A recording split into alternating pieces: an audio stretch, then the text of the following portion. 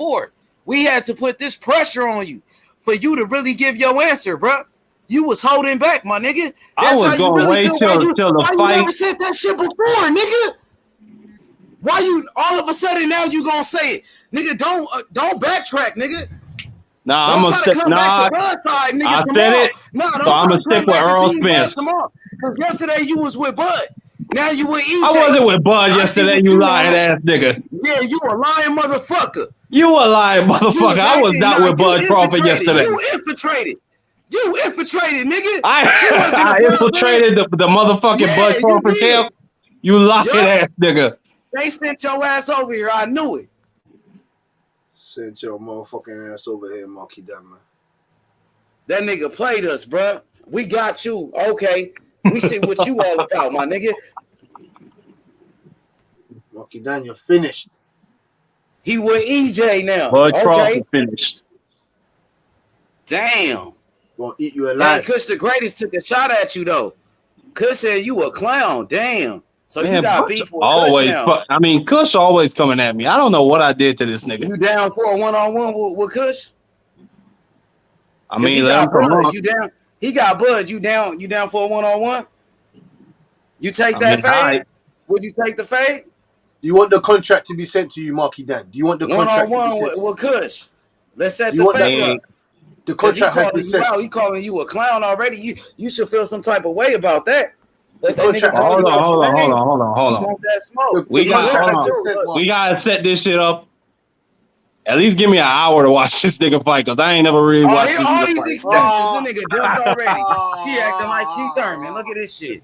The terms got sent. You didn't sign the contract. Thurman ass nigga.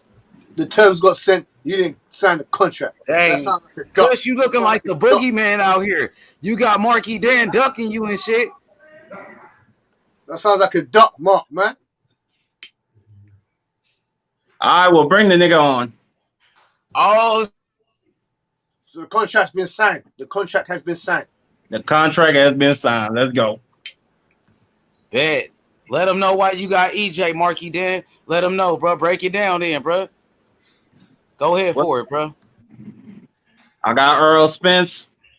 He bigger. He's stronger. To me, at least, the nigga punch harder. When you look at his fights against Kell Brook, Danny Garcia, who he just fought last, Ugas, that nigga got some serious power, man. He be breaking niggas' bones. You see what he be doing in niggas' eyes. Crawford got more knockouts than he has fights. Crawford got more knockouts than he has fights. How do you punch out? I don't understand. Okay, but I'm just telling you, the nigga be breaking motherfuckers' bones. He broke Kell Brook's eye socket. He broke the nigga's ribs. He did the same shit to Ugas. And you see in the Danny Garcia fight, he beat the will out of that nigga. He didn't even want to fight. If you really look at it. Yeah, and I think Errol Spence, I think personally, I think he has the better jab. It's much more active and it's accurate. Hey, I just want to say to Detail the Truth Academy, we no longer support Marky Dan. We have released him. Don't say that. We have released him. We have released him. And he's free to do whatever he want to do. He is now part. He is now part of YB and the Spence contingency. He was not. He is now part of the Spence contingency. He was not able to become Nigga, Kush He was just not pulled able to- up. he was Kush not the able- greatest. Hey, He was Marky, not where able to you at, become nigga? wise. I'm right here, nigga. Nigga, how in the fuck you switching sides, nigga? See, this confirms I never had a side. Why do you niggas keep saying that? Whole ass nigga, this confirms Nah, all my fuck you, previous nigga. I beliefs never had a about your side in this ass, nigga. shit. I'm with Errol Spence now, bitch ass nigga. I knew you was a goofy nigga this whole motherfucking time, nigga. Now you go on the switch and jump on the Spence bandwagon. Come on, nigga. Be an Earl sexual, nigga. Be an Earl sexual, then, You nigga. a Bud sexual, nigga. Nah, you an Earl sexual, nigga. Just like that nigga, but put some money Cassidy on the said, shit, y'all nigga. niggas ain't jumping off his nuts. Don't just fake it, Fanboy nigga. ass nigga. Put some money on the shit, Marky. Nigga, I could tell you don't know nothing about no boxing when I hear you call these fights, nigga. Go on and put some money on this shit, nigga. Get your money in the panel. Put the cheese up, boy. I told you, hey, Marky Dan, we let you go. I'll bet with you. I tell you what. You have no I bet with you in the lead up to the week of the fight. You a free agent, Marky Nah, the Dan. fight You have happening no right now, so I'm gonna tell you how the bet gonna We go. don't even, nigga. hey, we don't even protect them no more. Hold up, Kush, Let me Kush, listen we to ain't even I'm protect dead. Hold on. I'm dead serious. I bet with you. I bet with you the week of the fight. I'm gonna tell you how we gonna do this shit fair, bro. When the fight happen and when it's the fight weekend, you feel me? When it's that Friday, we send the money to YB, and after the fight, he pay out the winner. That's it. All right, cool. So we do it by, go and I'll lock your send a nigga my $100 bet in. PayPal. Go and lock your $100 bet in so you can learn something. Ooh. I want to see something right quick. I I suck up told some you, energy. and then I had to let you go. When you started losing your mind, I had to let you go. You Uncle didn't D. And you that didn't shit pick a hurt, bad man. fighter. Uncle You D, went with the king. You went See, against the king. see, I when had you to get let to you go, switching Marky. sides and my shit, Uncle D you done need to done stay over disowned there. me. Uncle Simon Marky, wanted to You My need say to brother stay something. over Bush there done now. Uncle disowned Simon, me. Uncle Simon wanted to say something. I had to Go on, Uncle suck up Simon. some Marky, energy we for had to Oh, this. my let you bad. go, Marky. I had to suck up some energy We for caught this, you playing Uncle with Dito. yourself behind the bleachers. They had to let you go. Middle school. I had to suck up some They deep had to let you energy go for out of the this academy. because I'm this stance with Errol Spence and breaking our sockets. We got to start from the beginning. So I'm trying to conserve as much energy that I have. This broken eye socket thing started with Cal Brook, but he was already a broken fighter after he fought Triple G. He was broken up going into that Errol Spence fight. And as for the Ugas, that was the last guy that suffered that kind of pain when it comes to Errol Spence. It has nothing to do with him being a great fighter, dynamic fighter, but all these other fights he had prior to. He didn't break Sean Porter eye socket. He didn't break Sean Porter ribs. Neither Danny Garcia, neither Lamont Peterson, neither Mikey Garcia. He didn't broke none of them guys' sockets. So don't Wait, I make thought me. Lamont Peterson did get his eye snatched. Nah, his eyes didn't Nah, get he just snapped got stopped. because right after that, And he didn't get stopped. Right. What's called looked at him. He said, "You want to continue?" He looked at him. He say, "Yeah." He say, "Nah, you don't want to fight." Because And he stopped the fight. Lamont That's Peterson, the thing. That's how a lot of them fights then ended. Ugas didn't quit. The referee stopped the fight. It's a difference. It's a difference between your corner man saying he beating my motherfucking man ass. The ref didn't stop it. Your corner man stopped it. Or the ref stopped it because your ass can't get up. Them two different things. But that's still impressive though, D. Oh yeah, no doubt. And But then I'm just telling you, if you think It's about it, impressive, but you need he that one don't hitter know quitter. he didn't know he was capable of that. Hey, He what didn't I'm know he telling was you, capable of Hey, stopping you guys. Jay Simon wasn't finished, man. If y'all Nah, think, don't cut me off, nigga. It's me versus you right now, nigga. Nigga, he didn't know he was capable of stopping you guys. No, for real. Hey, Cook, for real, let him go. Cushion That's Marky. basically how Hey, Lamont hold on, Peterson Cushion Marky. ended Jay his Simon, career, Uncle D. Jay Simon's sick. He Because ain't got that much energy, you so know, let him talk. this is the little bit of energy I have. If you look at his last fight with Sergey Lipinets, he took just as bad or worse a beating than him than Errol Spence. And that's what made him retire after that. He took a bad beating against Lipinets. He got completely knocked out by Matisse. See, a lot of people don't talk about that. He got In the first destroyed and round, knocked too. out in 3 rounds when he was a fresher Lamont Peterson against Lucas Matisse. In the first round, got stopped. See, people don't know that, but then he fought Spence. Ugas, 6 losses. Y'all gonna understand, man. People that done lost that many times know how to lose. All you got to do is know what you go in there with. And we found out what Ugas was, a fucking punch bag that don't move. He sits right there in the middle of the ring. He doesn't move. He keeps his head on his ears, and he'll sit there and swing with you and stay right there in the middle of the ring. Easy. That's easy work.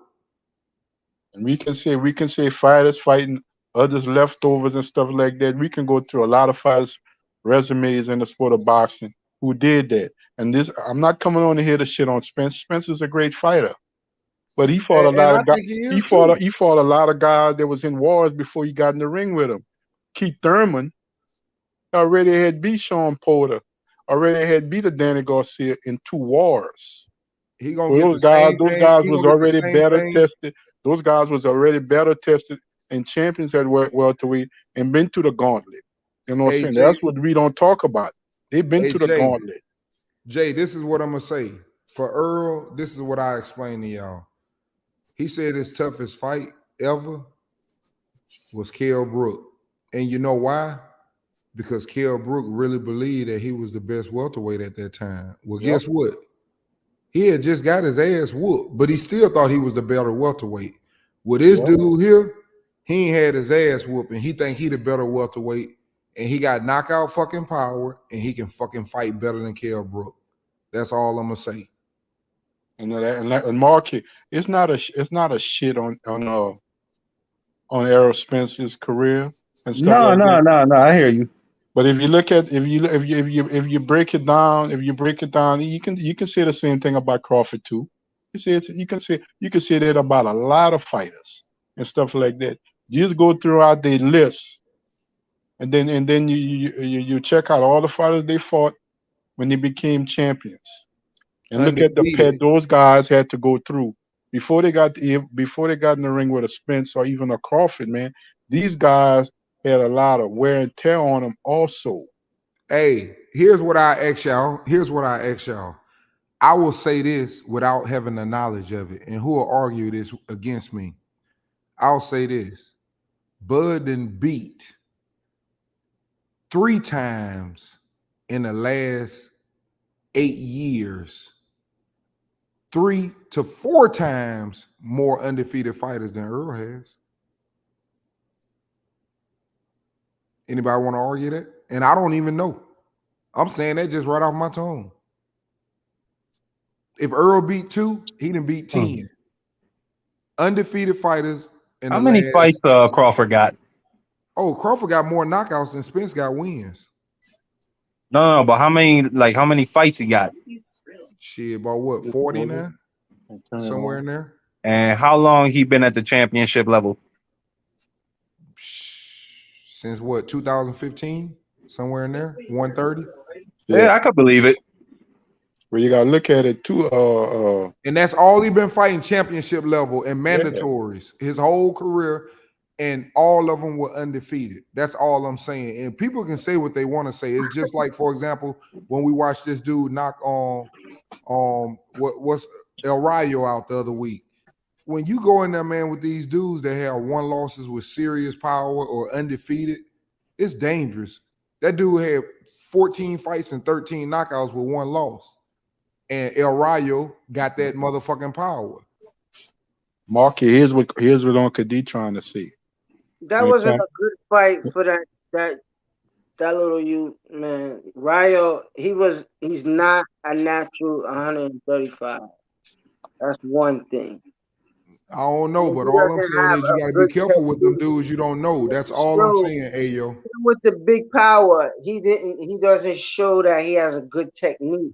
Has Crawford fought an undefeated fighter since he got to welterweight? You know that, you can still have a career, but you gotta start. You gotta start over. Like, he has to start over. Yes, he fought Jeff Horn, Mark. He got good fucking power. Jeff Horn was okay. I didn't know that. In 3 rounds, it was like boom, boom, boom. You know what I mean? I mean, as we speak, He fought Benavidez, Mark, man. Come on. Kevin Kelly in New York lost it all to fucking. How many undefeated fighters has Errol Spence fought? Exactly. In the last, man, how many undefeated fighters has he fought? That's why I took my shit off. I'm gonna pull it up. Who the fuck Campo. He ain't fought shit. Who the fuck you comparing to Spence? Anybody who fought Crawford? Who? I just want to know how many undefeated fighters, man. It ain't that serious. That don't But matter. Rolly Romero was undefeated though. Uncle D. It does matter. I mean, it matters if you've been fighting at the championship level for years. Then yeah, I could say that's impressive. Listen, it doesn't make sense to y'all now. If you it got will all later, the though. wins in the world, man, you have to have the accolades. And if you ain't got the accolades, it will show. The record will show. A lot of fighters got like 40-something wins, damn near 50 wins, but they don't got no real title. They're not even regional world titles. So the fighters they fought did not matter. Bush, let me ask you your question. Let me ask you my question. Who the fuck you comparing to Spence? Uncle Sam wants to ask you a question. Uncle Sam wants to ask you a question. I hear you. You know boxing like the back of your hand, right? Pretty much. You can hear me? Are you talking to me, huh? Yeah. You know boxing like the back of your hand. Nah, I ain't say that. No, what I'm saying, but you're knowledgeable. Like I said, I'm trying to conserve as much energy to try to kick it with y'all. But you know enough boxing, EU. You're not an infant to the sport. You're very knowledgeable. And we know the difference between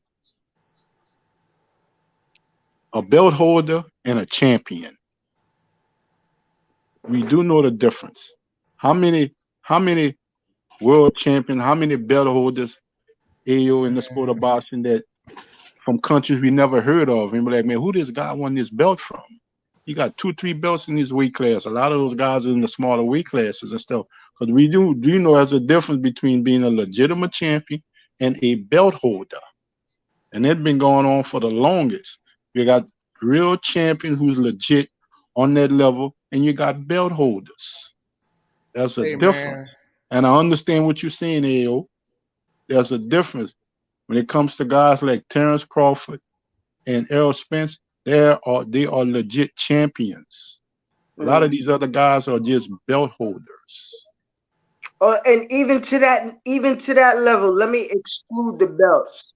Let me not narrow it down even to that, because it sounds like even to the factor of world championship rounds. If you ain't fighting 12, if we ain't got you on paper, we ain't got some film that you ain't been in this country, you ain't fighting 10 and 12 rounds. Yeah, there ain't no title on it. But you ain't fighting 10 and 12 rounds, because if you fighting 10 and 12 rounds and you got over 30 fucking wins, you'd have fought somebody in the world class circle. Hey, man, and that man last 13 fights, he fought 2 undefeated fighters. That was Mikey Garcia, who came up, and Carlos Ocampo, who got stopped in the first round. Them the last 2 fighters he fought undefeated. but Uncle D, in the last 18 fights. I have a question. Does undefeated matter? No, but what I'm saying, Marky Dan, listen to me. Marky Dan, I'm not.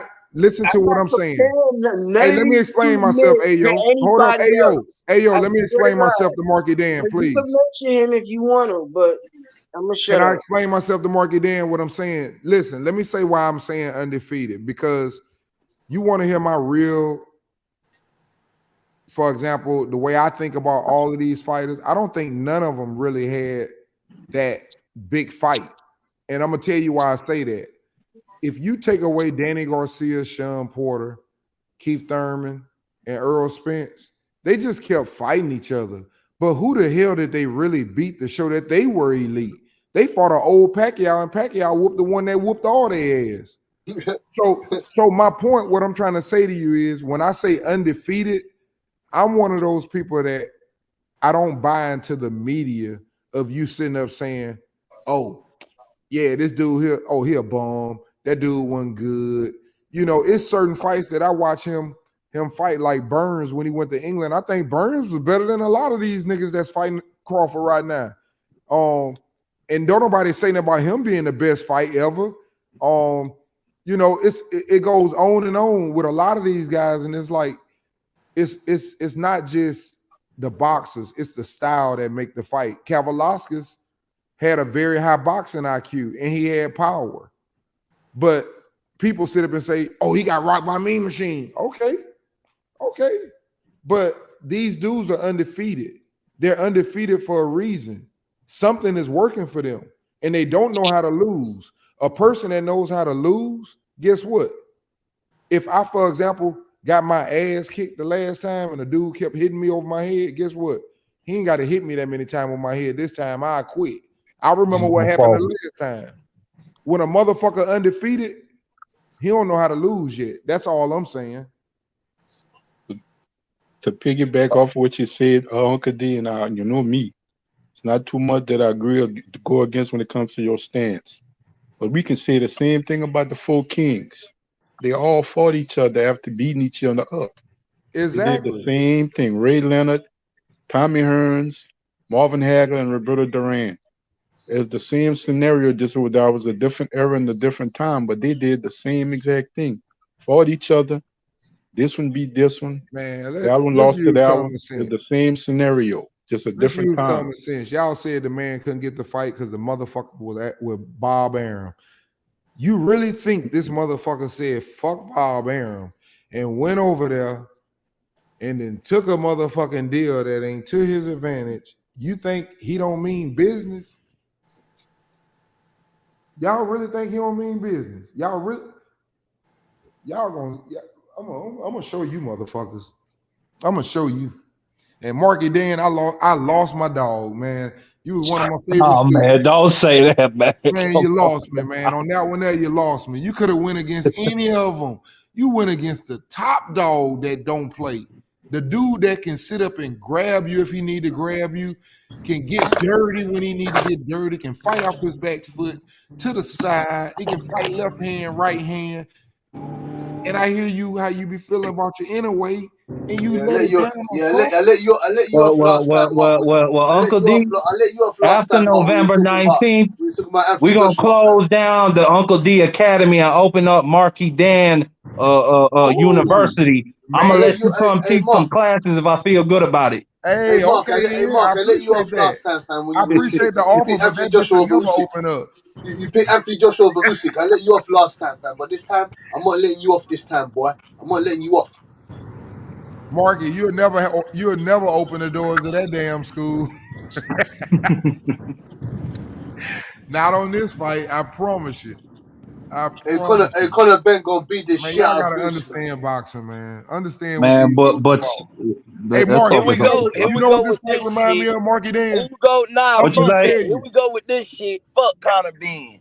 How Hey, about that? Marky See, Dan, hold on one every second. time hold on, no, Uncle D, because I got time today. Every time I get on this motherfucker, the first thing Butch gotta say is have Boots' name in his fucking mouth. The same way you said, I want a can of Conor Ben in your 2,500 mouth. on the fight. A can of I ain't Conor even Ben in doing your no mouth. talking with you, because I talked with you yesterday. I ain't even gonna sit here and argue with your ass. Have your 2,500 ready. Like you said, you want Keith Thurman to fight Cody Crawley. That's what you want. You don't want him to fight Boots in it. So you stay your ass over there. When Boots got a date, you let me know, boy. When Boots got a date, yesterday it was okay for him to ask for 10 million. Like you said, it's okay. Nah, you like Ducks. You support Ducks. It was okay for him to ask for 10 million. You said he forming unified. That's what he said. Hey, nah, I don't want to hear that bullshit. You said I want to see him fight Cody Crawley. Nah, I don't want to see him fight Boots. That's the bullshit you say. I want to see Boots fight Virgil, nigga. I want to see Boots fight Virgil, nigga. Man, shut the fuck up. You know he can't fight. You know he can't fight Virgil right now. Shut that shit up, bro. Be realistic. Be realistic, bro. Shut that shit up. Why don't you fight for a mandatory? How about that? Why don't you fight for a ranking? Why don't you do that? Fight to be a mandatory for Errol Spence. No, fight to be the mandatory for Crawford. How about that? You want to fight you want to fight Eubanks and shit, but I support that too.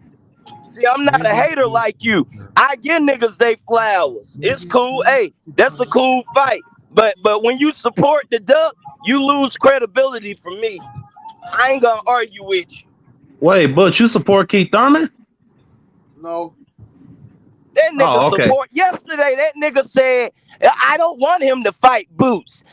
He can ask for 10 million, which I had no problem with that. But when you want to sit here and say, oh, Keith shouldn't have to fight Boots. I want him to fight Cody.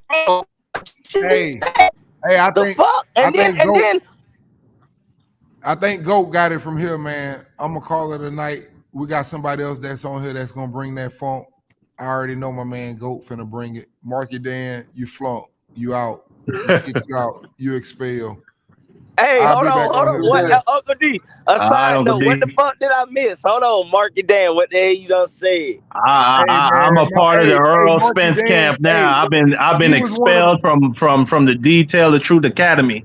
Hey, he was one of my favorite students, Big GOAT. He went against Bud. He say Errol Spence gonna win against Bud, and I'm like, that's not.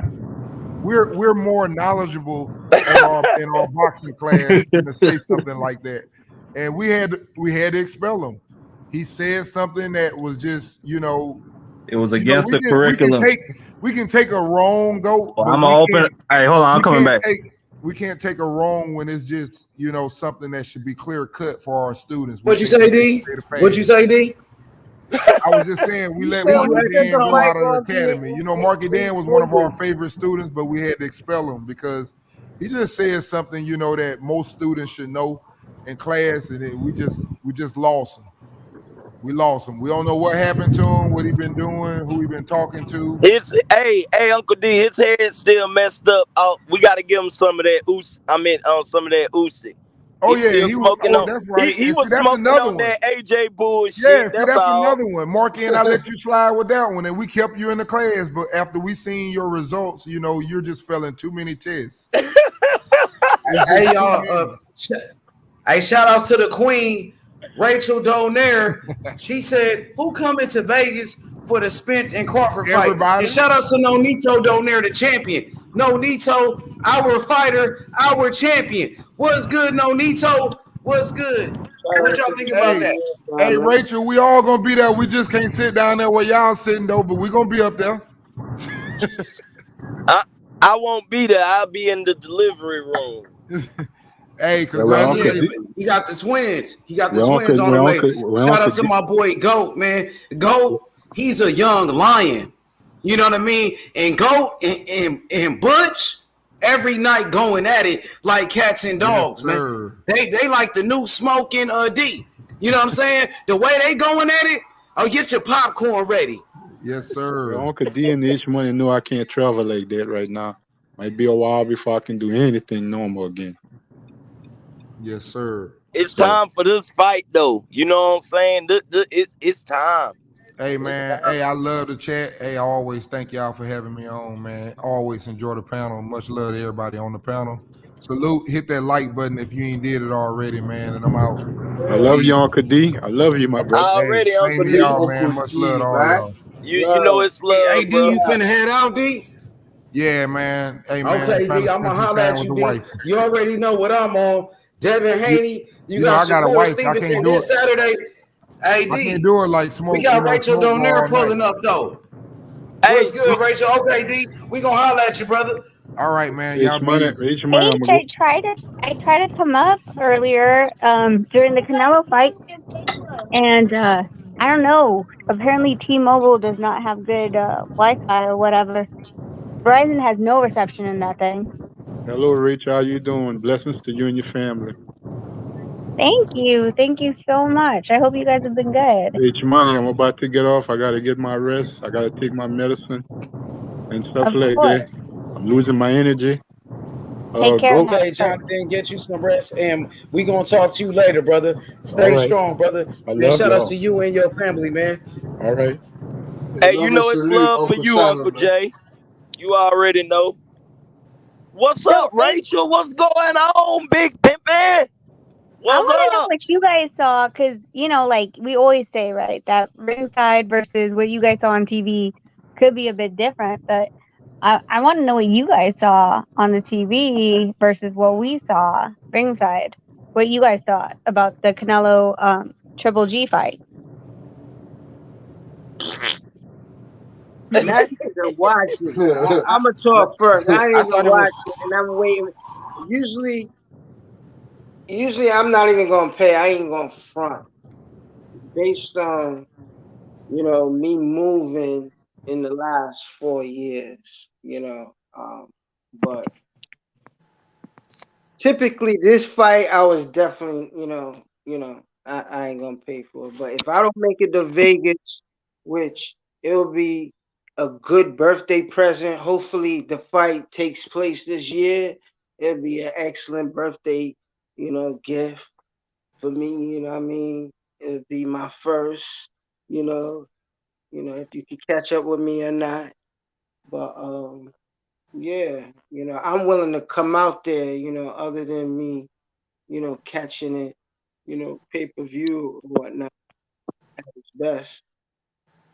But I don't even I can understand, I was kind of hyping it up. I was hyping the fight up, but you know, the reactions of the fight, and based on it's a trilogy, you know, I don't think I'm gonna watch that fight for, you know what I mean? Because there's so many fights I haven't watched yet, and that's not something I'm gonna rush to watch now to say.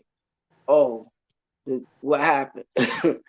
You know, so who could speak up on that? But I'm gonna let it go.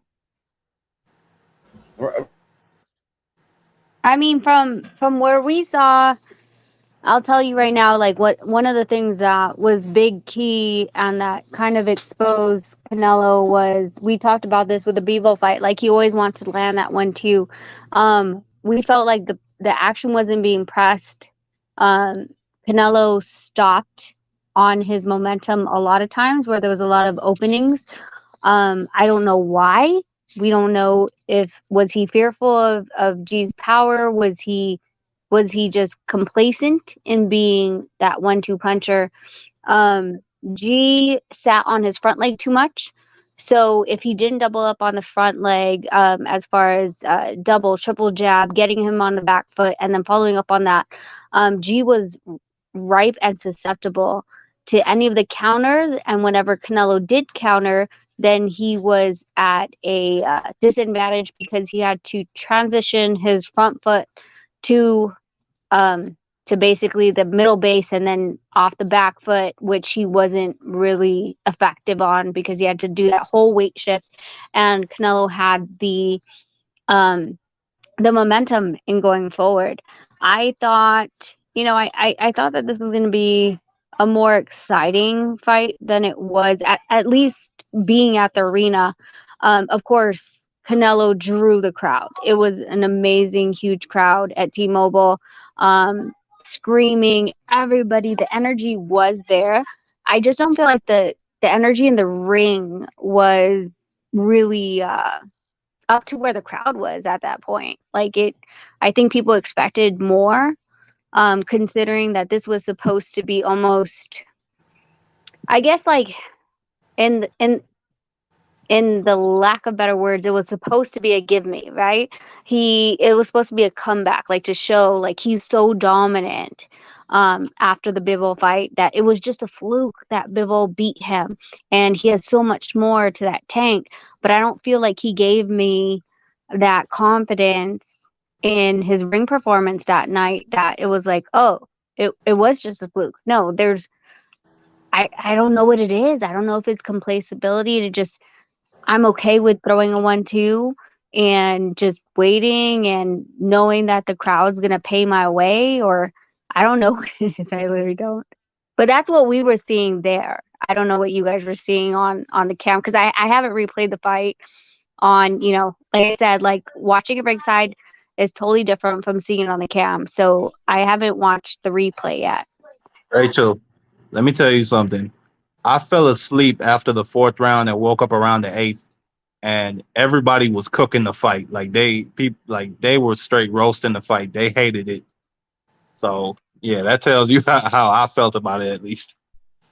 See, I mean, and that's why, like, part of me, like, really does like seeing it ringside because of the fact that I don't hear the commentators. A lot of times when me and Nonito watch the fights, we just turn it off. Like, we put it on mute. A bunch of friends over, we commentate on the fight ourselves and how we see it, because I do feel like the commentators are swayed in a certain way. They tell a certain narrative that you want, that that you're supposed to be seeing. You're like, oh yeah, for sure, he's doing this, he's doing that, because they're swaying your judgment. But that's why I was so interested to see what, I tried to get the Wi-Fi to get working over at T-Mobile so I could show you what we were seeing, but it didn't end up working because of the fact that, like, it was, I was like, oh, I wonder if it's different from what they're seeing, because what we're seeing is not what I wanted to see. That wasn't the Saturday night I was planning to have. Yeah, they said that, I didn't hear it personally, but they said Danny Jacobs will. I think they say he was cheesing hard for Canelo. Oh well. Yeah. I mean, like I said, like like I said, I've been on this side. I've heard commentators and I've there's commentators that, you know, I'm like, okay, what did you see, you know, or what were you told to see? What were you told to say? What was the narrative? Because you have to remember there's three They see the commentators on the cash board. cow. They see the cash cow, and then in addition, they also okay.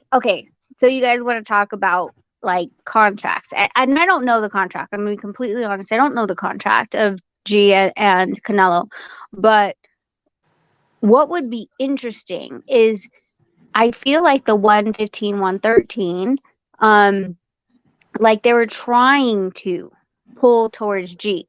Now, so you're asking why would they want to pull towards G? The question is, what is Canelo's real contract with DAZN, right? Is it if you lost your first fight, okay, we'll make it a wash. You'll still make your minimum. But if you lose 2 fights in a row, would you go back down to 20 million, 30 million, whatever? Would you decrease your minimum? And I don't know that answer. I really don't. But that makes me question a lot when I see, you know, some of these things happening because of the fact that like it is a game. Canelo does make 40 million. And the only way to degrade the 40 million is to degrade his minimum purse guarantee. So I don't know if that was, and they were trying and they were hoping that G would get something that would be a little bit controversial, even a draw, that would question his contract with the network to the point where they could renegotiate, or he's down to a lower minimum than he has to pay. I don't know. But these are questions I always have in my head when things, you know, come to this kind of point because of the fact that he has such a high minimum. You think the zone maybe wanted a fourth fight, despite how bad it looked? Still, maybe people will come out for a fourth fight, and I don't that think maybe. I don't think so. I mean, I think the crowd in the T-Mobile, I mean, I don't know the pay-per-view numbers, but I think the crowd in T-Mobile was majority, and I'm saying like 95% Mexican.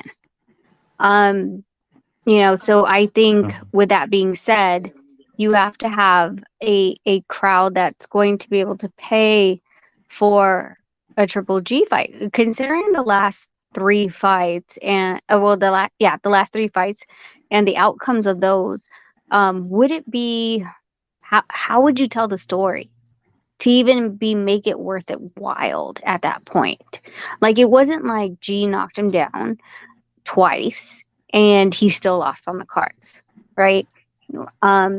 It wasn't controversial.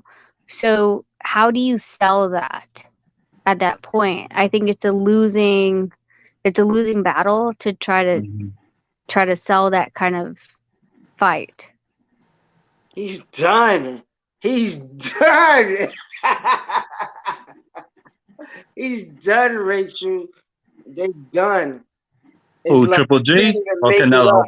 You would want to make it up, as you say. You would want to make it up to like because the shit stinks. Like nobody, the expectations of it is still not satisfying. You know what I mean? It's like, you know, it is what it is. So just let it go. You know what I mean? And Canelo say let him take some time off or whatever. You know, whatever the case might be. You see what I'm saying? No rubber match. That's like this trilogy was supposed to be like drag out. You know what I mean? And this was a bag play, and you know, it is what it is. And but it's a rough game, and it's easy to be critical, you know, about even the decisions. Is really based on performance, and I ain't really, I could appreciate Canelo because, like it takes a lot. it takes a lot to know that you got your whole country. Like you got your whole country support you, and you ain't you don't have a little country that supports you. You know what I mean? And that's big and that's deep. So Hey, I that being give said, Rachel, panel, AO, do y'all think Canelo is overrated? Ooh. Yeah, I'm just saying because the way people were talking, he was supposed to crucify Triple G. He was supposed to slaughter him. slaughter. Like To knock him out. somebody was supposed to get dropped based on this vendetta. You know what I mean? People was Yeah. looking at each other with ice grill. Oh, Yeah. Triple G, he's an asshole. All this shit he talked. Hey, man, like you I got mean, real overrated. Like, outsiders. come on, You Mark. Like, I got think Like, you're no, kind I of like mean, pushing like it, bro. Like, when they compare I him to mean, the look all-time at the greats, fucking accolades, bro. He's a 4 division champion like Nonito would you Donaire. put him up there with Roy Jones though, Canelo's H a first Money? ballot Hall of Famer, bro. No matter what you say. I don't disagree with that, but would you put Okay, him up so how there you with gonna say that he's overrated Roy though, bro? Jones and Ray Leonard and Hagler and them niggas? No, who said he was like that? I never said he was. A lot of people I say think he's like that. I think the problem that we always like try to compare, right? Like, okay, what was math back in the day compared to what it is now? Like the competition and what the learnability and the athleticism and what is going on in today's sport is completely different than what was before. So I think I really don't. I never like to be like, oh well, can you compare him to someone from back in the day? Back in the day, there was a whole different game, right? This is why boxing has evolved so much. There's so many more promoters. There's so much more opportunity, and we see it with even when they talk about why boxers make more than MMA. It's because of the evolution of our sport. So with that and the evolution of every athlete that's ever been, even in football, it's really difficult to ever compare the times and the athleticism and the level of competition of people who was from before and where we are now. Canelo Alvarez has taken on really really extreme high competition, and he's challenged himself in different divisions that now we know that he failed with Bivol, but that doesn't discredit anything that he's done before. A lot of people wouldn't have fought Mayweather, or if they fought Mayweather, they fell off the wayside. He, after the Mayweather fight, being so young, he's able to establish his own identity within the sport, and that's a whole different accomplishment in itself. So Exactly. Thank you, Rachel. Come on, Marky. Dan, you doing too much with that. Now you saying the guy is overrated, bro. well, here's the thing. Me personally, I think he would lose to Benavidez, Morrell. I think if he moves up to 175, I think he gets slaughtered by Bivol or Better Beef. And me, do I Okay, think it's Charlo could beat? possible. Do I think Charlo could beat? Nah, I don't think Charlo could beat him. About Andre. Yeah, me personally, I just don't think too highly of Canelo. That's me. That's just me. He's still one of the best fighters, man. You can't name at least 10 fighters better than Canelo, bro. I got him. For Yeah, I what got era? him For somewhere this around era? 8 or 10 on my pound for pound. Are you talking about for this era? Yeah, for this. Okay, Yeah. I just was asking. That's all. I just wanted to. Yeah, ain't nobody saying nothing crazy like that, bro. I'm just saying right now in the world, we living in the moment. Canelo is still one of the best fighters in boxing. It's definitely You cash put cow. him That's for top sure. 5 though. But I'm saying as a fighter. As a He's a great fighter. Yeah. Great fighter. Yeah, I give him credit because what he did at He fought some of the 160, best. and he unified 168 in less than a year. I give him credit for that. But I He's don't a think Hall of he could Famer. And he beat won a Morrell. world title at 175. He knocked out Kovalev. He jumped up 2 weight classes from 160 to 175 and knocked out Sergey Kovalev. You don't give him credit for that? Nah, because you know that was some No, that's bullshit. some bullshit. No, But you know Sergey Kovalev came off of fighting Anthony Yard. He knocked He out got hurt in Anthony that Yard. fight. He knocked out Exactly. That Anthony was Yard. 10 weeks before the fight. Kovalev came back, He didn't became have a no champion. time to recover. And then on Kovalev top came of the back and fact, became a they put a champion. rehydration clause on Kovalev. Hey, bro, listen. Come on now. Are you going to listen? Because All right, fine. Sergey Kovalev, he knocked out Anthony Yard with a jab. He did. Knocked him out. Came back and beat Elder Alvarez. Regained his title. You got to give a man some type of credit at the time. Canelo went up to 175. He fought the bigger man, and he knocked him out. Can I say something, H, real quick, my brother? Yes, go ahead, OD. What's up, H? What's up, everybody? What's Look, up, bro? when Kovalev OD? took that fight, what's up, Mark? Hey, when Kovalev took that fight, bro, he ain't gonna miss a fucking payday, bro.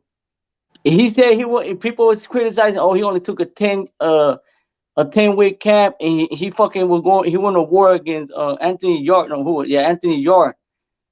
Hey, bro, that was his problem. And he said he was ready to take the fucking fight. He took a 10-week camp. That was his fucking fault. But he didn't want to miss a fucking payday, bro. You know, I rock with Canelo, bro, but I ain't no fucking fanboy. But the problem is, you cannot fucking criticize what the man did. He did what he's supposed to do, bro. And they still fucking giving him shit. Because I know some people that bring this shit, he find European bumps. Bro, I remember back then when everybody was talking this shit that he was ducking Billy Joe. Everybody was saying that shit back then in 160. You know what I'm saying? You gotta get his man. Nobody was saying that. Hey, bro, Joe, calm down, bro. If you don't watch other videos of people that were saying that shit, hey, Joe, I'm speaking. Hey, bro, let me speak, bro. Let me speak. Let me speak, nah, bro. Hey, God damn it, let me speak, bro. Let me speak. Hey, everything else has been suspect from 60 to 54. Let's keep it real and funky. Let's keep it real. No, okay, but back then people were saying that Canelo was ducking Billy Joe. Everybody was saying, hey, bro, stop being in your feelings, bro. Stop being in your feelings. Rachel, I know you miss, and it's sad that, Canelo's performing like he performing, because, you know what I mean? Because, he couldn't fight Triple G on that. Canelo came off a tough loss, though, bro. He just got his ass beat. On that natural He just came off a tough loss. It wasn't like he fought a bum. At that high level. With the damn thing, bro, I was glad Canelo lost against Bebo. I'm gonna tell you why. Because I remember they were giving shit about Bebo, that he ain't gonna do shit. That he was cherry picking, and I'll be telling people about Bebo for years. Bebo's gonna be a problem for everybody, bro. For everybody. Yep. There's a problem, H. There's some people that don't know shit about boxing. Like the great Roger Mayweather said, some people don't know shit about boxing. Because I see with Bebo what he did his thing, bro. Yeah, I know he ain't fought good competition, but the man IQ, his foot movement, he fucking won too. Bro, I know he's gonna go to war with Surdo, bro. It's gonna be a hell of a fight. But I was like, man, Canelo might lose this fight, and I'll be telling people, if Canelo can get Bebo out of his way, nobody's gonna fuck with Canelo. But Canelo got his ass beat. I know the man got tired, bro, but Bebo did his thing, bro. And I was glad at the same time, so people can shut the hell up. Oh, Canelo's finding a cherry pick, yeah, bro. But that's for y'all can be a cherry pick, bro. But for me, that was a fucking success.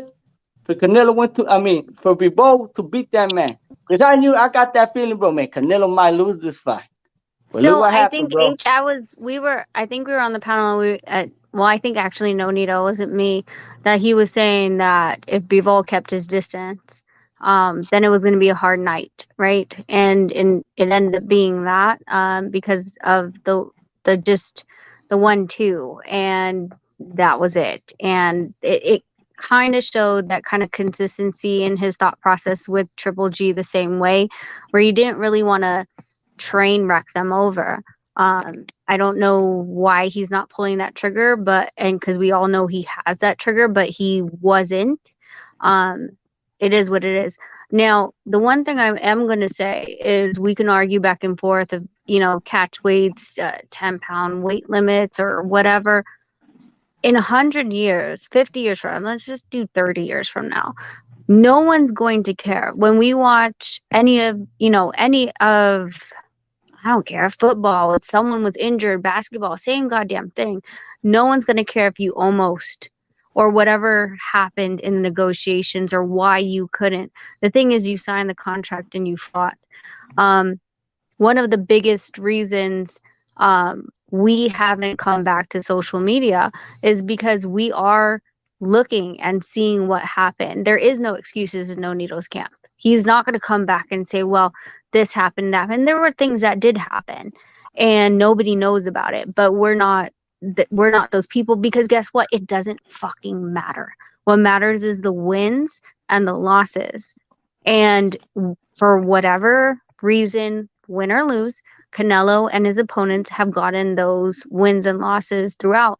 And we just have to give those credits, because no one's forcing, no one's putting a gun to your head. They're saying that you have to sign a contract. Either way, winner or loser. It's your decision. And at that point, it's your decision to get in that ring. Yup. Exactly. Agreed. So if I could make a point before you guys get into it, losing doesn't submit whether you're great or not, because a lot of the great fighters have lost at some point, and especially on the back end of their career. You have to understand that even though Canelo is probably one of the fighters that fights the most in a year compared to the fighters of today. Sometimes you'd be lucky to see a good fighter fight twice a year. You might get some good fights every now and then, but most fighters are either fighting twice a year, but Canelo is fighting almost 3 to maybe 4 times, but for sure 3 times a year. And for a fact, I'm not a Canelo fan, so I don't want you to think that's why I just know that he fought. Boy, stop doing that, boy. The fights that he fought against some great competition, and again, like the young lady said, don't nobody tie your hand and put a gun to your head and make you sign that contract. So whether you chose to fight 10 weeks right after you had a fight, that's on you. Now, if you was chasing a bag and you got a loss, you got a loss. Facts. And you could always say, no, I don't want to fight. Now, however we feel about that as fans, that's on us. We gonna go back and forth with whatever and ducking this, that, and the other. That's just us. That's part of it. That's part of what makes this sport a great sport. Far as the boxing community, far as I ever known it, has always been cheating at some point. It's how you win within that. They got a program, or they got ways, they got rules. So if you don't leave it in the judge's hand, you'll win. If you leave it to the judges, depending on how they feel, pretending on, the bookies and all of that, and the mobs and this, that, and the other, you might end up losing. No matter how good you are, you might end up losing if you leave it in the judge's hands. It's been that way. It's been records and countless times that people said that fighters took dives and this, that, and the other, and the judges did that and the other. That's part of the game. That's been part of boxing for as far as I'm 54, as far as I known it. Muhammad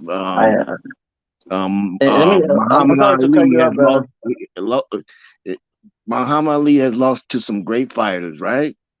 Yeah. And even though he lost to them great fighters, they still call him the GOAT. Am I right or wrong? They still consider him like one of the greatest. Okay, so I have to give my hats off to Canelo, because he's been in there and he's been consistent. Now, win or lose, he's still a Hall of Famer to me. Now, I'm not sure if, to me, that's the goal, especially on your back end, that you want to be a Hall of Famer. At the end of the day, at the end of your career, you want to be somebody that somebody can say, well, he's in the Hall of Fame. If you have 5 or 6 losers, it's a lot of Hall of Famers that had lost fights. That's part of boxing. Every dog has his day, and sometimes it may not be your day. It's like Pacquiao. Pacquiao got a lot of losses, but look what the Yeah, man and is, he's a bro. Hall of Famer though. But he's a Hall of AGT Famer, status, yeah, first ballot Hall of Famer. But like right? I'm I mean, saying, bro, and he but was like on his back end. He fought. He fought as long as he could. he had trilogies and shit, and he fucking entertained us for years. Him and What are you Floyd, you talking know. about? He's still fighting. He has a Yeah, but exhibition match. but he's gonna be an exhibition match, an Yeah. exhibition fight. You're talking about No, but I'm Floyd? talking about. Yeah. And I don't No, Well, know. I'm not I even have to counting check, that. but nah, I don't but know if Pacquiao, Pacquiao, if you Pacquiao is stop supposed to be. like, Oh, so Pacquiao 'cause- having exhibitions. but I don't Yeah. know if you can you get into the Hall of Fame, like, so Hall of Fame you have to be retired for 5 years. Does that mean even exhibitions? I don't even know. I don't know that if that No, was like a rule. no. Nah. No, But I I'm don't think talking that about. Well, counts. I don't know. Nah, They that may ain't change the count. rules, so you never know. They may even change the rules again. Who knows? Just like the evolution of NBA, the evolution of football, you can't hit the quarterback like you want to. It's just the evolution of boxing. It may be that we count exhibition as well. Right now, that's just he just getting a check. That's it to I me. mean, I mean, back to Canelo, bro. We don't know what's gonna happen to this man. We don't know if he's gonna have hand surgery and shit. They supposedly he messed up his hand. We still gotta find out. He can be out for a year. We don't Well, know. He can be. I wouldn't mind him taking a break for a year. He had 3 fights this year, 4. Now he had 2 fights this year, but he took 4 fights in 11 months last year. Okay, You so in a know. year, well, let me rephrase that. In a year, he had at least 3 or 4 fights. Yeah. Right. I mean, you got to understand that that's a lot of training. I mean, do you understand the level of commitment you have to keep your body that way, and then to take a pounding on your head? The reason why they got rid of 15 rounds is because a lot of these old fighters, it messes up their I thought they speech. took those 15 rounds when what's his name, Mancini killed that Korean guy. That was one Who's of the reasons they took those 15 Duke rounds. Sukim? Yeah, that's the reason they took those 15 rounds. Yeah. Yeah. No, I it's thought. more than that. I mean, you got Muhammad Ali who ended up the way he did. Yeah, Sugar but Ray they paid. Leonard, if I'm you sorry listen to cut to you up, bro, but I think it was for that reason when Mancini Yeah. killed. What's his name, Mark? That was one of the reasons because Yeah, he I killed him remember. in he What? knocked him out in the 14th round and he went into a Yeah, coma. yeah, Cause that's like what they were saying. That's yeah, what they were saying. yeah, if you could see from the 11th round, his legs were like spaghetti. Like he shouldn't have been in there. He was just a dog. Like he was fighting on pure will. okay, but they've been talking about taking 15 rounds out ever since they've been having people. Before all of that, there was people who were losing Yeah. their lives outside of the ring, and you have to understand with the whole NFL doing the documentary on what was happening to people's brains, and that all of that transpired in other combat sports as well, including boxing. I never heard of a Like, boxer with CTE. Maybe punch drunk, but not CTE. okay, so CTE, that's something you you actually have to be dead and they have to examine your brain, Right, right? no, But right. You got to you be could dead understand, see but the for them to effects of detect that. CTE, Lance says. because of the documentary, because of the study they did with NFL, a lot of other combat sports have looked at that and began to start to question, wait a minute, because before there was fighters that was fighting 15, 20 times a year. Tyson was fighting almost 10 times a year. Yeah, but you know who was he fighting though? Back then he was fighting scrubs though. No, brother, is you okay? Now, I'm see, talking now about when we're he was getting fighting it. 10 times a year, bruh. He No, was like do you 19 know? years old Okay, at if that you look time. at the fighters, if you look at the Look who we fighters, fought. We could pull up his box rig, man. If I you can know get a who we man out the fought. He way was in one Yeah, fighting when he round, bums was at it's that coming time. up, he was being carefully maneuvered. I'm saying when his first like 19 fights was like all bums at first, bruh. right, because he was knocking them all out in the first round. So it ain't nothing to fight 15 times a year if you only fighting one round a fight. Man, That ain't Tyson nothing. You're lost. you're not even breaking the Yeah, sweat. I'm talking about when he first okay, started, like his first That's true. 10 fights. That's what I'm That's saying. true. I know What's up, Tyson H? won some big What's fights, up with you? but I What's know good? Tyson won. Chilling, man. I know Tyson won some Tyson big is a fights, but legend. the I ain't bigger saying fights, Tyson. Yeah. before there's a Mike I Tyson, know Tyson there won was some big fighters. fights, but the bigger fights he lost them, bro. Yeah, he The lost to bigger fights. Holyfield. Nah, He but he lost still to beat a him. lot of Yeah, we good. understand But he that. We beat I Mike know, understand I that, but know, Tyson. that's I not know what what we're I'm saying. saying. But Mike He won, Tyson like knocked I'm out saying. Michael Spinks, How bro. the So hell that was a Mike big Yeah, like win. I'm Tyson saying, count and two? Yeah, I give what's him his name? credit for that. That And was the most Bruno, brutal knockout I ever And he seen in my knocked life. and he beat Tony Tucker. Tony Tucker, and he Bru- was an undefeated world champion, Yeah. heavyweight But champion. them dudes, but H Money, understand them dudes like that to me that those weren't his rivals. Like Holyfield How could was you his say that though? Those were the no, champions cause at that like time. At that time, Holyfield was at cruiserweight, and then Mike but Tyson went to jail. You got to but did understand, Lennox Lewis wasn't a what champion at that time. Riddick Bowe wasn't even around. Mike I Tyson okay was the well man. I wasn't around at that time, but at the Okay, same you got to time, do did your research. anybody in their right mind think that Tony Tucker? Well, they didn't think Holyfield Tony had a chance, Tucker but was the still, did undisputed anybody fight, think man. Tucker had a chance? Tony Tucker was the undisputed fight, bro. They fought for undisputed. So you gonna tell me, oh, Cambosis ain't shit? Haney just fought Cambosis for the undisputed. Don't Devin Haney get credit for that? And Tony Tucker was a Yeah. motherfucking monster, nigga. You better do Anytime, your research. And anytime he you in a Tyrell Biggs. ring, Tyrell Biggs was an undefeated fighter, Olympic gold medalist, and Mike Tyson knocked him out. yeah, we'll Talk that say shit, H. Talk that shit, H. anytime. So let me say this. Wait, Anytime you're in the Warren G, ring, can I? I'm gonna give my goodbye message. Nonito's telling me to go to sleep. So the one thing about the old school fights, that are different from the fights that we have now is, of course, there's so much more of a commission and oversight off of the gloves, the rounds, the medical, and things that actually protect fighters. Now, whether or not I know what Mike Tyson's medical history was before and after, each of those fights, I don't. And we all don't. And I think that it's always good to be careful of what these athletes are going through, because you never know. That is one of the biggest things of when, families, I mean, you look at even Giselle with Tom Brady wanting him to quit because of possible outcomes with what could happen to him as a family man and as a father and husband. We have more stipulations, more medical, and more oversight now than we did before. And that will never take away from any of the things that Tyson did in his career, any Holyfield, any of them from back in the day. But one of the things that I will always fight for is to make sure that these guys are safe. Because after the lights are all gone, and I've seen it at these Hall of Fame dinners, Nevada Boxing Hall of Fame dinners, a lot of them can't speak, and it's difficult to see people that Nonito looked up to, and it's not there. It's sad.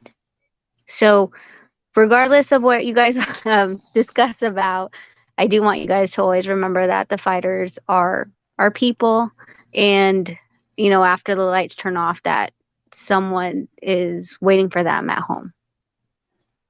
I love you guys. That's real. I'm That's going to real. go Be to sleep blessed. now. That's real. That's real. All Be right, good night, blessed. That's Rachel. real. Thanks, so H. Talk to you later. and to add to that, even though we would call these fighter scrubs because we're fans, and we have that right to say that. I'm not discrediting any of that, but the fact that you getting in that ring,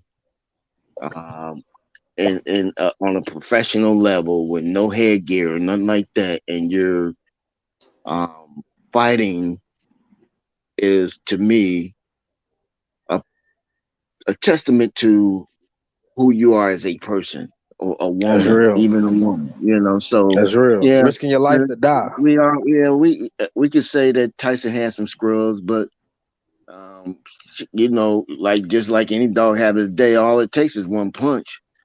And it may not be the fact that he lost the fight, but that one punch could have did some damage to any one of these fighters. So, I have to take my hats off to the professional fighters, and I have my favorites. I know, and I know I'm gonna talk junk and talk trash about some of these fighters, and we're gonna go back and forth. That's the good thing about the entertainment, and we should take it as that. We're enjoying the fellowship of us coming together as men, and we on this panel, and we're able to talk. We're able to debate about who we like, what we don't like, and why this and that and the other, and still be able to go home and go to bed and know that we had a good time with some brothers or some men that we don't even know, Jack from Adam or whatever whatever that phrase is. So that's real. At the end of the day, we all should just enjoy the fact that we're able to come on a social media platform that was not up coming up with I was not privy to when I was younger. I'm 54, so I'm enjoying the fact that I'm able to sit down and chop it up with you fellas and even get some of y'all's perspective. Now we may not agree on everything, but one thing we can agree is we having a blast. Goddamn right. And we all love boxing. Right. I don't like none of y'all niggas. I don't like none of y'all niggas. Y'all niggas, man. I don't like none of y'all niggas. Hey, that's my brother Method. That's Method. Hey, I love you, dog. So fuck you. We love you too, Method. Fuck you too, Method. We love you too, man. Yeah, man. I hear y'all started camping. Y'all up here camping for Canelo, man. Hey, I just jumped on the panel, man. You talking to Ace Money? I want to speak on that. You know what I mean? Even though how many champions on this? I ain't capping. It's cool. Method could be talking to me. It's cool. Go ahead, Method. I mean, go ahead. Hey, yo, it's all good. But let's be honest about the situation. And we got Rodney. Hey, Method, Rod in the building too, because I know you see my question. Yup. Answer my question, Method. I want to know. What's your question? Right there. How many champions are on Boo Boo and Charlo resume? I don't know, nigga, but I know PEDs on Billy Joe shit. I know I mean every fighter ain't got no glitz and glam record, but it's what they doing, right? So if I see Benavidez beating the shit out of people, I see Charlo wash the shit out of Derevyanchenko and knock out streaks and then go up there and still win, right? And I see he the same age as Canelo. He's 6 foot and he got a style that put up the most resistance and he got more grit, and he seemed to take the best punch. And is favored in Texas, that's a big money fight and it's a big fight. It should not be avoided. Same with Andre. Andre pull up, be calling you out your name. He damn near spatting your food. That's a rivalry, bro. It ain't no ifs, ands, or buts about it. I mean, the Triple G shit sound good, but that's that commercial rivalry shit. That shit ain't no real rivalry. Like Marquez and Pat, them guys really had beef. Shit, Bo and Holyfield really had beat. Like these guys really had to go to war, and that's what fans really want to see with Canelo. And again, now it's kind of similar to like the Leonard Duran fight later on. Like nobody really want to see it, But I ain't gonna put no smut on that name. But with Canelo, he's younger. He don't get no pass. He's 31, 32 years old.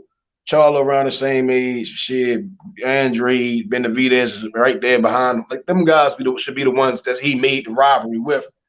And not Triple G, because the money didn't make sense at this point. You see what I'm saying? They went out there, they both stuck up the police, and these are the guys that one they say is looking to be a fighter of the year, and the other ones they keep trying to proclaim that he's a pound for pound fighter, and he's not showing it. And again, he's still not fighting these guys that's really deep guys in their division. Well, I don't care if Triple G beating Murata because I'm like, it's not Jamal Charlo. It wasn't Demetrius Andre. But Method, Canelo just won undisputed at 168. Wow, he lost one fight to Bivol, who's a monster.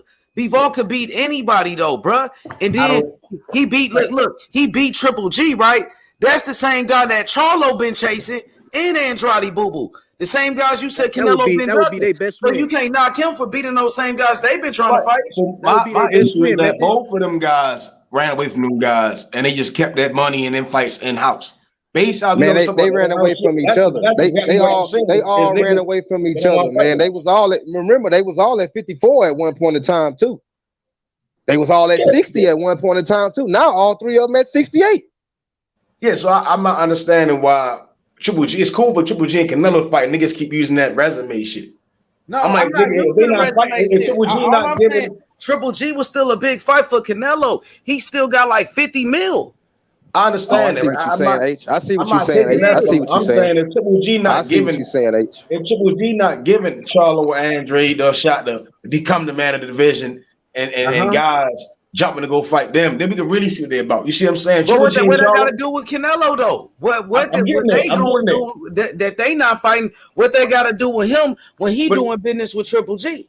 Right, I'm getting there though. So it's the Triple G Canelo third fight made no sense. Right, he could have easily fought Charlo and Benavidez. The pay-per-views would have done way better, been bigger fights. It was way more money on the line, right?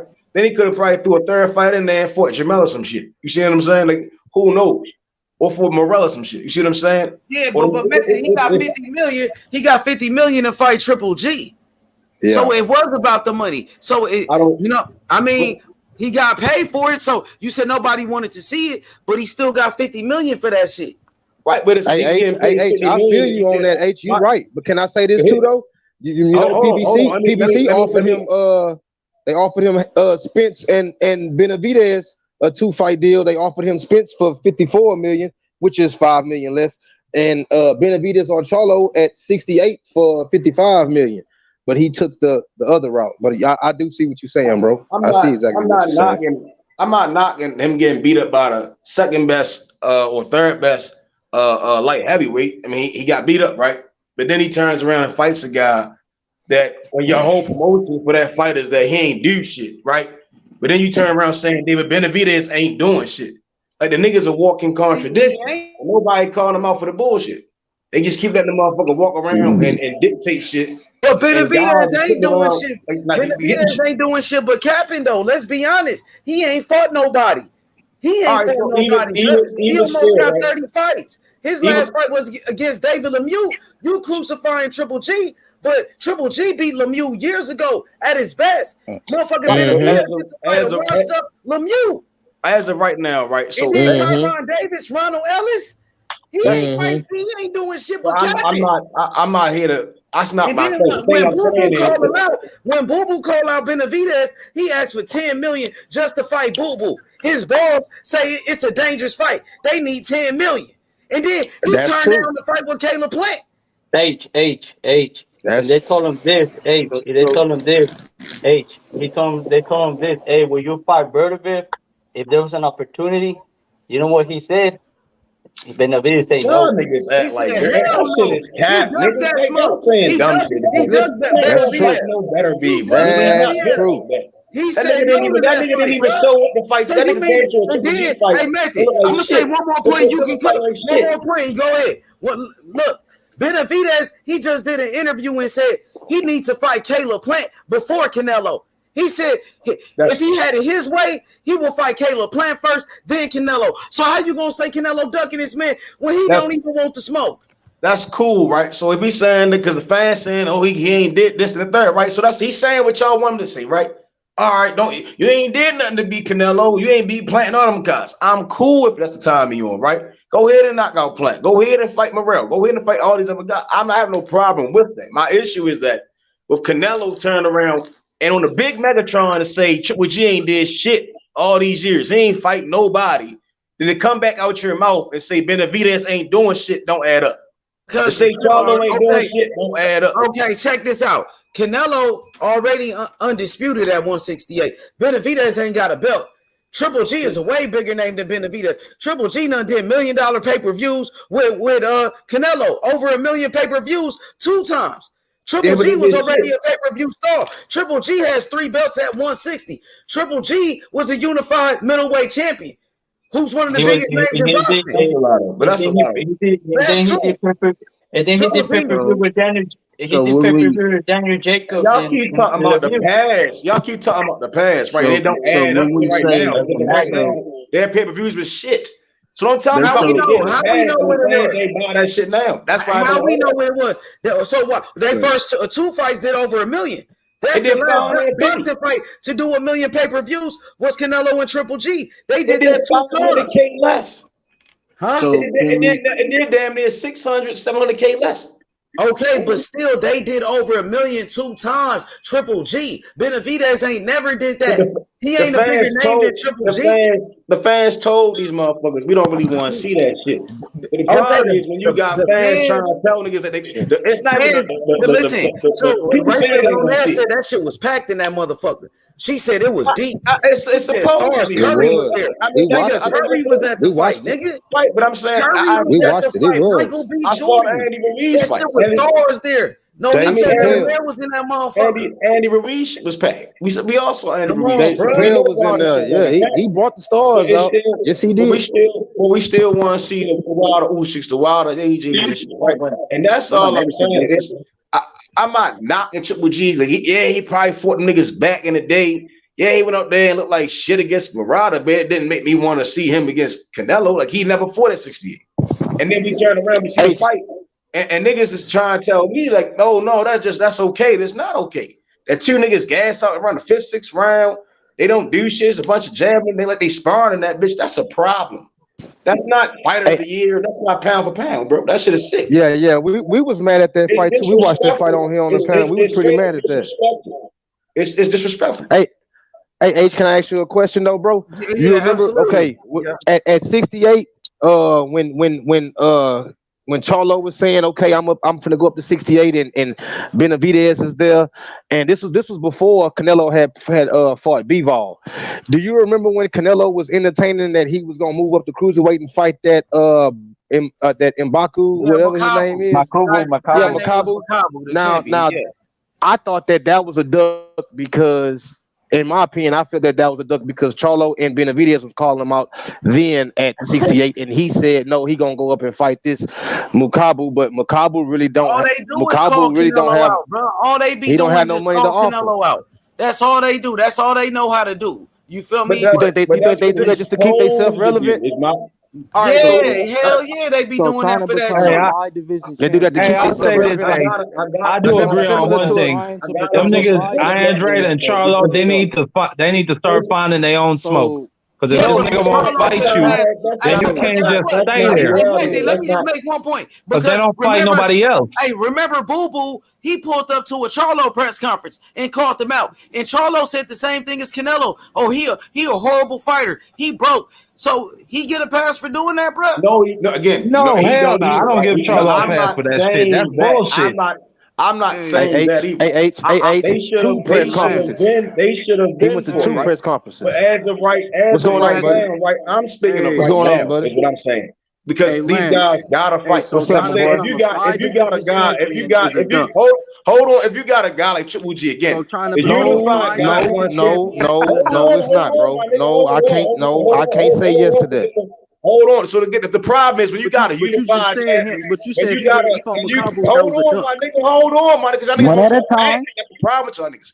When you got a nigga that's a unified champion, go up there and go fight another nigga and lost, right? Then he jump back down.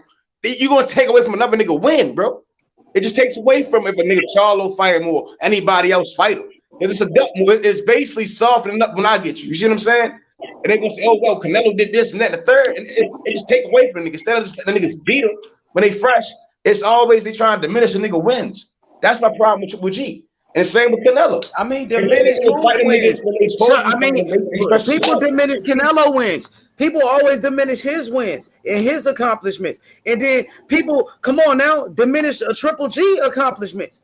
I'm supposed to because he's the middleweight. Who is Benavidez? Ask that same question about Benavidez. Ask that same question about Benavidez, the guy that you're talking about. Again, Benavidez is the #1 in the Ring magazine rankings. Him and Canelo supposed to fight next. That's facts. Come on, man. He don't even want to fight Canelo next. He don't even want to fight Canelo next. He talking about fighting Caleb Plant before Canelo. Because again, I don't know why he's saying that, but I'm saying totally different things. I see him saying he wants to. That's cap. No, but hey, you don't think Benavidez would take that fight with Canelo for that big money? He said it himself. Benavidez, he said it. Caleb Plant first, that interview. I sent it to you. I didn't know that. I'll send it to you. He said if I had it my way, I would fight Caleb Plant before Canelo because that's Canelo. Like he wasn't ready. Wow. He just said that. Right, but that's cool enough. He just signed a 3-fight deal. That he ain't just signed cool, a 3-fight deal. You talk about Canelo ducking cool because y'all niggas keep crying about he ain't fought nobody, dumb niggas. Nigga, you always Canelo ducking and taking his white niggas for no purpose, bro. It's just no purpose what Canelo's doing, bro. You said Canelo was ducking. We gonna complain about other divisions doing this shit. Because of us. He didn't say that because of us. He said that because that's what he wants. Because ain't nobody give a fuck about Plant. Nobody gives a fuck about Plant. I don't care about Plant right now. I don't care about Plant right now. I don't care for Plant right now. I want to see Canelo. You know you don't care, bro. Why your boy say that? That's what your boy said. I'm gonna keep saying that. I'm gonna keep saying this shit because I'm not talking about petty fights. You mad at him? The best fight in the best. You mad at Benavidez for saying that shit? I'm not mad at Benavidez because I'm not the one diminishing Benavidez. Making that dumb shit. You definitely mad at that nigga. I'm diminishing Canelo. You're diminishing Canelo in the process. You are diminishing Canelo in Triple G. I'm supposed to because he look like shit. What about they supposed to be fighting him again, pound for pound? They fighting dog shit. They not fighting each other, bro. Canelo just not dog. Canelo just lost, bro. He came off and lost to be wrong. It wasn't like Canelo came back and fought a bum after a loss. Triple G was a bum. He gassed out. Triple G ain't a bum. He got 3 belts at 160. He looked like a bum Saturday. Man, Triple G ain't never been a bum, bro. You know that. He looked like what? He looked like what? How did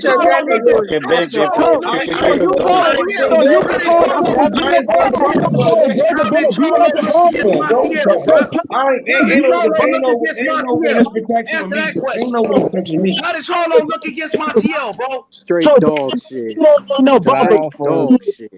Hey, bro. Hey, that was in that fight, bro. Still Triple G ain't pursuing education, but niggas ain't gonna call that out. That was in that fight. You calling Triple G a bum? What do you call David Benavidez? Beat up a little bit. Triple G is a bum. It don't work like that, bro. Because niggas can't complain about the effect of David Benavidez. Niggas don't get it. Niggas just don't get it. All I'm saying, y'all niggas don't keep complaining about shit because y'all keep promoting the dumb shit. Y'all keep glorifying these dumb ass niggas. Y'all keep talking about why 160 so fucked up. Why 168 so fucked up? Because these two dumb ass niggas, bro. Don't y'all niggas get now? How you gonna come and say that shit? You come in, nigga, you ain't talking about shit. Nigga, go smoke crack. Nigga, you know what the fuck you talking about, nigga? Don't know shit about boxing, nigga. Shut your dumb ass up, nigga. Shut your dumb ass up, nigga. Don't know shit about shit. That shit, nigga. Y'all keep complaining about 160 this way, 168 that way. It's no because you got these two niggas who stand around bullshitting and then fight each other. Pushing for these fights. A lot of talking, don't do no action.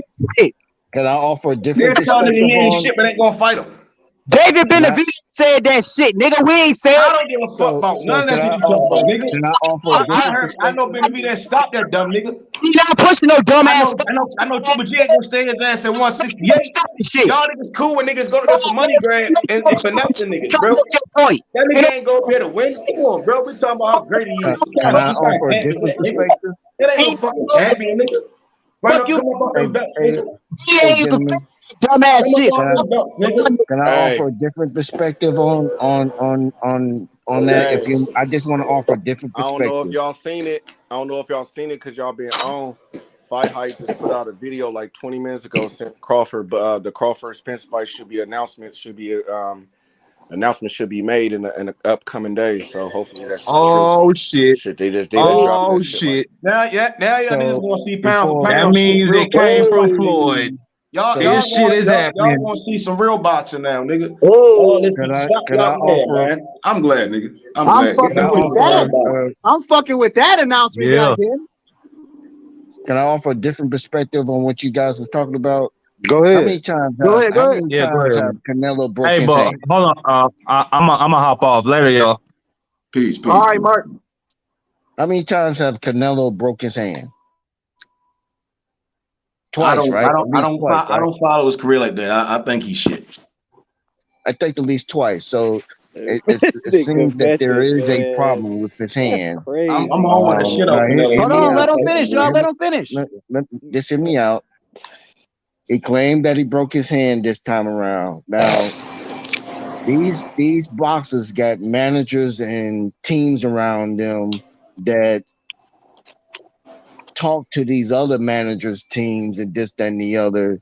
And I'm just assuming, just my perspective, that Benavidez, or I'm sorry, I can't pronounce his name right now, but Benavidez. They already reached out and understand that fight would not be made anytime soon between him and Canelo. So he decided to take a fight to stay active and to get some money in his pocket. And it's called politics. Boxing is always politics. So he fighting bombs. What we're debating about right now He is fighting politics. bombs then. Now, niggas and he just resigned with PBC. So why would he resign with PBC if he wanted Canelo fight? Even though even his old man say, even his old man, bro. Why would he go to his own to fight? Niggas gonna fight the nigga that already positive for. Hey, one at a time. Even his old man say he's gonna retire in PBC. Even his old man say he's gonna retire in PBC. Again, Canelo not in his own fighter. One at a time. Canelo's not. Can I finish my point before y'all interject? Can I finish my point? Canelo already had at least 4 fights in the year. Normally, for nowadays, that is not normal, and you have to understand that they can't just make. You don't want to just get back in the ring just like that. Because again, you're talking about risk. You're talking about these people's lives. You know, you can lose your life in the ring. That has nothing to do with him getting beat on. I can understand. Right, and him going into a Triple G fight out of shape, look like dog water, swinging for the fences, and him getting hurt. That's what happens when you don't take the sport seriously, and that's the problem with Canelo. When you don't take the sport seriously. Did y'all see the latest news on Fight Hype, bro? They just said the Bud Crawford and EJ fight should be announced real soon. That shit just came out like 15-20 minutes ago. I don't know if y'all seen that shit. Taco with the breaking news. Y'all man. better You believe ready it. for it? Yeah, you ready for this fight, bro? A dude came on and was like, it should be imminent from sources and shit. Like he did a whole like little thing on that shit on Fight Hype. And they said Ryan Garcia and Tank Davis about to fight too. So Showtime Boxing is on fire right now. Showtime, but they said PBC, they doing their thing, man. But Fight Hype said they still trying to see who want to get the fight. Fox and Showtime is still bidding hard on the fight between them two, but it should be announcement coming down pretty soon. That's what he said. So Showtime not about to lose to Fox, bro. They gonna put their whole neck on the line for their Fox got a lot of money. That was Michael Benson, right? I'm saying that Showtime gonna go. I'm saying Showtime going to the neck for that shit is what I'm telling you. They said that nobody wanted to buy the fight. Fox with Disney. I know that Fox got more money, bro. I'm not talking about that. I'm saying that Showtime gonna go for the neck for that fight, meaning they gonna put whatever the fuck they can to get it. But they say all the rumors. They said the fight wasn't worth that much money. The fight wasn't this, that, and the third. But look at that shit. That's crazy, right? Fox crazy get that shit, bro. With that being said, I want to talk about the undercard for that fight. If you look at the Keyshawn Davis interview, I just listened to it. It may be that Keyshawn Davis would be on that card as well. I don't know. I would love that. I want to see. I want to see Pitbull on that undercard. I don't know about that. Hear me out. Keyshawn versus Pitbull. Do it. Yeah, I don't see the PBC trying to give Bob some money. I don't see that happening. Hear me out, King. Just hear me out. It's been the interview went away in a direction. The interviewer asked him, because he's supposed to fight this weekend. This weekend, right? He said, "Are you gonna be fighting again this year?" He said, "Yeah, I will be fighting again this year." He said, "When?" He couldn't say nothing, but they started alluding to, "Are you talking about November the 19th?" And he started smiling. I'm not saying that's the case, but you have to kind of go look at the interview, and it kind of seemed to me that I think they're trying to kind of fast tracking Keyshawn Davis a little bit. If you look at been looking at his interviews, or people that's been doing interviews with him, it seemed like they fast tracking him. Now PBC and Top Rank has did business together many times. We can see that with Fury and Wilder. And so it's not like they don't do business. It's just that with certain fighters or certain things, they don't do business. Don't mean that they can't come together on this event and say, okay, we allow him to do the undercard. Right. I think that would be a But good idea. that would be a crazy undercard though. Hey, you right though. Like you right for thinking the way you think, but they don't think like us. So I don't really see that happening. Like I think they're gonna stick to today's side like they been doing, bro. Like I know they did business before, but they would send a person over to somewhere to get a belt. They would do that, but they ain't finna build Davis up for Top Rank. You know what I'm saying? Because that's a big fight. They're gonna want to put on fighters. Point. They're gonna want to put on fighters who's in a stable, and then that way they could say how much they're gonna give out of the money. You see what I mean? So that would be a good idea. It would be a good idea. You're not wrong. You're not wrong, G. It's just that we know it's not gonna happen. I just watched the interview. The thing that was holding up the fight was the Kinahan shit. Heyman did not want any. He wanted to be assured that Kinahan had no ties to the fight. Right. That's what. So Heyman was holding up the fight until he got the assurances that he wanted.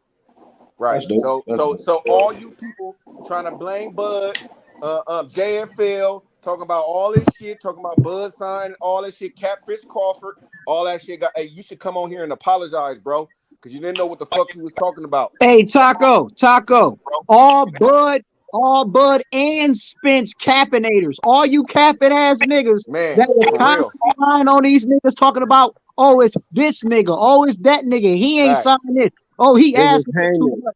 Oh, he asked all y'all niggas, bro. Because one of these niggas I also learned that nigga was down my nigga about Bud. The reason Fury is taking these fights over there is because him or Ben Davison are not allowed to come to the U.S.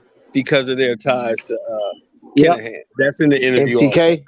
Yeah, they're not allowed to come too. Yep. So, him or Ben Davison. Hey, I don't know if anybody else heard it, but I also heard that Boots, they trying to make undercard with Boots and Rashidi Ellis. That would be great. That would be awesome. Now having Boots on the undercard, yeah. Now having they Boots better on not the put undercard would be nice. Like having Boots on the undercard would be nice. But I like to see that myself. Showtime though. So I think if Showtime lose it, see, we gotta think like how. So if Showtime don't get the fight, I don't see Boots on the undercard. I just don't see Boots. Boots. Boots is PBC is with. Rashidi is with PBC. It's gonna be Showtime or it's gonna be Fox. They fighting for the rights right now. Right. That's what I'm saying. Why would Heyman care? Why would Al Heyman care? If it's Fox, I don't see. Oh my God. Say what now? Smoke. You gotta fix your mic. Go ahead, Smoke. My bad. Go ahead. Your mic messed up, Smoke. What you say, Smoke? I got a question for the panel. Who would you like to see on the undercard for that fight? You still buzzing. Hold on. What you say, Smoke? Why? What? His mic messing up. I'm just saying, why would Al Heyman care about Bud's ties more? This is what was in the interview, Smoke. Listen to me. This is what was in the interview from Fight Hype. They said Al Heyman was holding up the fight because he wanted complete assurance that Daniel Kinahan had no financial ties to this fight. Yeah, he was not going to allow his fighter to fight if Kinahan had anything to do with it. He was assured of that. So this is one of those editorials. They're just like speculating. No. That's he's not speculating. These guys. This guy says the fight will be announced. What's so hard with accepting that answer? Why that couldn't be true, my question is this. Go watch the interview, Smoke. Right, I mean, why that can't be true, though? My question, I know Al Heyman didn't say this, right? So, like, there's no way that he got this from Al Heyman. We're not saying Earl, Smoke. We're not saying, we saying Al Heyman. I said Al Heyman. I said Al Heyman. I'm saying Al Heyman. Why are you saying Earl? I said Al Heyman. I don't understand why Al Heyman would care about this more than Steven Espinoza. Why would I don't know, bro. Because Steven Espinoza doesn't have a fighter in the fight. Right. Smoke. Al Heyman has a fighter in the fight. He don't want none of his fighters. Listen, he don't want none of his fighters' money caught up or tainted in an IRS investigation. Yep. His fighter. Steven Espinoza is network. He don't have nothing to do with this fight. Al Heyman has a fighter in this fight. Yep. He wanted the assurances. Okay, hold up a second. Hold up a second. This is according to Lance Pugmire. Al Heyman has some special exposure to a State Department ban article that Steven Espinoza wouldn't have. That's his. You breaking up, man. Yeah, he breaking up, man. That's what Smoke. You going too deep with it. I mean, it could be wrong, Smoke. It could be something else, but this is what the man reported. That's all we could go by. Like, I don't know. We don't know. But I mean, it could be true. We know that Al Heyman. We know that Al Heyman doesn't give interviews. That could be true because niggas was talking about Bud wanting this money. That shit was fake. We don't need the Al Heyman defense league coming out saying Al's God and he's the truth. We don't know any of it. Like, if you want to believe it's fake, you can. You can believe it's real. I'm glad that wasn't. Why are you getting so upset because somebody mentioned Al Heyman? Why are you getting so upset? I'm not about Al Heyman. I'm glad, Bud, it wasn't the reason why the fight was being made. It was because Al Heyman didn't want his fighters to go along with those guys. So it's not. It would never have been about Bud Crawford and what he wanted, because you could see at the deal he took that if it was him, like that'd be stupid for him to take this deal as he took it. So we all know that he didn't want hella money. He didn't want hella money on the back end. He didn't want none of that shit. So it had to be another reason. And I think I don't know that he don't know what he wants. Bud hasn't said this shit. Who? Bud's not speaking. How the fuck do we know what Bud wants? Bud has not said anything. Because because if we know, I wouldn't even entertain Bud, because he wouldn't have signed. And that was said also in the interview, Smoke. They don't want to say too much because they don't want to piss anybody off. That was also said. He got no guarantees. He got no guarantees, and he still would be the B side if he win in a rematch. I mean, if he wanted more money, why did he agree to that deal? Right. The thing is, Taco, the issue is that you're arguing with news reports and think that that's the actual facts of the matter. I see a pathway. I can see a pathway why that is true. That's all I'm saying. And by Bud signing first and agreeing to all the terms, I'm just saying, in my eyes, I can see that Bud wasn't the one that was holding the fight. That's all. Why don't you go watch the fight how interview, Smoke, and make your own conclusion? Go watch then come back to all these interviews. Only like 3-4 minutes long. Go watch it, and then you can make your own conclusions. I will. I mean, first off, like. So let me say this. I'm not sure. I know the issue is I already know it won't pass my smell test because I know that Al Heyman never hold up a fight. Right? I know that. No, it's not even that. Like right now, you dick riding the mic, bro. Like, just pass the shit and stop trying to like fucking frame my own shit. Go fix your mic first, Smoke. Like for real, what it is it doesn't make sense. That shit can't be true. You know what I mean? I've been more black than more black. Let him finish, Taco. Let him finish, Taco. Like, I'm not interrupting you, man.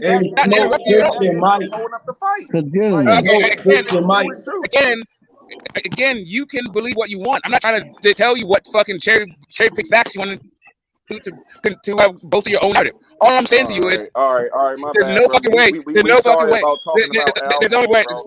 Al The Heyman only way. right, But he's never still wrong, fixed bro. with Mike, Never man. wrong. That's just not Al true. Heyman never At the wrong, end of bro. the day, are we My bad really? for saying about The only Al point I'm Heyman. trying to He make. could have The been only point I'm holding up trying to the make. fight. My Again, bad. Hey, Smoke, your mic is fucked up, Smoke. Okay, hold on. Let me go. At the end of the day, gentlemen, the only thing that we really want is the fight to happen, right? Doesn't matter what they agree to because that's their personal decision. Whatever they agree to, whatever the split is, it don't make us any money. It doesn't put anything on our back. It doesn't make. At the end of the day, it looks like we're gonna cost finally us get money the to watch the fight. fight. It's gonna right. That's the only thing that's gonna cost us to either watch the fight or go to the fight. 100%. Outside of that, Make no sense for Taco to say, all that we've It's some been money to be debating. made. Hold Let on. me Some finish. money Let to me be Don't finish. made. make no sense for Taco to say just because if Terence Crawford signed first, Y'all arguing that he about wasn't dumb shit, holding up bro. the fight. Right. So let me That don't mean nothing. let me This finish. is Can I finish? affiliation and all that foolishness he was with. It don't even matter. He has to sign Can off I first. finish? And it Can only I makes finish? sense for Can him I to finish say making my statement? Then I'll fall back. no, All go that ahead. we've been talking about for the last few years about the fight and whatever, all our differences, all of that is coming to an end. So now we do have a tentative date right now that says 19. Now I don't know why we want to continue to debate what they getting in their pocket. If the man was dealt unfair, he was willing to take the risk for something that he believed in. Whatever that is. I may not agree with it.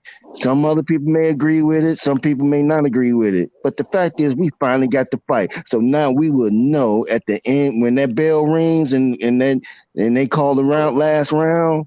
We'll know who's gonna be the winner, and then we could talk shit then. Just be happy you got the fight. Look. Just be happy you got the fight. Looks like the fight is coming. They're supposed to announce it within the next few days. Just be happy you got the fight. Just be happy about that. I just want to know from you guys who you would like to see under the undercard. That's what I want to know. I don't want to see any little guys. I really don't want to see no featherweights and little teeny dudes and lightweights. I want to see like the Matias, Super Matias on there. You can throw Gary Antoine on there. Jerron Ennis, Stanley Jonas, That'd be nice.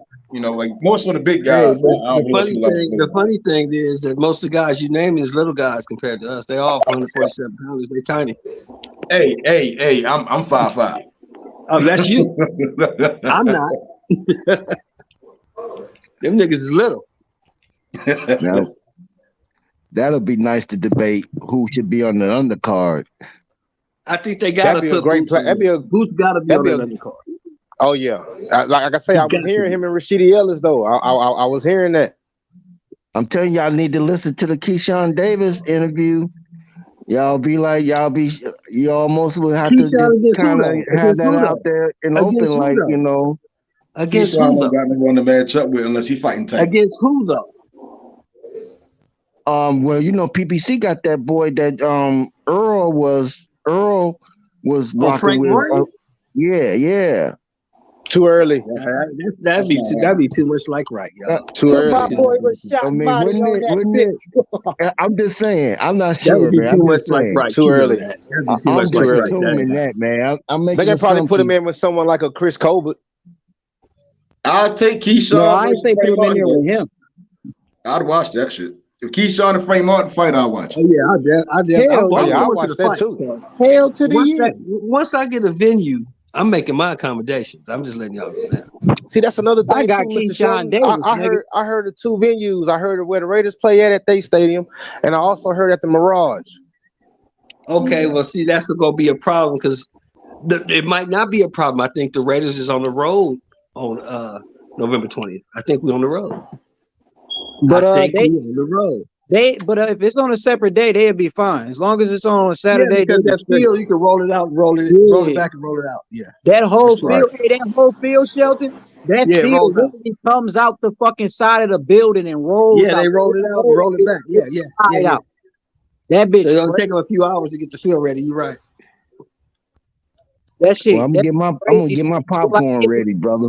My pay-per-view. I don't think I'm gonna make that fight. I got too many gifts to get for Christmas and Thanksgiving, so I'm gonna have to watch it on TV. Shit. Nah, I got to go to that one. I didn't talk too much shit about Bud knocking Spence the fuck out. I got to be there. Make sure you take some pictures, brother, if you can. Yes, sir. Yes, sir. Yes, sir. I won't shoot nothing live though, because I don't want the stream to get shut down. No, I'm not spending that. I'm paying for that. I'm finally getting the fight that I want. I'll pay for this fight. This time you'll pay. You ain't tripping. Yeah, I'm paying. They finally give me something I want. You know. Right. I pay for what I want. Yeah, that's true. That's true. Y'all got Shakur winning easy this weekend. TKO. I got him winning, but not easy. Yeah, they said that the guy he's fighting is kind of, it's kind of say 8-4. It's gonna be a little bit of a challenge. I say 8-4. I say 8-4. No, I don't think 7-5. I think 8-4. Yeah, I got 8-4 at best. I got 8-4 at best for Conceição. He ain't getting no more than 4 rounds. I got 9-3. He's a good fighter, man. He beat Oscar Valdez first, if you want to be honest. He was, man. He beat Valdez first. We got a good fight this weekend. I think Shakur gonna knock him out. Damn. Really? I think it'll be a 12-rounder. But if he knock him out, shit, I don't put it past him. I definitely don't put it past him to knock him out. I think he might stop him. I think he might stop him. I don't think he'll knock him out, though. I think he might stop him. Yeah, stop. Yeah, get it stopped again. Yeah. I got Shakur in like inside 11 rounds. Shakur can definitely stop him. Oh yeah, definitely. He can definitely do that. Is that gonna be on TV or is that streaming? But after when I seen him fight, it's gonna be on ESPN, just for me seeing his last fight with Oscar Valdez. Yeah. Hold on, go ahead. Y'all go ahead. No, I said it's gonna be on ESPN. That fight gonna be on ESPN Friday. Yeah, but for what I seen from that last fight with Oscar Valdez, shoot, I definitely got Conceição lasting him 12 rounds. Okay. I'll say. If Valdez went 12, yeah, I got Conceição going 12. I said when it comes to Shakur, he might play with his school, but he's gonna finish his fucking plate. Please believe. He's gonna look to finish it. You know what I mean? And he gonna make every shot count. That's what I like about him. He make every shot count. And he show you the real hit, not get hit in a very professional way. I like that. Not too flashy, but sweet signs, man. I like that. He know his distance too. But like old buddy say, yeah, he do play with his food. He can't play with this brother. Not unless he just that nigga to where he can make, a good fighter look average, unless he really like that. And I like him. He a dog and he got skills, man. I like him. Dude been sparring with fucking everybody. And they bring them up the right way too. So, they not moving them too crazy. They bring them up the right way. He trained with Crawford. What do you expect? Yeah, man. Keyshawn day out. You gonna learn something. Mm-hmm. He sparred Devin. He sparred Loma. He sparred Crawford. He sparred Ugas. He sparred every fucking body. And in the interview with Keyshawn Davis, he said he got 3 trainers and he got 4 trainers in his corner. All of these guys are really well trained. Yeah. They don't really have the guys who seem to be lacking on the training is fucking T.O. and Ryan, not Shakur or Dev. But Conceição is good. Conceição is real good, and Shakur is no power puncher. Jamal Herring is not that good. Before we get ahead of ourselves, he's all right, but he's not that good. there's been guys that like Shakur haven't been able to stop that aren't as good as fucking Conceição. So I don't know. I think it's like this will be the best all guy. I know is that he had This no will be the losses. best guy he's ever fought. He's never fought anybody this good. I agree. Yeah. I just think that he make the competition. I think he just above the competition. He making the competition look that bad. If you ask me. Yeah, I agree with that too. I'm just saying this guy is the best guy he's fought. This guy is better than anybody he's fought. He's better than Valdez. Yeah. I mean, if he stops him, he's better than all those guys. Yeah, if he stops him, it'll be impressive. I don't think Conceição has been stopped. No. And that remains to be seen. That's a good thing about fighting. Has Conceição even been dropped? He's a robbed gold medalist. That's what he is right now. A robbed gold medalist. I mean, he's old. I know he's old. Yeah, he got some age on him, but he's still in a good enough age to where, you know. Yeah, he's still in his prime. Dark. You know what I'm saying? No, I mean, he's 34. I'm just saying when it comes to winning the fight, I think he's too old for winning the fight. But I don't know. Like, is he just gonna get stopped like that at 34? I don't know. I don't know. I don't know. I think he's too good. I really do. I think he's too good too. He got good enough boxing ability to where he gonna survive that fight. I just don't got him winning. I don't think he's gonna be able to win enough rounds. Yeah, he's not.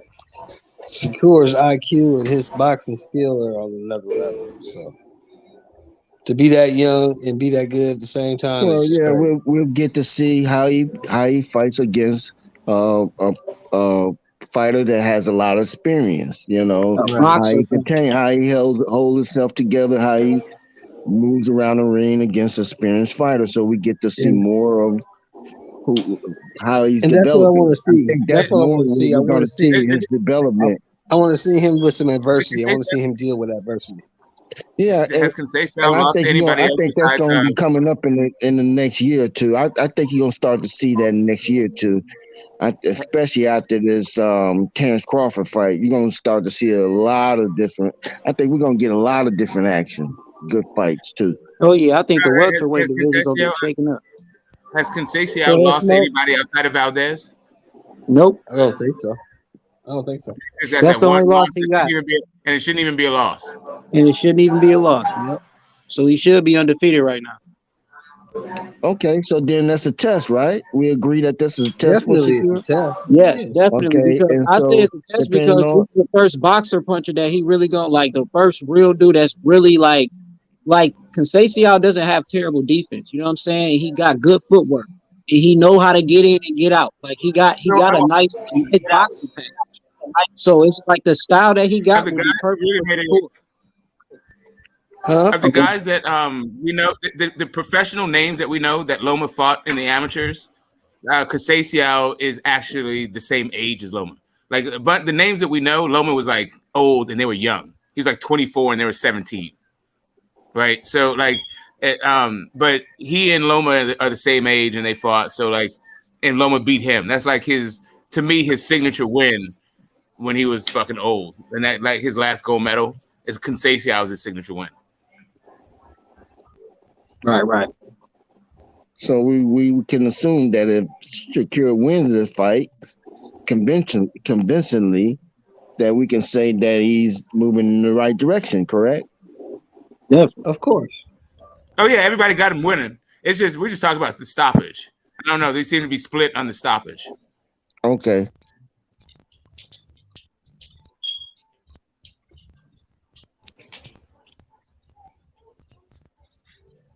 I got him stopping 9 3s, 8 4s. Hey, I got a question for the panel. A Smoke. You know, I talked to Rachel Donaire today. She came to the channel. I think she's still in the chat if she's listening, right? She said that Nonito looking for some fights, and she named a couple opponents. Joshua Franco, who's the brother of Jesse Bam Rodriguez, and it sounds like you can hear me, Smoke? Yeah, I can hear you. Yeah, so Joshua Franco. She said something about Joshua Franco, who's the brother of Jesse Bam Rodriguez.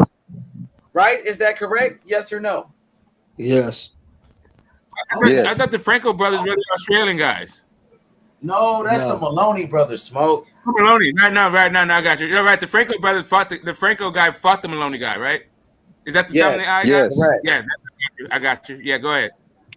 So Smoke, right? So from what I heard, from what I took from it, Franco didn't want the fight with Nonito Donaire and a couple of other fighters, right? So what about a fight with Nonito Donaire and Jesse Bam Rodriguez?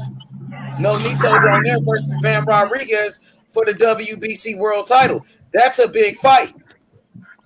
Wow. What weight would the fight be at? Stop. For the belt, that's at 115. For the belt. Super fly. That's super fly for the belt. That's what they're trying to do is get that last belt. Can Nonito make 115? Yeah. That's what they're trying to do. Yes. For a belt, yes. For okay, sure. That's a good Without a doubt. What did they say about Ayoka? Let's make it. Let's make the fight. That's a good fight. I don't know if they want to fight Ayoka. I don't think Ayoka want to fight them. But I think, don't you think Rodriguez will fight him? Bam. Y'all talk about Bam. Yeah. You seen Bam last fight. He looked okay. He was all right. I mean, Shelton, you said he was getting beat up by that guy. And that guy ain't Nonito Donaire. Exactly. But if you want to say you the guy, if you want to test yourself at 23 years old, get your ass in there with Nonito. Nonito wanted to fight his brother. His brother didn't want to fight Nonito. It makes no sense. What's up, Method? What's up with it? There you go. Yeah, that fight don't make no damn sense. Why? If I'm coming from 112, 115, and Nonito coming down, I'm at a disadvantage. Now, I ain't saying don't make the fight. They won't make the fight. Wait a minute. Hold up. Are you at a disadvantage? Hold up. Bam has been, okay, here's the thing though. Bam has been whooping a bunch of old ass at 115. He whooped Quadra's ass. He whooped Rungvisai's ass. He just got through beating Gonzalez's ass. Like, why not? He's the champion. Again, Nonito coming from 122 on down, right? He done went up down, right? So, at 118. He was at 118, bro. But he's been a bad. That's only one weight class. Y'all saying what y'all saying, not going to take away from what Robert Garcia looking at, right? So if I'm what is he looking at? They trying to go back down to 112. Ain't no bigger fight than Nonito. Again, if I'm Robert Garcia, I'm not putting my young champ with a guy that's. Oh, that's a guy. Don't do it. He ain't ready. He ain't ready. That's not what I'm saying. I thought your point was all of that, though. I thought he was the best fighter. I just personally want to put my 115 smaller guys in there. The guy that's coming. We know because we know. Now we gonna find out what he all about because y'all say he that guy, Shelton, right? Yeah. Put his ass in there. If he that guy, throw his ass in there, right? If he put him in with a dangerous Rungvisai, I think he'll put him in there with him. That don't even make sense, man. Like again, Rungvisai, I just can't see that. For all that's like to say I just jump straight to a new way, right? But nobody would say jump to the new way. You get what I'm saying? Like that don't make sense. You just don't want to see it. Method. You just don't want to. He knew he going to fight folks. He also want what's that guy? Yes or no? I'm not sure. I'm not sure either. No, right now. A lot of little guys don't get in there. But he also wanted to fight Romaine too. Right, so and Chocolatito on there. I mean, what I'm saying is Choc and Estrada been at 115, right? That's where them brothers are at, right? I'm saying if I'm a trainer and team, I'm looking at that. I done seen Nonito come from 122, went up to 122 and win fights. You see what I'm saying? And then he go to 126. Yeah, right. So I'm looking at that, right? I'm looking at all that, and I'm like, well, his power carries up probably damn near to 130. Big licks. You get what I'm saying? So as an intelligent trainer, I'm not going to be like, hey, just go get your ass in there for your ego. Like, hell no. You see what I'm saying? Like that wouldn't make sense to me. I'm not ruining my fight at a young age. So just admit it. You saying you trying to save him? No, I'm not saying. I'm just being. I'm looking at the angles of a trainer. I'm like, why I'm not. I wouldn't do that, bro. I wouldn't even do that. I wouldn't tell nobody to do that. I mean, I see. I hear you. I mean, I hear what you're saying, but the thing is, the trajectory that they've had Bam on would lend itself to a Nonito fight, but at the same time, he did just really get out of a really tough fight. So right, I mean, if he went on to if he fought Nonito next, hats off to him, man. Fucking nothing but respect. That's a hell of a fucking run. To go through Quadras, then goddamn, and then Rungvisai, and then Gonzalez, and then fucking Donaire. Hey, look, that's that old saying we always be talking about on this channel, right? Just because you never heard of a guy doesn't mean that guy can't fight. Because they went to the wrong bar in the wrong part of Mexico and found that guy. And that guy put some hands on that motherfucker. That's just a product that people don't watch the super flies. Because if you don't know that Gonzalez can fucking thump, then you just don't watch the division. He's been fucking it up. He's been fucking it up for the better part of the goddamn decade. If they did make that fight, I don't see Bam being able to make it past the 8th round. Probably not even the 6th round. Shit. Yeah. Both brothers. I think I got Nonito being both brothers in the same night. That's all I'm saying. You see what I'm saying? I just don't see how it's not, I don't think they winnable fights. Like if it was like a 50-50, then I'd be like, yeah, you know what I'm saying? But I see Nonito beating both of them guys in the same fucking night. I'll tell you what, and I'll be honest with you. If that was Nonito last Saturday night, that boy would have went to sleep. You think so? That's not what Phantom is saying. Phantom said something different in the comment section. If that was Nonito, look at that comment, Shelton. Look at that comment he just put there. Check it out on the screen. Phantom. Let me see.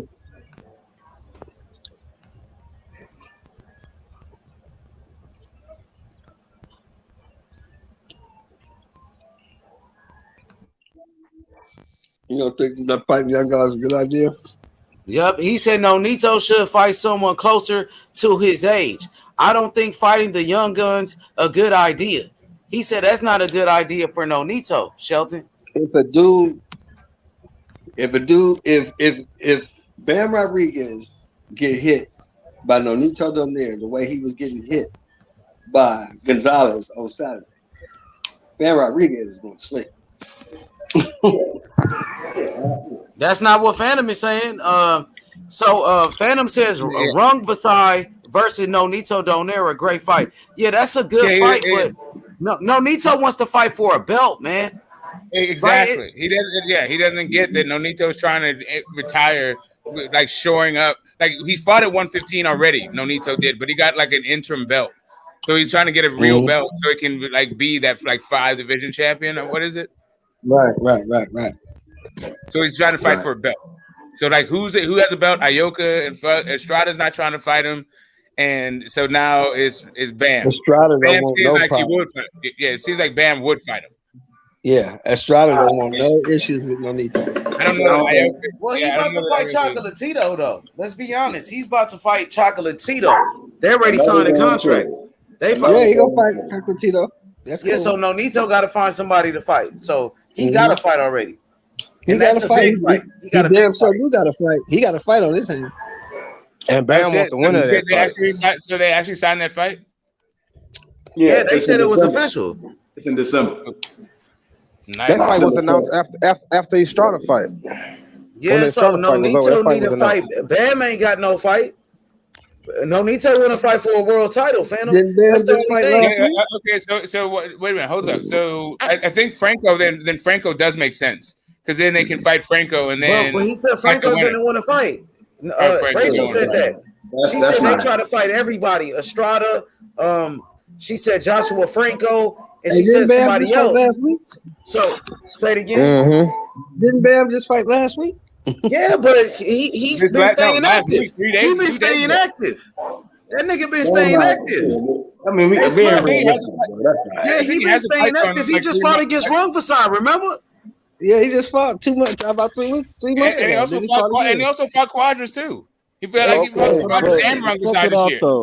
Check it out. Y'all seen what he just did to Rungvisai, right? So y'all saying he can't do that to Nonito at this stage? Nonito's a little bit better. Nonito's a little bit better than Rungvisai. Man, come on, man. Y'all not better. A little bit better. Nonito way better than Rungvisai. Yeah, not only is Nonito way better than Rungvisai, he also has more smoke in his gloves. Nonito's way better than Rungvisai, bro. We're talking about the age factor. That's what I'm saying. The age plays a factor. No, it don't. Not in that fight, man. Bam punches ain't gonna phase Nonito, bro. At all, bro. Okay, we just saw he got demolished by a motherfucking Inoue in 2 rounds, bro. Who? Age plays a factor. And undercutting that makes no sense. Bam could beat Inoue? Who did he lose to? You think Bam could beat Inoue? No, Shakur didn't even say the same shit I said. That's the perfect fight right there. That's the best fight. If Monster went back down to 115, Nonito versus Bam, and guess what? If Bam could beat Nonito, that's a passing of the torch. Exactly. No, I ain't saying that. Yeah, let's just feed Nonito to young niggas. Yeah, that's all cool. All right, for sure. No, I'm not. I'm saying the complete opposite with Phantom saying. I think a new way was the passing the torch. I don't think Robert gonna put Bam in there with a guy that's been above 120 pounds. I don't see that happening. Yeah, Bam is really a flyweight guy. And he's fighting old dudes, like for real. And this is be another old dude, so it's like right up his alley. But Nonito not the same as a guy that's older at 115. It's the guy that can't crack. That's don't know how to land his shot that can't crack. I'm not saying regardless with all that, right? It's still he's been to 126, 122, bro. Like that's 4, 1, 2, 3 weight class is different. You see what I'm saying? Like that's different power, different chin. And he was cracking up there too. And that's what I'm saying. Like, why the hell would I put my guy who came from 112 in there with a guy that's been at 126? That's a mismatch. He's not really 126 pounder though. That was like I'm not saying I'm saying his power was there. I think that stopped at 126 actually. Right, but his power was there. The chin wasn't stable enough for that division, but the power was there to keep guys honest. You get what I'm saying? So that's he'll fold Bam the fuck up. So y'all think Nonito will expose Bam if they ever fought each other? It wasn't being exposed. He didn't big Bam. But I thought Bam was this, special fighter. Isn't Bam the truth, like people say he is? It's not. That's what Phantom is saying. That's not what Phantom is saying. He said that fight is all wrong for Nonito. No, Phantom. It's not the same as Kell Brook fighting Triple G. That shit damn near like that shit like Devin going up to go fight Crawford. But people are saying that they don't see Nonito beating a young guy like that. Yeah, it's just because they don't understand. Like, it's the thing is, Bam's defense isn't there. Like the guys at the super flyweight, super flyweight, they're small as shit, and defense is not really the thing that they study.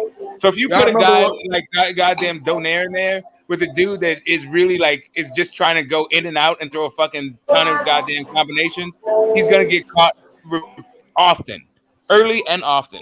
He's not gonna be able to take that fucking left hook from Donaire like for long. Like it's just not. It's more you tell me this happened 3 years ago, I'll be game for it. But at this stage, no, this is not a good fight for This shit is like when Ryan Garcia said he was gonna go fight Manny Pacquiao. You know that like the same thing. Like that shit was really bad, bro. Ubali, the guy that Nonito knocked out before he got knocked out by Monster, right? Ubali is like I don't think Bam could beat Ubali. No, I agree with that. I agree with that as well. I don't think Bam could beat a new way. Some guys are 118. They just the power different. The chin, even the body getting knocked out. Y'all don't think Bam could beat Paul Butler? Y'all tripping, bro. I think he could beat Paul Butler. I said Ubali. I said Ubali. No, I don't know about. I got Bam over Ubali. I don't know. I don't know. I don't know that he can beat Ubali. I don't know that. You don't think he can beat Paul Butler? No, I said Ubali. I said Ubali. Come on, bro. I said I don't know if he can beat Ubali. Okay. I don't. The size. It's still a size difference. It's still I'm talking about champion. You got Paul Butler, who's the champion right there, right now. You don't think? Yeah, but he got the belt. But he got the belt through. But he got the belt through controversy. He didn't like beat anybody to get the belt. Like that's fucking. That's Casamayor's fucking belt. Yeah, like Neary. It's like Louise Neary, right? Like I don't think Bam can beat Neary. I think he beat Neary. I do. I think he beat Neary. But I don't think he beat Brandon Figueroa though. I don't think he beat Brandon Figueroa. Neary stops Bam. I think he'll beat Figueroa too. Neary was knocking dudes out at 118. Hold up. You think Bam could beat Figueroa? That'd be a damn good fight. Figueroa fight at a different weight class. You know this is 2 divisions up. You know this is 2 divisions up, right? Figueroa fight at 126 now. Oh, okay. I've seen Neary and Figueroa. It's 3 divisions up. I don't think Bam could beat Neary at 118. We're talking about Nonito Donaire. Oh, Nonito and Neary are cool. No, I'm talking about Nonito Donaire and Bam. I don't. That's not going to happen, bro. Like Robert not going to put his young champ. He's like,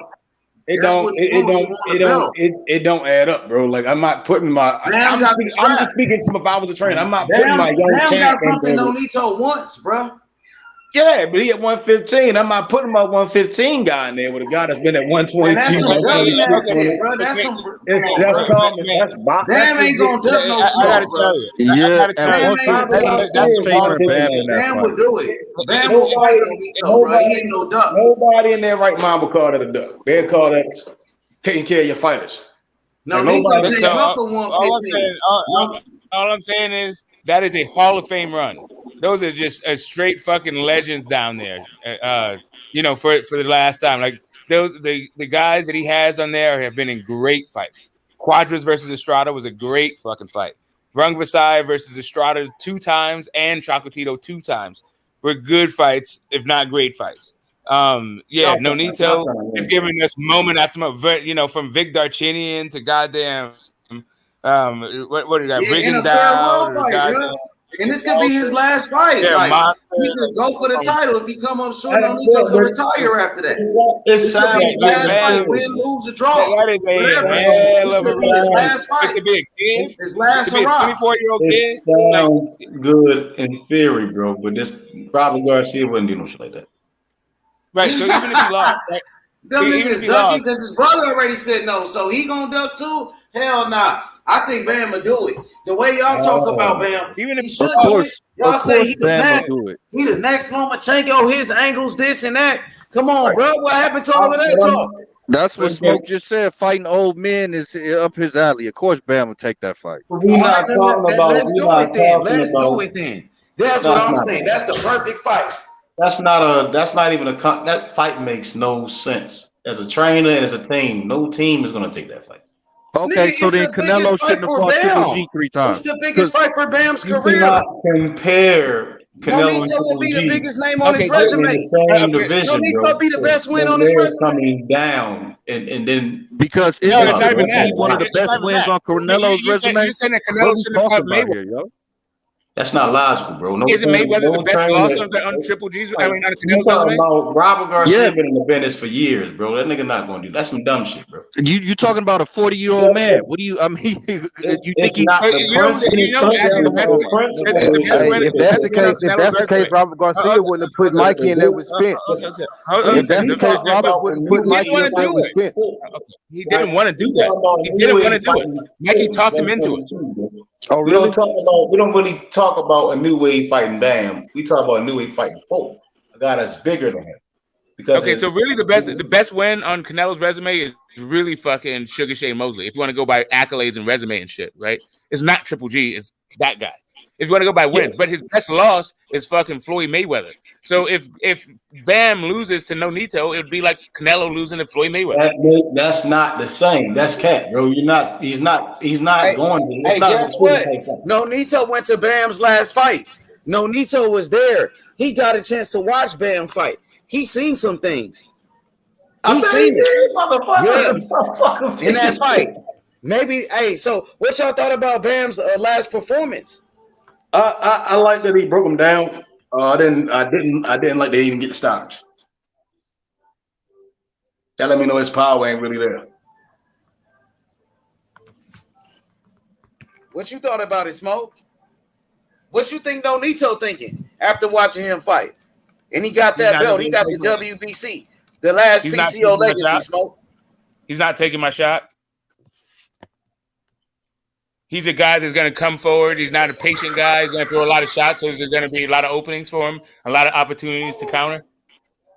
He's not particularly. He's all right for his defense, but it's nowhere near defensively responsible for a guy like Nonito. That's all gonna sound well and good to that first body shot land, and then shit changes. Bam, not hitting. If it changes, not hitting like that's that. If it changes. He's taking body shots from way bigger dudes than fucking Bam Rodriguez. Yeah, did he take them down? That's the question. Because it looked like Inoue fight. It didn't look like he could. He didn't take it from was Monster Inoue, and he even took Monster's fucking coconut, 3 of those fucking things. Yes. Like, that's not being realistic, bro. If we was talking about Nonito and the new way again, we talking about a different ball game. We talking about Bam. Bam power not this. Inoue is still knocking guys out at 115, right? It's not the same. He'll walk through Bam. He knocked the Ubali the fuck out. You see what I'm saying? Like, I keep reminding people that Tank and Monster have basically the same dimensions. I think there's like a half-inch height difference between them. That's about it. They're like 5'5", 5'5.5". They're like same arm reach. Ain't no damn way. Ain't no need. That's why I be saying Inoue need to move the fuck up. My bad. Go ahead, Phantom. And yes, he will fight that nigga Cosmic. He said Bam ain't ready for Nonito. And then he said, but Nonito won't fight Bam. They will fight him, bro. Bam got the WBC world title. So what makes you think Nonito about it? They will fight him. They just try to fight his brother. They try to fight his brother Joshua Franco. So why does he think that Nonito won't fight Bam? Why does he think that? Yeah, Why do you think Rachel came on here? Why do you think Rachel came on here to talk about them fighting Bam if they don't want to fight Bam? Well, I asked Rachel. I asked her about a fight with Bam because she told me that they wanted to fight Joshua Franco, the brother of Bam. And I asked her, and she said yes. So why not? It's a big fight. It's a big fight for Jesse Bam Rodriguez and his career, for his legacy. It's a big fight for Nonito Donaire and his legacy, fighting for the WBC world title. It's a great fight for boxing, bro. Hell no, we bro. protect fighters. Nobody in their right mind will put that fight on, bro. Bob Burnham not even gonna let that shit happen, bro. I can't say that. Hold on. I can't say that because I didn't think the Run VC fight was gonna happen. I was scared for Bam in that fight. Well, Bam with Eddie. The other one, Josh was with Top Rank, right? Yeah, they're not gonna do that shit, bro. Hell no. They're too damn little. Nonito is with Pro Bellum. That he can do business with anybody. Yeah, but Bob, Eddie, you'll ruin your fighter, bro. Nobody in their right mind gonna do that. Eddie, hold on a second. Do you know that you remember Robert Garcia put Vargas in there with Trinidad, right? That's never gonna happen again. You know, Robert Garcia himself went in there with Diego Corrales. Yeah, but it's never gonna happen again. Mike Donna went in there with Floyd. Like, he sends his fucking soldiers in there. Like, Bam Rodriguez went in there against goddamn Danny Garcia. But Robert will send your fucking ass to the slaughter. Don't get it twisted. I've seen Mikey Garcia, right? And he said no, Mikey. So I think he learned this lesson. Yeah, and Mikey said, I see something. Yeah, and guess what happened to Mikey? He went to the fucking slaughter. Just like Bam, just like Riverside Rocky, just like all them goddamn dudes over there at Robert Garcia gym. Like, listen, I love the dude. Like, I'm not hating on Robert Garcia. I'm just saying he don't hold his guys back from an ass. Right, but I don't believe they'll do that with a young guy. I think as far as them guys being, Mikey again was a vet. Mikey held his own. Bam, and I'm not gonna be able to hold their own with Nonito, bro. They gonna get. You're just saying that Robert Garcia won't do it, but Robert Garcia has shown that that's totally what he'll do. I just don't get how all of a sudden it's like, Father Time don't play a factor into this shit. Like we just negating age all of a sudden. What you're just talking about, all you're doing is making a prediction on who's going to win the fight, not whether or not it will be a good fight or anything like that. Like whether or not it should be a fight. And I don't think it should be a fight. I see Nonito beating both of them in the same night. Same night. Both of you guys' opinions shows why there should be a fight. You're saying it's a bad fight for Bam. He's saying it's a bad fight. Both. I'm saying Nonito knocks out both Bam and his brother in the same night. Like he can knock the older brother out first. And Cranston is saying that Nonito is too old to do that. That's why Bam don't know what the fuck he's talking about. Right, but he's saying that you don't know what you're talking about. That's why the fight should happen. No, Phantom's bugging the fuck out. Yeah, I'm bugging the fuck out. 40-year-old man got magic powers. Yeah. Yeah, that nigga got Triple G couldn't do it. Hey, how come Triple G couldn't do it? You keep talking about middleweight Triple G and middleweight Canelo fight. That's not the same, bro. It's not the same. I'm talking about the age difference. It's not the same. 40-year-old Bam and Nonito basically got like twice the age difference. Bam is 24, Nonito's 40. And he's gonna be Triple G 40 and Canelo's 32, nigga. What are you talking about? He gonna be asleep for 24 minutes after the doctor.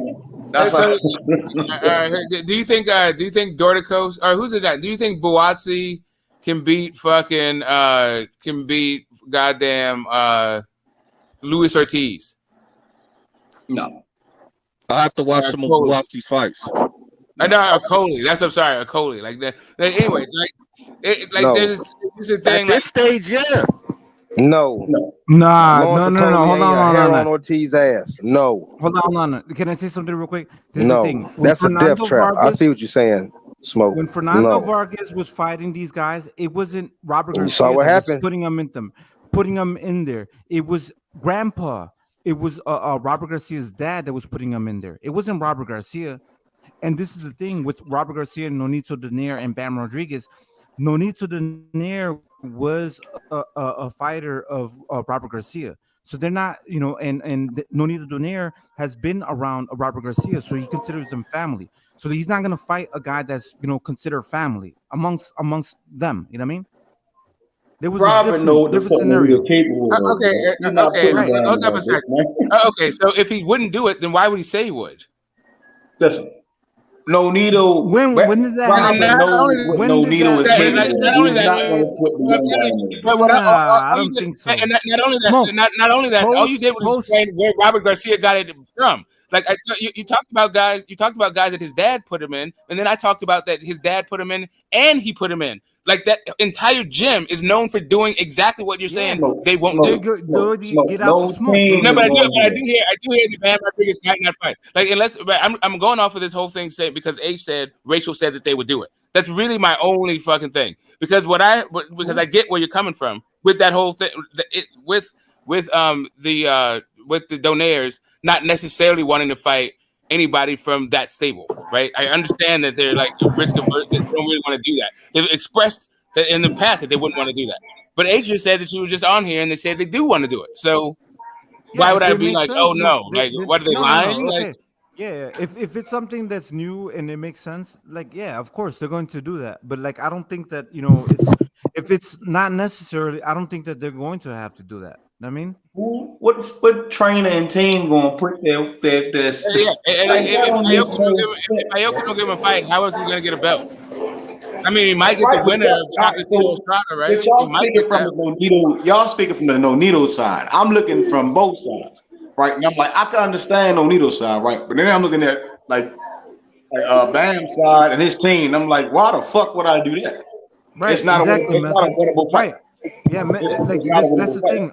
I think that their Bam is going to get pulled back. Not that it's like that he's not able to fight at 115, but they're like, okay, we've tried 115, we've gotten this far. Let's pull him back to 108, 112. You know what I'm saying? Let's see what he can do. Because like, man, we have high expectations of him at 115, but he's really a 108 fighter. You know what I'm saying? So why are we gonna do that? It makes 108 no fighter. sense. He's a 112 fighter. What are you talking about? His belt. He's a champion at 112. He's Okay, a champion at 112, 115. but he's not at 115 or 118. That's the whole He is thing. at 115. He's a champion at 115. He's been killing the fucking game at 115. It's not at 122 or 118. He's not that damn big, bro. That makes no sense. Right? Yeah, you're trying to jump him up too much. You know what I'm saying? Like, bro, slow Well, this look kid at his down. resume Nobody's so saying he should far. move up. Nobody. What do you mean jump him up? He's All right, listen, I basically understand. moving I the understand. fuck up if he fights Literally, Magneto, the only Right. reason I'm 122? That's 122? Well, That's crazy. Who's saying the fight's going to happen at 122? There's no Nito wants to get a belt at 115 pounds.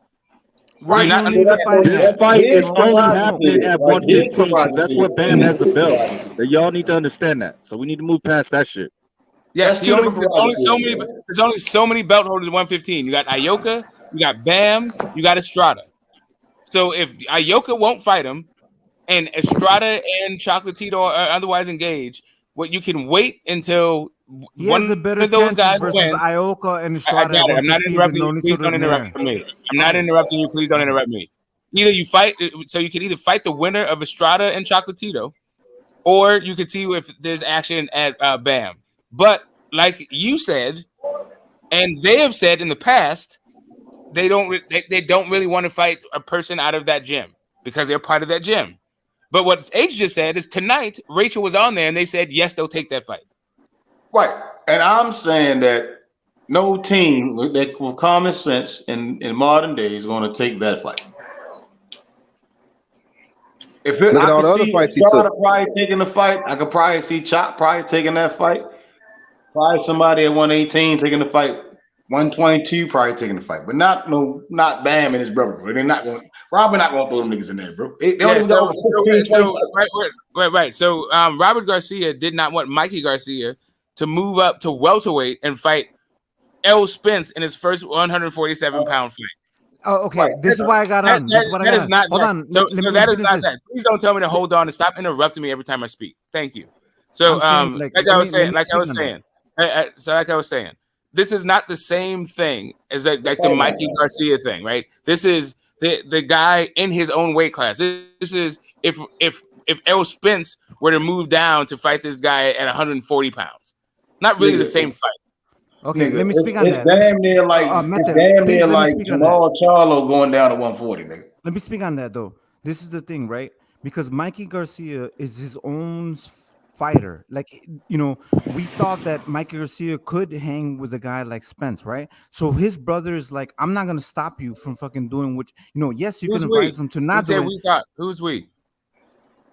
Him. Mikey Garcia. Oh, Mikey Garcia thought that he can fucking fight Spence. You know, he could beat him, right? That's his, you know, point of view. That's his like, all right, I can do this, right? So nobody's gonna stop him. His brother's not gonna stop him. Even in that fight, like his brother wanted to stop his the fights from like he was like, I'm gonna stop this fight, but he respected his brother from trying to accomplish greatness. He was not gonna stop him from just giving up. He was like, all right, you're willing to do this shit. You know what I'm saying? It's kind of like two dynamics where he's looking at his brother like, you're gonna get your ass beat, but I respect you enough for you to get your ass fucking beat. Mikey you know was a veteran, bro. It's not even the same, bro.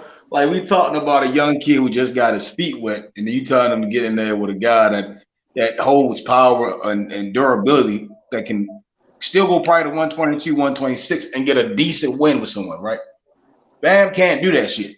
It's not even going to happen, bro. That's probably not going to happen, bro. It's a fight out there. I wouldn't know the top of my head. I don't know a lot of the smaller guys. I don't think it should happen either because Bam don't beat that old man up.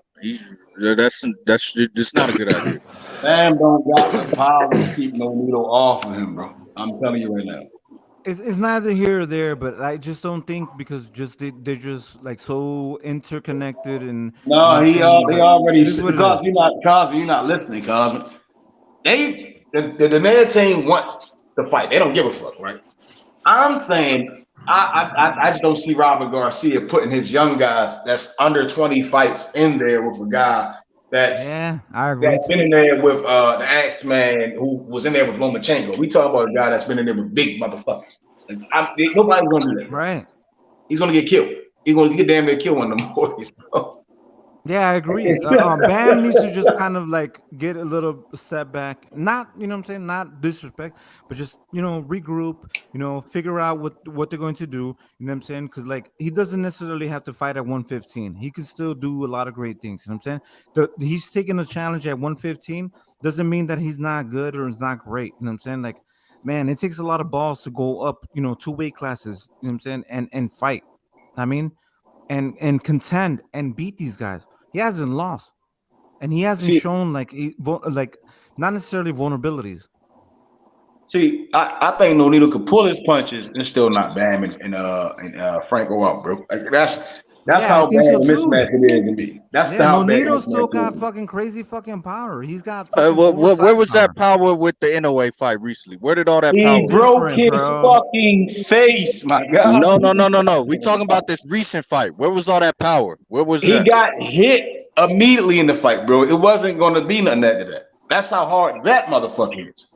That's why when you hear Shakur say, and I've been saying the same shit, Bam can't beat that nigga right now, and he probably never will. He doesn't have the power. The skills only last for so much for certain guys. If that fight happened, that's when y'all gonna hear why Father Time is undefeated. I'll tell you that. He would beat the shit out of Bam, bro. It won't even be good. Yeah, that's the thing. Nonito. Father Time is undefeated. Ain't taking a loss yet, and y'all gonna find out why. He would not Bam the fuck out. He can legitimately just walk. That's disrespectful, but I'm gonna be completely. That's how bad it can be. He can walk the Bam with his hands down and knock him out. Like that's how much confidence I have in that situation. That's how bad it would get. Yeah, Bam just needs more time, though. He just needs more time. Yeah, I think there's 2 different generations. I think it's probably 3 different generations. I need more time when he a world champion though. We all thought that Rumble side was this motherfucking big puncher. Nigga showed that it wasn't what he thought it was, and that little young nigga beat his ass. He's a clumsy fighter. He's not a fucking thorough fucking fighter. Right, like one of the oldest division. Okay, so his Rungle's side is not a big puncher either. He's an accumulation guy. The bantamweight division is one of the years old. And Nonito Donaire is the oldest champion to be in the bantamweight division. He's already done the whole like Father Time thing. He's already broke the curve on that shit. Yeah, and how many years ago was carries his punches throughout every weight class. Okay, that's why I said 3 years ago, give me this fight. But now, no. No, 3 years. You don't understand. That was at bantamweight. They're not fighting at bantamweight. They're fighting super flyweight. We gonna suck him down even more. Okay, yeah. Suck him down. You understand? He's a 4 division. He's a 5 division guy. Yeah, but he's 40 years old right now. You really think that cutting that weight is gonna be his favorite? Boy. All right. Okay, so it's a 3-pound weight cut. That's firstly. So before we get all like crazy about it, it's a 3-pound weight cut. He's already fought at that division before and even lower. I'll tell you right now. If you get Rachel back on here and ask her, hey, do you think this 3-pound weight cut could affect Nonito's performance? And see what she said. Right. I've already had that question put to her. She's like, he's freakish about his fucking maintaining his weight. They never have a problem. He does it by himself. Yeah, I was there. Yeah, I remember that. We had this conversation about this very thing. Yeah. He had not Bam and Joshua, bro. Not even close. Them guys ain't knockout artists. They not hitting like that. Their style will be tailor-made to go to sleep. Yeah, but shit, man, if Phantom words, man, throw that. Hey, go ahead. Hey, make it happen. Let Phantom win the hallway. This is news to me. Like I never heard of that shit. I thought they were all cool and shit like that. But if it's it is what it is, throw them in there. You know what I'm saying? But Nonito still has that fucking devastating fucking left hook. That motherfucker can still fucking crack, bro. Yeah, I wouldn't throw my fighters in there. To that first body shot, man. And we'll see how it is after that. He gonna look at Bam, laugh, pull a Snickers out of his pocket, eat the Snickers, then proceed to beat his ass, man. Method, you're a Bam supporter. I remember hearing you. Yeah, wasn't there a story about that? They've known Bam since he was like a kid and all this stuff? Since he was like really little? Who? The Donaires. I know Nito. Probably. I mean, they don't stop him getting his ass knocked out. Shit. They ain't gonna stop a nigga getting his ass knocked out, man. Come on. Wasn't that Bam they were talking about? I thought that was Bam they were talking about. Maybe it was somebody else, but I think it was Bam. Yeah, I don't know. But yeah, Bam too damn little for that fight. No, but so I just asked YB, did Nonito call Bam? And he said nah. So that's the thing. This is news to me. And if this is the situation, you know what I'm saying? It is what it is. You know what I'm saying? Like, it is what it is. But like, man, this is a fucking tough thing to go. Anytime you're gonna go against Nonito Donaire, it's gonna be tough business. So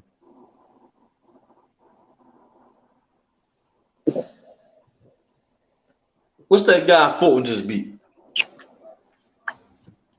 Roman, was it Roman? That's a cool fight. Danny Roman. I mean, I like Figueroa, but Figueroa moved up, and he's starting to box now. I actually don't really like him as a boxer. I like his old style, but I can see how it wouldn't translate. A brawler. Yep. I like him better as a brawler, but he's all right as a boxer. He's a big ass kid though. Nah, this is gonna be great. Figueroa needs to add some dynamic to his boxing. Oh, Lance, chill. Lance, mute your mic, please. That motherfucker Kush be off the sauce, boy. Ears be fucking him up. Oh shit. Figueroa and Ray Vargas is actually a good ass fight. Right. These matchups are good for them. You know what I'm saying? Like two brawlers, two motherfuckers that are going in there going to go crazy. That's great. No, Ray Vargas ain't gonna brawl with Figueroa. He gonna try to move around. But Ray Vargas brawls too. You know what I'm saying? He gets in there. That's bad idea. Yeah, don't do it. Don't do it. Two brawlers are like that's, but you know that's the stuff that like casual fucking fans are made of. That's the goddamn Quadras versus Estrada, or if goddamn Chocolatito versus Rungvisai. Or Chocolatito versus Estrada too. You know what I'm saying? That's what people are excited about. It's amazing. It's great. People like that shit. Yeah, two technicians people are less excited about. That's the only point I was trying to make with the Devin Shakur fight yesterday. So you didn't see two technicians in Gennady Golovkin and Canelo Alvarez? Two technicians no. going at it? Where was that at? I mean, I saw that in the third fight. They had to be technical. Yeah, in the third fight, they were very technical. I mean, there's parts of it where there's technical, but most of it is because Triple G was old and goddamn Canelo was lazy. Right, but this is the thing. They had to they match each other's style, right? So they had to be technical because they didn't have to be. They just decided to be. The fight settled the way it is. Triple G wanted it to be something that he couldn't fucking pull off because he's too goddamn old, and Canelo. I thought he feels like if he just swings his arm one time, his mighty fucking left hook one time, the whole world's gonna crumble. And people aren't doing that shit anymore. They're not just going away because he fucking hit him. I don't know who the fuck. Let his hands go more. Can I interrupt, boxing panel? Can I interrupt? You know what I mean? I'm getting ready to. Yeah, what's up, man? Yeah, I see you smoke. You know what I mean? You know your channel. You know what I mean? You know, your platform came up on my algorithm. You know, I had to subscribe. Oh, that's what's up. Thank you, man.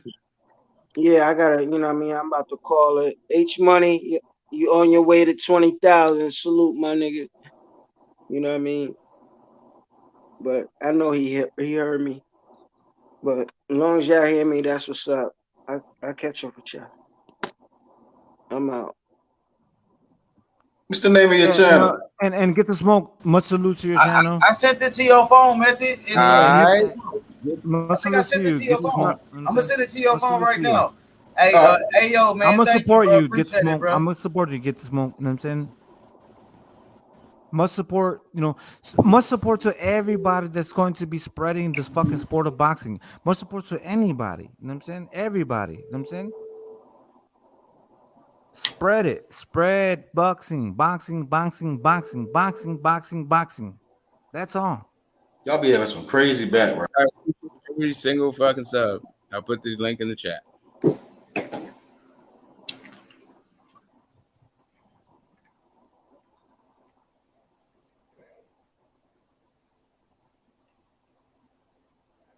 All right, so where were we at before everybody started appreciating and get to smoke? Not that it wasn't needed, but you know what I'm saying? Where were we at? What's going to happen on this week? Shakur versus what's his name? This fighting. You know what I'm saying? Let's talk about that, man. This is the thing. Let's not. They just talked about the Terence Crawford Errol Spence fight being announced. I know, man, but Ryan Garcia versus fucking Tank Davis is gonna be announced too soon. I told you, Smoke. I told you, Smoke. It's happening. Stop playing with me, Smoke. No, we don't know that, but it would be a shame if one fight was announced before the other. If Tank and fucking Ryan Garcia gets announced before fucking Spence and Terence Crawford, like what the fuck? It'd be better if they was all on the same damn card, but that's just me saving some damn money. Shit. That's what you end the fucking year.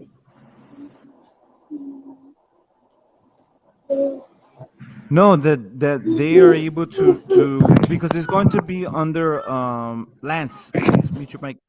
No disrespect. Thank you. It would be like what the fuck? How can because it's going to be under Showtime and Showtime PBC. It's going to be under PBC, Showtime.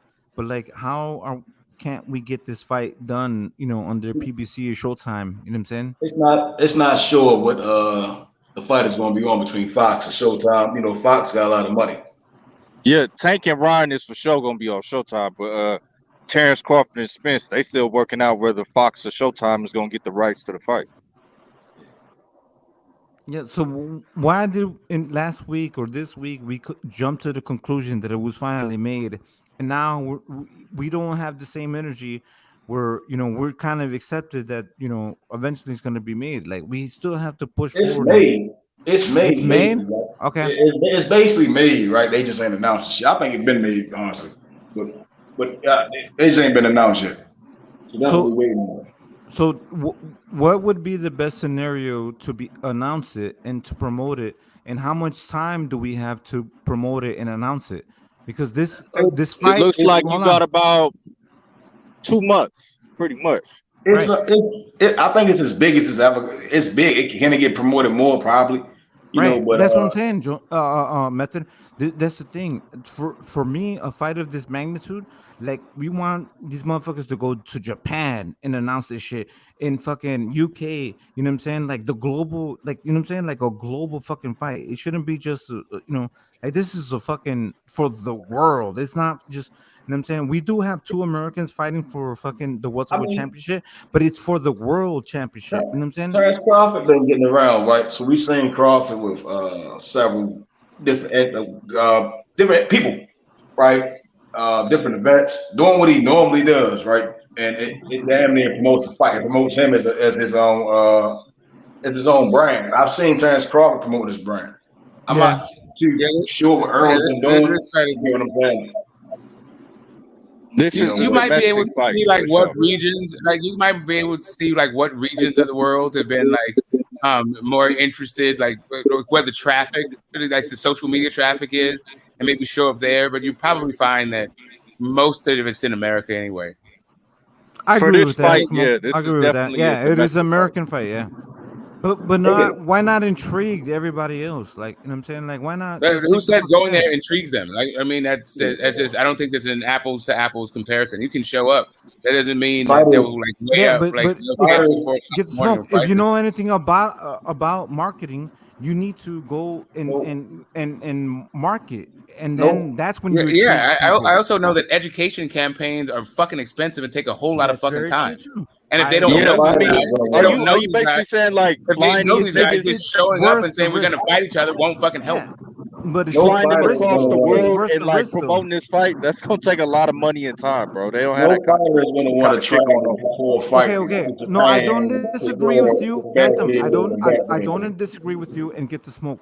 But all I'm saying is that this is a worldwide level type of fight where it needs to be promoted on a worldwide scale. I'm just saying that. So if we don't waste, you don't have to waste your time.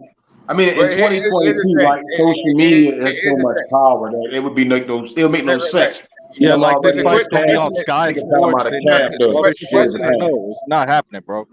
Yeah, the question becomes: how do you promote a worldwide fight with two people who aren't worldwide that don't have worldwide profiles? Yeah, it would be through social media. I agree. I don't disagree with that. But like we have to look at the old model and still use the old model, which would be global tours and things like that. It helps. It doesn't.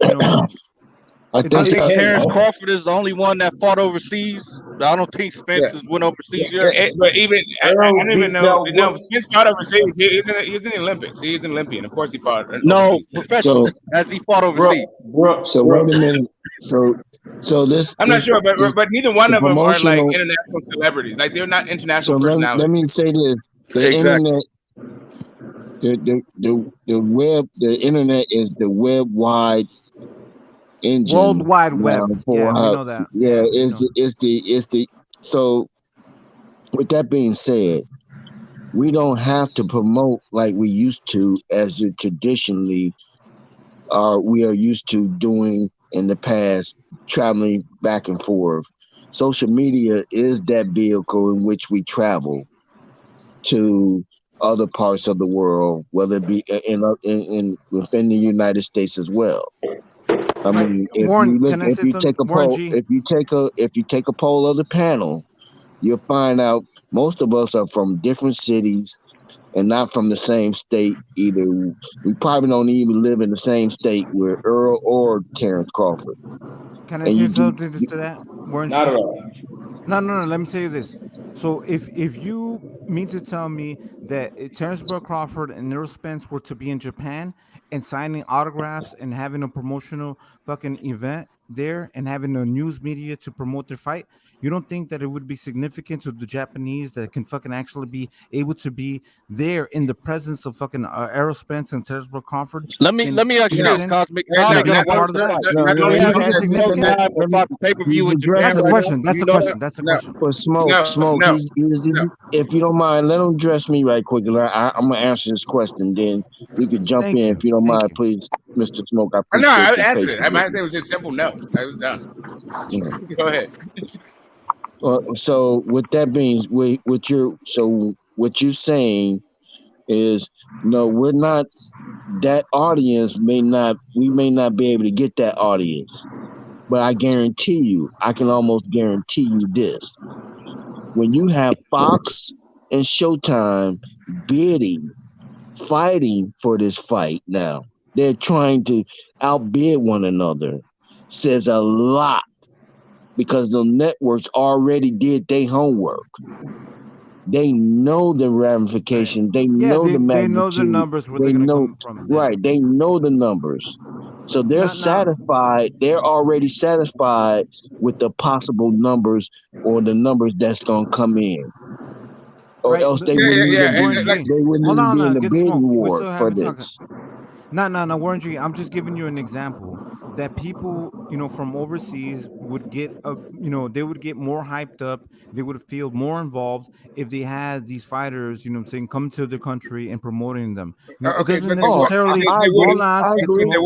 But they wouldn't. Like, no, I don't know what you're saying. I can tell you why. Because hold on. Again, get smoke. Okay, you got more to say? I mean, okay, you want to keep saying the same argument. I'm just giving you an example. I know. I'm not talking about your example. I'm not talking about your example. I'm trying to talk about your examples. I'm talking about the argument. I'm just talking about if you want to actually know, bro, if you want to have a conversation about a real topic. When I'm done finishing, I haven't proven my point. Go ahead. I'm just trying to address your initial argument. Okay. You've already addressed it when I'm done. When I'm done. because he said something, and I'm going to say something. All I'm saying is it would be more enticing for other countries. It doesn't necessarily even in the United States, when they have these tours, when you have these fighters having these promotional tours, when you can actually see these fighters, doesn't necessarily be in the UK, Japan, Australia. They don't have to do that. If they did that in New York, if they did that in Chicago, if they did that, what I'm saying, in Las Vegas, California, whatever.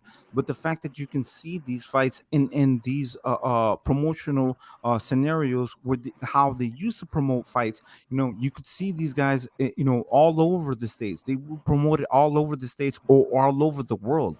You know what I'm saying? Wouldn't it be better? You acting like you can't just watch the shit on YouTube if you're in another country. What the fuck is going on here?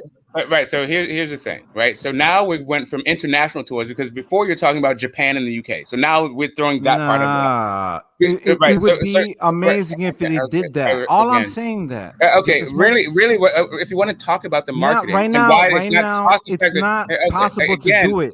But it used to be. They used to do that, though. All right. Again, I know. Now you're talking about what they used to do, but what you started off with saying is, why don't they do this for this fight? So now I'm trying to address. If you're gonna back off the international part of it, so we don't need to address that anymore. Cool. Right. So we don't need to address that because it's fucking stupid when you said it, and I'm glad you recognize it. So now we can. It wasn't stupid when I said it. Yeah, it was. Yeah, it was, and I can tell you why, and it's still stupid now. And do you want me to tell you why it means so much? Because this is okay. This great. Is the best fight in the world. This is the best fight. You keep talking about this fucking best fight in the world. The best cool. Fight the question being right. I got it. You keep droning on. You asked to finish. You asked on a worldwide scale. That's my only argument. Okay, I heard you make your argument. So now can I speak without you interrupting me constantly? Like I was saying, a worldwide fight is you can probably promote that without the fighters who aren't worldwide personalities going there, because them showing up doesn't actually promote the fight. What you'd have to do is promote the fight. And maybe you could do that through commercial and ad buys and all that shit on those local networks. But again, since it's, the local networks in these international markets, but since it's a national fucking fight for real, these people are national personalities here. All you have to really do is use the goddamn internet. You may show up into a city, but what is the point of showing up to Chicago and New York and all of these fucking places to do one-offs for people who barely have even a national fucking presence? So let me add to that, and if I can, let me just add to that. In the ideal situation, in the perfect boxing world, with the time and the money, it wouldn't be a bad idea to do some traveling, but that's not the case. Right. But here's the power of television. You got ESPN that's in correct every language that is broadcasting in whatever country correct. It is in. You got it's not 1932 anymore. You got H, who's got I don't know how many subscribers, who views this, who sees the conversation that is being had. You have all these content creators who's been talking about this fight for years and years. Warren. So let me out. No, wait a minute. Now let me finish. Let me finish before you interrupt me, please. What you're not adding, what you're not trying to bring into the picture is the fact that, which is very key and very important, you have two major networks. Fox is no cookie and no crumbs, and and Showtime are bidding. It's a bidding war. It's not that it's a war. So if they're having a bidding war, don't you think that they have all of the people that they know to already do the numbers? So if that numbers is satisfying to them, then I'm satisfied with the fact that they're in the bidding war and they're trying to fight. They're trying to see how outbid one another to get that fight, which means that the numbers are there for them. And if the numbers are there for them, then it's there for us. and the people will get to know that. And like Smoke said, you can do a lot in advertisement that you can't do in months, in a day or two, in 3 days or a week. You can promote a Super Bowl in 2 weeks and That's not my argument. Millions of views. Yeah, you kind of lost the plot. But what's the Fox channel on Tokyo television or UK television? What's the channel on that?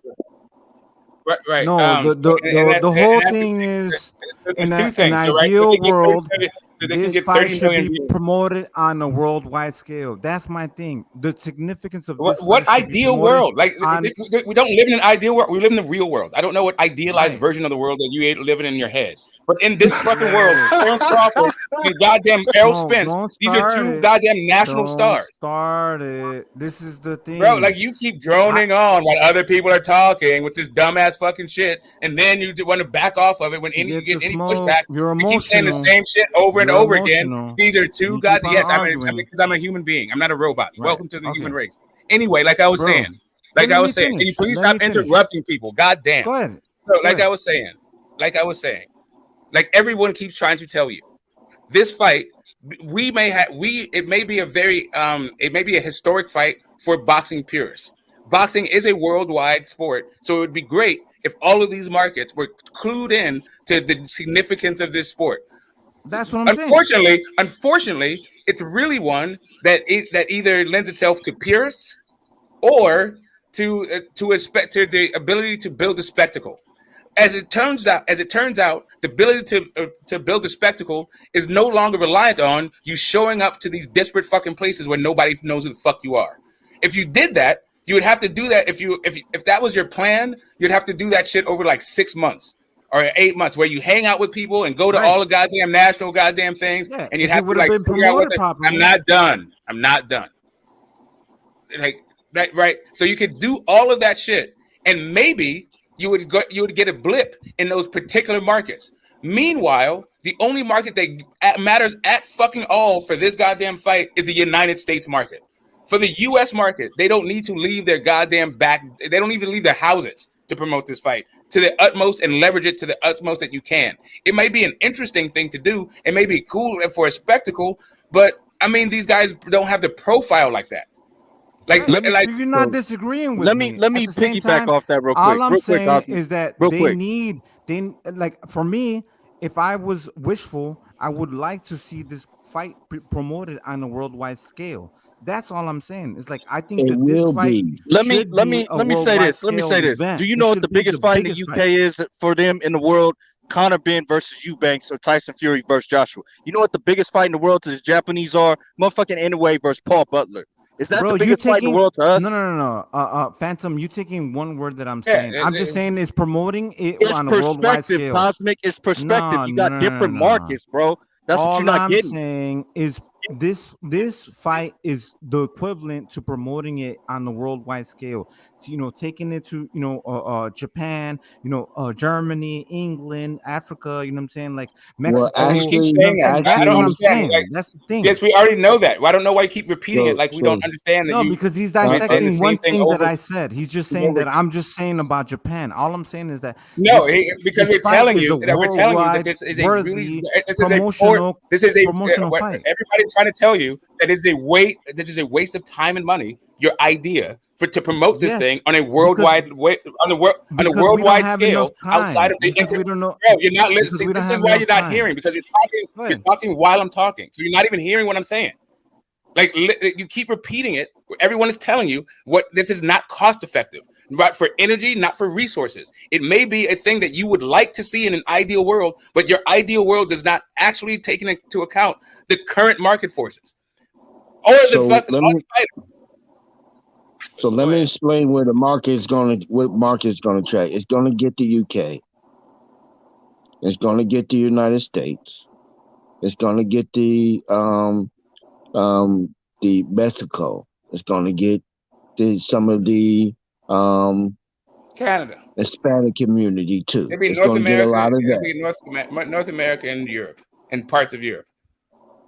And it's going to get Mexico and some of the Hispanic, and it's going to get some. You have some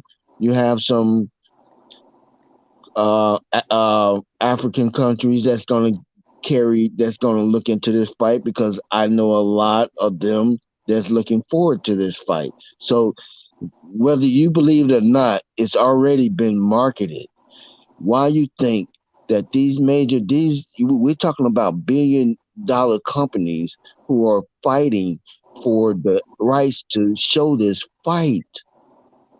That right there in itself is that your answer. Yeah, but they're American companies. You act like Sky Sports is trying to get in on this shit. They're American companies. This is just the market for this fight is here. The way that they can leverage this fight, they've already done. Fox is just not in the United States. If they already were stars, right? If we were talking about like Floyd and Connor, like what you were saying, I would be all for, right? Because they're already global personalities, and now you're just adding more to the spectacle because the world is their goddamn playground. That's not these two guys. These two guys are fucking barely known outside of their home states. Right. So they need more time to market it and promote this fight. Years. The fight's gonna happen in months. What you're talking about is a years-long campaign.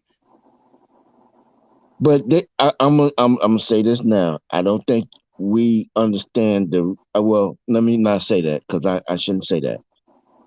The power of television commercials, sir, is very, very strong. Fox is just not in the United States. Fox is in other countries. Fox is international.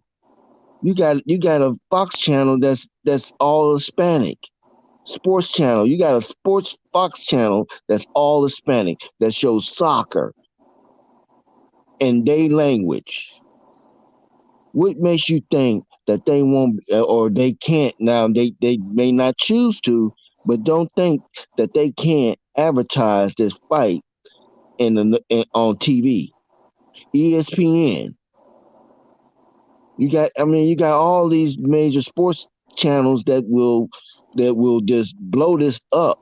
Just continuously repeat it. Watch when you turn on the TV, a sports channel. As soon as this fight is announced, you're gonna get this pushed down your throat.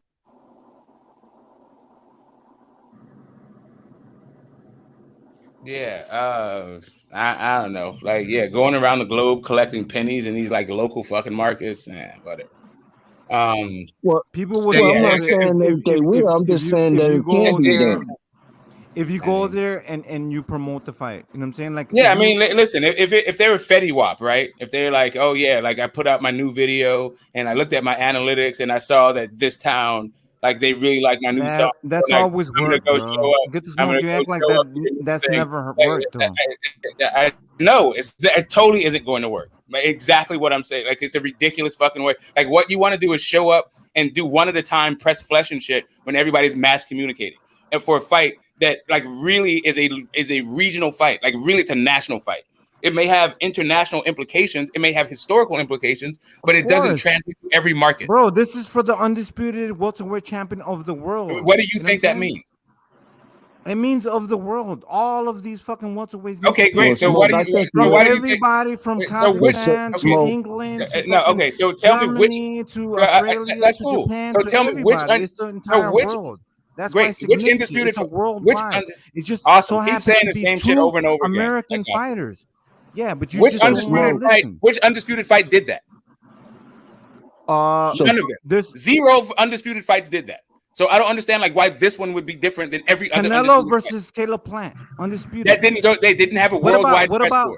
No. Okay, none of them didn't happen. Okay, what about Charlo versus Brian Castano? None of them. Okay, they had a fucking press conference right in goddamn California. Do you think, in my opinion, this undisputed is more significant than those? You know what I'm saying?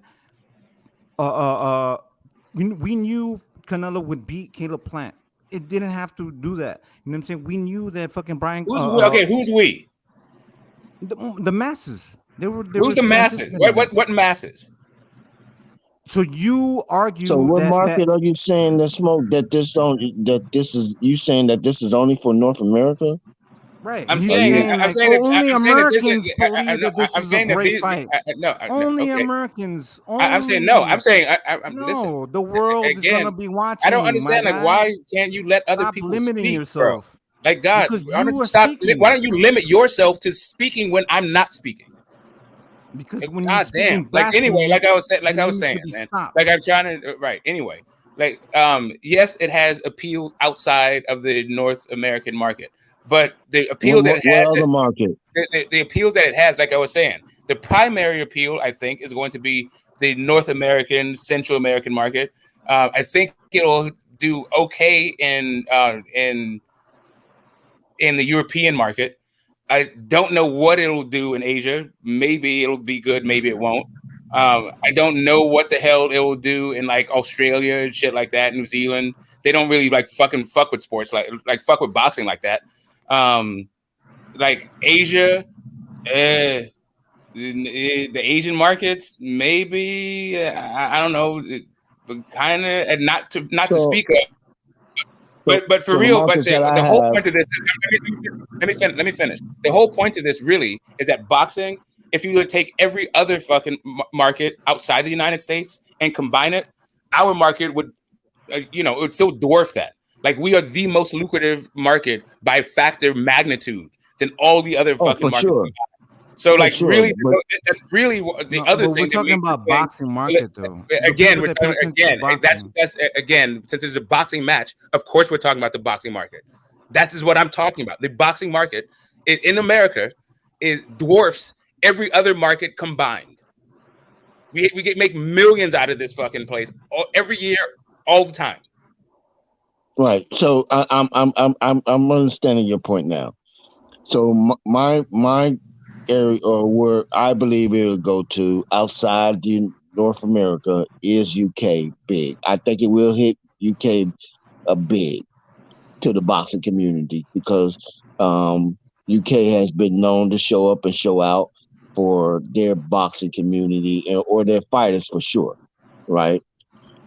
Because of the magnitude and because of can I say something? Terence Crawford, hold on, brother. Because of Terence Crawford, I think connection with UK in some sense, because he had some time, he spent some time over there.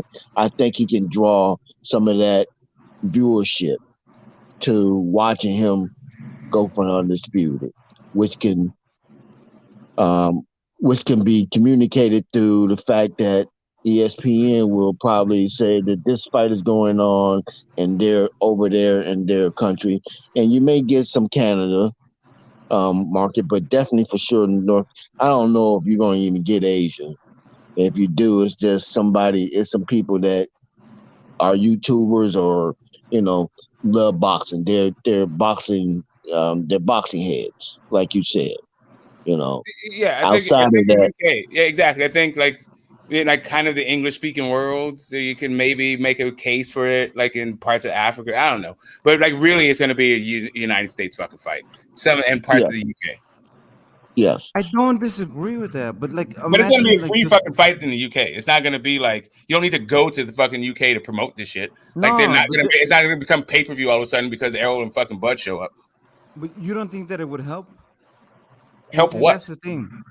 Help promote. Help build it up. Help what? More than what? Then not showing up? No. I think it would be more. That's marketing, bro. That's what. Yes, there's a lot of shit that's marketing, and a lot of marketing don't fucking work. Like the shit you're talking about. It doesn't until you try. Yeah, coupons are marketing. Who the fuck? Like most people throw coupons a fucking way. So what? It's still marketing. You're scared to do something. You know what I'm saying? No, I'm telling you what you're saying. I'm telling you what you're saying. Doesn't mean others are not.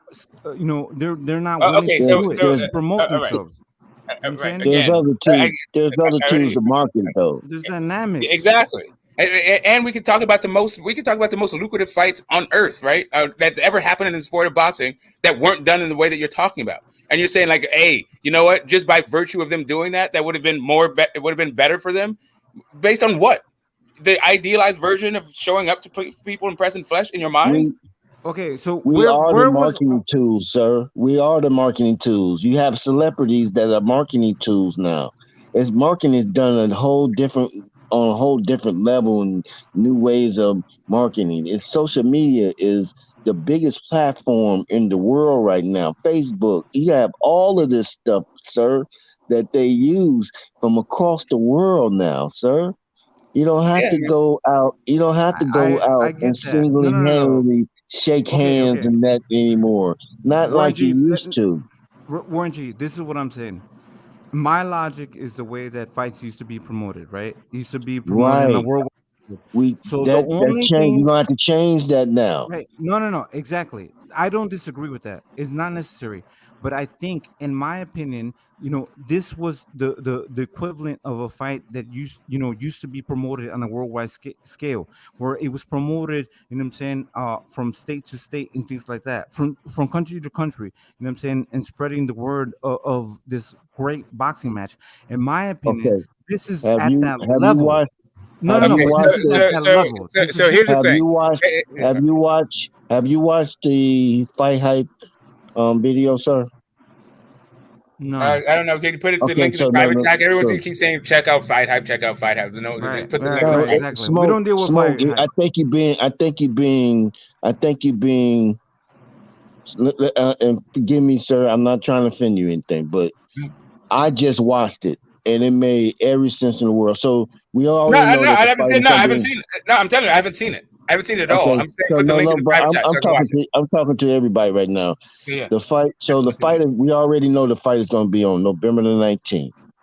The holdup of the fight is what caused it. They're not changing November the 19th. We already know that it's set for November the 19th.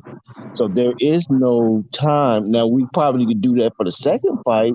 We could go to different cities depending on how good this fight is. Depending on how good this fight is, we'll help market it across the world for a rematch, if indeed a rematch is going to be if the rematch How is about this? exercised. How about this? How about I give you this as an example? Let's see if you can wrap your mind around this. Floyd Mayweather versus Manny Pacquiao did the most pay-per-views ever, right? Of any sort of from the pay-per-view model, not counting closed circuit TV kind of model from Muhammad Ali days, but there's just a straightforward pay-per-view model.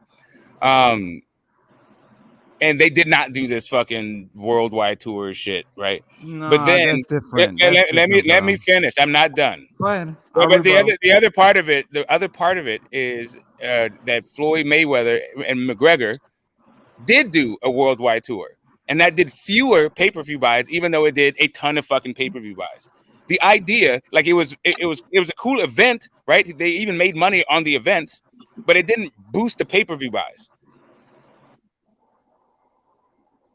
Well, so let's talk about the McGregor. He's not really a fighter, though. You know what I mean? We knew that. I knew. Did you know going in? Did you know going in that was? Did you know going in that I knew going in that was an exhibition fight and that was just for show. That was nothing like we was going. It's not like I was expecting Mayweather to lose.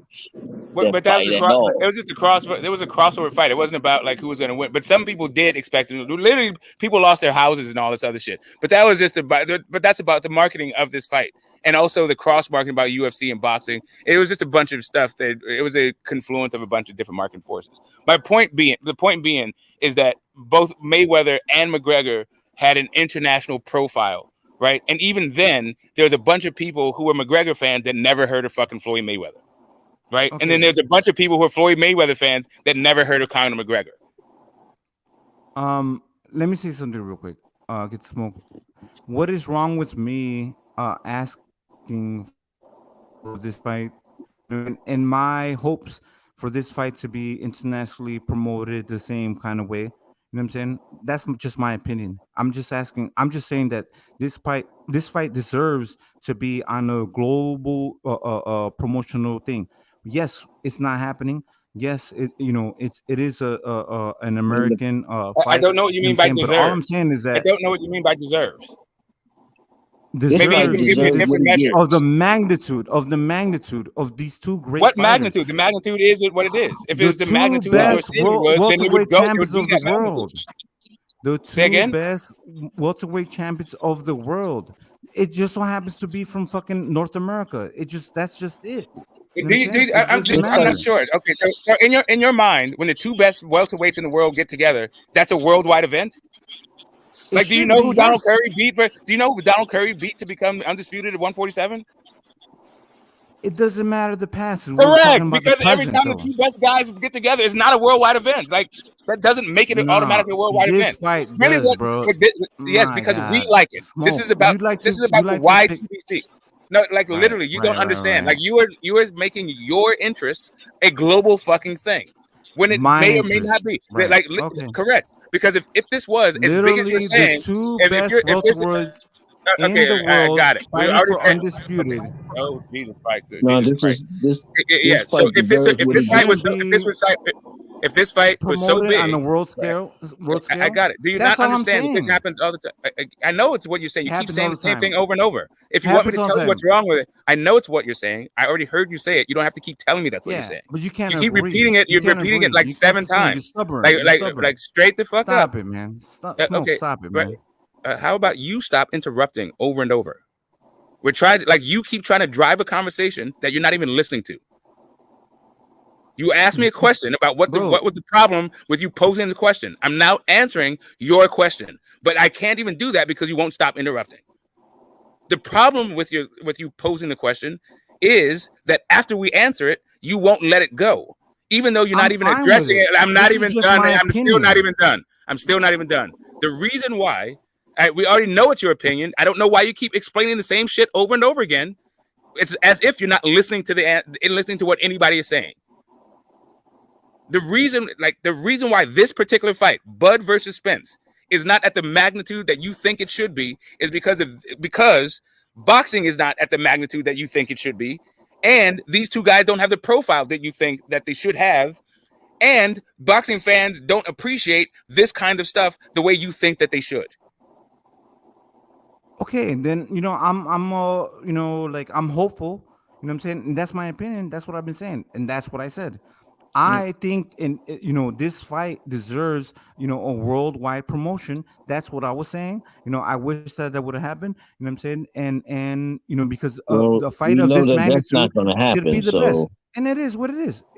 It's wishful thinking, in my opinion. The fight draw enough attention for two major networks to be fighting over it. That's all they need. That's all they need to go on. If they know they're gonna make some money, then we know that it draws enough attention so that they want to fight over it, which means that we're gonna get this fight. And we're going to get it, and it's going to be a good view. They're going to get their money. Everybody going to get their money. Yeah, let's hope so. Yeah, like fight of the century, it may be because of these two guys and the style matchup and how good they are and all this shit. And it may be like a hidden gem for a long time. That this, like, it could be just a crying shame, right? That Floyd Mayweather versus Pacquiao got all the attention it got, or Floyd Mayweather versus Conor McGregor garnered all of that fucking attention, but this fight goes kind of under the radar. That might be the thing, but that's not right. But that and if you're saying that kind of thing, like it has the potential, the quality of the fight should be on the level of those other things. Yes. I mean, sure, that'd be great, but that's totally not the fucking world we live in at all. And I don't disagree with you. All I said is that, this deserves a global type of promotion. You know what I'm saying? To make this fight, and that remains to be seen. We could talk about this all night. It still remains to be seen how the turnout will be. We won't know until the fight actually shows and they actually talk about some numbers. Then we can have this argument about if we shoulda, coulda, woulda, did it, but we didn't. Yeah, I'm in the shoulda, coulda. Like if we should have, you know what I'm saying. Right now, we should have, promoted, this fight. Hold on, because the dynamics and the drama behind I get getting this fight We're running out of time. But this is the thing. Right. There's no time for that. These guys got to go in camp. Right. Yeah. And once they go to get camp, they don't talk to their families. None of that. No, I know that. They're not. And the only time you probably see them in media is probably 3 or 4 days before the actual fight. In between time, we're gonna be getting snippets of people who go to the training and get some little short films on it, and we'll be debating about that, until the fight actually happens at this point.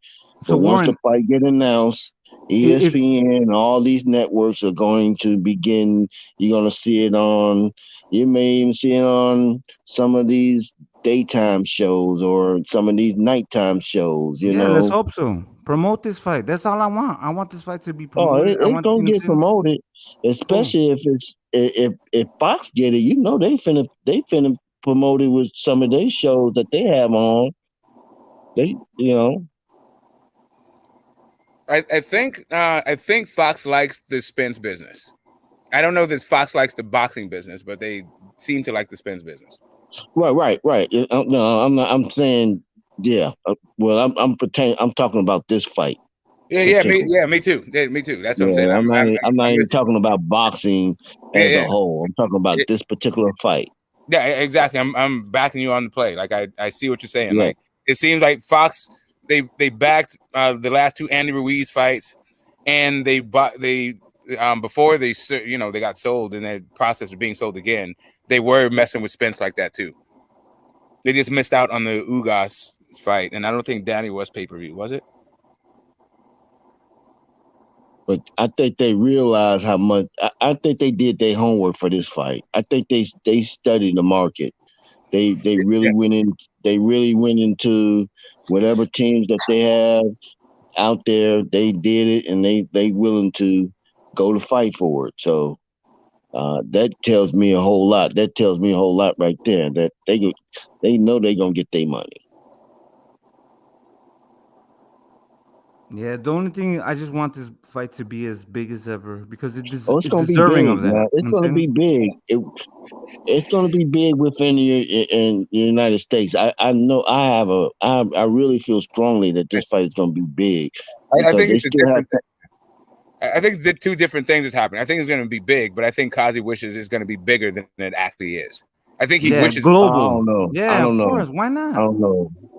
He was just like Rumble in the Jungle 2 or some shit. What goal are you trying to set for at that level though?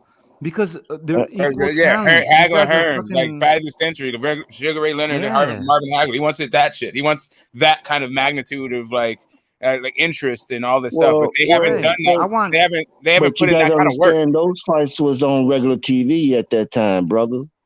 Exactly. Yeah. You can't even explain to him what that means.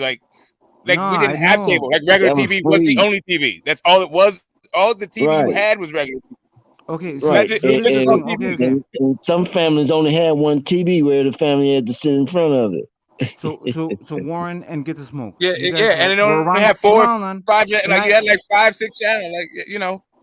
Enlighten me though. I wasn't around during those times. But all right, imagine that most of the country watched 4 channels, right? And TV ended at like 12 o'clock at night. They just send the national anthem, wave the flag, and then you watch snow. Yeah, it just go like fucking dead, right? So TV was the biggest interest, and it would be a distraction, but it was only so many shows per day.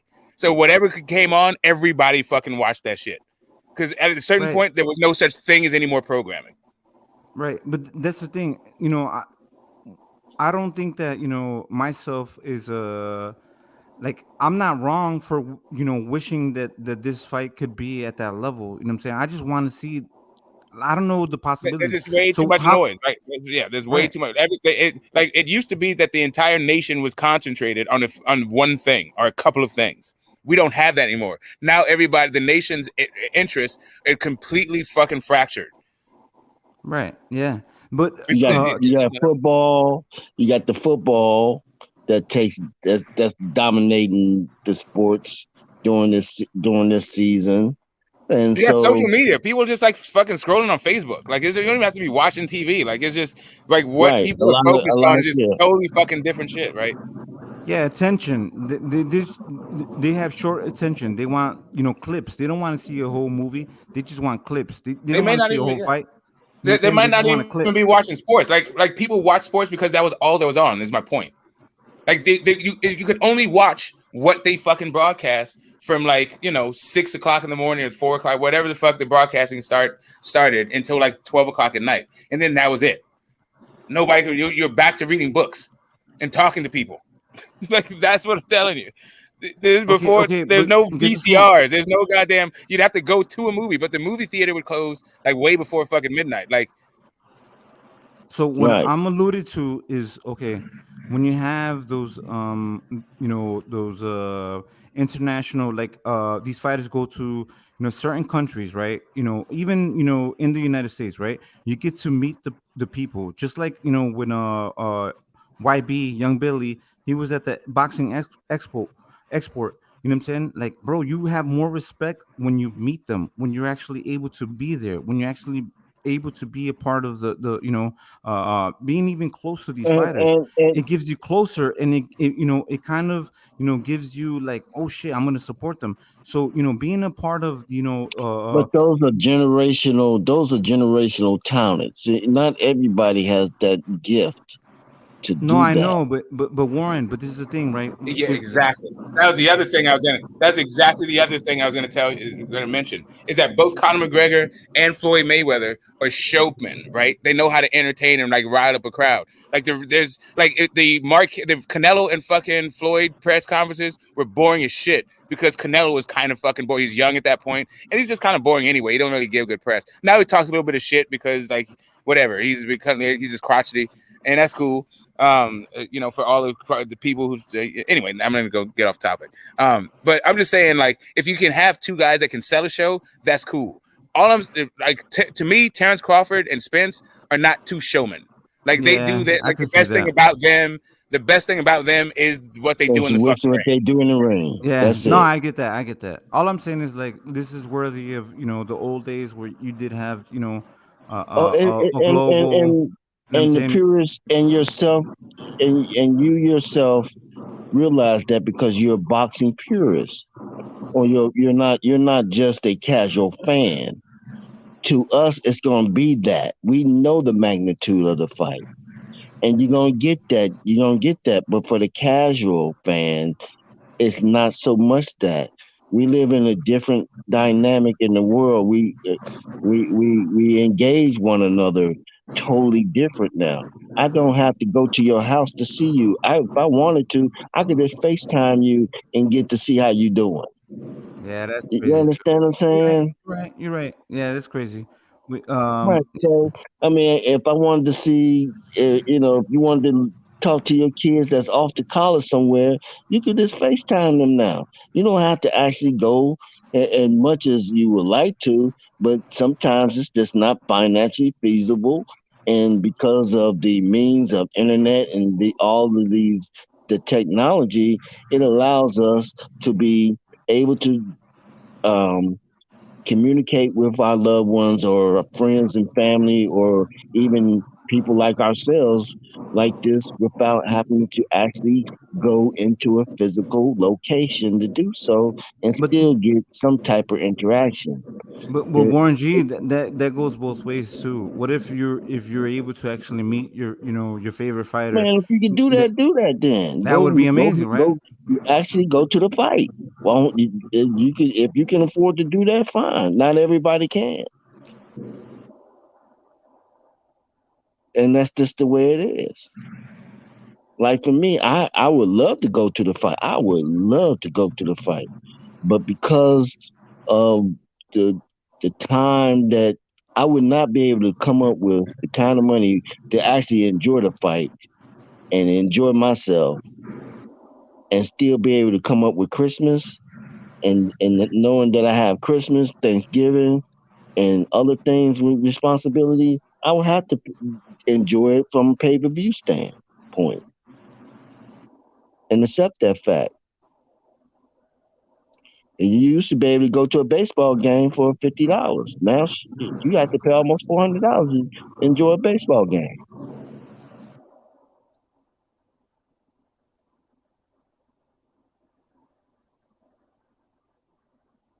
Okay, guess that's settled. But yeah, Smoke, I would just, I'm not a person to take, but I looked at that interview and I thought it was a pretty good, decent interview because I don't just take whatever people put on their channels. Yeah, no, I mean, I'm not mad at it. I'm gonna check it out. I just like yeah, to I thought it me, was pretty good.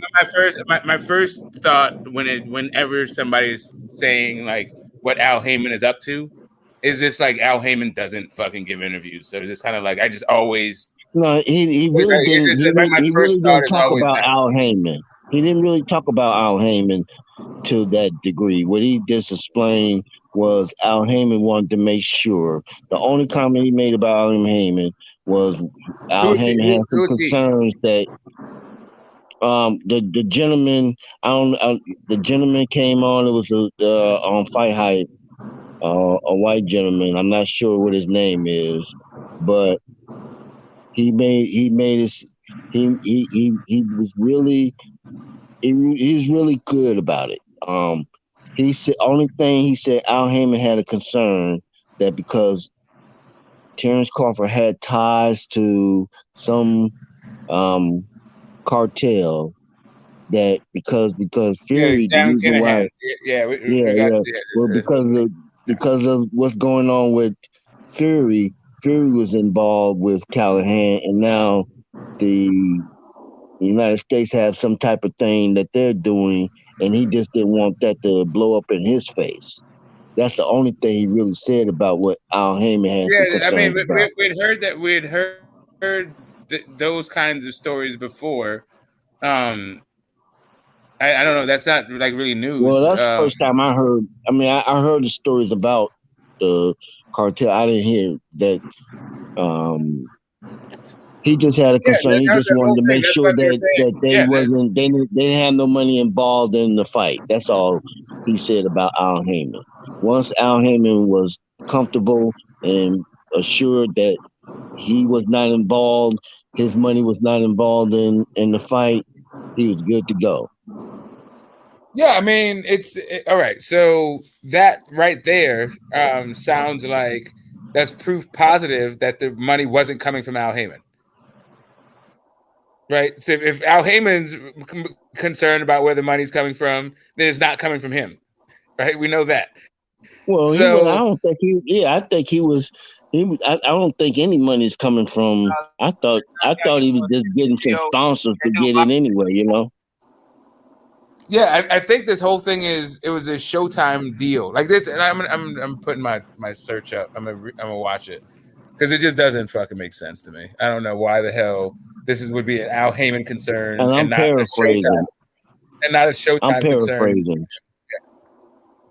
Well, he did explain that. He did explain that Fox and Showtime is still bidding for the rights to show the fight. So I think that's some of where that money's coming from too. But it's only like 4 minute clip. But no, I got you. I'm back. My bad. I'm loading it up right now. So who would you like to win the fight? Who you have in the fight? Or do you have a horse in a dog in a race? For me, it's a little bit bittersweet. One of my favorite guys is going to win and one's going to lose, right? No matter what happens, unless it's a draw. But I'm picking Spence to win. Okay, and I'm picking Terence. I got TBC all day, every day of the week. Yeah. Yep.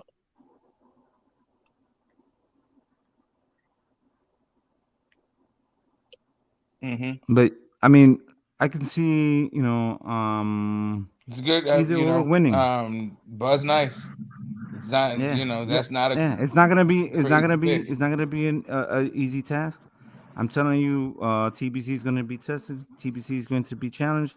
TBC is going to be pressured. You know what I'm saying, we Well, don't that's know the what's going to reason why happen. it's a great fight, or that's the reason why Exactly, everybody's talking exactly, the way they're right. talking. And we have chosen sides. All of us have chosen some to not to Yeah, say that yeah, but either some fight, not to diminish either side of the fight or either fighter. It's just that we favor a certain style. We like some of us like I like what Terence Crawford brings better than I like Earl Spence. If this was Earl Spence against anybody else, I'm gonna pick Earl Spence right. Nothing over wrong with that that. fighter. But he's fighting Nothing wrong with against that. somebody that I believe is better than him. And so, You know with that being what? said, no disrespect to Earl Spence. It's just that I see Terence Crawford um, much better fighter than Earl Spence. Warren, And is that's this? not. Do you have a different Mm-hmm. name, or this is your first time on the panel? I Warren come G. from time to time, but my name is Yeah. Okay. Warren. My real Okay. name is Warren. I just put the G on there because everybody Okay. Cool. associates I me with Warren G. just wanted to know. I mean, that's the thing, man. Like when people say like, "Oh, this guy's going to be outclassed," or he's gonna be like, I don't see that. There's no outclassing in this fight. There's going to Well, be. we're gonna talk our shit. It's just like Yeah, I know. we sports fans. I mean, if you have a favorite football team, when we get against our rival, if you got the other side, of course we're gonna be a little animated. It's part of entertainment. That's what makes it exciting. You know. Yeah, I just don't like. Both of them have heavy fucking chins. Both of them have grit. Both of them have heart. Like, I mean, it's like I Well, always tell myself, like, I don't know who's going to win, but I'm going to ride with CBC, Tensberg Crawford, well, because they're at the top of the division. right, That's the kind of fights we look for. And right, so we get a little frustrated when we don't get those type of fights, and we get a lot of the um, politics that can make it look like one fighter's ducking the other, and sometimes that may be the case. So we're yeah, gonna use language. We're gonna use language to discredit the other fighter or support our fighter. That's just the way it is. Uh, that's the yeah, part of it. but sometimes part of boxing is also, some fighters are leaps ahead, or or really good, and they don't have a dance partner. You know what I'm saying? So they can surpass, certain things. They can be like, all right, well, I can get past this, weight class, right? And then you have two really good fighters like Spence and Terence Crawford. That man guess who's going to be the winner. You understand? And we fans of these guys. You understand? So we want this guy, but and Well, like there's a honestly, like we don't lot of know other until stuff we see that it. right. There's a lot of other stuff that play into this, and it's called we call it politics. No, we're not going to include politics. But Like you we talked about earlier. We talked about earlier about how if I was trained or somebody was trained, they was their trainer or manager, they wouldn't set a particular fighter up to fight somebody that they knew that they wasn't ready for, even though that they may be eventually, but you just so you're trying to navigate that and still get the bag too. So these fighters are in there trying to feed their families too. So jeopardy is longevity is something that fighters want to have at the same yeah, time.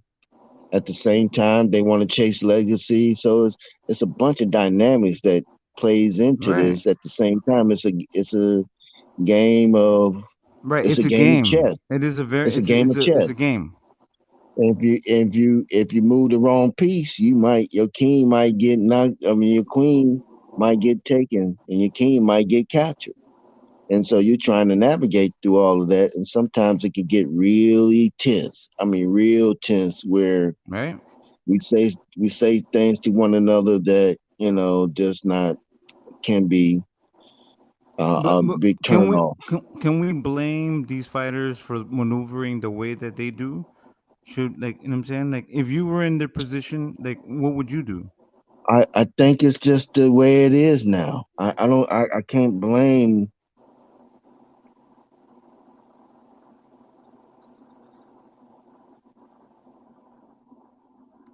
So I what can't other blame. fights? I can't put a blame. All I can say is politics is not is getting it. I gotta get paid. At the end of the day, I want to get paid, right? I want to If get the you were in most this money out. situation, yeah, right. So if this is the only thing I know, the only thing skill that I have, I'm trying to navigate my way through the boxing world, whatever that may be, and feed my family. Hopefully, in the event that I'm doing that, I either get better and make a make and create a legacy, or or create some type of fame within that boxing sport or that entertainment industry. Not everybody get that opportunity. Right. It's a But lot of boxers that come. It's a lot of boxers that come and go, right, and and for whatever reason, those who can do take those right, opportunities, right? right, So, like, and those, and, myself and Get the Smoke, we had this argument with AJ taking the chance against Tyson Fury, and I don't think that AJ is ready for Tyson Fury, but I respect the fact that AJ is willing to take that chance against Tyson Fury because the opportunity well, is there. well, The opportunity may not be there again, though. but he made enough money where he could take that risk. Yes, You but understand what I'm if saying? AJ is saying I'm willing to take that opportunity, are you going to be like, nah, AJ? You know what I'm saying? Who's gonna stop him? But I don't know his Anybody cooking who strategy. understands that not like taking an opportunity, you should be ready to be able to actually leverage the opportunity for your success, not just show up. Yeah, Not but just that's happy because it's willing not. to take that risk, But though. Again, if all you fighters are willing to take the risk. AJ is not sign a unique in this. contract, Yeah. if you sign a contract, then you willing to take that risk. That's the bottom line to that. I mean, so Yeah, like all the fighters are like, oh yeah, right. You know, my guys are shy because they also put people around you in order for them to make these decisions. All fighters just like, yeah, good. They get mad. Like you saw Sean Porter, he was mad that his dad threw in the towel. Goddamn, fucking Wilder fired his dude for throwing in the towel, and that was his dad, right? Everybody else is like, oh yeah, you're about to get knocked out. He saved your ass and all this other stuff, but that's not how he sees it. But those guys are paid to save fighters from themselves, from that fighting spirit that says, I can get on there. Just give me one more second. I can turn this whole thing around. Right, and I don't disagree with you, but it's up to the fighter to, you know what I'm saying, like, say, hey, It's not I'm just willing the to fighter. do this. I'm willing It's to not go just up in to the there. fighter. It's You're literally right. so you're not really hearing. You're But saying I'm right, there's and then you just say the exact opposite of what I just said. we had It's this the entire this team. Like disagreement you have before. people in there to save you from that instinct. So it's not up to the fighter. Because if it was up to the fighter, we'd have a lot more fucking deaths in the ring. But what's the proper protocol? You know what I'm saying? If the fighter is willing to step into the ring, so they're going to go through, the medical and the boxing association that they're going to be fighting under. You know what I'm saying? It would be it would be up to the You fighter mean to choose also what they he have to wants put to on choose. trunks? You got to remember that they have to put on their boxing shoes too. They got to wrap their fists. Yes, of course they have to do all the shit that it takes to fucking have a fight. But they're going to do Right. that regardless, But no if matter who it is that they put in front of fighter, them. the only thing is, if a fighter is willing to go in and step into the ring again, that's up to them. You know what I'm saying? And as long as the Holy Christ, commissions dude. and the doctors and everybody says that he's okay to do it, then it's up to the fighter to do it. But it's not just up to the fighter to do it, which is why they have all these other people that are in the way of the fighter, because the fighter, for the 5th time, will do it anyway, no matter what, because all fighters think that they can do it, the impossible. That's why they have people out there who are a little bit more sober, who are dispassionate about it, and they treat the fighters like, and their careers like a business and like a not just like, how do you manage that fighter's pride and their heart and their and to a certain extent delusion. Agree. The necessary delusion it takes to be great. But then you're gonna just tell me how it's the fighter. It's up to the fighter. Tell me I agree and tell me it's up to the fighter. Whatever. We don't. It is because it's at the end of the day. If he can convince his team that he's willing and able to participate in a fight, and then he's medically able, and he passes all the checks, and he's able to do it, then why not let him go in there and do it? Convince his team, if he can't convince his team, then all the other shit don't matter. Right. And he's going to. That's the whole point. He has people in place to save him from himself. So, yeah, so some of these fighters, they're like, okay, my team doesn't believe it. Let me find another team. I'm not saying this is the scenario, but some of these fighters do that. They do go find another team that's going to be willing to take that chance. I mean, sure. It's a free market, unless they're under contract and they can't. Right. Exactly. So, if my guy's like, bro, I'm gonna go in there, and I'm like, no, you can't do that shit, bro. This shit's fucking crazy. And he's like, I'm going to do it anyways. Then you know what I'm gonna do? Let's get ready for fucking war. Let's teach you how to do this. You know what I'm saying? Let's teach you how to or you can go, I'm not gonna be a part of your self-destruction and your self-delusion. That's true too. That's your choice. Right? Like that's the whole point. The only point I'm making is it is irresponsible to put him in there in this situation. I don't care. Like, you can talk about how much heart he has and he just wants to do it and yada yada. He can go to another team. Sure. That doesn't change the fact that it is fucking irresponsible to put him in there in this situation. I don't disagree, but if all the checks you saying that, but you don't. But yeah, but you are going to disagree. Hold on. Yeah, we disagree. We agree to disagree. But if he checks all of the health, you know what I'm saying, he's capable of doing it. And what do you mean capable of doing what? To continue capable to fight. Of fighting? Yeah. No, it's not about fighting. You're trying to win a fight, not just participate in one. But participate in a fight that you only have one chance to do it in. Who's it? What are you talking about? When did AJ become desperate for a fight? What world are you living in right now? It's bro, Smoke. We were talking about Fury versus AJ. Correct. When is AJ's chance at a fucking title fight going to all of a sudden dry up if he doesn't take it in his next fight? It's not. It's the fact that he's getting the opportunity now. So and what makes you think that because he will still have the same opportunity later? So what's the point of saying it has it now? We don't know. It's not going to go anywhere. Why don't you know? What you think? Why would it go somewhere? Because if Fury decides to fucking wait on Usyk and beats Usyk and retires, then AJ never had that opportunity to fight Fury. That was the whole argument. Okay, again, the idea that Fury doesn't want to fight AJ, or that AJ needs to be urgent to be on fucking Fury's timetable, is something that you invented in your mind, though. It's not. It's the thing that's what Fury said. He's like, "You willing to fight me? He didn't. Fight him now." Yes, he did. That's what he said. No, he said fight him now. He didn't say he's gonna retire if he didn't fight me now. But this motherfucker's bipolar. He's in and out. No, I know he says a whole bunch of dumb shit, and you're taking it as a fact. Like now we're talking about the shit that Fury says that bears any weight. All right, then pull his card. Pull it. What do you mean pull his card? He's pulled his own card. I don't have to do anything. I don't even know what you're talking about right now, actually. Bro, the opportunity, we don't even know. So we were arguing about that fact. I'm sorry I brought that up. You know what I'm saying? We don't even know what's going on with that Fury AJ. But it was a topic, you know what I'm saying? It's crazy that it was a topic and people were really talking about that shit.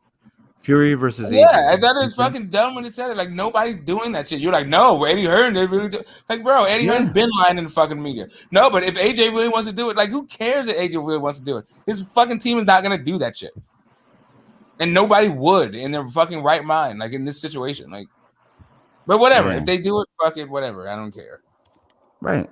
I mean, you don't think that it would be a good opportunity for AJ if he took that chance to, beat Fury, you know what I'm saying, and get the belts back and then fight Usyk again, or Usyk, whoever. Holy shit, dude! Like, you really don't like. I feel like you don't have your memory is shot.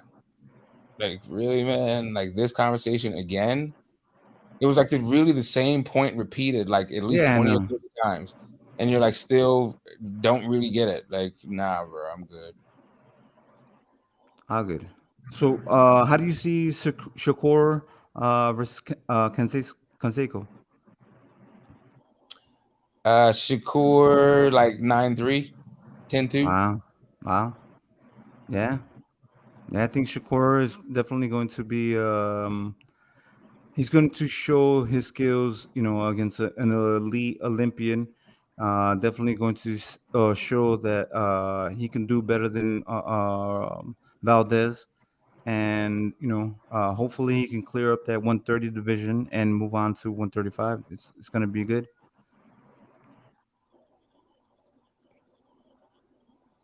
Yeah. I think it'll be a good fight. Maybe 10-2 is a bit much. I wouldn't be surprised if it was 8-4. Anywhere from 8-4 to 10-2, somewhere in that window. Right.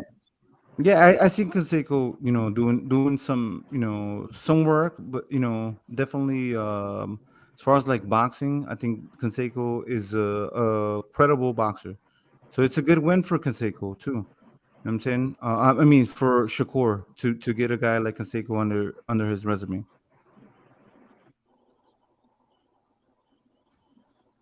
Mm-hmm. And what's next? What's next after this? You have to be a little bit more specific. Oh no! After this fight week, after Shakur, so it would be the 30th, right? What's the next fight card?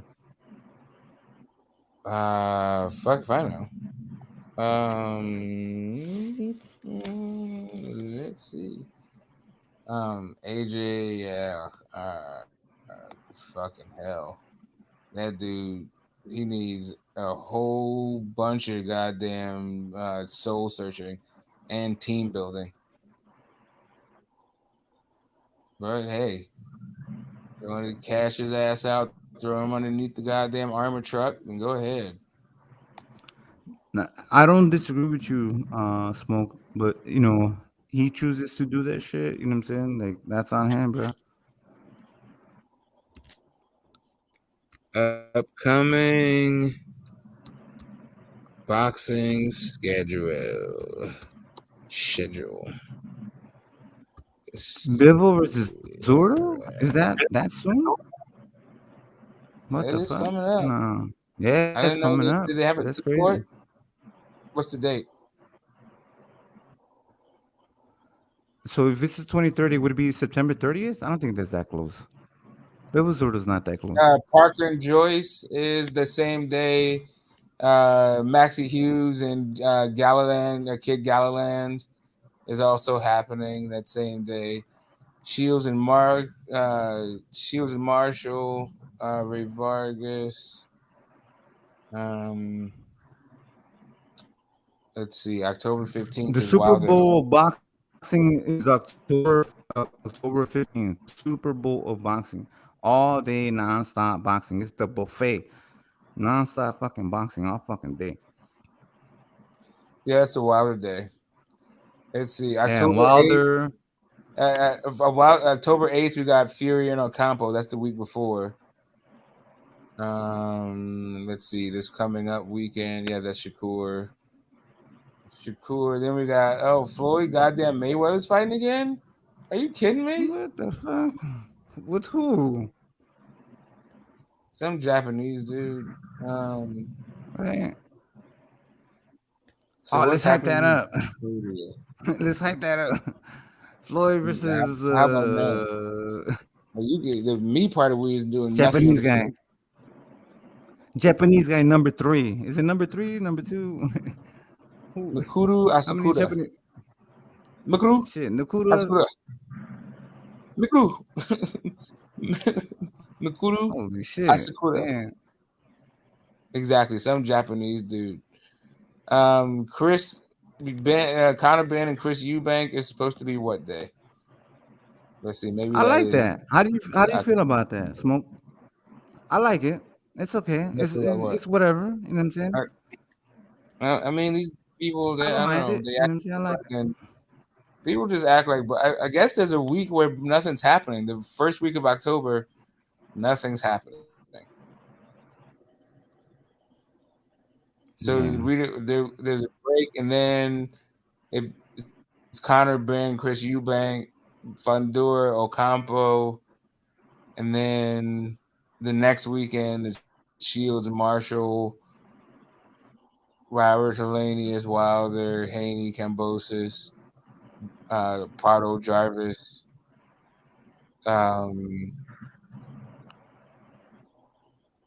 Yeah. What do you look for next? And then the weekend. What do you look forward to the next day? The return of Wilder. The return of Wilder. Days late. The next weekend. Then it's Loma Ortiz. Huey Fury's fighting Michael Hunter. What the fuck? Diaz. Also. Bivol and Ramirez is the 7th. Is the 5th of November. Yeah. Right. November. Oh my God, that's good. I like it. That and then the 19th so far has Rockmount versus Belfort. And that's when Spence and Terence Crawford is supposed to be on, right? That's I think the zone is I think the zone is going to get successfully counter programmed. Yeah, I think most people are going to be tuning into Spence Crawford. Yeah, man. Because apparently that's the fight. That's the ticket. What's the hold up? What's going on?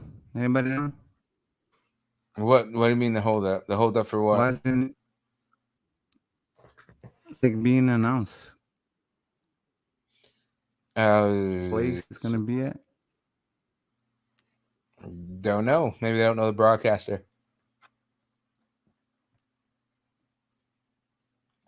Maybe they have the venue, but not the broadcaster. Yeah, it would be Showtime or Fox, right? That's what they're fighting on. That's what they're trying to negotiate, right? That's what they say. Yeah, man. I'm like, oh, give it to me. But I'm content. I'm happy. It's been an amazing fucking year of boxing. Yeah. I'm happy with what we're getting. The results are amazing. You know what I'm saying? All of these guys are gonna have to step up. Damn, Roberto Duran says Gennady Golovkin look lazy and weak. He should retire. Hey, are they saying the Canelo Triple G flopped? People are saying the zone lost 8 figures in the Alvarez Gennady trilogy. Damn. Did you see the zone released the Triple G Canelo fight on YouTube? Did you see that? Get the smoke? This last one? Free on YouTube. Yeah, it's free on YouTube right now. Right?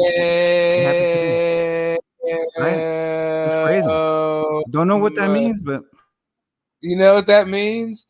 That means whomever paid for it. Just they feel like complete goddamn, like why wouldn't they feel like a sucker? If that shit's if that's free 3 days, why the fuck would you pay for it? Anyway, whatever. But maybe it was just so you could get it. You could get it to free stream. You could get a good true voice. I get it. Actually, but still, you remember hold on, HBO pay-per-view boxing used to release their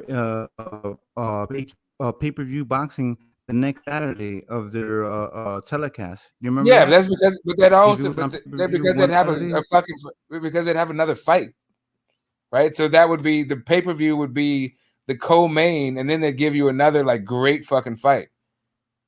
Yeah, don't know the strategy, but yeah, it's full. The full fight's full. I don't know the strategy. I don't know what's going on, but hey, don't know.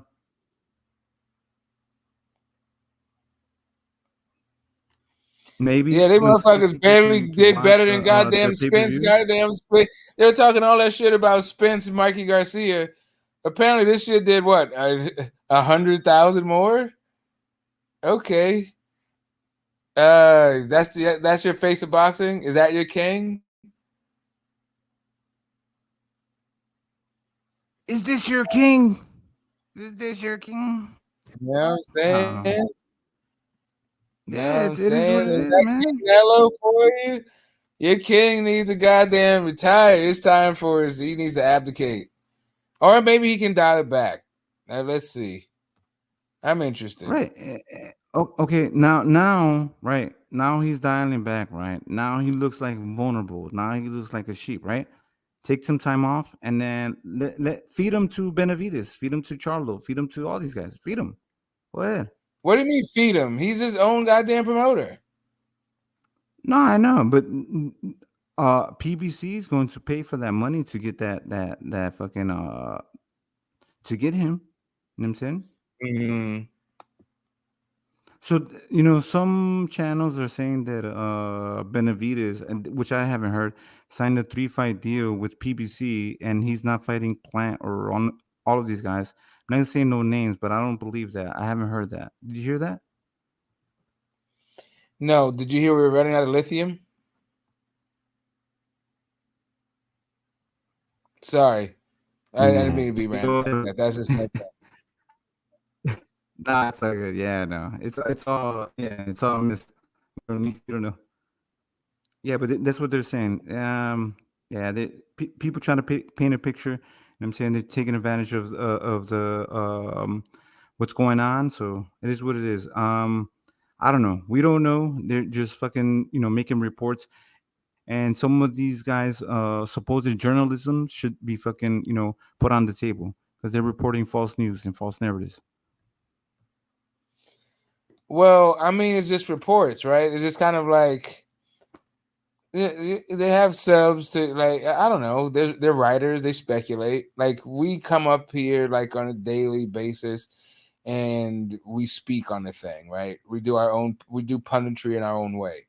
They just write articles. Like, I mean, you see, if Stephen Espinoza gives you a quote that says, he's not interested in making Ryan Garcia or like working with DAZN to make Ryan Garcia, right? Which effectively means that fight's not going to happen.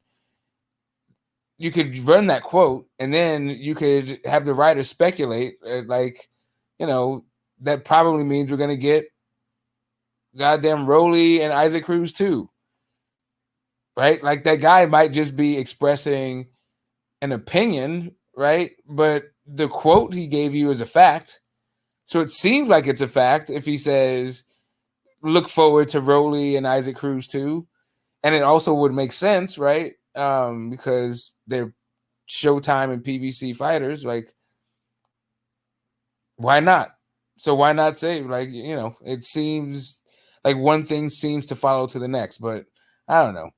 He very well, just because we don't get fucking Ryan Garcia doesn't necessarily mean we're going to get Floyd we're going to get goddamn Rolly and Isaac Cruz too.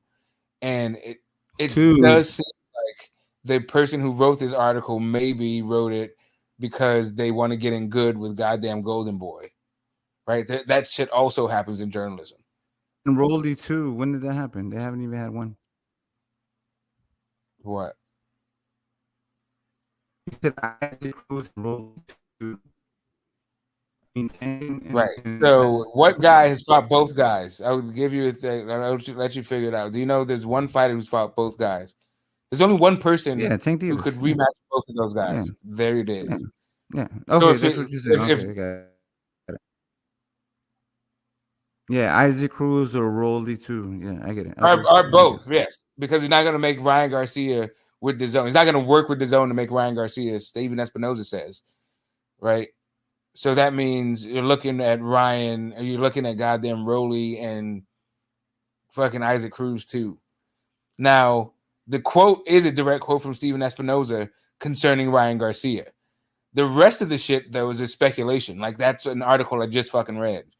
And if you just read the article uncritically, you would think that Steven Espinoza said that when he's not going to work with the zone to make Ryan fight, and Steven Espinoza said we're going to get Rolly and Isaac Cruz too.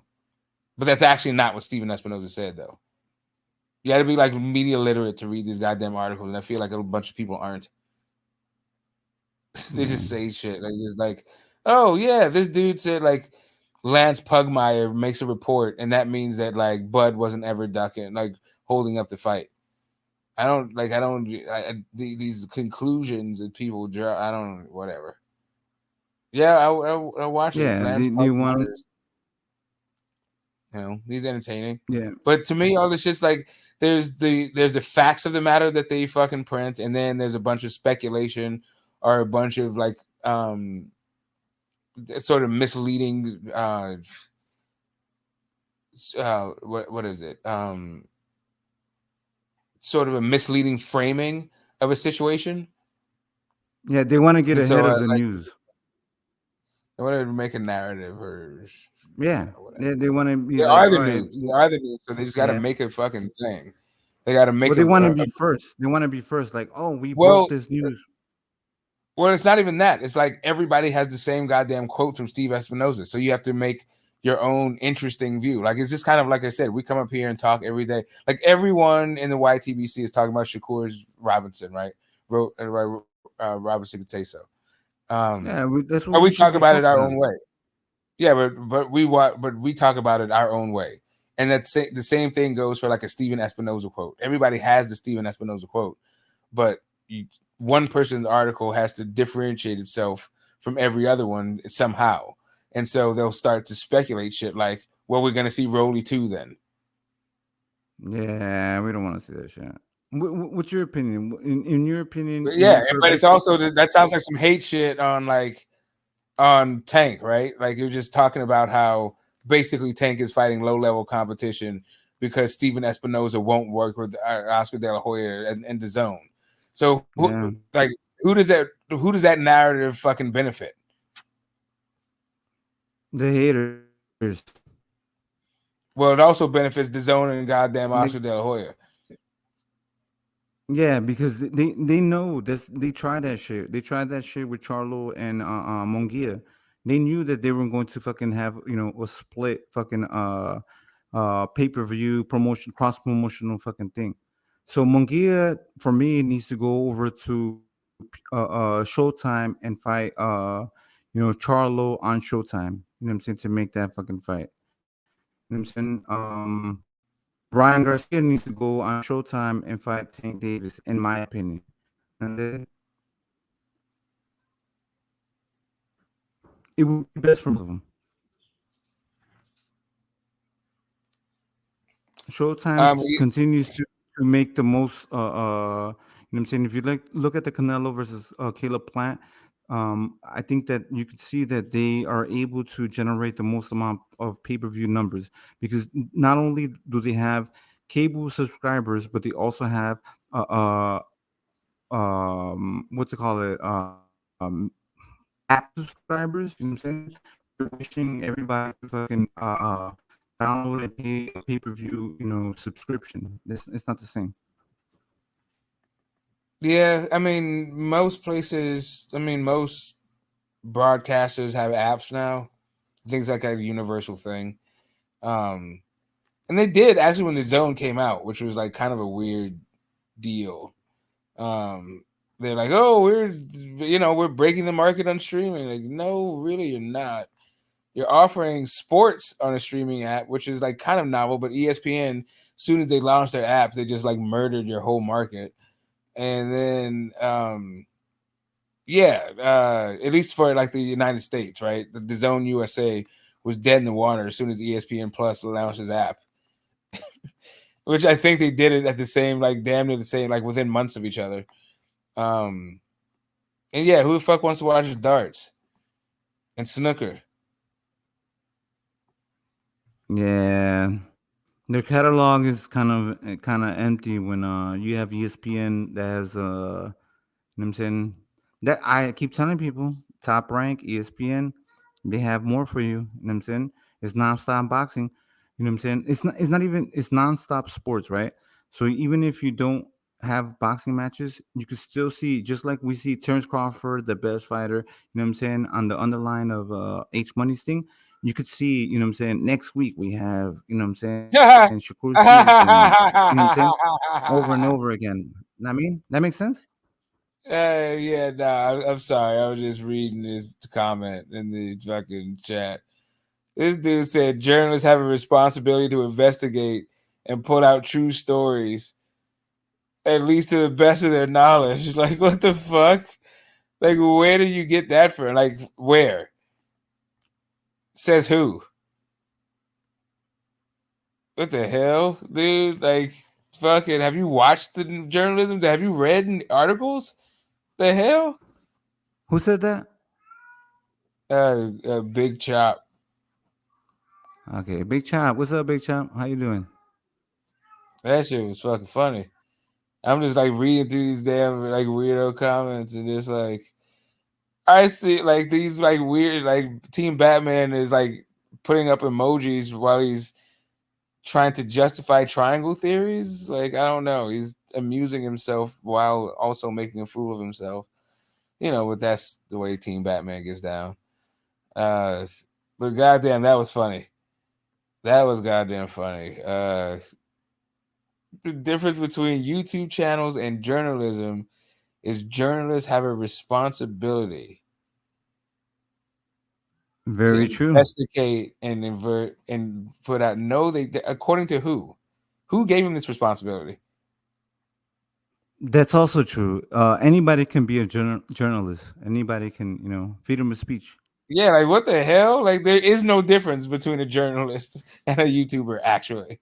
Yeah, we all have the right to our opinion, so it's just a matter of, you know, what facts you're Yeah, bringing and if you forward. put out some bullshit that fucking that you know to be false, and somebody can fucking show damages, you can get your fucking YouTube ass sued, just like a newspaper. Hashtag Cardi B. Yeah, Cardi B got fucking paid. Or no, well, I don't know if she got paid, but she definitely got an awarded a judgment. She's not even that to fucking make these motherfuckers retract their shit and fucking apologize. You know what I'm saying? That's fucking winning. You know what I'm saying? Y'all can't just be coming out here coming out with bullshit. She was awarded like I think tens of millions of dollars. I think she got like that chick had to shut down the channel, not print a retraction. You need to do something else. And not only that, we guarding your paycheck no matter what you do. We need our chips with dip. But I don't know, man. That seems like overkill. But she was, I guess she just went over the top with the whole Cardi B lies. Cardi B had enough of the bullshit. Yeah, and if this person's making money off of fucking, you know, lying on behalf of your name, you know what I'm saying? Like, that's just bullshit. You know what I'm saying? Like, you just keep on fucking discrediting this person, just keep on fucking lying. You know what I'm saying? Like, yeah, it's not, you know, you can't benefit from just lying off of a person. It doesn't make no sense. False information. Man, but we have great fights that are coming up. We have great challenges. You know, we're seeing this shit grow. You know, becoming better. I'm very fucking happy. I'm saying the would be amazing. But you know, this year I'm not gonna be, just fucking complaining. I'm just gonna keep on moving forward. You know what I'm saying? And that's what it is. That's what boxing is, man. Complicated. It's not simple. There's not just one Okay, dynamic. I don't know, man. And I'm living in a world where people, I think that the word that facts are going to start becoming, the definition of fact is going to become somebody's opinion. Like, really, the definition will literally be an expression of one's opinion. Like, I don't get it, man. It's just the weirdest. Facts is an easy term to use. That's a fact. No, that's your opinion. Yeah, yeah. It's like the weirdest thing. Nothing. Here's an opinion. Andrade hasn't looked good in years. To say that is a fact is a very weird way to use the word fact.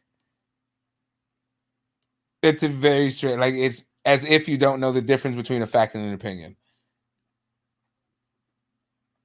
And then he says he hasn't looked good to me. Yeah, it's like, yeah, he's looked good against the opposition that he's faced. I thought he looked good against fucking Williams. He fucking beat the shit out of Williams. I thought he looked good doing it. Right, and it's not, that's not a fact. I mean, do you get what I'm saying? Like, he did look against him, but there's also the fact that he has not, fought other guys. It doesn't mean that he doesn't look good against other guys. So it's not a fact that he doesn't look good against the opponents that he's fought. It's a fact that he does look good against the people that he fights. I don't know. It was Williams years ago. Maybe Williams was years ago at this point, but I don't know. I don't think it was literally 2 years ago, but it might be. Right. So what do you think about the Boo situation? What do you think that, what he should do? What can he do?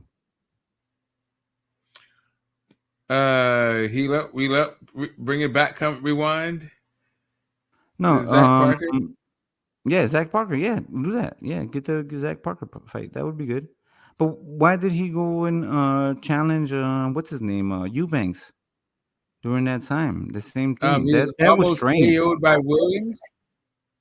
Yeah, but that looks strange though. Okay, so how is he almost KO'd by Williams if he never even got dropped by Williams? That's firstly.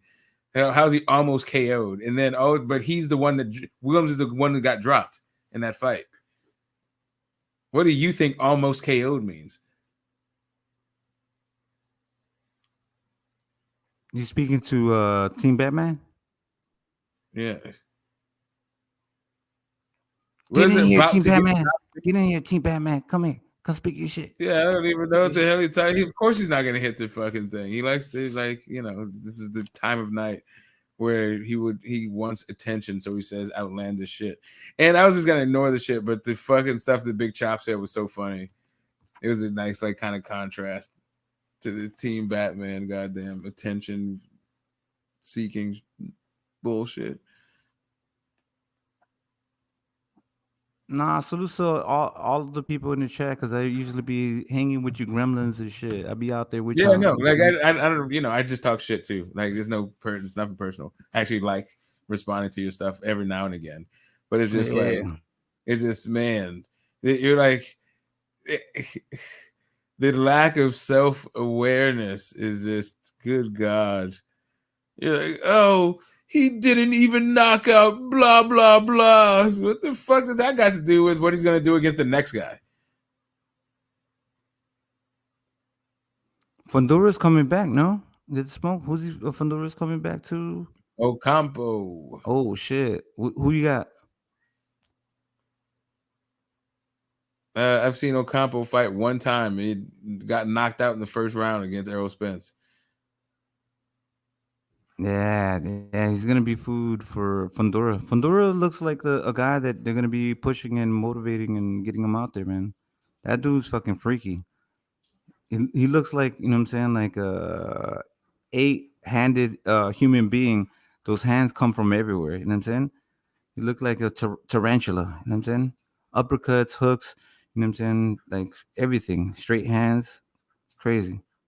But the same thing, just like a fucking tarantula, there's that middle ground where he's not protecting. You can slice those punches straight down the middle. Okay. A big corporation, right? Now it's not a journalist anymore. Now we're talking about big corporations and their investigative journalism, right? Because big corporations do investigative fucking journalism on boxing all the time, every day. All we get from like bad left hook is better than a YouTube in your mind. It's better than the boxing voice in your mind. Right. Yeah. No, there's no real big, big name. Even ESPN ain't shit as far as like you can compare your YouTuber compared to ESPN reporting. You know what I'm saying? They get the same fucking things. At better shit. They can be just as wrong, just as inaccurate, or actually even more accurate.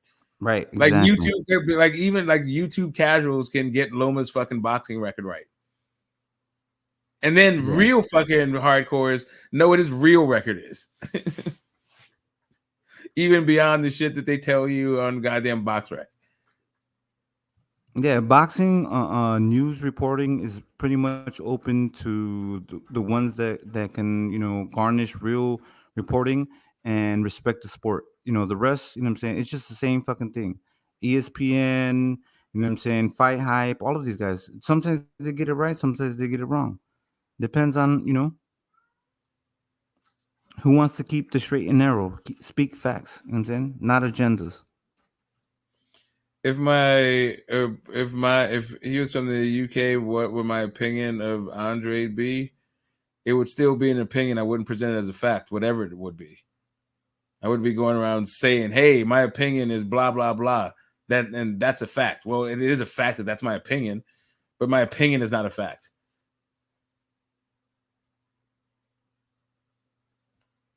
So, whatevs. You can wrap yourself in the Union Jack and salve your bruised goddamn ego all you want. Which UK guy would I say? Would I be saying? And would I be wrong about? If I said Billy Joe Saunders sucks ass and gonna get knocked the fuck out by Canelo, like would I be wrong? Or is that what I shouldn't say that? Is that indelicate because he's from the UK?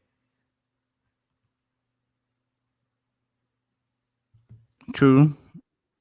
A lot of people. If I said that I don't think fans are beating Canelo, because like I'm just saying, like if I think Canelo's gonna knock him the fuck out, is that wrong? Like I would have thought that Canelo beat Boo Boo until like I just saw him go against Bivol and goddamn Triple G. Now I'm not sure. Now I think fucking Boo Boo boxes circles around his slow fucking uninspired ass. His silk waddled golf playing, horse buying, complacent fucking first ballot Hall of Fame ass. Like, hey, I mean, it is what it is. Put him in there. You know what I'm saying? Put him in there. Get him in there. What does Schultz say more? Say, get his ass in there. I want to see it. Okay, great. So cool. Like, so great. It's not really that big a deal, right?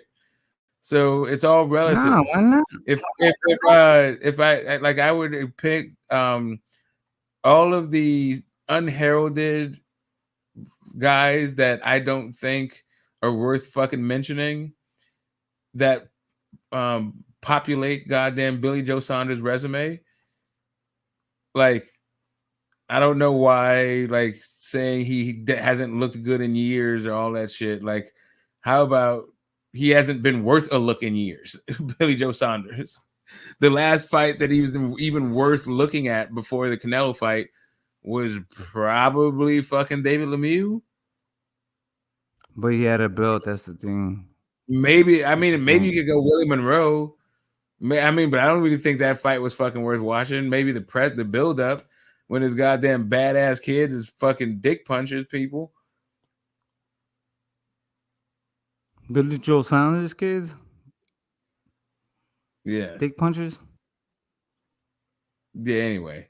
I'm just saying, like, I don't even whatever. A UK guy that hasn't looked good in years. So I'd say, like, right, Dylan White never looked good.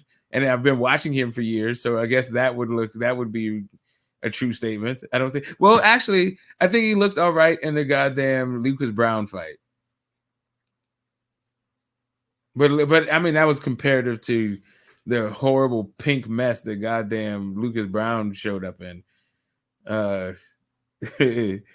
Patrick from SpongeBob. Anyway, what would you like to see, Smoke? What would you like to see? You know what I'm saying?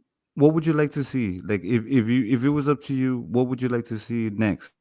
You know what I'm saying? Like let's not think about the past. Let's think about the future. Billy Joe Saunders has fought the same number of fucking champions as goddamn Andre. None.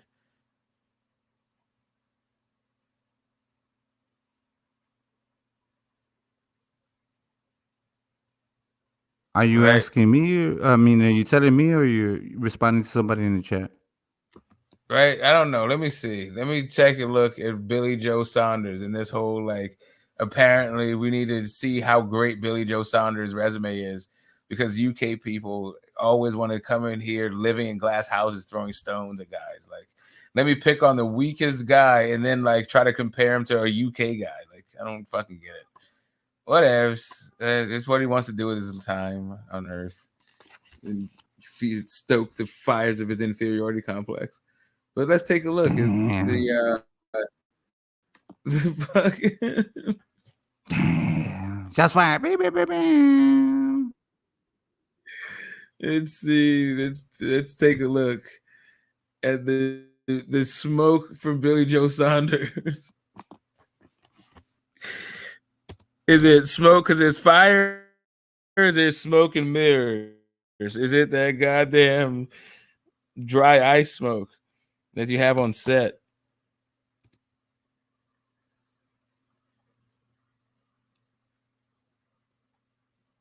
I feel like it's going to be more of the latter and less of the former. But let's see. He beat his claim to fame is kind of David Lemieux, right? His biggest win, Billy Joe Saunders. Yes, I'm trying to say I just want to see what David Lemieux. David Lemieux was the champion at the time. That's all I needed to see. I just need to see like who in the hell did he beat in order to get a fucking belt? That's all I need to see. Not Billy Allington. But he's a two-time champion though, right? 154, 160. Yeah, I know that 160, but that was a vacant. That was a straight fucking vacant at 168. Okay, yeah. 160, 168. Right. He fought at 160, 168. Yes, he's two-belt champion. 168 was a vacant. And let's see if 160 was a vacant too. And I think that might have been a vacant also. So I'm not quite sure where all this shade is coming from. Motherfuckers out here fighting goddamn Shafat Issuf and Charles Adamu and shit. They're supposed to be like, oh yeah, David Lemieux. Okay, Andy Lee is what 93 octane is saying. I respect 93 octane. He's got, he's with it. Andy Lee, remember Andy Lee? No, that's nice. Punk Gym champion. I do remember that was a good Andy win. Lee. Yeah, that was a good win. Andy Lee beat somebody else. He like surprisingly beat that guy. I think it was Kitchak. I think he beat a fucking Washington. No, he beat fucking Peter Quinlan. Yeah, remember? I think that's how Peter he got. Quinlan. Yeah, somebody like that. Yeah, that was crazy. If he had the belt, either there was maybe he draw with Peter Quinlan. Either beat Peter Quinlan or he draw with Peter Quinlan. Can't remember. No, but Andy Lee's win against his other opponent was significant because he was the underdog, and then he beat that guy. So that was a good win for Andy Lee. I don't know who beat Andy Lee, but yeah.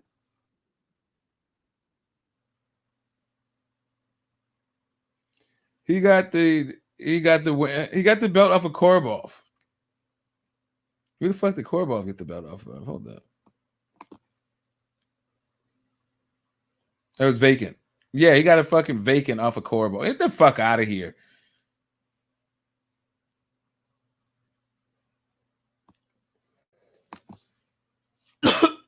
Andy Lee got a vacant off of fucking Korobov and goddamn defended against nobody.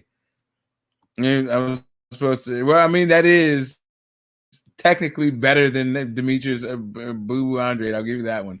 I guess sure. If you're going to say Andy Lee was at least a champion, and I also did like Andy Lee. I'm not hating on Andy Lee. He was all right. Yeah, I respect Andy Lee. I actually like. He keeps on coming back, and he's a keeps good, on training. I like his passion, and he was a real trier. Like, he was one of those like crunk Jim goddamn ugly ducklings. Right. He kept trying and trying. He finally climbed the mountain. Like whatever. Yeah, I'm with it. I'm not mad at Andy Lee, but whatevs. It is what it is. Yeah, but Smoke, it's hard to fucking win a championship. Like, that's just not. It's not easy. Compared to goddamn. Shit. Compared to that shit, goddamn Charlo's a fucking Hall of Famer. Damn. So what's going on with Jamal? Is Jamal gonna be fighting? Like Jamal, not Jamel, Jamal. Like, is he fighting? Is he retired? Like, they were like, I don't know what the whole thing is. Like, I wanted to see Jamal fight. You know what I'm saying? Retired. He's retired? Figure it out. You're cutting off, huh? I don't know what in the hell goes on in that brain. Like, you spend a lot of time. Is that why you got all that gray in your beard? You just sit around worrying about shit that all like time. Have some patience. They put on that Guns N' Roses song, Whistle. Me? Bro, I be working, bro. I be working. Yeah, I be working, bro. Okay, you working too goddamn hard. You working on shit that you have no fucking control over. You're like, I wish this fight was bigger. Like, what the fuck, bro? The fight's big enough. You know about it. You're excited. Man, but no, I know. Everybody should like it the way that I like it. Why, bro? Like, why? Man, that's just the way I am, man. I just I wish for the I best. Know. I hope they don't give you the reins of power. I feel like it's gonna be like Kazi, goddamn. The only sandwiches I'm gonna be available on the market is the Kazi sandwich. God damn, I don't want any more Kazi sandwich. But no, wouldn't it be great if everyone just liked the Kazi sandwich? No, but we don't. Fuck. Yeah, we can disagree we can agree to disagree. I don't have a problem with that, man. Make us like it? Agree to disagree is great. That's a society. Yeah, I'm always about wishful but also thinking, just like what works and what's like what. Yeah, what's pragmatic. Yeah, what's realistic. I wouldn't want to waste. I get that too. A bunch of fucking. I agree. Yeah, I mean, I don't mind what you do. I don't mind idealism. I don't mind. You're cutting off. Is he cutting off or am I cutting that's off? Probably not the case, but I think you're cutting off. Get the smoke. Oh well, it is. It is what it is. It happens. Yeah. No. All I'm saying is if it was up to me, I would like to see a worldwide promotion and make it as big as possible. You know what I'm saying? But this is the thing. We have to accept the fact that this fight's going to be made. You know what I'm saying? It's going to be short notice. We're not going to be able to have a promotion, that I would like, that this fight deserves. You know what I'm saying? And, I'm going to accept it. You know what I'm saying? But I would like it to be, the biggest fight. Deserves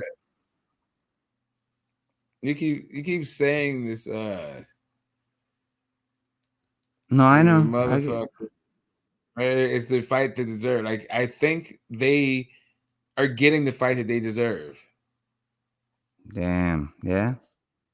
Don't disagree with you. If this is what they choose, if this is what they want, then it is what it is. Yeah, the way that they move their fucking careers, this is what happened. Like, right, exactly. Don't disagree. Errol Spence, fucking, he decided that he was gonna goddamn drink and get behind the wheel of a car, and maybe that, or maybe he just overtrained for goddamn Pacquiao. But whatever the fuck, turns out this fight he went through. Neither one of them have superstars on their goddamn resume. Instead, Ugas has a superstar on his resume, not them.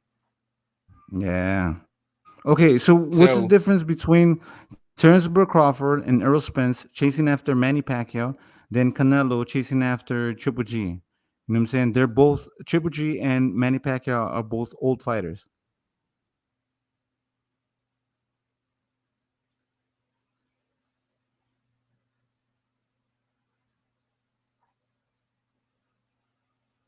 Do you want me to do your thinking for you, or like, do you No, want I'm to just think saying about because your own question? I know you just said it, but can you come up with a difference between Errol Spence chasing Manny Pacquiao and Canelo chasing fucking Triple G? Can you come up with right. a difference between those two things?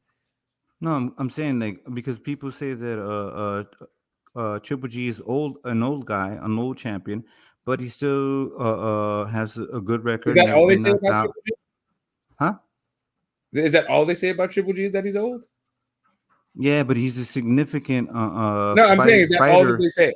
My question is that all they say about Triple G is that he's old when it comes to the Triple G, when it comes to the Canelo fight?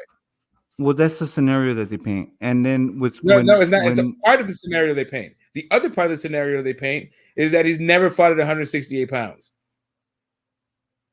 right, but you also have to see that Manny Pacquiao is a small 147 pounder, but he's Okay, fought Manny at 147 Pacquiao pounds. how many fights has Manny Pacquiao had at 147 pounds? A lot more than Triple G has at 168. I don't disagree with How that. many belts has he fucking won at But it's 147 pounds? the age difference though. You know Right, what I'm that's saying? the thing that you want to focus on. But yeah, no, again, it's when you ask what's the what difference, fans okay, so focus when on. you ask what's the difference, but all you do is focus on what's the same, then you're not actually even looking at what's the difference. There's a big glaring fucking difference. I pointed it out and you still don't see it. Bro, I'm just trying to ask. I'm just asking the question. But So you if you asked what's think the that, and I answered you, and you still don't get it. Do you see the difference between Pacquiao and Triple G that people are talking about? of course.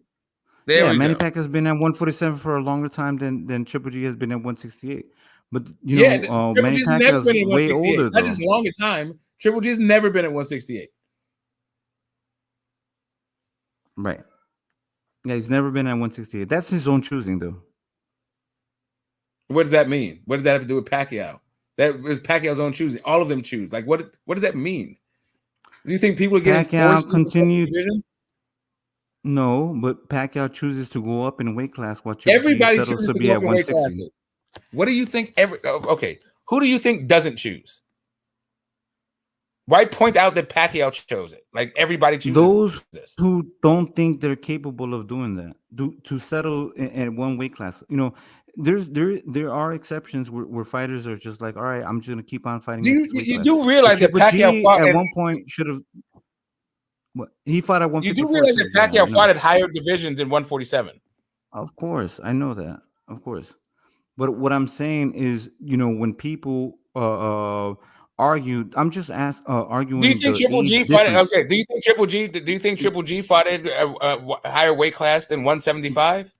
Get the smoke. I'm just arguing the age difference. Correct, You know but that's the thing that's the same. But you ask what's the difference about something that's the same. Okay, so if you argue that Manny Pacquiao has fought at a higher weight class, I'm not going to disagree with you. I'm just saying that it's the same scenario when fighters choose to fight Manny Pacquiao. That's an older fighter, you know what I'm saying? And But it's not the same Triple thing. G, Where it is the Manny same Pacquiao is thing. not the same thing.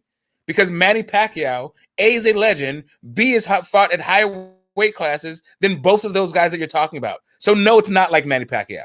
Just because he's old. Manny Pacquiao is older than the fucking Triple G. Manny Pacquiao has been knocked out. Manny Pacquiao has multiple losses. Triple G doesn't have multiple losses. Triple G only Correct. has, And you know what? at that point, he only had You know what? one loss.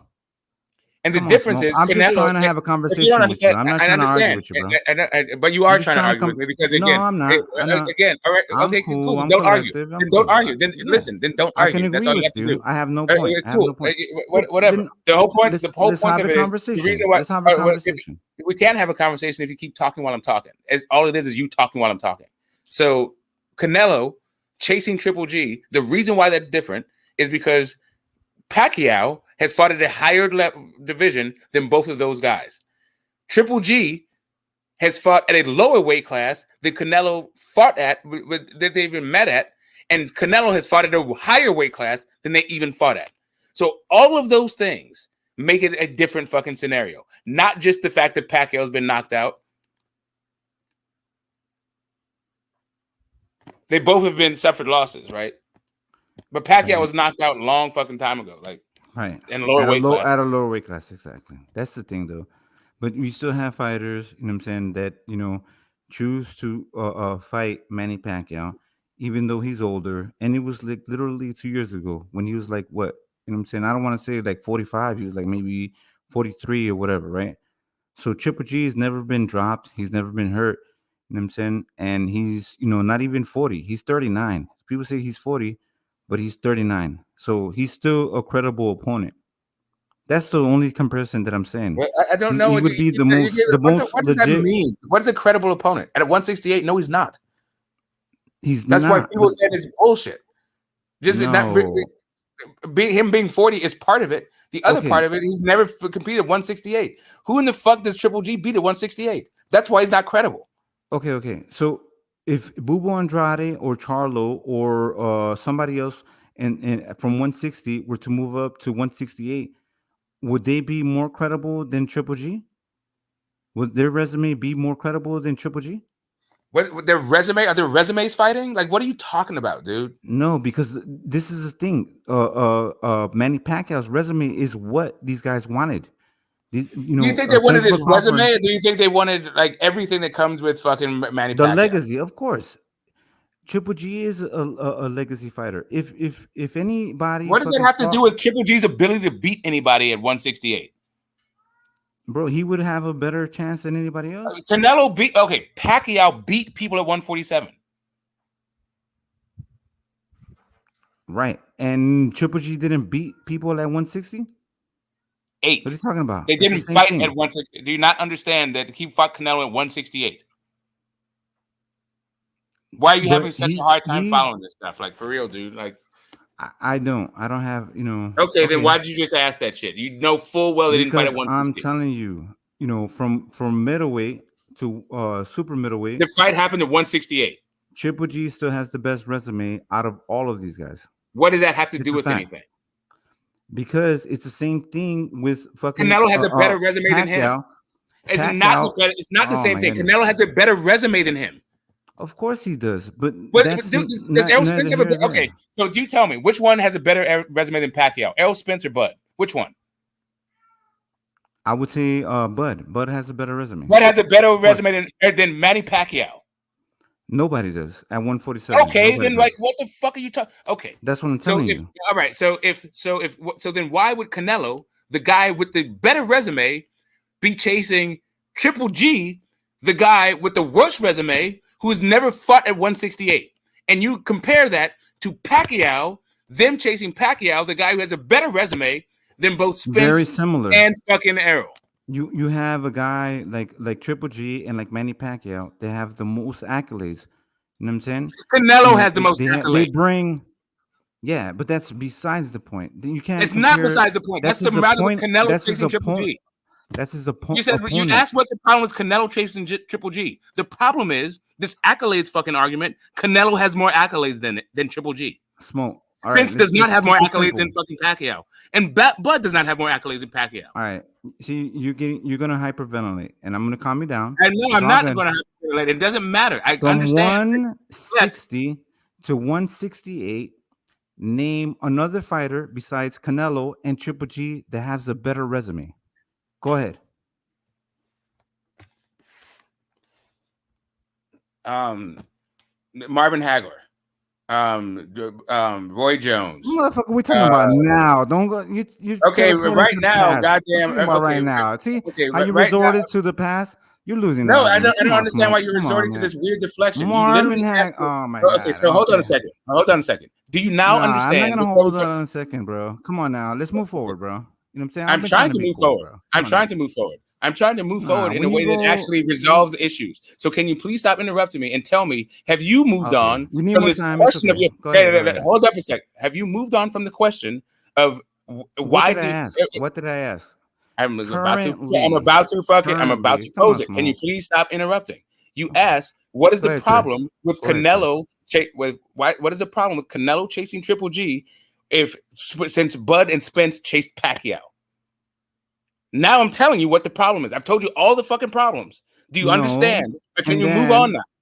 And then I asked another question. What was the other question? Okay. Get some more. I've been trying to chill. I'm chilling. You know what I'm saying? Okay, now all I'm saying is, do you understand that? All I'm saying I'm is, not trying to yell, nothing like that. I got it. So when I just asked you a question, you turned to bro, Marvin I understand. Hagler. Blah, blah, blah, blah. Can you please stop talking over me? Marvin Hagler Can you please stop trying to do that shit, bro? When was please. the last time Marvin Hagler fought? If you want to talk about active fighters, then make it active, because Canelo doesn't fight at 160 pounds. Then why did you ask me? You said 160 and 168, like Canelo fights at 160 pounds. He doesn't. My goodness. I'm dealing with the present. I'm not dealing with the past. Presently, he doesn't fight at 160 pounds. I said at 160 through 168, who has the best resume? Presently. Should I specify presently? Why are you asking me a question that is so fucking insipid and inane that you already know the answer to it? You can answer it. Exactly. Why are you asking it? What is your point? You can answer it. I can. My point is the point. But why ask a question that everybody can answer? Come on, man. Why ask a question that everybody can answer? Come on. Hey, Bukazi, what's 1 + 1? 1 + 1 is 2, my boy. Well, yeah, I got it. Why do you think I asked that fucking asinine question? All right. Get smoke. I asked you. Your response was Hagler. Okay, cool. That's fine.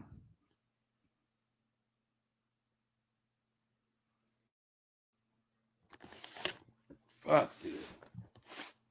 I know, man. It's crazy, bro. Let's just get past this, man. Let's just talk about boxing, bro. Boxing is so beautiful. What do you think we've been talking about? Great, man. What do you think we've been talking about? I know. It's all good, bro. I'm not here to argue. I don't know. Is it all good, bro? Are you sitting here trying to police my emotions, bro? Like you always are, bro. Nah, I'm not. I'm trying to be cool. Okay, bro. Then why you always pointing it out, bro? I know. Why you always pointing it out, bro? Because I keep on smoking. If you're not trying to police my fucking emotions, why you always talking about it? Easy. Hey, why you? If it's so easy, why you trying to manipulate my? What's so easy? What do you think? Never. So are you trying to troll me? Is that what's happening? So what you're trying to do is manipulate me into having an emotional response. So here's what it is. So here's really what it is. You're feeling attacked. I'm not attacking you. Okay, again, well, then what's so easy? Then what did you mean when you said it's so easy? What's so easy? You get triggered. I'm not attacking right. you. Okay, so what is so easy? So are you trying to trigger me? Am I easily triggered? I'm not.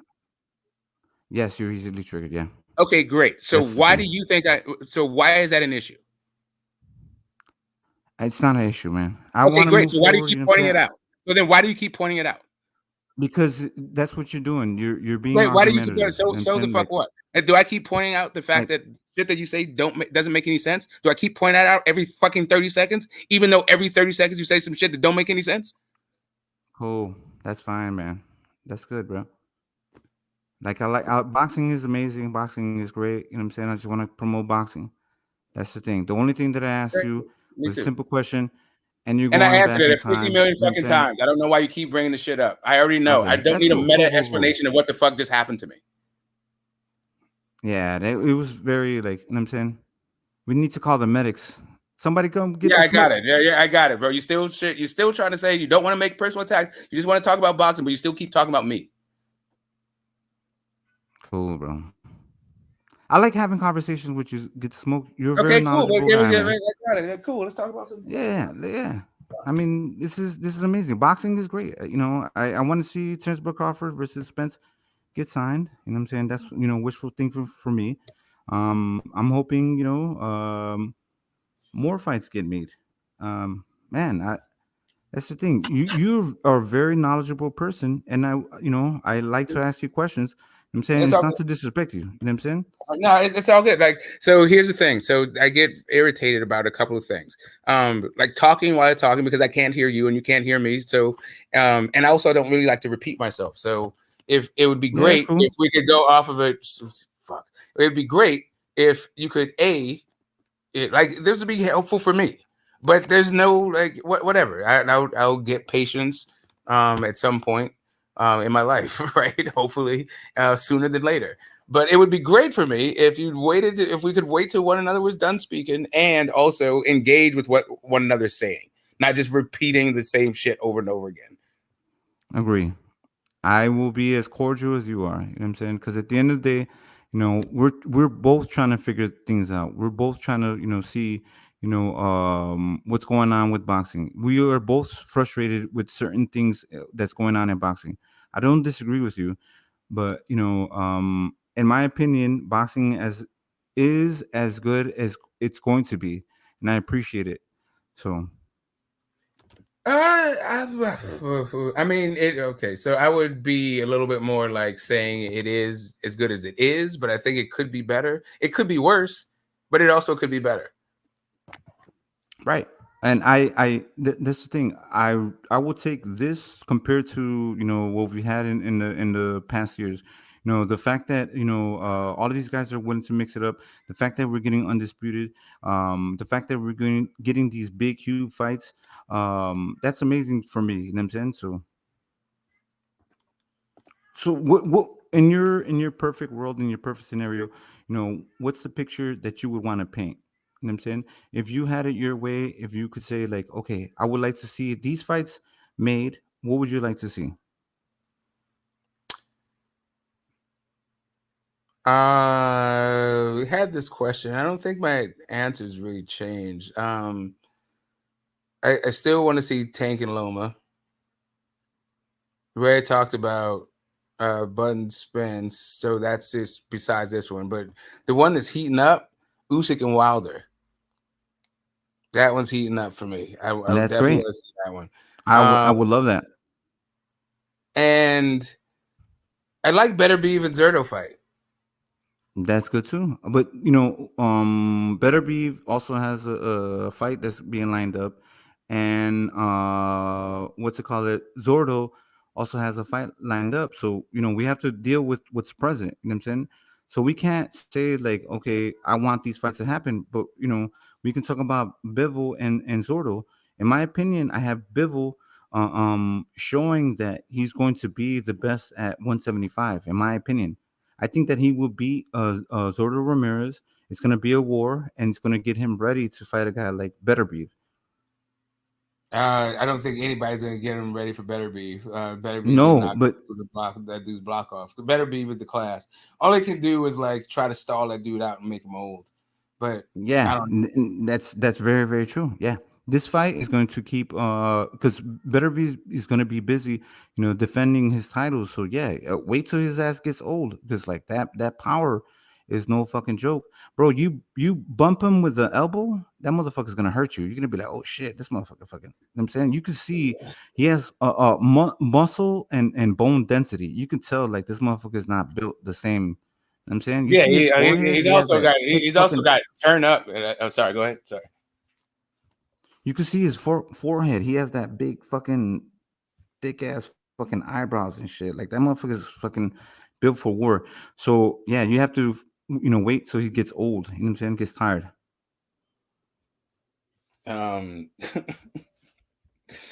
Yeah. What else? I don't respect that shit. That don't make you the class at 175. That just makes you a fucking duck to me, but whatever. What do you mean? What did I say? What did I say though? No. I want to see Bivol, Zordo Ramirez, Beterbiev, all of those guys mix it up. I want to see that. No, I'm just saying. But they gotta step back. What I'm saying is, I don't think in the next, like, if he were to fight Beterbiev after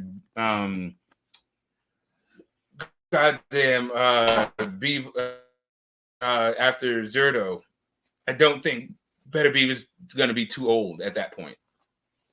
So in that fight, like if they were to fight in the next year or so, I'm picking Beterbiev to win. Yeah, against the winner of Zordo and Bivol. I got Bivol. If Bivol beats Zordo, I think he could beat Beterbiev. If Bivol beats Zerto, I mean, maybe. They kind of have different fight style. Like Zerto is an accumulation puncher, and he throws a ton of shots, where Beterbiev is going to hit you with one shot that you don't fucking recover from.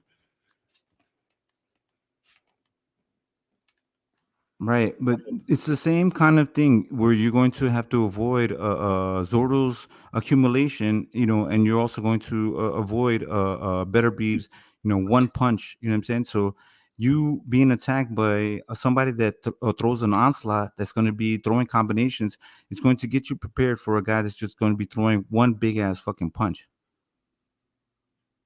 Yeah, I mean, if you say so. I don't get how, but okay. Zordo is a southpaw, so he's just going to be moving away. You know what I'm saying? Using his length and using his height and using his resistance, because like that's a big boy. He's not these small guys. He's a big boy that's going to be able to take a punch. I don't know. I don't know if Zordo can take a big punch from these guys. It's to be determined. But that's the thing. That's the test. That's the thing that we have to see. That's what we want to see. Bivol versus Zordo, amazing fight, because the next guy, if all things are good, can get us closer to fucking what's it called Beterbiev versus the winner. No, but Beterbiev have 2 mandatories, right? Right. I don't. What do you mean 2 mandatories? Who has 2 mandatories? That's what they were saying, that he has a mandatory. He has 1 mandatory with the fighter that he's fighting now, and then after that he has another mandatory. That's what they're saying. He didn't have to fight this mandatory if he didn't want. He's not like being forced to fight this fight. If B-Ball wanted to fucking smoke, they could have fought. B-Ball don't want no fucking part of that shit. And goddamn Eddie and Bob Arum doesn't want to make the fight either. Right. So you're saying the winner should fight each other? Beterbiev has a fight, and then Bivol, and Zordo winner should finalize it. I like it. Do it. Make it happen. No problem with it. They didn't have to fight. They could have fought each other right now if they wanted to fight each other right now, but instead they're fighting other people.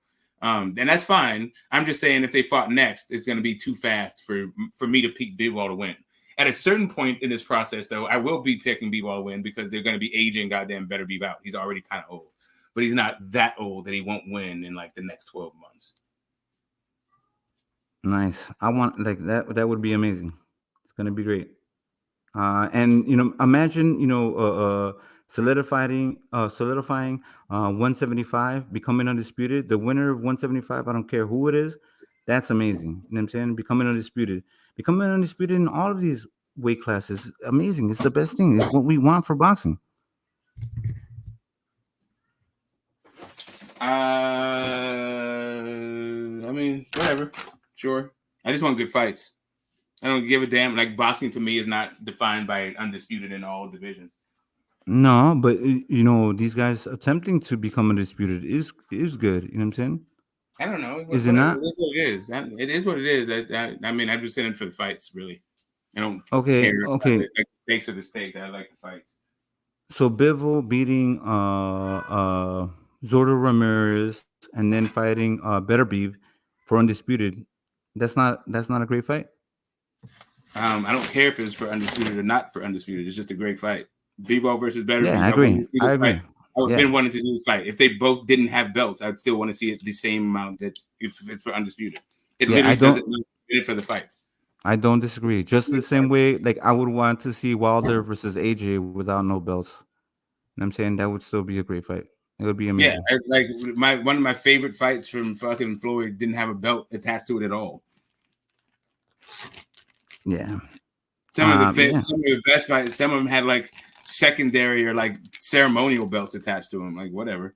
Like goddamn like Kevin Kelly versus Prince Nassim, that shit was for the WBU belt. Like, yeah. What about Juan Manuel Marquez versus Marco Antonio Barrera? You ever see that? Which one? Yeah. No, Juan Manuel Marquez versus Barrera. It was their first fight. They only had one. It wasn't for a belt. It was one of the most amazing fights that I've ever seen. Yeah. Some fights don't need belts, but at the same time, we can't say that some of these fighters don't need belts to make fights. You know what I'm saying? And can't respect the belts. I'm saying that I don't need it for me. I don't need it for boxing to be good. Like for me, like undisputed can be. Like, I wouldn't give a shit about Beterbiev's undisputed run. Like, to be fucking honest, I thought those guys were good, but so I didn't really give a shit about Canelo's fucking run. But Canelo's was kind of cool just because no one had all 4 belts at the same time. So that was like, all right, fine, might as well knock it out. But the level of competition was just like meh kind of to me. So, and the fights didn't really excite me. Like, I wasn't really like, oh yeah, This is about to be a really goddamn tough fight. I don't know who's gonna win this fight. Like that literally never happened not one time during this run. Right. I don't disagree with that, but okay. You go up to 168, right? People say that like Canelo avoided Benavidez when he was at 168, right? Callum Smith was that guy at 168. He was in no slouch.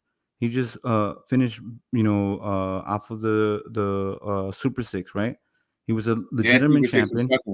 That shit was fucking whack, dude. It is what it is. Like that George Groves had an injured fucking shoulder. That at the entry, Chris Eubank and goddamn Yildirim, like that shit was whack, bro. It is whatever. What it is. Anyway, whatever. Yes, he was in the tournament, sure. Right, and he got a belt from it, right? So that's the thing. He didn't choose Callum Smith's opponents. Callum Smith beat all of those guys, so he did all the heavy lifting. Well, the issue though is that it looked like John Ryder got fucking hosed so they could make that fight. It also looked like fucking Smith was babysitting the belt because he wouldn't accept any fight from anybody. And anyway, the whole thing, cool. Yes, he has a belt, but then that fight, which was that guy who was just coming off of what everybody said was a fucking gift victory. They made that fight a unification out of nowhere. Yeah, that's what the WBC put on onto the fight. It's not that nobody chose it. That's what they do. They see a fight and they're like, okay, well, this fight's worthy of, what I'm saying, putting up that belt on the line. Okay, right? So when did it ever done that? What the fuck are you talking about, Kazi? Like, for real, bro. Bro, it happens all the fucking time. Okay, if it happens all the time, name another situation where it ever happened, where they had a fight made and the WBC just decided to throw their belt in there for fucking shits and giggles.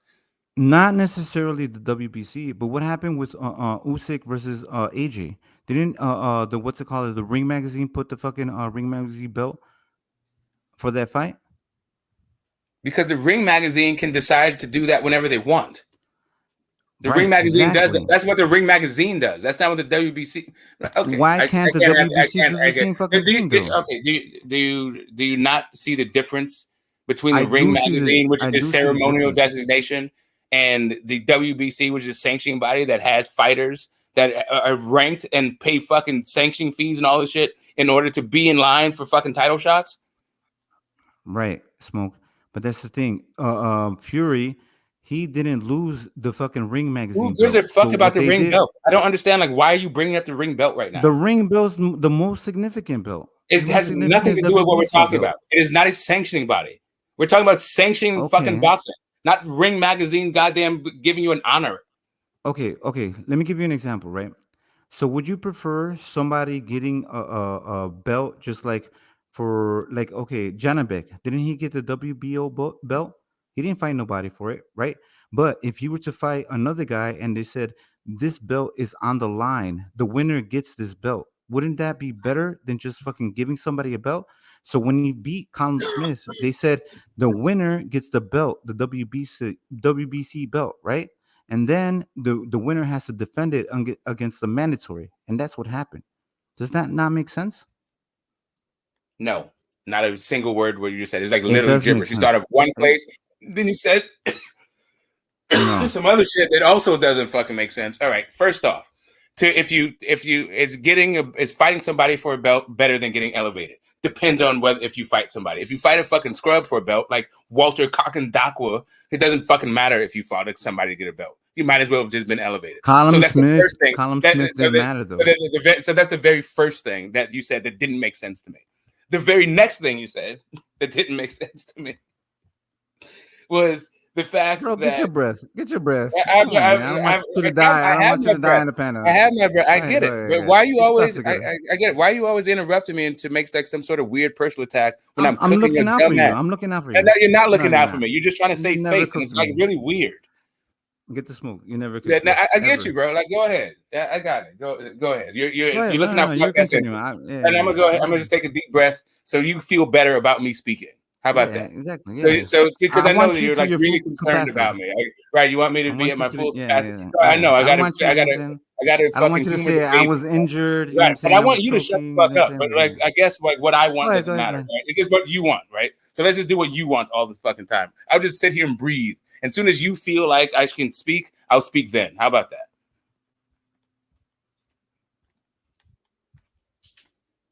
You're good.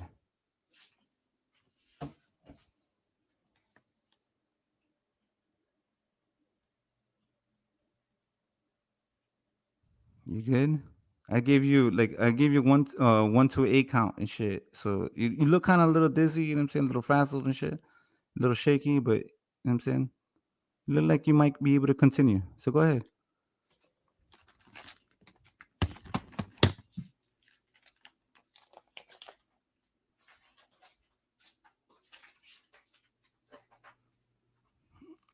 Is your team throwing in the towel? What's going on? Get the Smokes team. Somebody get in here. This man is not responsive. He's not responding.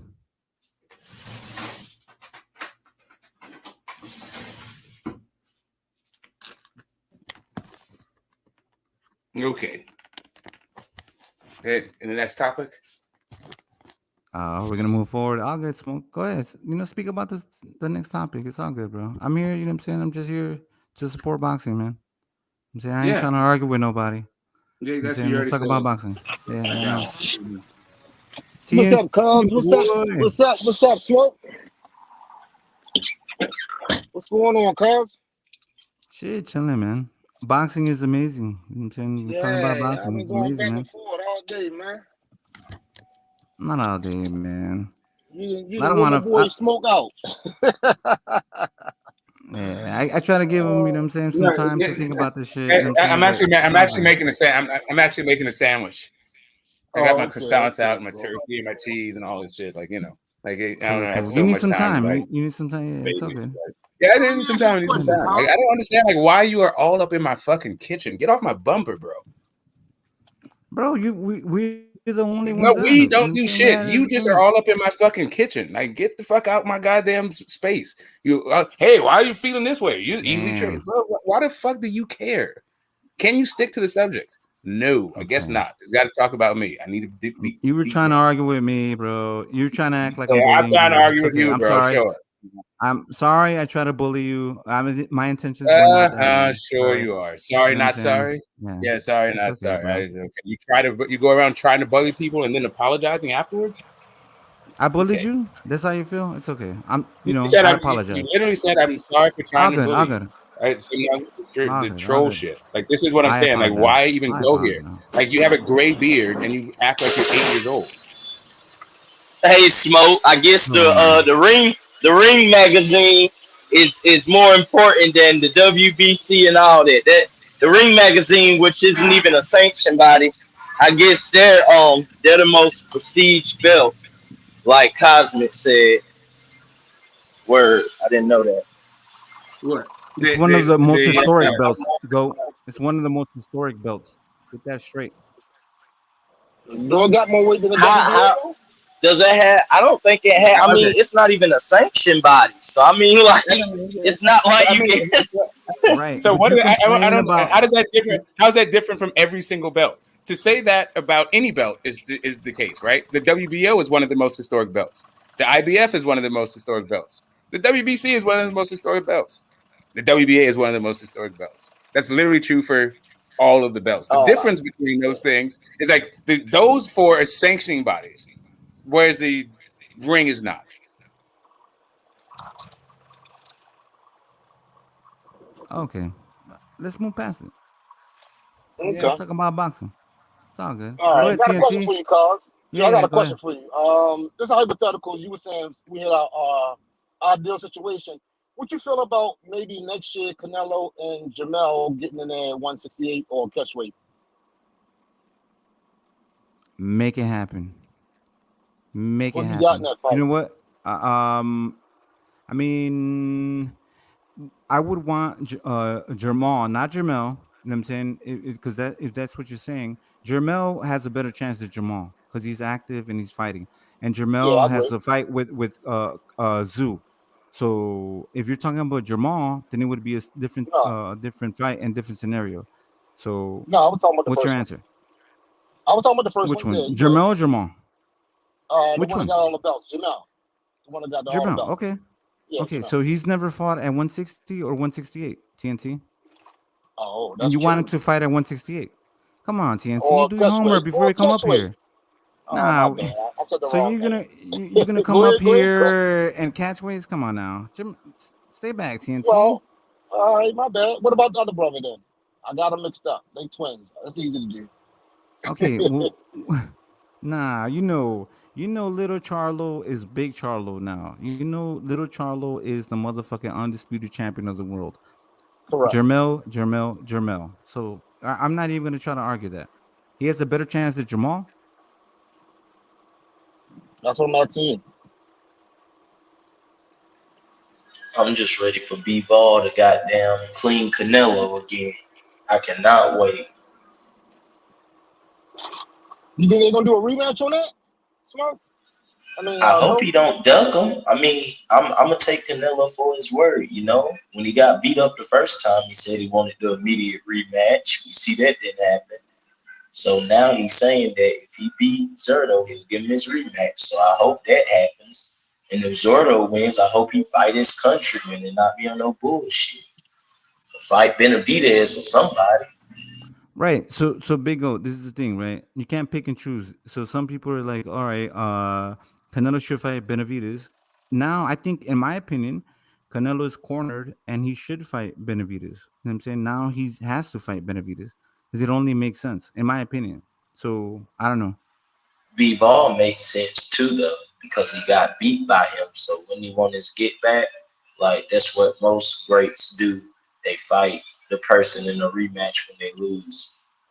Wait a minute. Is Canelo waiting around for guys to fight him, or like? Because I thought Bivol and Zerto were fighting each other, and Canelo was on the last fight of this matchroom deal. That's even better. Then he'll be a free agent, so that's even better. Hell, hopefully he can goddamn go with somebody where he can get some good fights or shit. Like I say, fight Bivol again. Either or, I'll be excited. I just don't want to see him fight no bullshit. That's all. Okay, like that Triple G shit, I'm over it. So what about John Ryder? Because it looks like that might be next. No comment. Okay, this is the thing, right? So is that the bullshit? Like it sounds like that's kind of the status quo bullshit that you're not feeling at this moment. Absolute bullshit if he does that.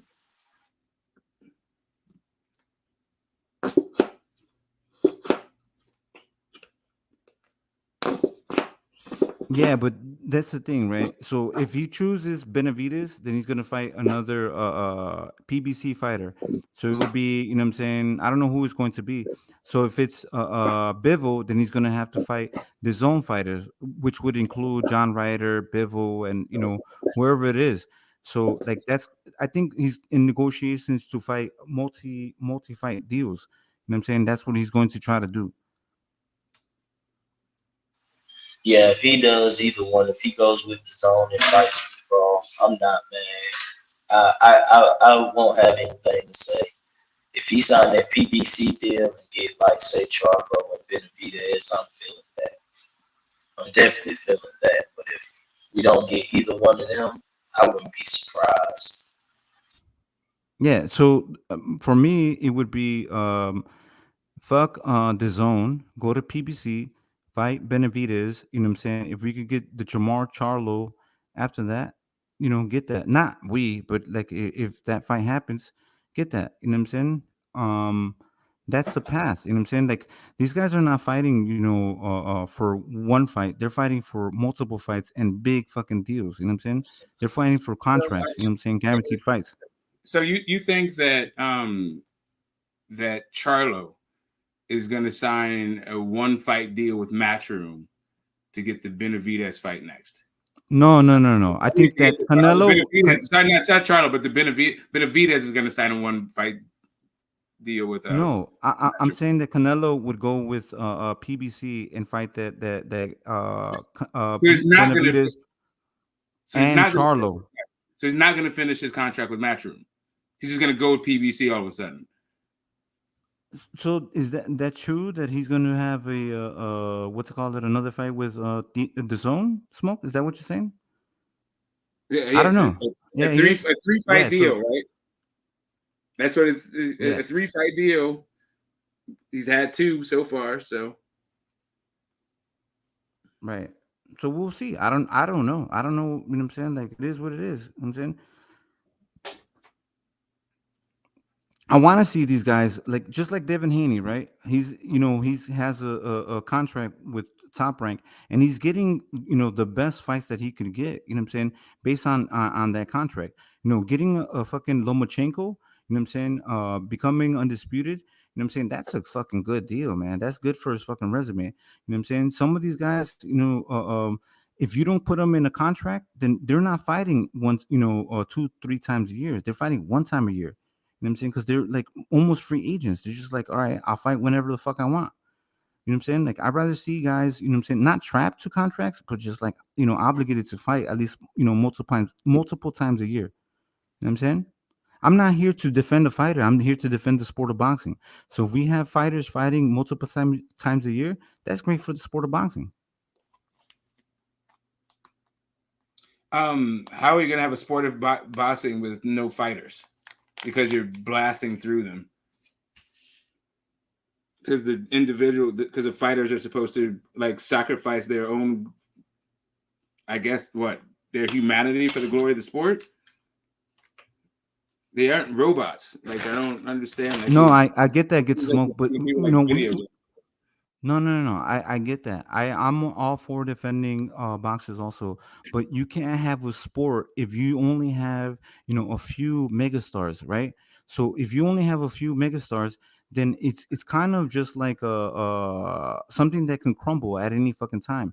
You get rid of Canelo, you get rid of fucking AJ Fury, you know what I'm saying, like Tank Davis, you know what I'm saying. These guys, the ones that are fucking keeping the sport alive, then it just crumbles. You know what I'm saying? So we need to keep on building up these guys to have more champions and more competitive fighters. I promise you, I'm more lost. sellers.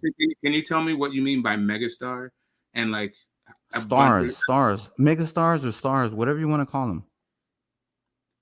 Right. So people to me, that sell stadiums, that fucking move units, that fucking are significant in the market. You know what I'm saying? That the motherfuckers that have the money are going to fucking put money in and invest. Yeah, boxing is not like that.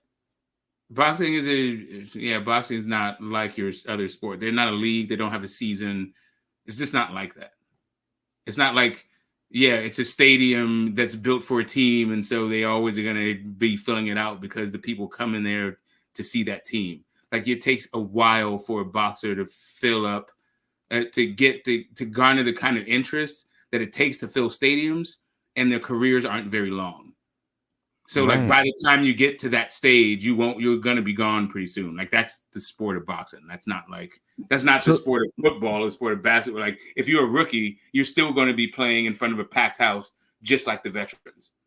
Right, but this exactly what I'm saying is just there's only a few that are filling the hole. Not everybody else is doing that. So if we get everybody to step up, continue to entertain, to continue to sell stadiums, the more interest. You know what I'm saying? Like, look at wrestling, right? They don't rely on one wrestler. They rely on multiple wrestlers. You know what I'm saying? To fill up stadiums, to sell out stadiums throughout the world. We gotta make sure top dogs be accountable too and don't vacate belts and shit. And it's fake. It's like wrestling is not really even a sport. It's it kind of regulates the sport, but really functionally, it's one organization, like UFC. Well, we're talking about WWE that garners the lion's share of the revenue, right? It's not like these little fucking fly by night local Texas wrestling promotions are like breaking through the national like zeitgeist. Like, they're not really making cash like that.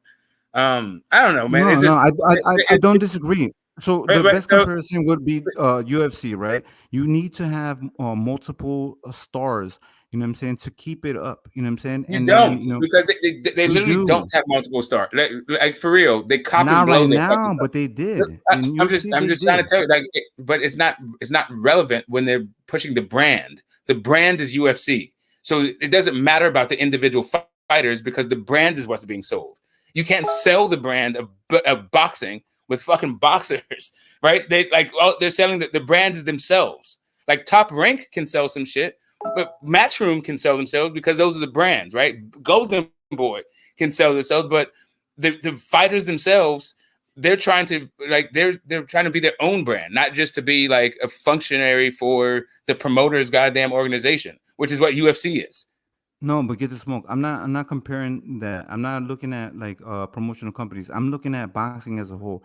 When you have, these guys like AJ, Canelo, they're selling top numbers worldwide. That's what people look at. The investors, they look at these guys as, an opportunity to invest, you know what I'm saying, into these events.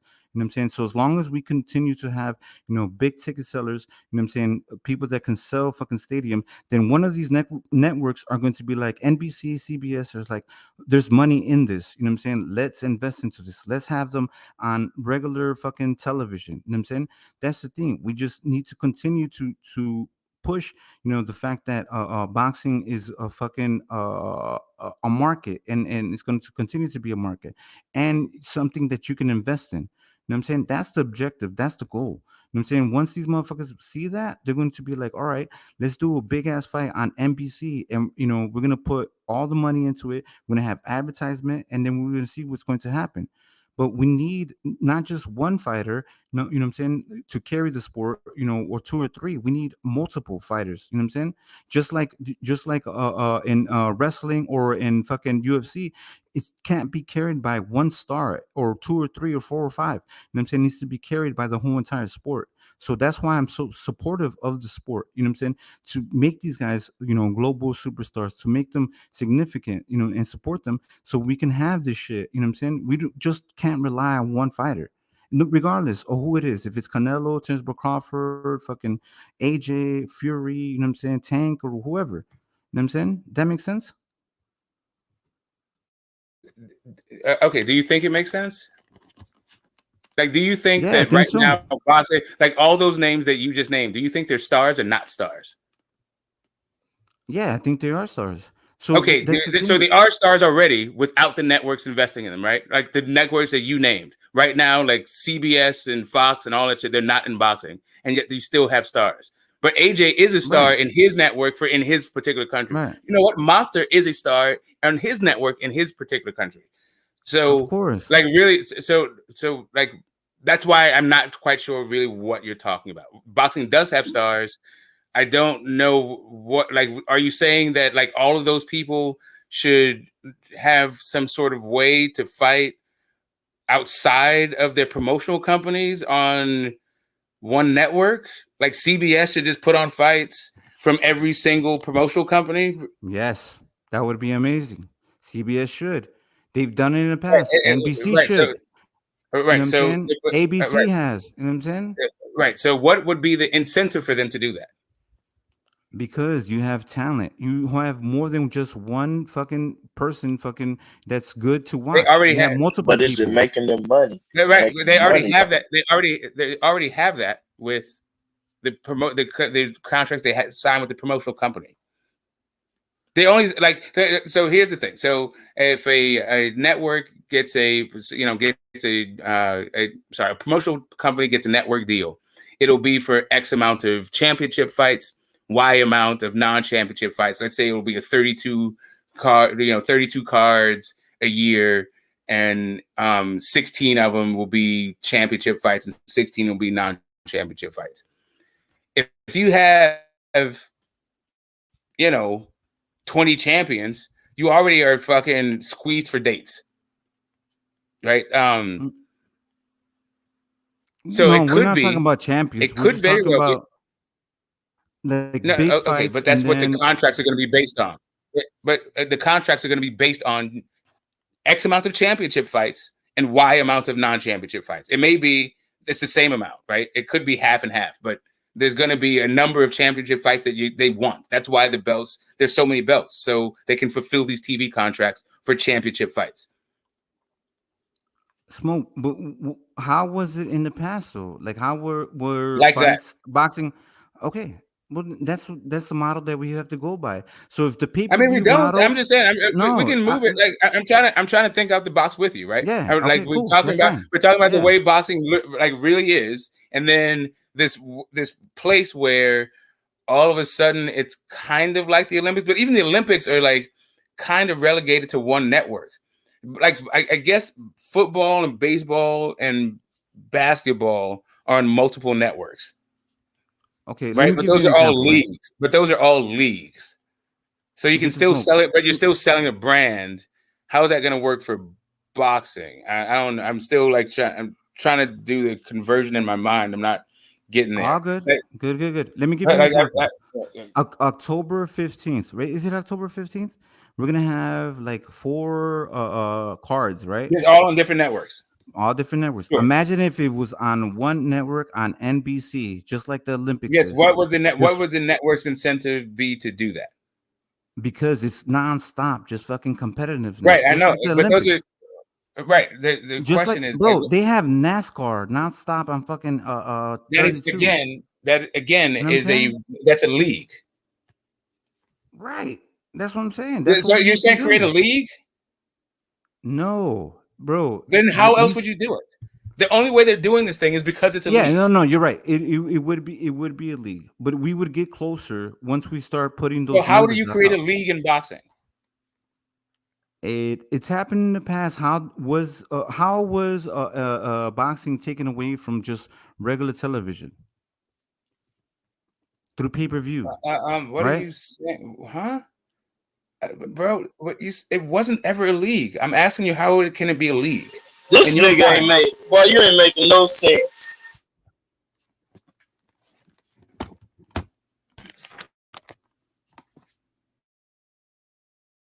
Sorry, I was muted.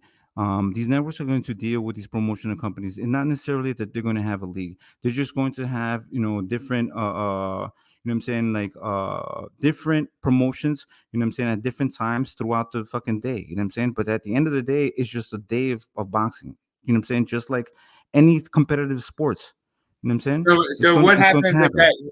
So if the league got out of boxing, and so if that network got out of boxing, where would that leave the entire sport? As if there's one network. Do you think that there's really a network that can support the entire worldwide sport of boxing? No, but why not try to? Okay, HBO left the sport of boxing. What happened? It filled a whole bunch of other networks to fucking try to catch up and catch hold on a second. Do you think HBO was the only broadcaster of boxing when they left? No, of course not. It was ESPN, Showtime, HBO, Univision. Facebook was throwing fucking fights at that point. Yeah, Facebook was throwing fucking fights. Not at that time. Not when. Yes. Yeah, Boxeo Azteca. Yeah, you have other networks that are doing this shit, bro.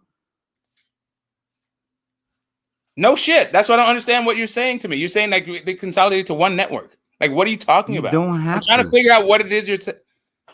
What I'm saying is bringing boxing back to fucking television, regular TV, is the answer, not fucking pay-per-view. You know what I'm saying? So having these big events like October 15th, where it's nonstop boxing and you can entertain these guys, is the step forward. You know what I'm saying? Of nonstop fucking boxing. Big events, big fights, significant fights that people are fucking participating in. Okay, so there's not big events happening. There's just a bunch of fights that you want to see. Like Joe Joyce versus fucking Joseph Parker is not a big event. It's just like kind of an event before the big event happens. Right, but even Robert Helenius versus fucking Deontay Wilder is not a big event. Like it could be. I doubt that it will be. Like it's not really like it's a return to Deontay Wilder. It's a lot of fucking thing. I think I'm getting the general gist of this whole kind of the feel of this thing. You're trying to figure out how to make it better. Like we can agree that we can agree that network television makes it better.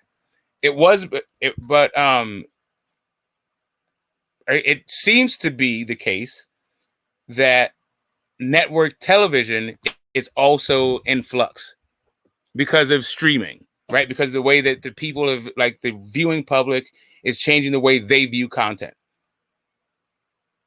right? So the idea that you're going to put like all of boxing on a network seems to be that you're putting all of your eggs in one basket and putting that basket on a sinking ship. Okay, so let's say it like this, right? Get smoke. October 15, right? We have so many great fights happening, right? So imagine if it was under one channel, you know what I'm saying? And you were able to just watch, you know what I'm saying, all of these fights under one channel because they're happening in Australia, they're happening in England, and they're happening in America. You know what I'm saying? I think there's 4 great fights that are happening. Okay, so do you think that it's people are watching it less because they're on so many channels? I think or do you so think too. those are? Yeah. Do you think that Yeah. we're just in tune It's too to the different complicated for events them. that are happening around? Do you think Bro, that we're just in tune? you're giving these cash rules, you know what I'm saying, the benefit of the doubt. You think they're going to be No, watching what I'm telling you is these are international. ESPN, Okay, well, The I'm telling you that these. Zone, Hey, Cosmic. Showtime, like Hey, no. Cosmic. You're not understanding that these are I'm just regional saying. fights. These are regional fights. We're just boxing fans. So we understand that there's a fight happening in Japan, a fight happening in the UK, a fight happening in the United States, a fight happening in Mexico, all happen to be on the same day. But that's just us as boxing fans. There's not a whole network that's going to devote itself to that. I don't even think there's enough boxing fans that would watch that shit, like for real, for like a whole thing. If boxing is good, they will. For a whole day? Hey, you're gonna be one. Are you? What do you mean if October boxing 15th, is good? What are you saying? Get the smoke. I'm giving you the perfect scenario. Is it October 15th? Clarissa I understand. Shields, I Devin understand. Haney, I understand. October 15th. Deontay Wilder. It doesn't matter. It doesn't matter which day. It doesn't matter which day. Yes. Right. Correct. It's different cards from all over the world. Wouldn't it make right? sense for? One's in the UK, one's in Australia, a couple in the United States. Wouldn't it make sense to have it on? If ideally, I'm just saying, I'm giving you a scenario. No, ideally, I don't know what you're like. When you say these things, I don't know if you're living in a completely different parallel world where this thing can never happen, or you're trying to make up states where this could be a possible thing. Because literally, what you're saying in the world that we currently exist in, not only can it never happen, I'm not quite sure why it would happen. Smoke, like I said, I'm giving you a scenario. I'm not saying that you don't listen, bro. All I'm saying, I'm asking you a question. Example. You're not answering. You're not answering it. This is a perfect. You're not answering my question. You want me to reiterate? Oh, good. You said I'm not listening to you. It sounds like you're not listening to me. You're off already on a tangent. A perfect example of a network being able to stream multiple fights throughout the network. day. It would be, throughout the day. Yes. Again, what makes you think a network is interested in this, and why would they be? No, we have to get to that point. You forgot everything that I said before that, though. Get to the point where, like, we have all to get to the point where these networks are interested in investing into boxing again. To have these type of things. Again, boxing is always happening all over the world. Do you understand this? Don't disagree. I know this. Okay, great. Of course. So why would a network show boxing from all over the world? Because that would fucking be amazing. You know what I'm saying? We've had that shit why? before. You can watch that already. We've you had can already networks. do it. We've had you networks. can already watch the fight. Okay, listen. I can understand it if you're saying, like, you know what, we have these fights all over the world that aren't being televised, and we should get them televised. That's not what you're saying. You're saying that there's too many services, and I have to jump from this one to that one to watch a fight, right. And so a network should be like devised so that I don't have to inconvenience myself from an Australian fight. Like literally, this is like stoner talk. No.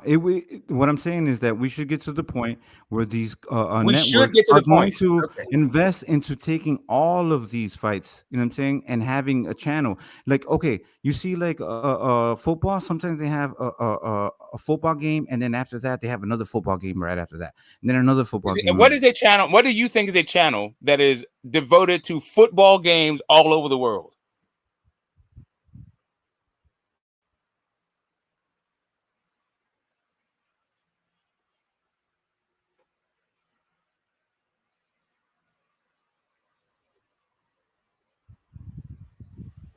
I don't know none. Yeah. These are regional fucking fights for regional fucking markets. I don't understand. Like, you're trying to make a one-word network for regional shit, for regional content. Like, anyway, whatever.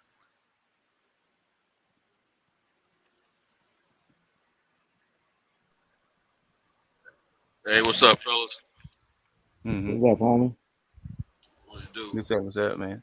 Hey, it sound like what man's talking about a network that's like CNN News or something, 24 hours a day. Yeah, 24 hours a day boxing. I mean, I don't know that there's fights like that. Yeah, I mean, I don't think it'll be good. I don't think it'll work. I don't think it'll go over too well because whatever the thing about, see, I'm gonna tell you something CNN does. They have multiple locations throughout the world that broadcast in their behalf in whatever countries that they're broadcasting within. And that way that the local people of those geographical locations can get their news, that's more partial to them. Yeah, they got as people far as going. like time and the information that they're discussing, that they're bringing the news for. When it comes down to this boxing, one thing, we don't want one network to be able to monopolize the stuff. And the other thing is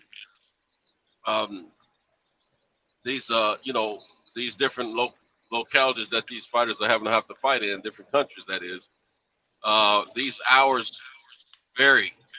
Like Australia is about 11 hours ahead of us. The UK is about 5 to 6 hours ahead of us, depending on where our time. I know I'm Central Time, and the UK is 6 hours ahead of Central Time, 5 hours ahead of Eastern Time. So all these different fights have to come on stagnated at different times, but at the same time,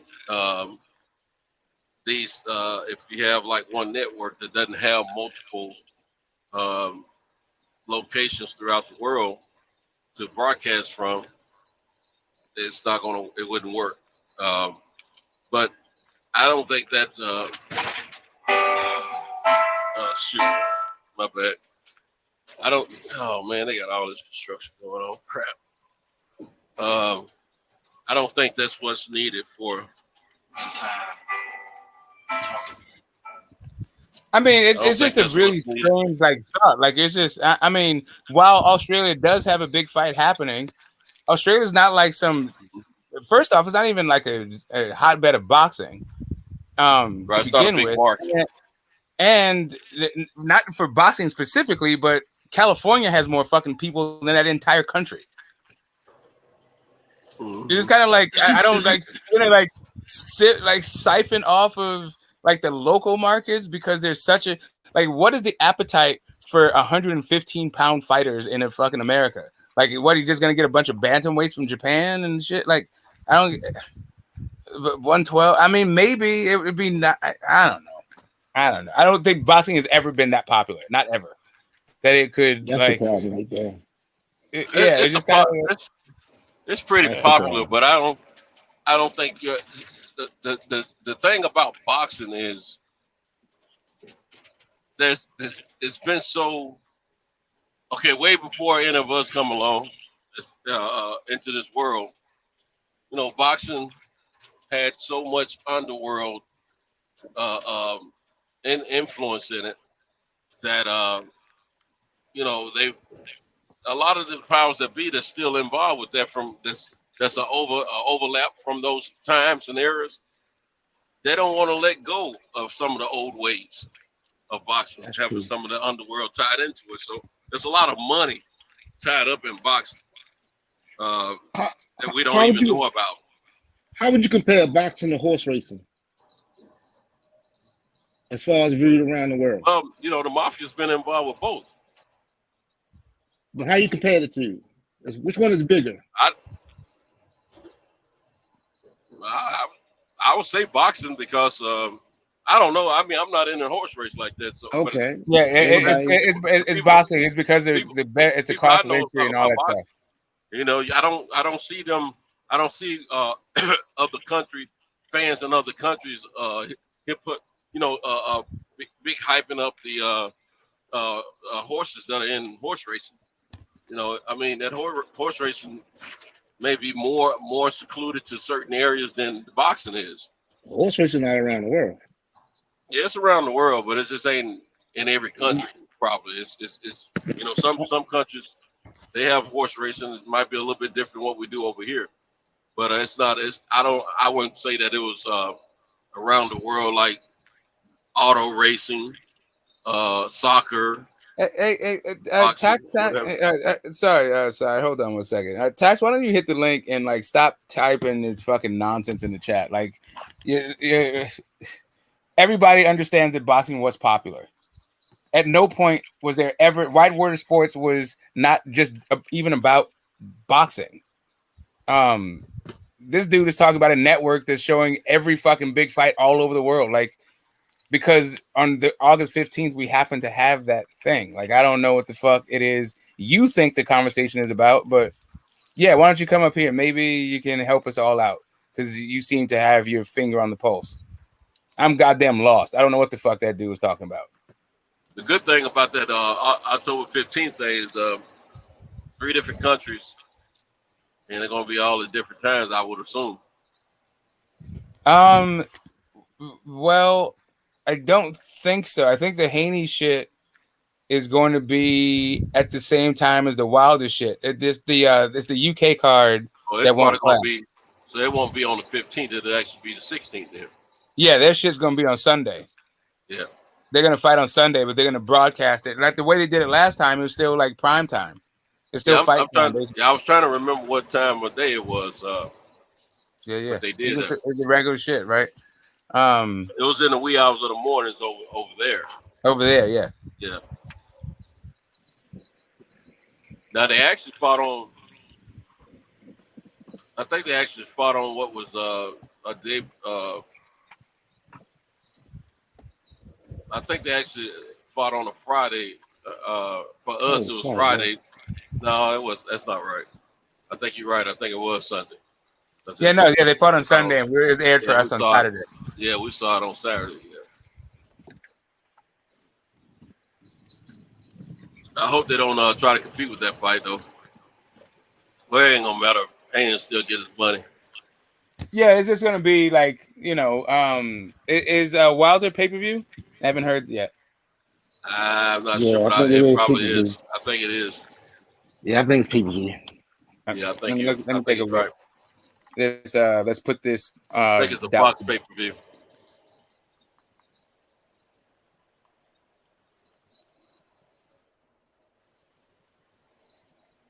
Let's see. I'm already booked up, ready to go there. The only thing I haven't done for that fight is book my hotel, and them hotels are, oh my god, the hotel's gonna cost more than everything else. Yeah, where's the fight happening? Barclays. Oh yeah, they got a homegirl that fucking has a brownstone over there. Yeah, it's been a while. She didn't ask me to fucking come over. I don't know, maybe. You going to the fight? I hadn't thought about it. I mean, it's been actually just kind of been on the Spence shit. Mm-hmm. But if it's not gonna happen, then I should. I don't know. I don't know. Nah. Wilder versus goddamn Hellenius. It's all right. It's an okay fight. Don't get me wrong. Fucking. Well, shit. My now box record isn't loading. I think planning what's his face fight on Darrell. Is it Darrell he's fighting? Darrell is fighting. Darrell. Yeah, Darrell is coming back to fight. Caleb Plant, isn't it? Yeah, Caleb Plant. Yeah, there you go. Yeah, that's the guy. Yeah, they on the undercard.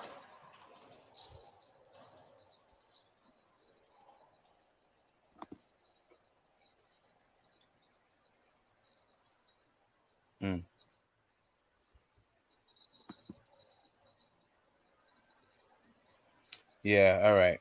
Let's see if I can get into my motherfucking box right now. PBC been doing a lot of fights pay-per-view, man. You get the fighters, I guess, the back end money or whatever.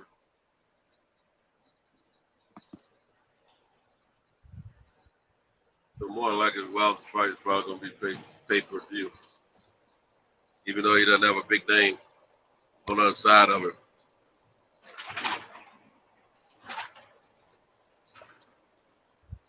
Yeah.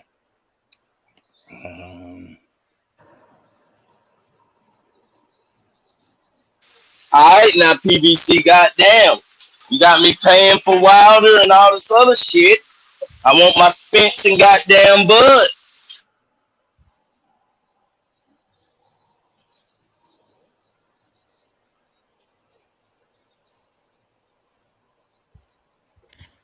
Yeah.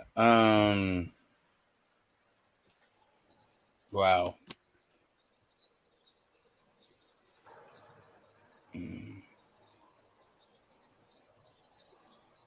Let's see. I'm sorry. My fucking I cleared all the cookies and shit for my thing, and now my box rec isn't working. I had like my mic kept fucking. Anyway, blah blah blah blah blah. Let me find this shit out. Wilder versus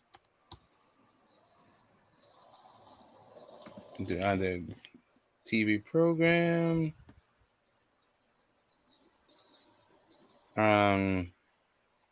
Viking Spirit. What the fuck? It says PBC Fight Night. Yeah, Fox Sports pay-per-view. Yeah. Uh-oh. Yeah, I told you pay-per-view. Yeah, told you. I know, but it's Fox Sports. So is Fox only doing heavyweights now? Is that what's happening? Not sure on that one. But check this out, Smoke. I went to Internet Got Sports Brief. They got an article here with the top sports, right? Horse racing is number 4 and boxing is number 6. Oh, wait a minute. Where? Yeah, number 6. Is that worldwide or in the United States? Worldwide. And when is that from? Sports Brief. It's from Sports Brief. What? Yeah, no, but when is that article from? Not where is it from, but when is it from? When? 2022, this year. The number 6. May 23rd, 2020. Yeah, it says revealed top 15 most popular sports in the world, 2022. Well, you know, that might have a lot to do with the amount of crowd that they have at those horse races. Some of those horse races, they have quite horse a few. racing, if you don't know, it's all year long for the most part. They do have a dry season though, but they got their shit going on. It's a lot of money tied up in that sport. Oh yeah, that don't mean that one is better than the other. I'm just saying that's how they rate it. Yeah, so I'm just saying they close. That's all I'm saying. So from the World Atlas, it says, all right. So they have the fan breakdown and all the fight and all. I don't get Fuck horse racing and Seabiscuit. Yeah, man. Yeah, we got. Hold on, we got. Now, football. We got football, golf, rugby, baseball, basketball, table tennis, volleyball, tennis, hockey, cricket, and then it breaks it down into billions of fans. Let's see. The first one is soccer football, soccer at 4 billion fans, like half the goddamn planet. Then you got cricket with 2.5 billion fans. Then it has, after that is tennis with 1 billion fans. Then volleyball with 900 million. Table tennis has 875 million. Basketball has 825 million. Baseball has 500 million. Rugby has 475 million. Golf, boxing is not gonna make this fucking list at all. Golf has 450 million. What year is that one printed? worldwide, according to the World Atlas. And this report is from. Man, go on. This man. Oh God. Give me a sec. It fucking loads. This is from 2020. 2020. So that's 2 years, like 2 years older than them. Okay, here's the top 10 from January 7, 2022. No, you gotta look for the top 20 because you ain't gonna find any in the top all right, 10. here's an updated. It actually has the same sports. So this one is from January 2022, and it has the same sports with. No, you said number 6. You said number 5, number 6. That's top 10. Yeah. Well, that list I had, I'm just saying that some lists I'm not finding. This one says football lost to 500 million followers. No. Yeah, I feel you on that. This is go back up from the Teal Mango, which is what the yeah. See, some be having some funky data. I'm going to say. Yeah. I guess it depends what source football. It has the same. It actually has the same number. Actually, now basketball shot the fuck up to number 3.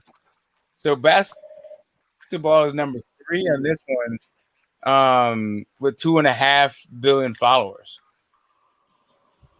Yeah. Which makes sense. Absolutely. It had an explosion over the last. Basketball is I think the fastest growing sport in the world. All right. So my point for saying that was, I don't think logistically it's possible or feasible because of the body sanctions in boxing. But when you go to the racetrack, football, man. I mean, sorry, fucking horse racing. Yeah.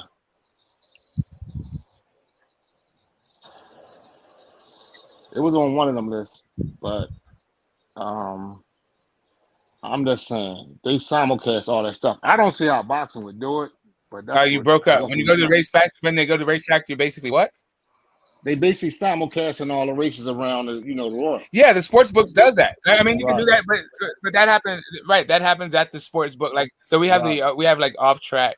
I've been to one in like Bakersfield, which is kind of far away from where I live. But anyway, where it was like they had a bowling alley, it was a pool table, and all this like fun shit for the family, like a bar. But then on the other side, it was like this off track betting. They just had a bunch of screens. So they had like chariot racing, horse racing. I watched I watched the Holly Holm versus Ronda Rousey fight at this fucking spot. And yeah, it was just like everyone was just goddamn. They're just betting on all the shit that you could bet on, like all of the fights that were happening, all the things. But them motherfuckers bet on everything. Hell, they'll bet on who come in fifth, who come last. Will they survive the round? You can bet how many punches. Man, it's ass and shit. It's crazy, yo. It's crazy. Yeah, they do. They have those things, but I don't know if there's like, what would it be, a gambling channel? Like maybe you could just do a channel of all fucking gambling, and then they would show basically every goddamn thing all the time. That would be kind of interesting, but then also that's some degenerate shit. They have it already, Smoke. They have it already. It's called VSIN TV. It's called what? It's called VSIN TV. It's on Samsung TV. You know I'm on it. Hold up. Yeah, like I don't know how the fuck it is, but I have a Samsung TV and it's called VSIN. You should be able to look it up. VSIN. VSIN. I'm just gonna fucking, I got voice recognition on my shit. This was going on here. VSIN. Okay, hold on. VSIN Network.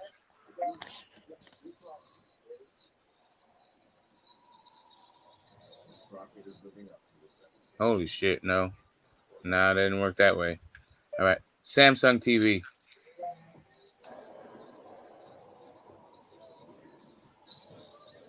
I might have to go to one in the fucking living room. Shit. Yeah, I don't know how it worked, but like I say, I know for sure. It's on my TV. I can't remember what channel it is, but it's damn. Yeah. It's that's what it's called. If I'm not mistaken, it's VSIN Network, and all them niggas do all day is just talk about TV. I mean, just talk about betting, literally all. I mean, is it all? Do they show like all the sports and shit, all the things you can bet on, and what the spreads are and all that stuff? Yeah, they're gonna show the spreads. They're gonna show who they like, why they think they're gonna win, but they won't actually show the game live because copyright and shit. So do they also so do they have like investigative reporting? Like, how do they get like the tips? Do they know like Oh man, they got a multitude of they got motherfuckers who actually work for the bookie. They got motherfuckers who create lines like bookmakers. They got goddamn. They'll get motherfucker like they had fucking Billy Walters on there, the greatest sports bettor ever. You know what I'm saying? So they always have different. They got an ass of analysts. Goddamn, like Pete Briscoe, they put him on there sometimes. They put a bunch of different motherfuckers on there, and they just goddamn. Most of them been around, have been in Vegas, have been fucking sports betting for 20 plus years or 30 plus years, or they might have been over the fucking Las Vegas Commission. They have all types of different motherfuckers on there.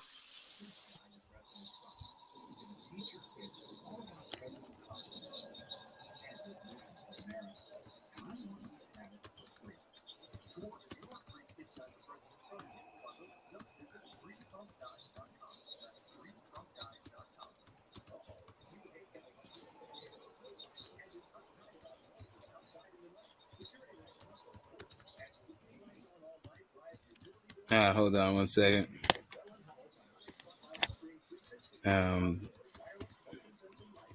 Yeah, man. We got Lance Pugmire still talking about the fight. That's what we got.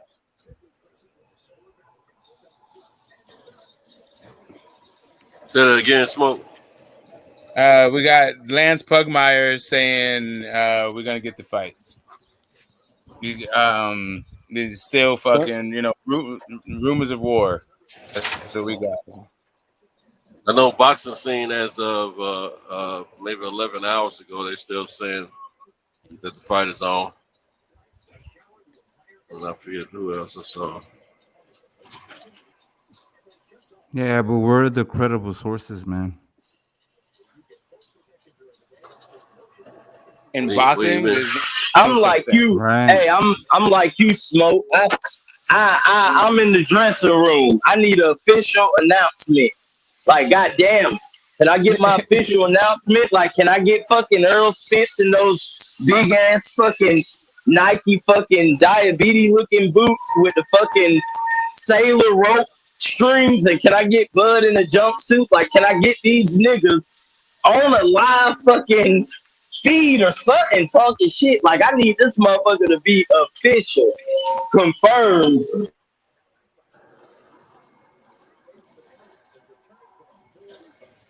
It's my fight, and I need it now. Hey, yeah, we've been waiting forever for this and fight. I need my fight announced now. Cole. Hey, yeah. Damn That's what I'm right. saying. It's my money, and I need it now. Goddamn. Hey, a side note. Hey, I was watching the little Shakur Stevenson. His little Tom Rape had a little show on him or whatever. Hey, Robertson looking goddamn cut as hell. Watch how we make him look average.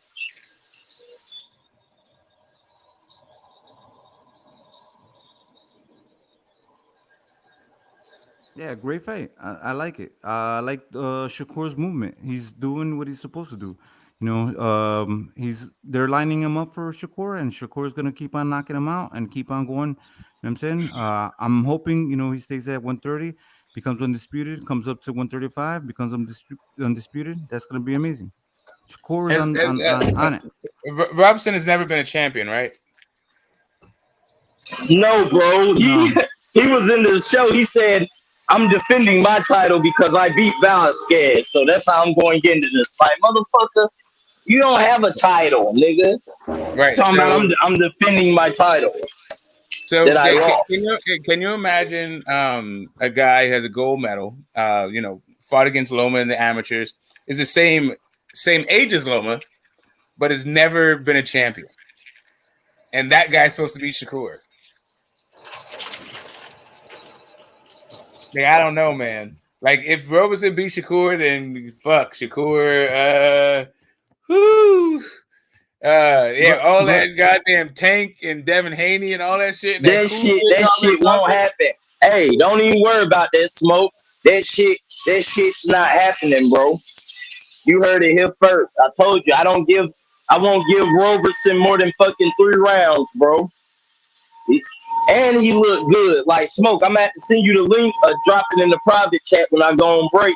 It's one of them little top ranked shits where they just go over, but I'd be lying if I said Roberson. That motherfucker, he looked focused, he looked determined, and that's what I want. We want the best Roberson. So when we beat his ass, it won't be no excuses. You know what I'm saying? Because he not just a bad fighter. Like, I was on another channel earlier arguing with motherfuckers. They saying, like, he's a bum.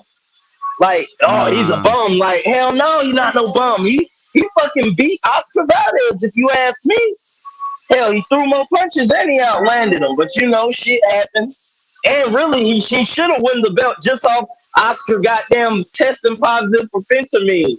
Fucking test positive and you fucking fight Robertson and barely get by. Hell, maybe if you didn't take the shit, you might have lost. But that's neither here or there. I'm just ready for the damn fight. Big O, this is the thing, right? Terence Bud Crawford beat what was his name? Diaz, the Dominican gold medalist also. What was his name? Man, something Diaz. You know what I'm saying? Gold medalist. Gamboa, another gold medalist. You know, we give these amateurs a lot of credit. You know, we give these guys credit for what they do in sparring, but we also have to give credit to these guys what they do in the Olympics. You know what I'm saying? So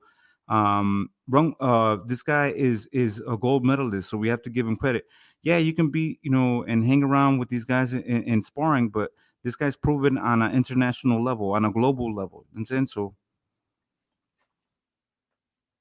facts, and that's what I'm saying. I'm trying to tell motherfuckers, I'm like, bro, this isn't just y'all acting like he fighting a bum. Like, motherfuckers arguing with me like, oh, he's not good. He's not like the motherfucker goddamn gave Oscar Valdez the fight of his life. I thought he won. So I feel you like shit. We gotta put some respect on some of these motherfuckers' names. And like Smoke say, hell, you the same age as Loma. Why you haven't got your shot yet? So we don't know what the hell really going on. All I know is that he got his chance at his shot this weekend. So we're gonna see what he do with it. Yeah, that guy's pretty good, like you said, and he did beat Valdez. He made Valdez look pretty average in the fight. Yeah, I don't know who the hell was saying that dude can't fight. That's just whatever. Conceição, he's limited, but he can fight. I don't know that he's limited. He looked darn good to me against Valdez. It looked like he had a lot of tricks up his sleeve too. Yeah, I mean, right. But even in the Valdez fight, even though I thought he beat him soundly, what I saw was I saw a limited guy. I saw that he threw the same fucking 3 shots over and over again. And it was fun. And I mean, Valdez, I thought it was only me, bro, but I was watching the fight today. Hey, he loved that 1, 2, 3. Yeah, that's his go-to, bro. They got that 1, 2, 3, bro. It was working. Yeah, that's it, bro. That's all he kept doing is walk around. Hey, and Billo, I'm with you too, bro. Hey, shit, it was working. It was working. So keep using that motherfucker. But when it comes to Shakur, he just kept walking away from the thing. But he could have done anything. Like, there was parts where he's like literally, I don't know, man. I find him to be a rhythm and pattern fighter. A guy like Shakur should figure this guy out. You're right about that. He is a rhythm and pattern guy. I agree with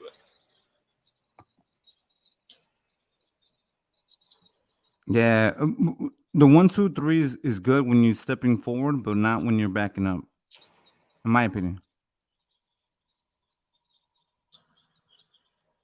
I don't know what those judges were watching when he beat Valdez's butt when they gave Valdez the fight. I don't know. Bro.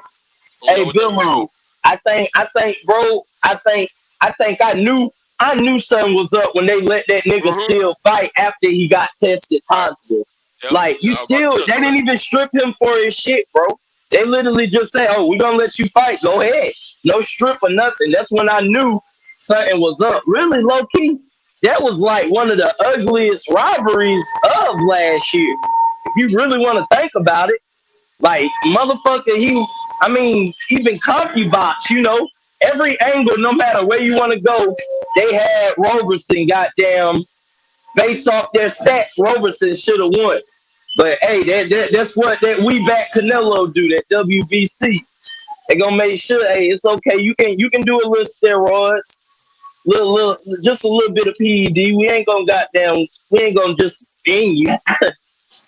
Yeah, they're like Dave Chappelle when he was playing Rick James. Enjoy yourself. That's what the WBC tells his favorite fighters when it comes down to steroids. Enjoy yourself. Yeah, it's a celebration, bitches. Mm-hmm. Yeah.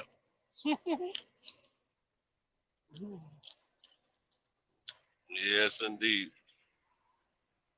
Hey, y'all dumb as hell. Y'all, hey, when I get off, I'm gonna go home and go watch that episode. I forgot all about that shit. Hey, Smoke, what do you say? Say it one more time, Smoke. What did he say? It's a celebration, bitches. Fuck your couch, nigga. Yeah, oh yeah, fuck your couch is still my favorite. They should never give you just don't stay. Don't get me started. Don't get me started, man. That was man. When he said that, dude, I was on the fucking floor. My stomach was hurting when I was done laughing. You know another funny one, bro? When he was the president, that shit was funny as hell too. Nah, when Dave Chappelle was Oprah Winfrey's baby daddy. That shit was funny as hell too. Mm-hmm. Hey, Mo. Well, y'all gonna have me at home watching that shit, boy. I forgot how funny that shit was, bro. You know, Dave Chappelle did an actual interview with Oprah after he came back from Africa.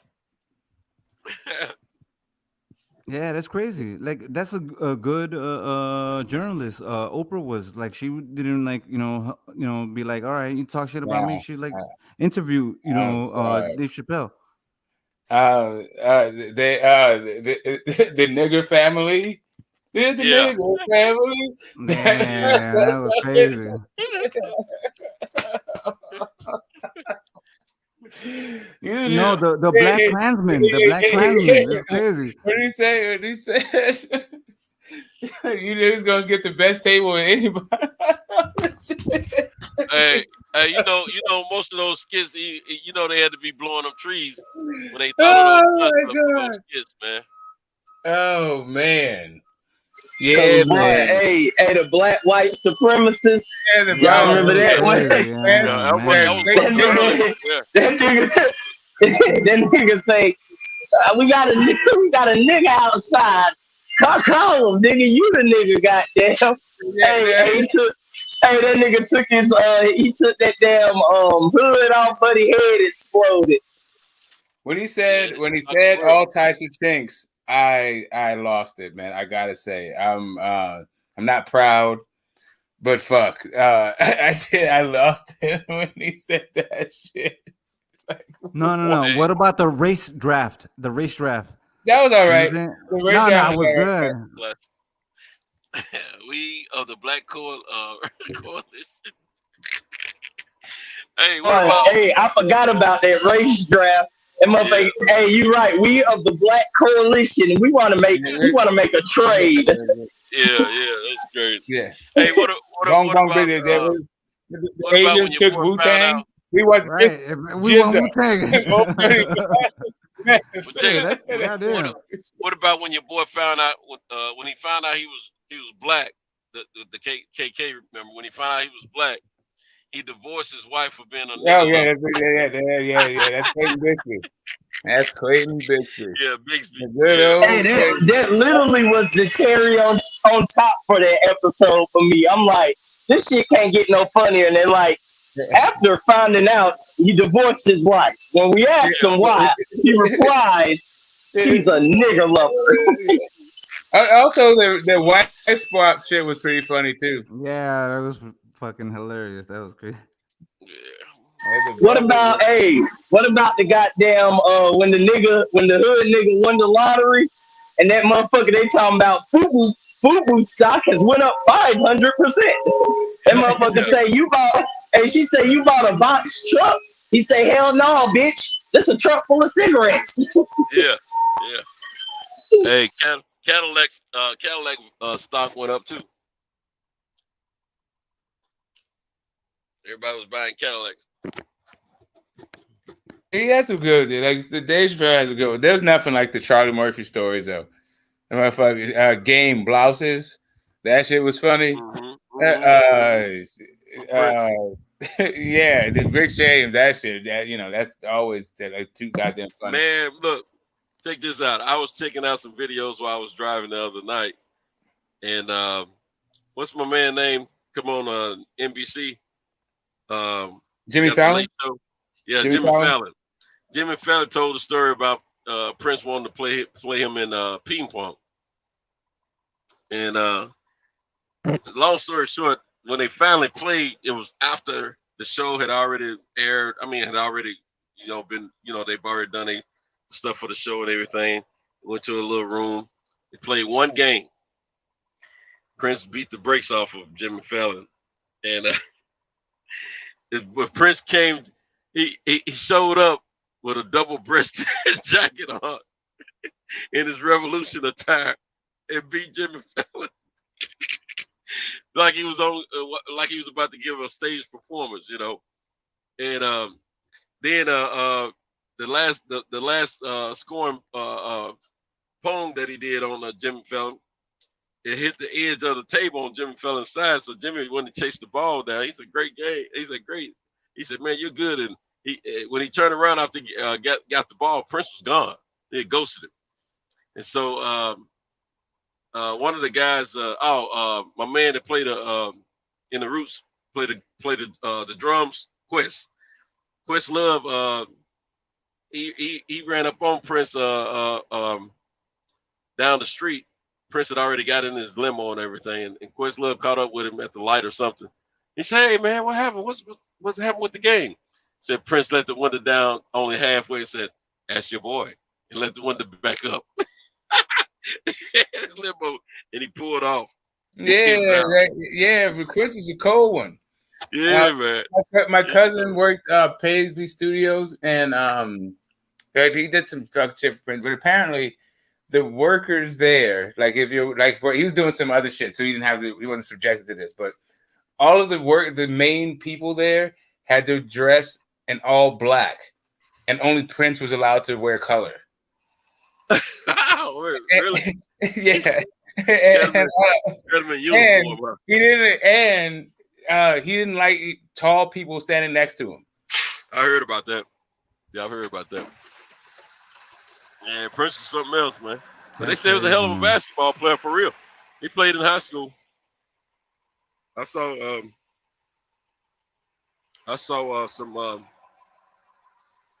some photos and all that stuff, But I just found out recently that him and Haywood were brothers.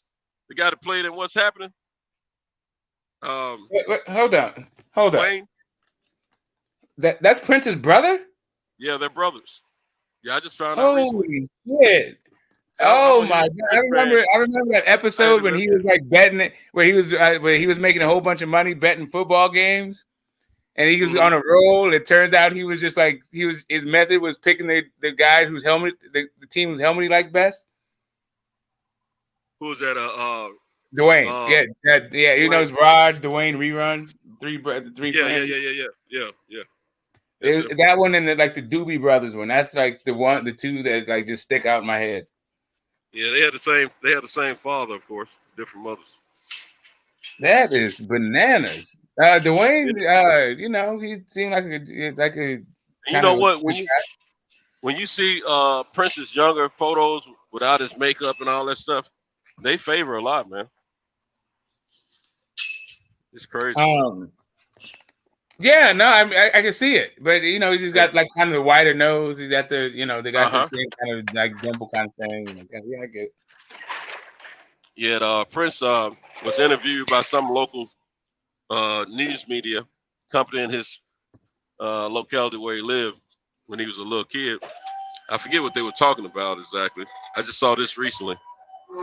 I'm a huge Prince fan. I get stuff to my Facebook page, stuff I had never seen before about Prince. And they were interviewing him as a kid, you know, and I forget what he was talking about, but he was speaking very intelligently, man, for a kid about the subject that he was talking about, you know.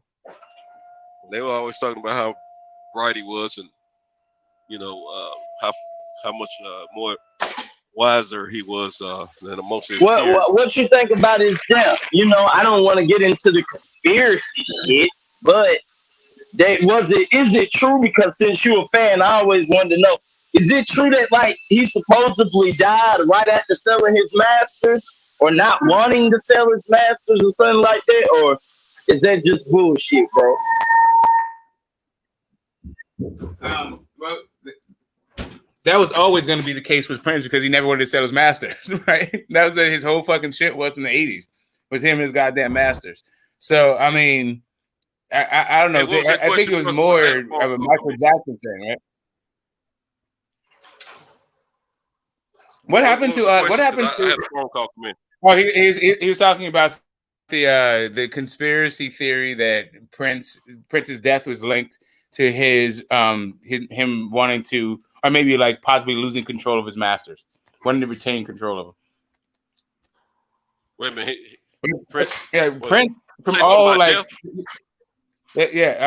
Right. So Prince, from all the stories that I've heard, has like just like decades of unreleased fucking shit locked in a vault. He just makes shit, whole albums, movies, and all this shit. He does. He puts them on his own fucking dime. He makes them, and then he sticks them in a fucking vault and never releases the shit. That's right. Because that's why he was always fighting the industry about not mandating that artists could only release their work but certain times of the year. He wanted their work to be released as they, produce it. I mean, as they create it. And that's why he started selling stuff through his website and stuff like that, so he can release his own music.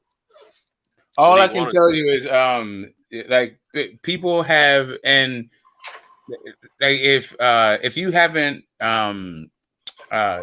curbed your self-destructive tendencies and you have a gazillion fucking dollars, chances are you're gonna wind up dead in your house by yourself. And it doesn't mean that you were by yourself when you're dead, right? Like, there's all kinds of people. Like, there's this one this is a crazy goddamn story.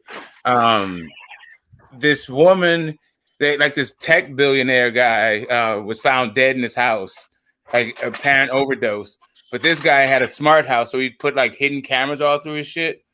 And it turns out like this woman had like dosed him. Like, I think it was like voluntary, like they were hanging out and fucking doing drugs.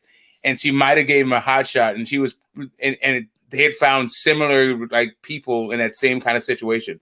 So it seemed like she was going around like killing fucking people and getting away with the shit. Just a side note, Smoke. I know since we talking about that, did you hear about the guy who made his car run off of water, and they murdered his ass too? Oh yeah, he was eating at a diner.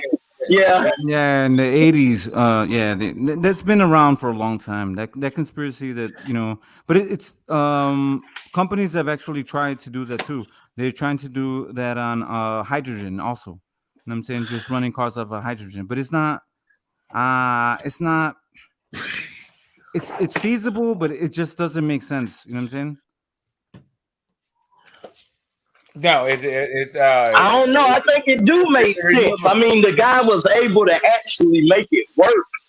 So the way that works, hold on. So the way that it works is that what you do is you take water and then you have a machine that's going to extract hydrogen from oxygen, and then you're going to run the car on hydrogen. So it takes a lot of energy to be able to do that. So it is. My thing is, if a random guy can do it. Yeah, it is feasible. If not feasible, mean it wouldn't work, bro. Like, the guy did it for years, like a whole 2 years. He rode his car wherever he wanted to do. It's actually old technology. That was developed a long time ago. Matter of fact, most cars in the beginning, car production were electric cars. Yep. So I mean, all That's this is true. old technology. Very true. This a lot of the stuff that we don't have is because of money. They knew that oil is going to create a lot of money. So the car engines went with gasoline because they knew they weren't going to be able to make a lot off electricity. And then with hydrogen, they weren't going to be able to make as much off of that either. So we used to have whatever's going to be the best commodity for money. That's what they're going with. That's a good point, Billo. So pretty much, it's kind of like some of these promoters and boxers. Like, why would I start this shit when I got a motherfucking cash cow right here who goes stick to the traditional script? Yeah, good point. Good point, Billo. Well, in Oakland, we used to have a transportation system, a train system that went from Oakland to Sacramento to all these like weird places that now you can only get to by car. And the rubber and oil companies bought up that railway system and tore up the fucking tracks and just basically like sold everybody's fucking cars. That's crazy. Hey, Smoke. Why you throwing some game? Hey, now we getting into business. That business mind, that Mongol shit. Like, fuck you. I want to be the monopoly, so anything else must go. Business surpasses our feelings. You know what I'm saying? That's facts, Cosmic. We speaking facts. These are facts. They're like, right. So I don't even know. All right. So it's not even that business surpasses our feelings. I don't even like in an endeavor where the idea is business. Why would you even talk about your feelings? Like it's just a weird kind of like. Okay. Like, No. Like, We're not talking about boxing. No. But my point is this: your feelings are supposed to serve the bottom line in boxing.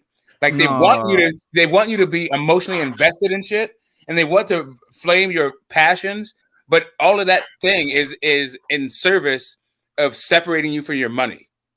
Get the smoke. I wasn't comparing the two. All I said that what you were saying is that these they had transportation, but these businesses we're not comparing the two. You know what I'm saying? I'm not saying that. No, I got you. You're not talking about boxing. What you're saying, you know what I'm saying? I get you. You're just talking about capitalism in general and manufactured demand. Manufactured demand versus like what maybe hey Smoke, like what's actually morally kind of standard. Like in the fucking hood nobody has a fucking car, they need to train, so morally you would want to do that, but business wise, fuck that shit. We need this money. Tear that fucking railroad up and make the motherfuckers buy cars and come to our gas stations to fill up their tanks. Well, it wasn't even that. You had to tear up neighborhoods and shit to create freeways. Like the entire fucking thing needed to change, right? And then people wound up because communities had sprung up along these goddamn railways and train stations and shit, right? So now those fucking become like landlocked goddamn places, and people have to, they get gentrified. Like the poor people move from them, and then the rich people build them up, and whatever. Oh, bro, literally in my city. We going through that. Like it was a side of my town on the south side where like in the 90s you would never see anybody that's not black walking down that street. And now it's just been, they pretty much bought up everything and just rebuild shit. So now you got like white people in the old hood and shit, walking their poodles and shit. You got old women planting flowers outside. And like I got homeboys who like in the 90s, man, they would have got shot. Like they never would have rolled through here. Well, some of them are still getting shot or stabbed and robbed, whatever. But that's going on nationwide. That's facts too, bro. All urban cities. In Chicago, that's they call it the reverse flight, right? All the white people from the cities, they move to the suburbs, and now all the suburbans are moving into the cities. You know what I'm saying? Yeah, they want to come back now. They're throwing people a little change for their property that are ignorant to the fact of what the true value of their property is worth, and they're seeing money that they've never seen before, even though it's peanuts, and they're getting them out of the way. it's the generation before me that's selling out for less money, more because they're older, hadn't seen this kind of money, and their intellect about real estate is not as great, So, and some of them don't have kids around to educate. My mother, her house is still there. I never would let her sell. I told my mother, don't sell it. Whatever you do, I'll let you know when the time is right, when the money's right. That's the thing. It's happening in here in Chicago. My boy, his mom had a house. It was worth maybe 150,000. You know what I'm saying? Right now, it's like in the property. It's literally on Walcott and Western and Cortez, right? That shit's worth probably like 800,000. You know what I'm saying? Yeah, that sounds about it's right. It's crazy. You know what I'm saying? When people are hearing 60, 70, 150, they've said 150,000 to some people is a lot of money, man. And that's that. My mom was offered 150,000 before she died. Before I said no, it's not. It's worth more than that, Mom. Don't sell it. You know what I'm saying? I said, trust me, I'll let you know if it's the numbers right, or just have them to contact me, and I'll talk to them. And they didn't like talking to me because I wasn't going for that bull crap. I get calls about that property now, and if they ain't talking 400 or better, I'm not selling it, man, because I know once they tear it down and rebuild, they're gonna rebuild because it's exactly what I would do. They're gonna rebuild two different properties there, two different houses. Yeah, and they're gonna build 3 stories. You know exactly.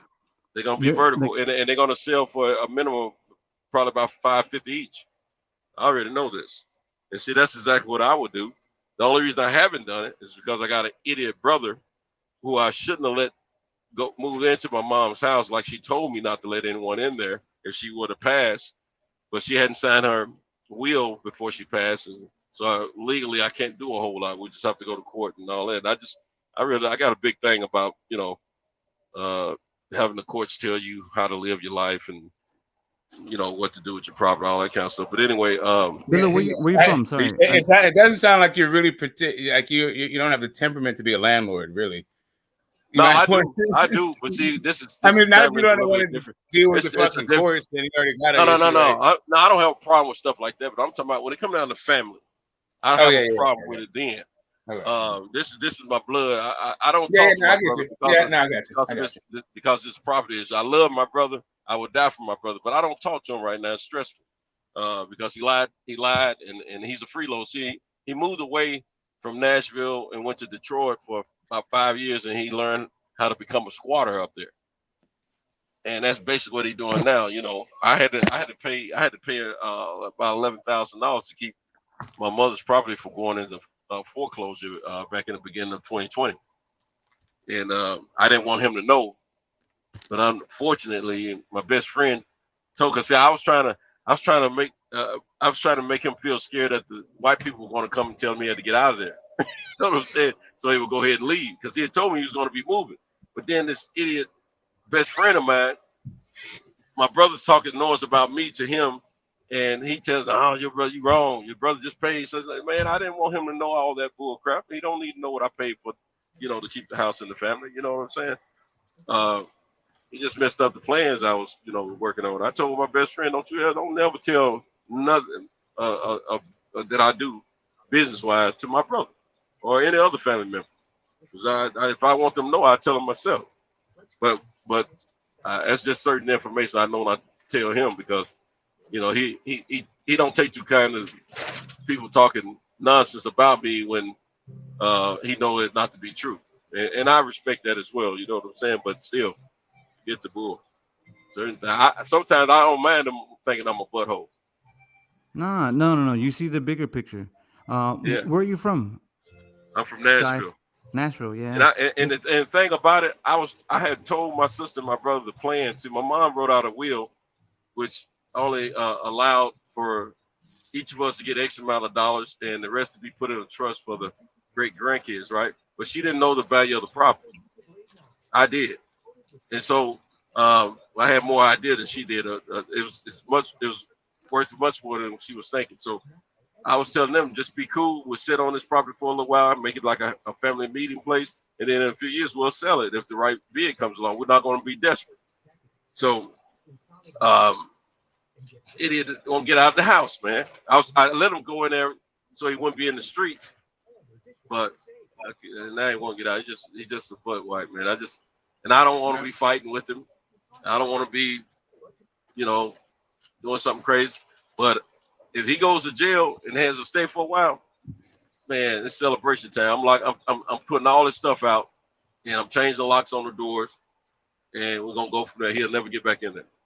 Yeah, it's if he goes to jail, it's a crazy thing to go through. For something he did. Like when my grandparents passed, I inherited from my grandparents, and then now it's like my parents coming up. And when it was time for the grandparent thing, it was like land all over the place and all this other shit, and it was like a bunch of headaches, really. But it was still cool. It was still cool to go through. But some of my siblings and my cousins like really started like just picking shit out, like having dibs on stuff, and I was like, I'm not really. It's weird to like come up off the death of a loved one. Like it's just I don't know. Right. See, that's what bothers me. It's like it's just and if you have another way to make a living, like if you have another way to make a living, another way to do it, like if your brother's destitute, he can't really figure out, can't get right, kind of shit. Yeah, that's a tough fucking situation. Yeah, you got to get ready for that like beforehand. Like I don't even know. But when you got an able-bodied person, man, they should be trying to make their own way. Not man, the crazy thing about it, they were waiting for my mother to die. And my brother and sister, some people can't figure it out though, man. It sounds like it's not a physical issue. Sometimes it's a mental thing, right? Yeah. They got issues, but they not enough issues where it's an excuse for them not to do for themselves though. But they were totally disrespectful to my mother. Now, my sister's the oldest, my brother's the youngest. I'm the middle child. I caught all the heat from my mom coming up, but she made me the stronger of the three, and I applaud her for that. And if ever a woman could make a boy into a man, my mother did that. Which I don't agree with that. That women could help a boy grow and become a man, but that's not in totality. But my mom was the closest thing that could have made that happen. I probably she was a tough woman, but at the same time, her and I became the closest out of the three of her kids, and I was always, her her wingman, basically. I made sure I looked out for my mom and made sure she had what she needed or whatever. My brother and sister, all they ever wanted from my mother is what they could get out of her. They didn't care about when she needed them to do stuff. They always had a hand out for some money. They didn't do anything from their heart for my mother, man. It just pissed me off. And I feel like they helped send on to a grave. Man, I've been at work. Bro, I am going through that shit now. I do not mean to cut you off, but I'm gonna say this now. So my goddamn brother, my brother DeAndre, hey, when I see you, I'm gonna whoop your ass. I hope you're on this slide, bro. I'm going through it now in probate court. It's some bullshit. My brother acting a fool too, bro. Yeah, that's what I've been trying to avoid. Literally, bro. Oh no, I already told my brother. I'm gonna go ahead and whoop his ass, bro. If I ain't got time to deal with it, he playing games with me and shit. He don't want to move out. I got your back. Go. I got your back. I don't need nobody to have my back. Me and him gonna have to get this one-on-one. Anybody from Spartanburg know how I get down. It's just my brother, he ducking me right now. But bro, I'm going through the same thing. I got a fucking shitty ass brother who fucking don't want to do shit but sit around all day. Fucking, it's okay though. My family, they've been trying to keep me off his ass because they feel bad for him. But like I told him, he got 1 week to get out of there, or I'm gonna damn pull him out, literally. Yeah, it's crazy. Not to be on no family shit, but bro, I know what you're going through, bro. I'm going through that same thing. Yeah, it's I was paying all the bills and all that stuff after my mother passed, and I did it for about 3 months, And I told my brother, you know, while you staying here for these few weeks or a couple months or whatever it's gonna take you to get on your feet, I'll pay the bills. You save your money for your next crib. You see what I'm saying? When I realized that they well, my brother anyway, my sister did move out. When I realized he wasn't trying to do better, he wasn't trying to get no place of his own, man, I stopped paying all the bills. And fool gonna call me, hey, brother, this and that. And I said, man, pay it. Right? Don't. I'm not paying any more bills. I'm not taking care of grown folks anymore. I'm done with that. You know what I'm saying? And, yeah, my brother want to make it a booty club and shit. He want to make it an Instagram live booty shaking and drinking fest, and smoking weed fest. That's what I'm gonna come down there and fuck him up. I'm gonna fuck him up though. Drinking. Hey, Smoke. My brother called himself. Come on to South Carolina with a camera. I'm about to beat the fuck out this man. For real, bro. I can't condone that, man. Like I'm trying to make sure that I don't wind up in a similar situation once my parents are gone. Like my brothers and I are figuring out how do we stay out of court and how do we resolve conflicts when we want different things to happen and what it is we want to have happen with the whole thing. And are your parents still with us? Yeah. All right. Yeah, but they're falling apart. But they're fucking falling apart, and they don't want to hear it. And neither what my mom or my pop don't want to hear any of us. He wants me and my two brothers to work this shit the fuck out. They showed us what the fucking is. They told us what all the passwords is. Here's the goddamn thing. Here's the insurance policies. Here's deeds. All this other shit. And when it comes to conflicts, you guys are gonna have to come up with a way to resolve this shit. So whatever. You don't wind up in court. They more likely they got the insurance beneficiaries already lined out. That's cool. When it comes down to the real estate and stuff like that, the estate itself, you need to get them. Y'all got to figure out a way for your brothers to come together.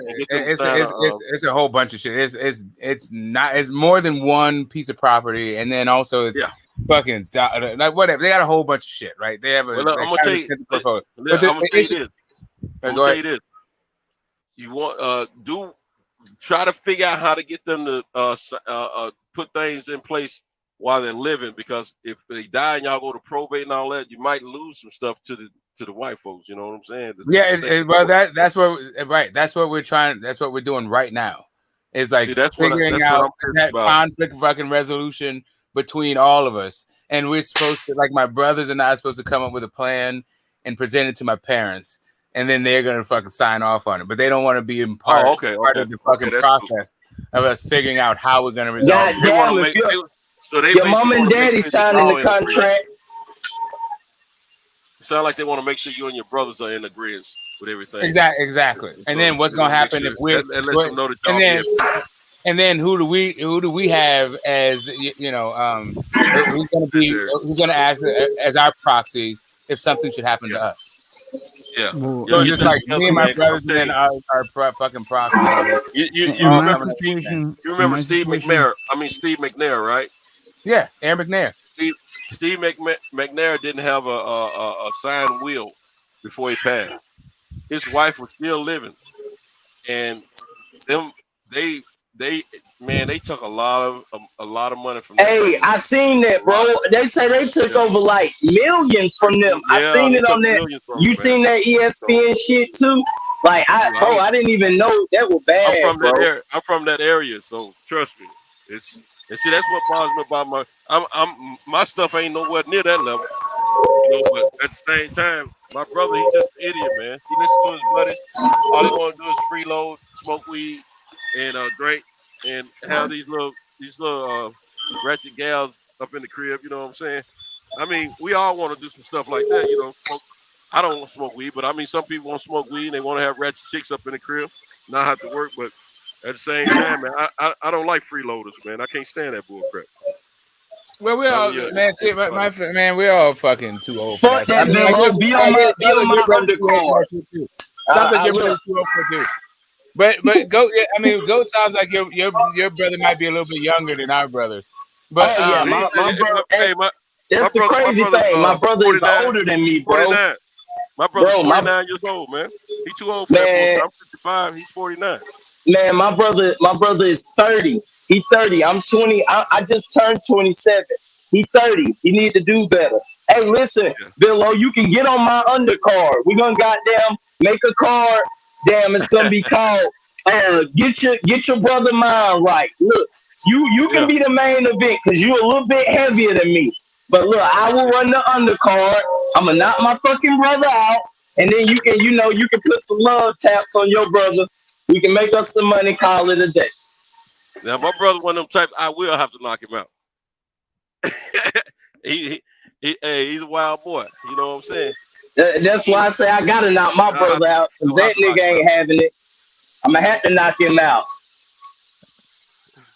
Yeah, man, he's an idiot, man.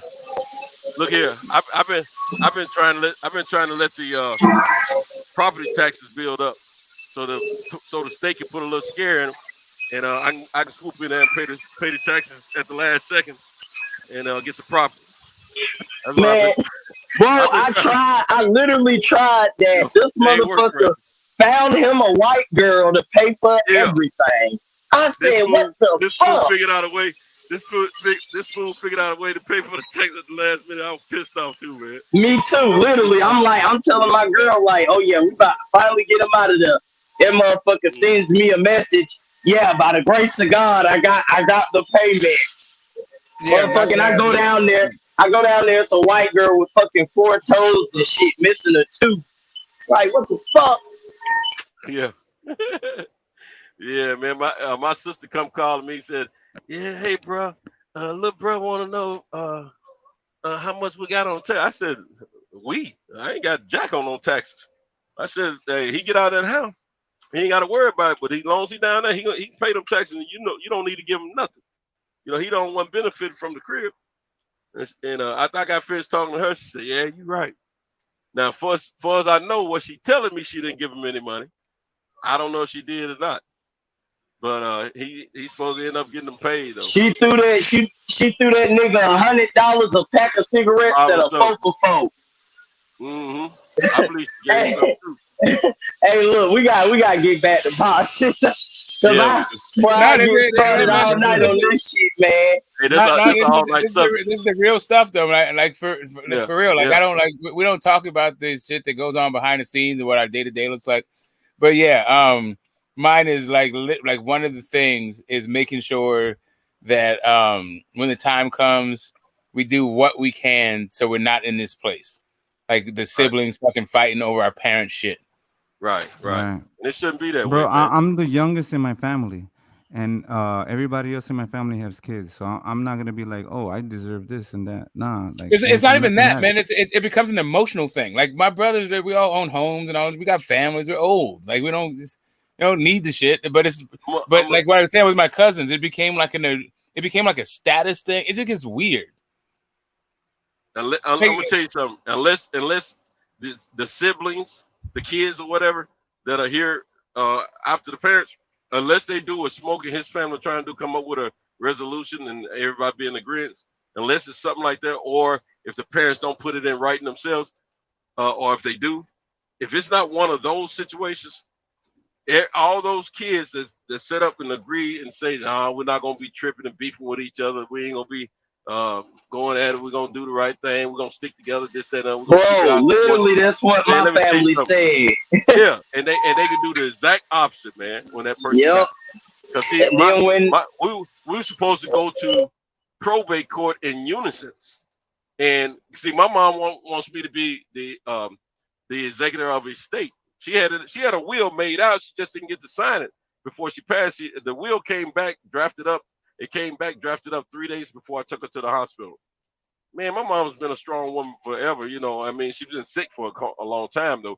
But, when I took her in the hospital for, we didn't think she was not coming home. She didn't even think she wasn't coming home. And she ended up dying a week later after I took her to the hospital. It was crazy. But if I had known that was going to happen while she was still aware of her faculties and everything, while she was at the hospital, I would have had her to sign it then and got it notarized at the hospital. But I didn't know. See, I never forced my mother to do things like I wished I had now, because I always wanted her to know I didn't want anything from her. I wanted to give to her. I was the opposite of the other two. They always wanted stuff from her, not me. I'm the one gave her the down payment for the house initially, but it wasn't my house; it was her house.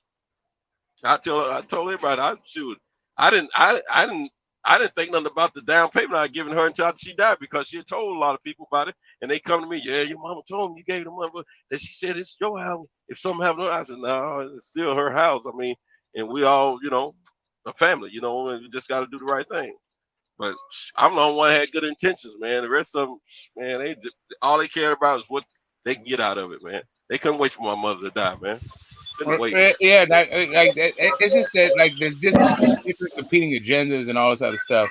But yeah, I think it can get strange because you become attached to them, right? That becomes like an extension of the person that you remember and your relationship and all this other stuff. So yeah, I don't know. I'm not looking forward to that shit. I'm certainly not looking forward to like comeuppance in life based on the loss of my goddamn parents. Like that is just, I like my grandparents was hard enough. My grandma was hard enough, but like my mom and my aunt like fought over my grandmother's ashes for like 6 or 8 months. Shit like that. Like I'm just not. Yeah.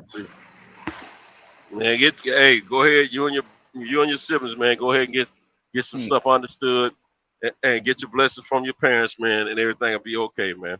And because they'll know that y'all going to be at peace if y'all come up with it. That's why they ask y'all to do that. And that's not a bad idea. I never thought about that, Smoke. But I'm telling you, man, keep it out of the hands of. I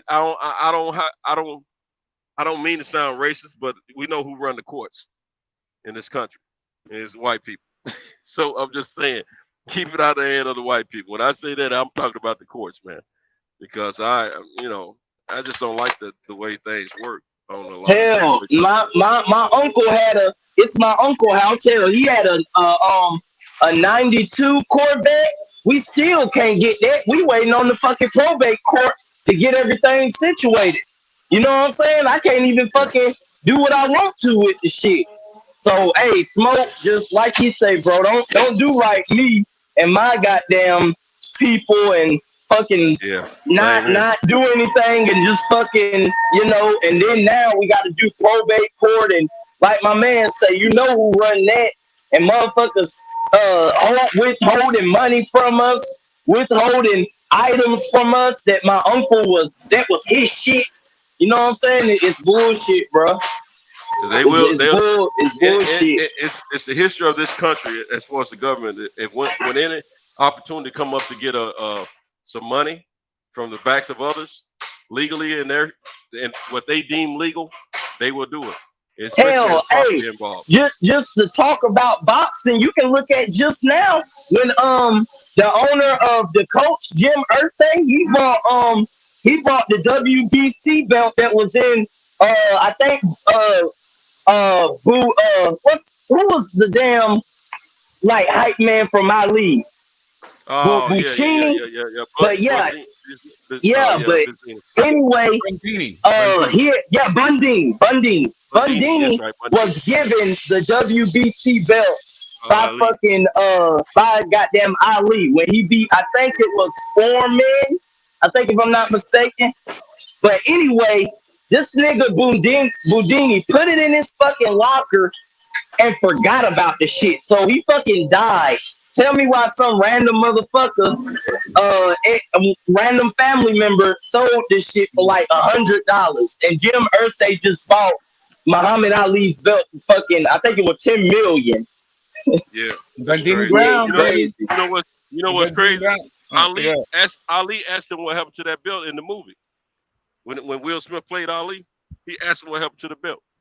He thought he had pawned it off, for some whatever, Man, his family, Bandini Brown died. His family went through his stuff, found that belt, and fucking sold it at a yard sale for like $100, bro. No bullshit. Not knowing the value, just like they're doing in these neighborhoods. Yep, facts. So, hold up. I got another story for you, right? And this hurt my heart, but it is the way it is. Pardon me. Goddamn. The guy fucking Motown, Barry Gordy, sold the Motown catalog for $100 million. Right? The person who bought the fucking Motown catalog for $100 million mastered the shit, took them like a couple months, remastered it, sold it for $3 billion. Yeah, because it was worth over more than $100 million. Within the same year, sold it for $3 billion. That next person did another fucking touch wood, like a remastering of that remastering, and then sold it for $5 billion. So, like within, I think 2 years, like Barry Gordy made what he did. Like he made the whole shit. Like he was instrumental in creating the goddamn catalog. He got $100 million out of it, and some other fucking corporation got $5 billion out of the same goddamn catalog that he got for $100 that he sold for $100 million. That's how Michael Jackson bought the Beatles catalog. How much money did he make? Yeah, well, he got fucked out of that shit because while he bought the Beatles catalog, he used that shit as a collateral for an album of his. And then the goddamn record label tried to like tank the album so they could get their hands on the Beatles catalog. Anyway, and then all of a sudden Michael Jackson turned black again. He's hanging out with Al Sharpton and goddamn Louis Farrakhan. Bro, this is crazy, bro. Hey, Smoke, I forgot about that shit. You remember he was at that little church talking about they're trying to take everything from me. Hey, he remembered he was black then, man. That fool, he had Al Sharpton on one side and Louis Farrakhan on the fucking other. Mm-hmm. But and you know what? We were so proud of Michael for buying that catalog because there was one time the black man got up on the white man. Hey, I feel you, Billo. You like, goddamn, finally. We goddamn by the goddamn person, not the person buys us for once. Yeah. Michael Jackson buying that catalog completely drove a wedge forever between him and Paul McCartney. Yeah. Paul McCartney told him about the catalog, and he was trying to buy it, but he didn't have the money for it, and he was like, "I'm trying to get the money for it." And Mike was like, "Hey, shit, I got the money for it." Right. What? Hey, you know what Mike told him? He said, well, Paul, if you don't have the money, just beat it. Yeah, exactly. But you want to be there. Yeah. He said, "Let me show you why they call me." Then here comes the fucking government. Like, give me that shit now. The catalog is mine. Hey, if they ask why? Tell them that's human nature. Or that's right. the catalog is mine. The doggone catalog is mine. The doggone catalog is mine. Yeah, man. I tell you, man. I'm telling you, this country is notorious for stealing, man. They've been stealing since they come here. Hell, they stealing fights from us. Can we get the goddamn shit? Goddamn, man. You got fucking the mafia and shit. All this bullshit. Here's the thing. So here's really the thing. I've been watching other people do this shit for so long that I'm a little bit like, what is it? I feel conflicted about bitching too much about these brothers doing it. I feel like if anybody has leveraged their position in order to act like a complete ass, these two brothers have. So I'm just like kicking back and waiting for them to fucking handle the scandal. Hopefully they do the goddamn right thing. I get to fight, but I'm just not like, I don't know. I can't get. What is it? I can't muster the outrage and the disappointment that other people are having for this shit. I'm like, I tell you what I'm doing as for you talking about the Crawford and Spence fight, right? Yeah, exactly. What I'm doing, man, I'm just believing that I'm believing in an old adage that I always believed in, is that when it come down to again, it's gonna sound a little racist, but I don't mean to be racist. But when it come down to white people and that hate each other or like each other, and no matter how they feel about one another, when it's time to make money, They figure out a way to sit down and put their differences to the side. They make that dollar together. So that's what I believe, and I think that's what's going to prevail in this situation. And I'm not talking about Crawford and Spence. I'm talking about the powers that be that bring the money to the fight. That where they're getting the purses, the money for the purses from, and all the execs. Well, here's what I hope. Here's what I hope. I hope it's just like the Michael Jackson thing. That these brothers, if they feel like they're not getting their market value, that they then leverage their own market value, that their perceived market value, and shop this fight somewhere else. Right, exactly. Like if this shit winds up on goddamn YouTube, I will be goddamn beside myself with pride.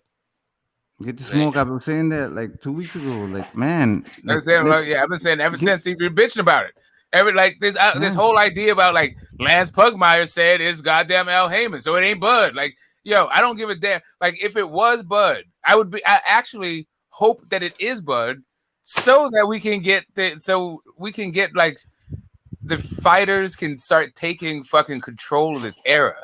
This is the worst guy. It's been so long now since a fighter has had like dictated the goddamn terms that these bullshit fly-by-night promotional companies are these guys who are so entrenched and corrupt that all they care about is like their margins, right? Like, never put a pair of gloves on and got in the ring. I'm not saying that your margins shouldn't be a driving factor or motivating factor, but it shouldn't be the only motherfucking factor. You can still make money and give us good product. You've heard of PBS? PBS. This fight was brought to you by viewers like you. You know what I'm saying? PBS. You know what I'm saying? Y'all remember that shit? Huh? What? Some bullshit, Smoke. Some bullshit, bro. What about it? It's sponsored by viewers like us. You know they killing me today, bro. They just killing me. Fucking machine just explodes. Leaking oil everywhere and shit. Look at this shit, bro. How the fuck? Look at all this oil, bro. Like the fucking shit just exploded oil. I can't. This is some bull. Life of a fucking tech, bro. Life of a fucking tech. It sounds like you gotta alert somebody that can deal with oil slicks. I am that guy. That's the bullshit. I got a fucking, but it ain't nothing. It's a fucking leak. I'ma just goddamn get a new hose for it. Cover that shit up. So y'all boys keep cooking. I'll be back in about damn 20-30 minutes. Yes, yeah, you know what the fuck were we just talking about? I was just saying, like, put it on PBS, public broadcasting services. You know what I'm saying? This fight is brought to you by viewers like you. Right. So like PBS is paid for out of profit. No, those are tax dollars. Those are our tax dollars at work. That's why they're saying viewers like you. Yeah, you make a donation, and that is a tax cut. No. For the people that are donating, yeah, it is. PBC is made out of tax dollars. That's literally a government-funded fucking channel. Right. That's what I'm about to say. You think boxing control now? You get the government involved, it'd be really controlled. Because that's what you'll do. It's not a donation-based thing. Like, yes, you can send donations to PBS, totally. Right, but that thing is tax deductible also. Like, try to get your pay-per-view thing tax deducted if you're not like a content creator. Good luck. No, you might be able to if you're LLC and you throw a fight party and all that shit. Then sure, and you invite people over who have business contacts, and yeah, you can do some shit like that. But for the most part, no, those pay-per-view is not like right out. They're not deductible. Not tax deductible. We just want to see the fight. So if it's on PBS, you know what I'm saying? PBS is public. I don't understand like Cosmic. Like, what world do you live in, bro? Do you understand that people crazy fucking world, bro? But in the real world, people are streaming fights. Like, everybody's watching fights that they want to see. Like, it's not like this huge problem where people can't get fights because it's behind a paywall. Like, it's not 2022. No, but it would be free, and then it would be paid. It already is free. It already is free. I'm with you, Cos, but bro, you gotta. What Smoke is saying is these motherfuckers still gotta make their money, bro. No, I know. Like, I was just saying, like, the frustration that, you know, we just want to see the fight. It doesn't matter who's showing the fight. You know what I'm saying? It could be on PBS and be paid for by viewers like us. You know what I'm saying? No, it would. Okay, listen, we are boxing fans. There are far fewer. It's sarcasm. Sarcasm. Hold up a second. You're asking for 330 fucking million people, or however many people are subject to taxation, to pay for our goddamn our hobbies, our entertainment. At a certain point, like what I would like I'm with you on the network television shit. I'm down for sponsors. I'm down for corporate interest to pay for this shit. The same way I watch baseball or football or goddamn basketball. I can just tune in and I can, like, you know, I can pause the shit during the commercials, go to the fucking fridge, do my goddamn thing, fast forward the commercial, get right back to the goddamn thing. Because my box, I don't got to, you know, I got to suffer through the shit. I would love it if boxing was like that. I would love it. I don't like this fucking pay-per-view model at all. But I'm not trying to, like, make my neighbor pay for some shit that I like. Right. Yeah, but I also want my neighbor to watch this fight. You know what I'm saying? Yeah, but my neighbor can make his own fucking choice. It's choice. Yeah, it's a choice. Like, I don't give a shit. Like, at a certain point, like, what does your desires have to do with your neighbor's desires? Like, when do you let your neighbor tell you to fuck off with your desires? That's true, but they have the option. You know what I'm saying? Correct. They have it right now because it's not in a public, because it's not taxed, right? Like, nobody is paying for fucking sports. It was just a joke. I'm just saying, like, you know, I don't. You've been crying about this shit. What part of it is you joking? Like, tell me which part is the joke. The part that I'm saying that it would be paid by viewers like you. If it's on PBC, that's just a tagline. So you don't want it on PBC at all. He was being sarcastic when he said that. I remember that. I mean, I get the mocking part, but so you really don't want it on PBS? You do want it on PBS, or you don't? Because I'm fucking confused. Like, for real, is the joke just the view part, and you want it on PBS, or you don't want it on PBS, and the whole thing's a joke? You might have confused him. Yeah, fuck it, dude. Fuck it. Hell. Hell, man. Hey, listen, shit. One good turn deserves another. He confused the shit out of me with that one. Well, yeah, we'll get the fight, fellas. Just keep the faith, man. I have embedded in my mind that November I'm traveling somewhere to watch that fight. So, oh yeah, that's where I'm looking. Yeah, my sons are all in. They're excited. My oldest is like fucking. He's got some idea in his mind right now that Spence will beat Canelo.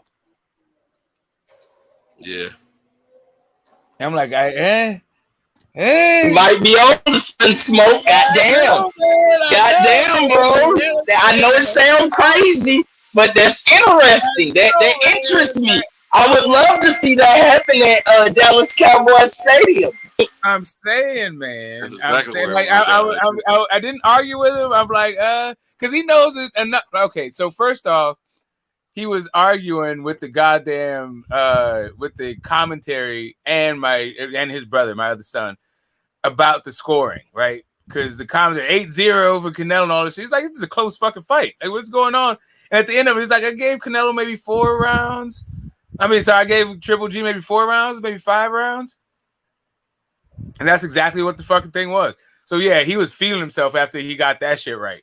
Because you know that commentator will have you second guess, like he'll have you think you're living in the Twilight Zone. Like, what the fuck fight am I watching? Right? So especially when it's the favorite fighter. Yeah, man, it was like 8-1 to fucking Canelo, all this shit after like 10 rounds, going into the 10th. Dude was talking about 8 rounds to 1.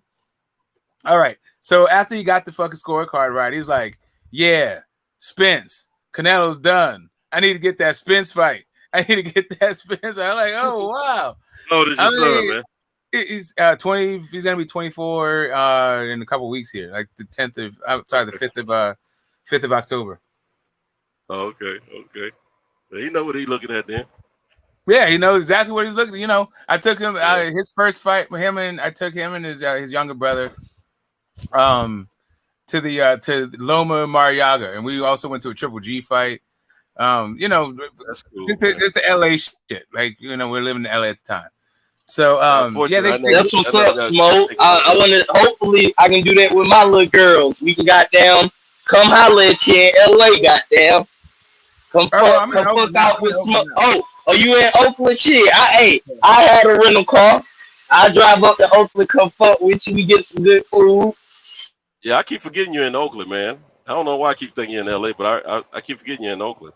Yeah, no, I lived in LA. Like, you know, that only my I remember you talking about family is in the Bay, but like all of my grandparents were in Oakland. My cousin, my aunt, my uncle, my cousin, all that shit there in LA.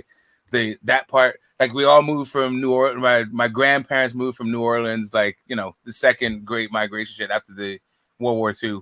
My grandfather fought in the war, and then they moved here, you know, whatever. I moved to LA. Then my parents moved from LA to here during the fucking 60s, you know, Nation of Islam, Panther shit. Yeah. I was born in 71. Okay. Yeah, you're 2 years older than my brother. Mm-hmm. But you're a whole lot wiser. Mm-hmm. My brother, man. When I meet younger cats than my brother, and they're a lot more mature and wiser about life and reality life, I call it, and you know, how to, you know, they're paying bills and making their own way. And I think about my freeloading brother, man. I'll be like, man, he was raised in the same house I was raised in. What happened? You know what I'm saying? But, you know, my mom, I used to tell her, you know, when I was younger, you know, she was too easy on them compared to how she did me. If she had did them the same way she did me, shoot, we all be stand up. That's what I believe, you know. So I don't know. They were used to asking her for stuff. I wasn't used to asking her for anything. I was always programmed in my mind that I need to take care of my mom when I was old enough. You know. See, that whole thing about genetics. I always had to help out when I was in high school and all that when I was working. You know. That story that you just told is the thing about that whole thing about genetic predisposition. Yeah, why it breaks down. And they have like studies on this whole shit. Like, yeah, like everything can be heritable. Like everything's potential, right? You can inherit like your IQ or your personality or whatever the fuck from your parents and your situation. But depending on how you're raised and how you're treated within your household, you may reach different potentials. So you may have the potential to do all this shit, but let's say one person was raised to, you know, ask for handouts and other stuff, and another person was raised to be self-sufficient and go out and get it for themselves. They're going to have very different outcomes in life. It doesn't matter what the goddamn genetics of the whole situation is. That's true. I agree. Well, I got a son and daughter. They have different mothers, and my daughter, my son, he did experience growing up in the household with me a few years of his life. My daughter never experienced that. She was always on the visiting side of things. But my daughter, who's the youngest, is the most like me as far as life, business, all that, you know. My son, man, it's all about getting the girls, which I ain't mad at him about that, you know, but getting the girls and getting his smoke on, getting his drink on, partying, you know. He'll work now. My son will work his butt off, but getting to work is the issue. You know, once he gets there, he's cool. Well, getting there is a problem if it's in the morning. But man, I don't know, man.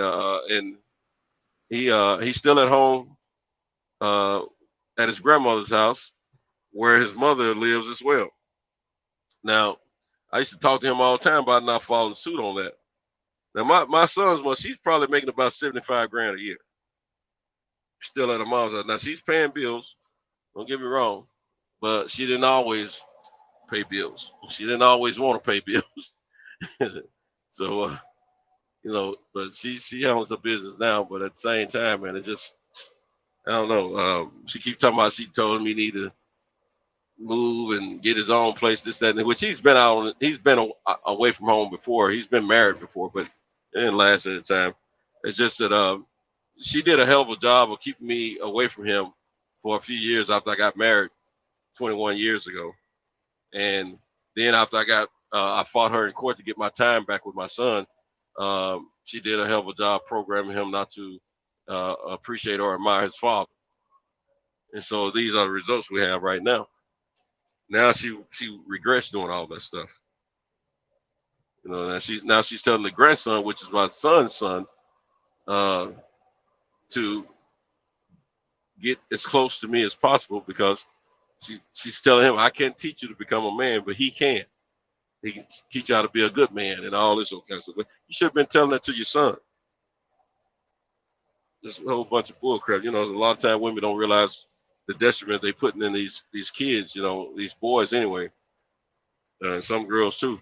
But it is what it is. But like I was talking about my brother earlier, I have a brother through my dad.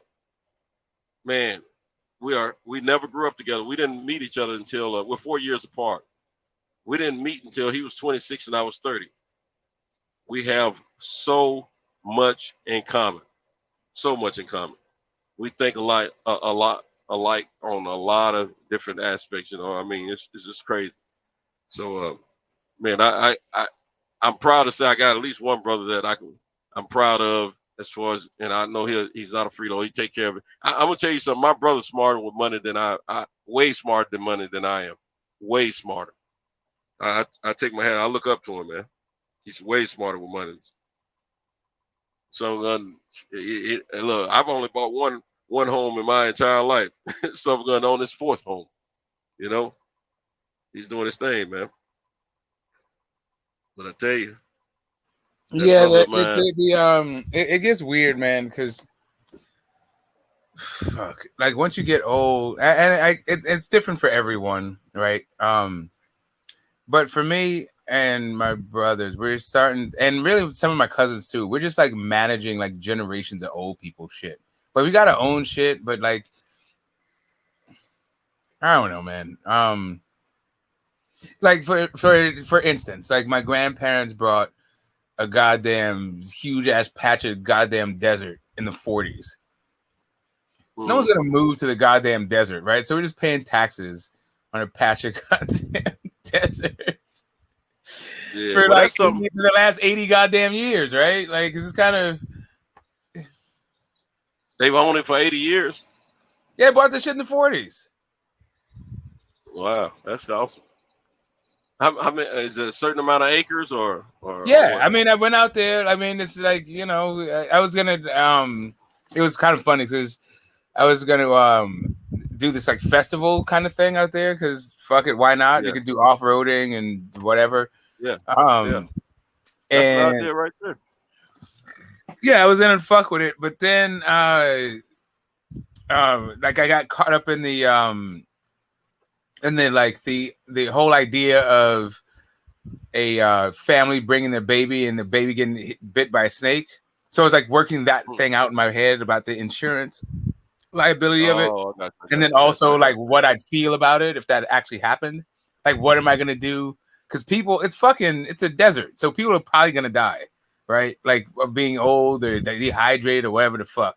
So like I had to just deal with that kind of fucking thing, right? Like, do I actually want to throw an event where people are going to like potentially die at it?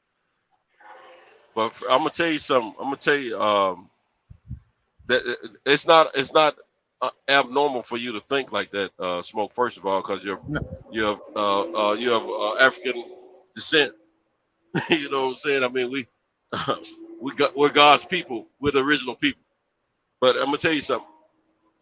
A capitalistic mind, they know all those things may occur.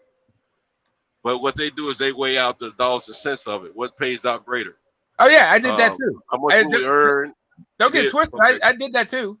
But I also like I just took the I just want like beyond the dollars and cents of it all. Do I actually want to be involved in something like that? Is that something that I want to like? Because I did it because I could, right? And I was like, this seems like fun thing. but it doesn't really seem fun to like be managing. Like if you're gonna come to a place and spend your final like hours in a like celebratory environment and all that shit, I'm not trying to deprive you of that experience. I'm just trying to figure out if I want to goddamn like what it would take for me to facilitate and manage it, and like for that thing. But I don't think people really are trying to bring their kid to an event like that and have their kid die on them. Like that shit just seems really goddamn sad. Make it more adult like. You familiar with Bonnaroo, right?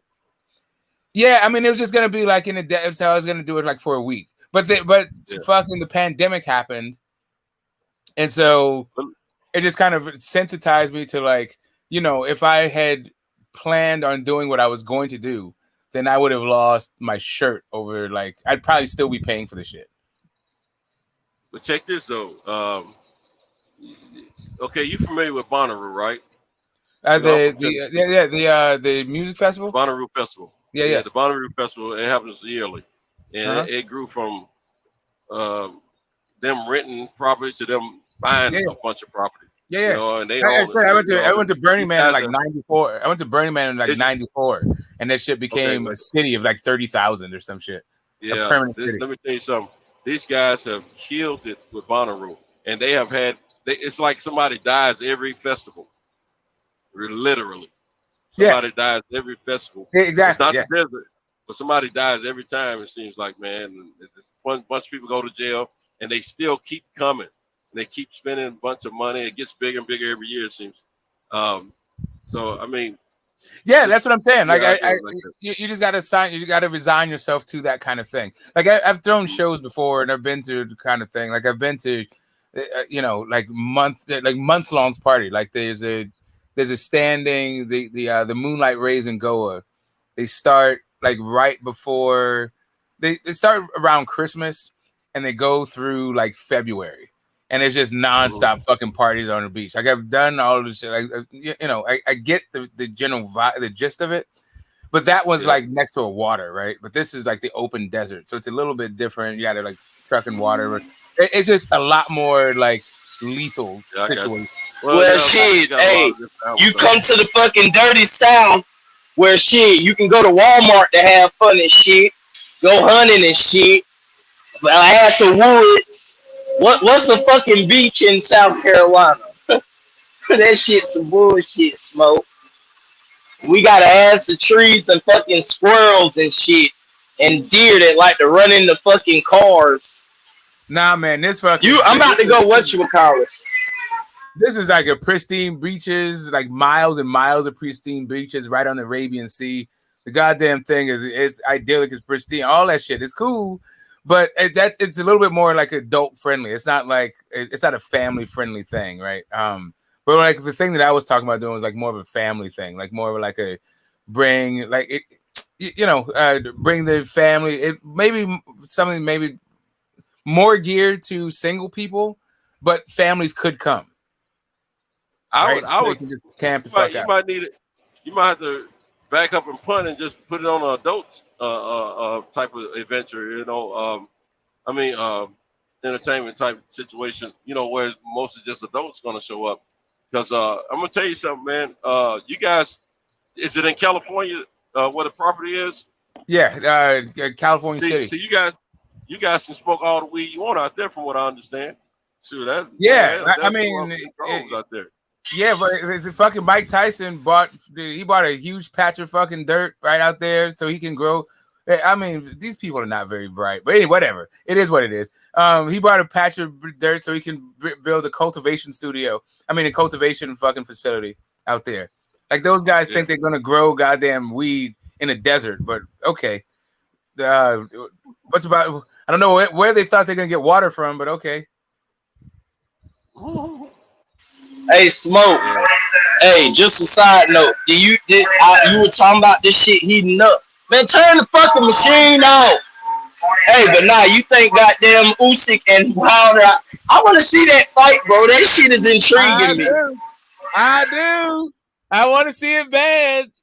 I want to see that fight real bad. Like Hellenius, this is a fucking mere formality. Oh, Hellenius is a fucking piece of fried chicken. Like that nigga is. He's a big guy. He's 6'6" or something, 6'7" and 250. Like Hellenius is big as shit. But yeah, I think he's going to fucking sleep, and then we can get this goddamn Usyk fight on. Because Usyk seems like he's the kind of guy that don't just talk shit. Right. Yeah, that's the thing. Hey, like that means he wants to fight you. That's what I'm taking from this whole thing. And I know Wilder came back to get them motherfucking belts. I know he's not turning down no goddamn Usyk smoke. So I'm very goddamn. I'm excited. I'm looking forward to this whole thing. And I was mad because Usyk said it was Fury or nobody. So I started calling my man a duck. As soon as fucking Fury started doing that duck shit, Usyk was like, give me Wilder then. All right. Yep. All right. I know Wilder ain't gonna let that shit go either. Yeah, that's the thing. I really feel like, and I think that the key tie is Malik Scott. Because Malik Scott works with Usyk pretty much every training camp that he has. And Smoke, I think that with his relationship, he flew out there too to be Usyk's sparring partner. I think that Malik Scott can put that shit together, bro. I really think once Wilder knocked the fuck out of Hellenius, I think he's gonna call out Usyk. Oh my god, dude! If Malik Scott out coaches goddamn Papachenko, there will be no living with me.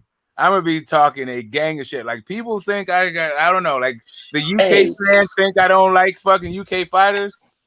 Wait until the Ukrainian fans get a load of me off this Papachenko shit, bro. Do you think knock out fucking Usyk? Just let that shit happen, bro. Do you think that? Okay, here's a good. Just from listening to him. I think Malik Scott, why aren't more people fucking with him? I think he's a hell of a coach, bro. I don't know what y'all think. I mean, just, he's like kind of a historian. Like that motherfucker, he can recite an ass of fights. Like it just seems like, you know what I'm saying? Like you could tell he's a student of the game. Like I don't know why more people aren't trying to gravitate towards him. Right, because of the situation, man. Like you don't. A novice trainer taking over a guy who's on a Hall of Fame run, like. But that's the thing, Smoke. Well, you're right technically, and that's the thing. That's what I'm saying. It's kind of like a mystery, kind of like a bag of you don't really know until we get later on down the line. But I think I don't know. He makes good points. Like he makes good points. Now, can he translate that? Nah, that's to be seen because we seen Wilder come out there and he had a different game plan, but we seen him resort to what he does best. You know what I'm saying? So it's just but that's time spent, right? That's more of a function of you didn't spend enough time with the guy yet. Right. Okay. And that's what I'm saying. Like, can we see him get with maybe that next one at an early age and like really see like his fucking like his I agree with what you're saying. The GOAT did his thing with Wilder, but I think all the end results came back on Wilder because Wilder started off in that first round and a half boxing like he was trained, but when his gas ran out and he in the third round. Yeah, bro, that's what I was saying. But goddamn, them first 3 rounds, I'm looking like, am I the only one? But goddamn, I'm like, bro, this has to be Malik. This has to be Malik Scott. Like, of course, it's Wilder. But like, you're starting to think like, okay, this fucking, these tendencies and these, fucking. Trying to think of the perfect word to use. Help me out, Smoke. You always good with words, motherfucker. What's the word called? Well, like his characteristics. You know what I'm saying? Like I was seeing those wear on Deontay, but like you say, once a certain amount of rounds got on it, we're kind of like, damn, like oh hell, we see where this going now. Well, to me, they didn't really train. Okay. So they went talk to me, Smoke. Yeah, talk to me. So they went with targeting the body, which was something that they needed to do. But what they, the other thing, and was as important, if not more important, was they needed to figure out how to get meaner and more proactive and more opportunistic from the clinch and up close. And he was still the same passive fucking dude in the clinch that he was the entire time, which meant he was going to let goddamn Fury dictate everything to him, and he's going to be reactive. And you can't, because that weight smoke. Yeah, he just let him weigh on him and walk him around and all this fucking dumb shit. You see my Avatar Ward, man? Look, that dude was not going to let you. He was trying to win every goddamn second of every round. That's what you're supposed to do. You're supposed to be that goddamn competitive that you're not trying to lose at all, right? Like you're gonna have to you're gonna have to work for this fucking ass. And he was just Wilder gave away too much fucking ass for free. You're supposed to make that guy hurt. You're supposed to make it like charge him for all that shit he did, all that good shit he's getting off.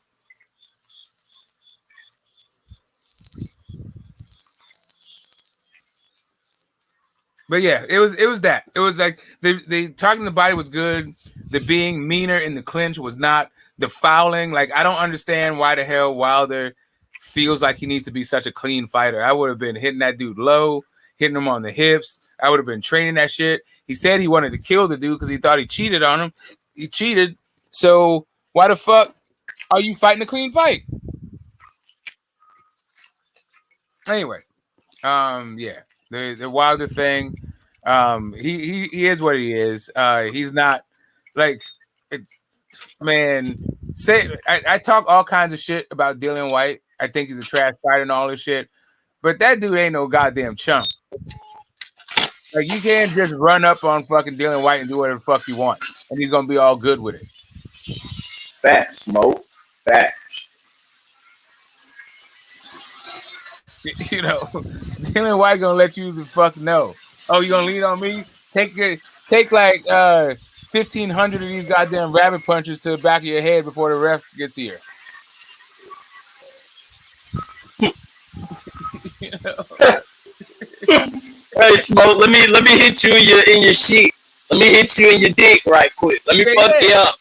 You know, like yeah. Let me throw this elbow at you inadvertently, but inadvertently.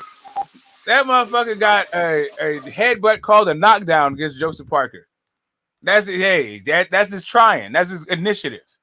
You're supposed to be. That's how you're supposed to be in there, not like walking around and like, cool. Wait, all right. Now the ref is gonna break us up, and then okay, give me a minute. I'll take a deep breath, and now let's get to it. Oh man, fuck all that. Now your eardrum's fucking broken. What the hell's going on? Like, you're supposed to be looking for openings, any goddamn opening to get on this dude. And anyway, I do think he's got it for Helenius, but if Wilder is if he is in any way domesticated, has he become more domesticated because he's kind of a homebody? He's been chilling at home with the babies and all this shit, enjoying his tens of millions of dollars and his gold-plated goddamn grenade launcher, fishing and all that dumb shit he got going, all that good shit he's got going on in his little corner of Alabama. If any of that shit has blunted his fire or his desire to win, then Helenius is probably going to figure that part of it out. So I'm hoping that my man is at least 90% of himself, and goddamn Helenius. Man, I think Helenius is going to bed. Helenius was the damn rad dog from Fury 3 in the sparring match. You can literally go on YouTube right now and see Helenius getting beat the fuck up. Like, you know, and that's, you know, they made the fight, you know, good opponent. Get him out the way and fuck it. Him versus Usyk. Because, hell, I seen AJ hurt Usyk, bro. And, you know, I put that bread on Usyk. It had me a little shit. Listen, I've been waiting for goddamn the Usyk fight ever since Tony Bellew was putting fucking hands on Usyk. But since 2018, I've been waiting for this goddamn fight. And now Usyk got belts? What? My man is goddamn. All I need to do is see him be somewhat of even a reasonable facsimile of his old self. and I got him decapitating goddamn Usyk. And I'm fucking laughing. That's it. Yeah. These YouTube street, like Mad Chad's gonna be mad at me.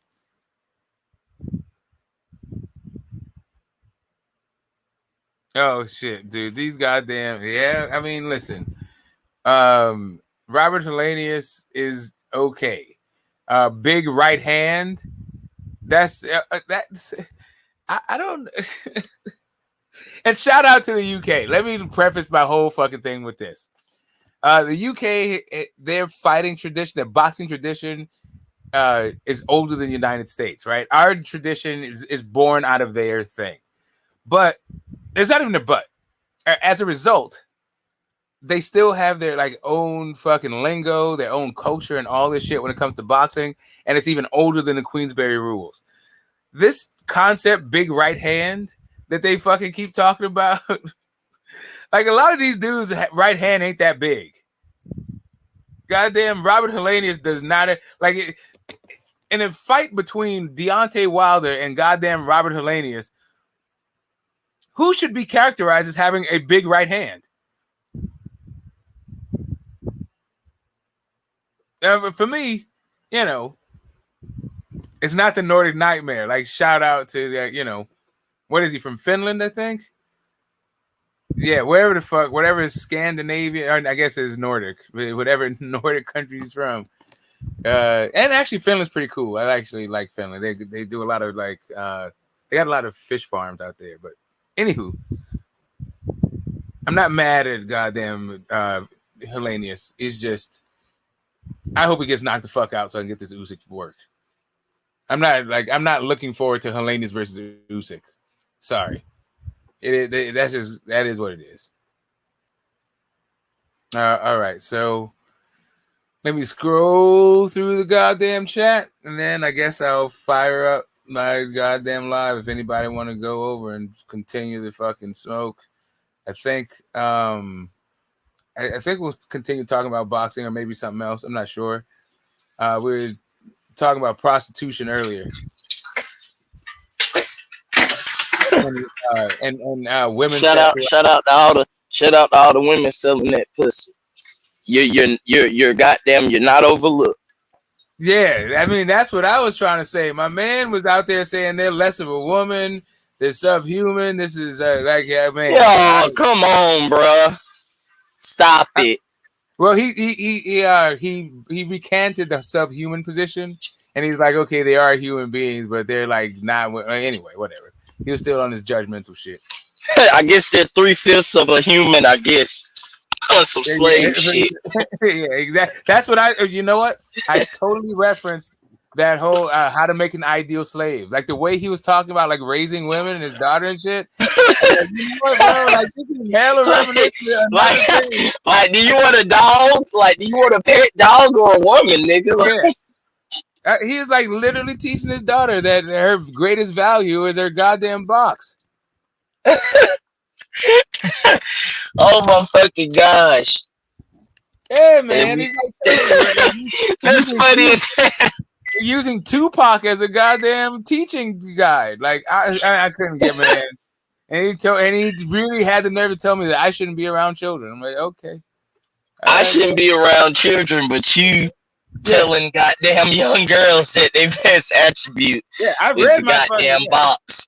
Yeah, I raised my daughter's a goddamn adult. Like at this point, what she does is on her, not so much on me. Maybe I would feel some kind of way about it, but yo, I'm not out here trying to raise adults. Like, I understand, but like there's only so much I have to say, and then your eyes start to glaze over because you hadn't heard it all before.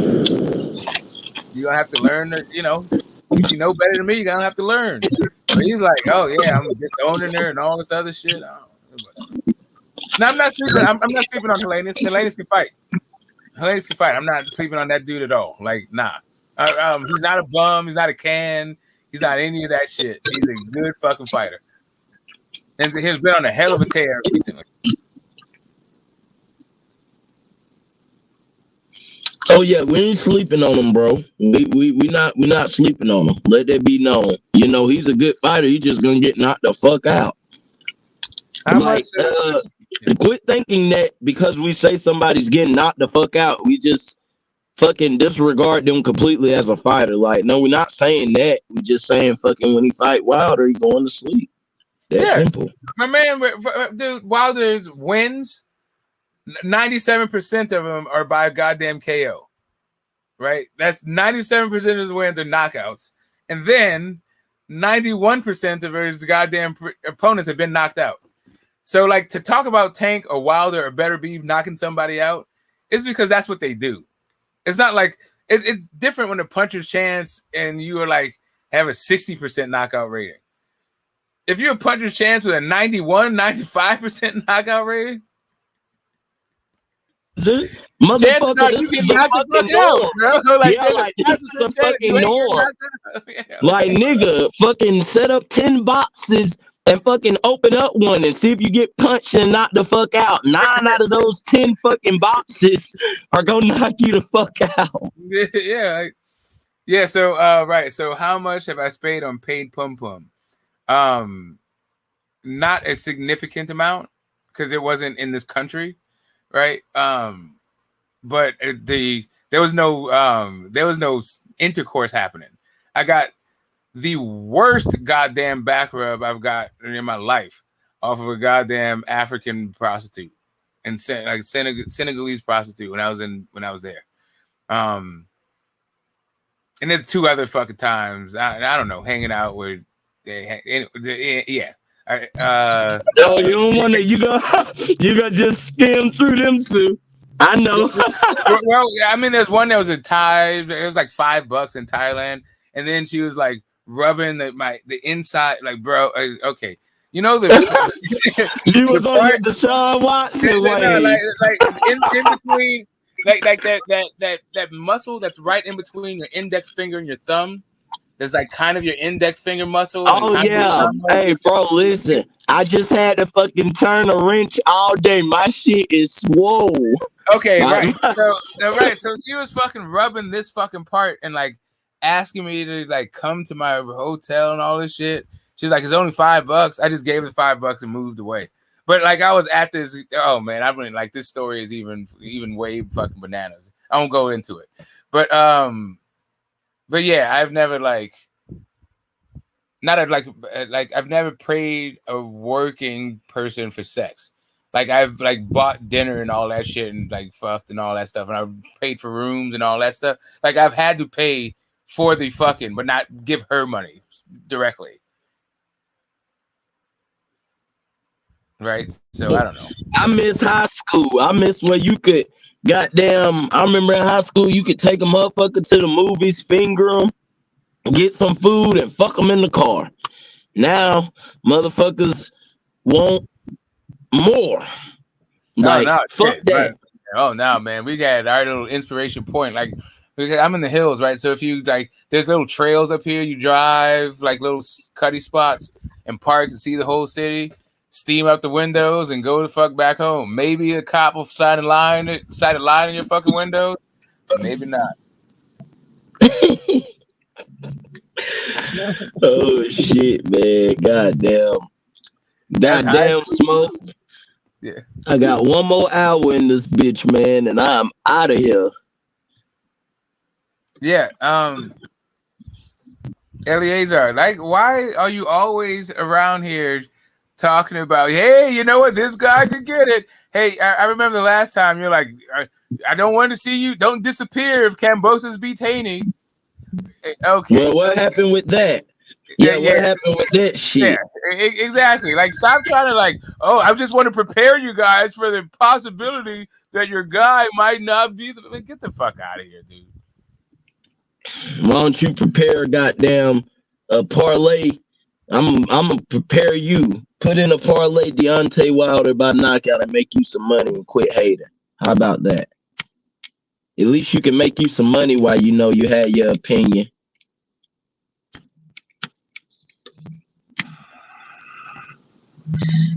Damn, smoke. I'm on the roach, man. I fucked around and left the blunt rushing. All I got is this goddamn roach dilly. Hey, man. Hey, listen, what you find out is you don't always get what you want.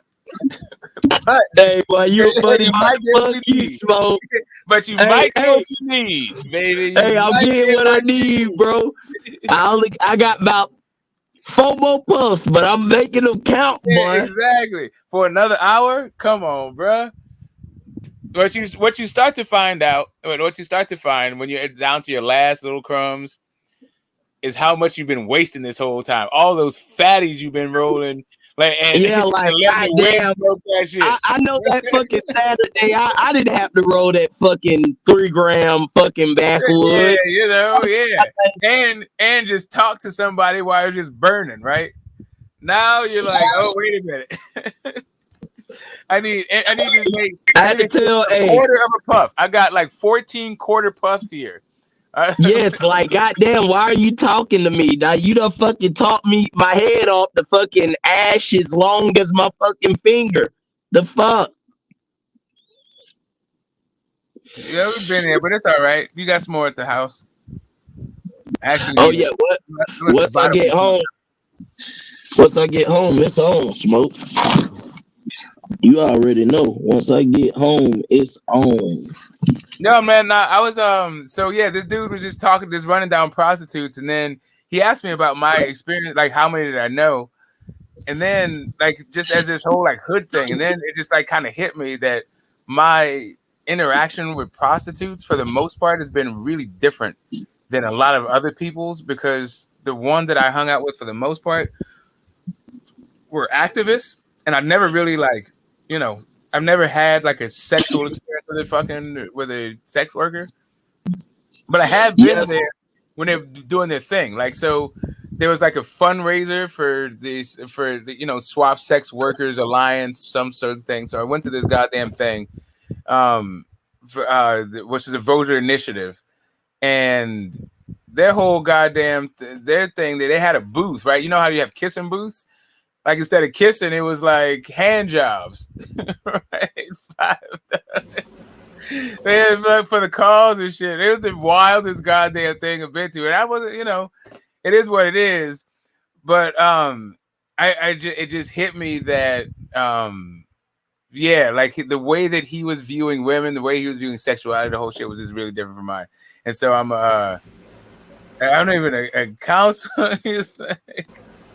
Hey, Smoke, when you gonna set your live up, bro? I'm gonna do it right now. Hold up. Yeah, you gotta set it up. I think like 6 o'clock then every day. All right. So you take over at 6 in the morning every day. So that'll be your time slot. So what do you think 4 is too early?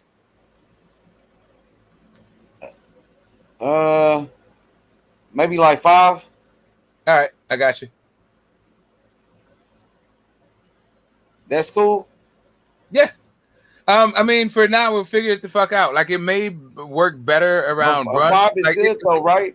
Because that's like halfway. That's in between. Well, no, I mean, it is what it is. I'm trying, like, it sounds like you just waking up. But so hell no, I've been up. Okay, cool. Yeah, I'm not quite. I've been listening to y'all niggas. Yeah, like, however it works is how it works. I'm good.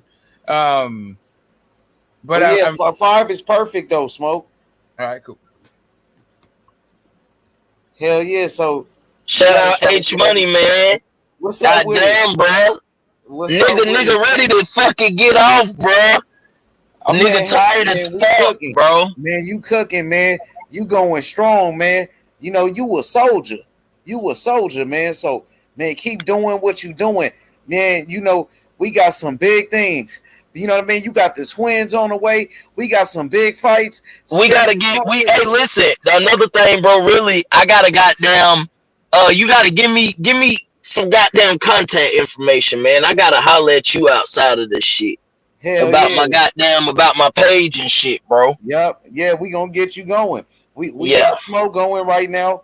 So you know what I'm saying? We gonna get you started up too. Just like Smoke. Because low key, bro, I goddamn, like I say, bro, I've been working, bro, and the thing is, I've been hitting, and so many people been like, bro, where is it at? Where is it at? You bullshitting, and I tell them I am, bro. So this week I had to get it started up, bro. I'm telling you so you can help hold me accountable. But damn, tomorrow I was thinking tomorrow, goddamn, I'm gonna get some good rest. I'm tired as fuck now, but tomorrow, bro, when I wake up and when I get on, damn, just show me how the shit work. You know what I'm saying? Shoot me your number, and damn, you can just pretty much show me, you know what I'm saying, how to get the shit started. Cause I got the YouTube page already set up. So now I just gotta link it to the goddamn StreamYard and everything will be bumping. I got you. That's the same way YB did it. When YB he started his channel just like that, you know, and we got him started, bro, and he took off, man. You know what I mean? And now he the rookie of the year. You know what I mean? So now, you know, now we got to do it with you. The same thing. The same thing. Hey, you already know, bro. Goddamn the sports book. Goddamn the cheat code. Yeah, we about to take this shit to a whole nother level. Damn, and you already know I'm gonna stay shouting you out, bro. Hell, you already know, cause we gotta help build each other, bro. Yeah, you know what I'm saying? You right about that, man. And you know, you a real one, and you know you got that fire. See what I'm saying? So that's what it's all about, man. You got that heat, you got the fire, man, for sure. And man, keep doing what you're doing. You gonna take off, man. I already know. I know, bro. I've been talking to like athletes, cause we got like high school football going on. So like we got a few athletes that I talk to. They like, you know, I got one homeboy. Hell, he got an offer from goddamn. He got different offers like Clemson, Florida, Texas A&M and shit. I'm gonna try to get them on too. You know what I'm saying? Just so they can. Man, I got a bunch of shit, bro. You already know I'm working. I'm writing it down. I know I ain't got started yet, but the organizational part, I got that set up. I know exactly how I want to do it, how I want to set my shows up. Like I say, man, I want to get boxers on there too. You know what I'm saying? I want to be able to talk about the numbers in boxing. Like, shit, hopefully if I get started this week, I can go ahead and tell you now, my bet, if you want to put in a bet with boxing, do Wilder by KO. You know what I'm saying? If you want to sprinkle it, I say a mid-round KO. I say between 4 and 6. You know what I'm saying? He get him out of there, you win hella money. Hell yeah. Hell yeah, man. I can't wait, man. I want to see what you do with it. I know you going to make it do what it do. I already know that. Oh, yeah, bro. Like I said, man, I've been watching so much football film here. I went big on the Giants. Niggas was sleeping on the Giants. I knew they were going to beat the Packers. You know what I'm saying? Shit, I took the Cowboys plus seven because I knew I'm like, okay, Dak Prescott is hurt, but goddamn, why are they getting 7 points? That's some weird shit. Then it's numbers involved. Like, it's certain games you can see the money is heavy on one team. Like everybody took the Bengals. You know what I'm saying? So why wouldn't Vegas have them cover? Think about it. If you got 80% of the betting world betting on the Bengals to cover them 7, right? And everybody put say $200 down. Hell, that's goddamn $160,000. You know what I'm saying? Now you can have them fucking not cover, and you can take all that money, or you can have them cover and pay it out. You know what I'm saying? That's where the refs get involved in shit, but that's a whole nother story. Then the mob, I mean, listen, bro. I'm on it, H. We gonna take this shit to the next level, bro. Listen now. We gonna fuck around. Well, we'll fuck around and come together and have like a whole fucking panel show. Just going from boxing to betting to, man, listen, bro. There's so many ways we can take this. H Money Academy, nigga. You breathing, hey, you goddamn got H Money. I mean, you got goddamn YB.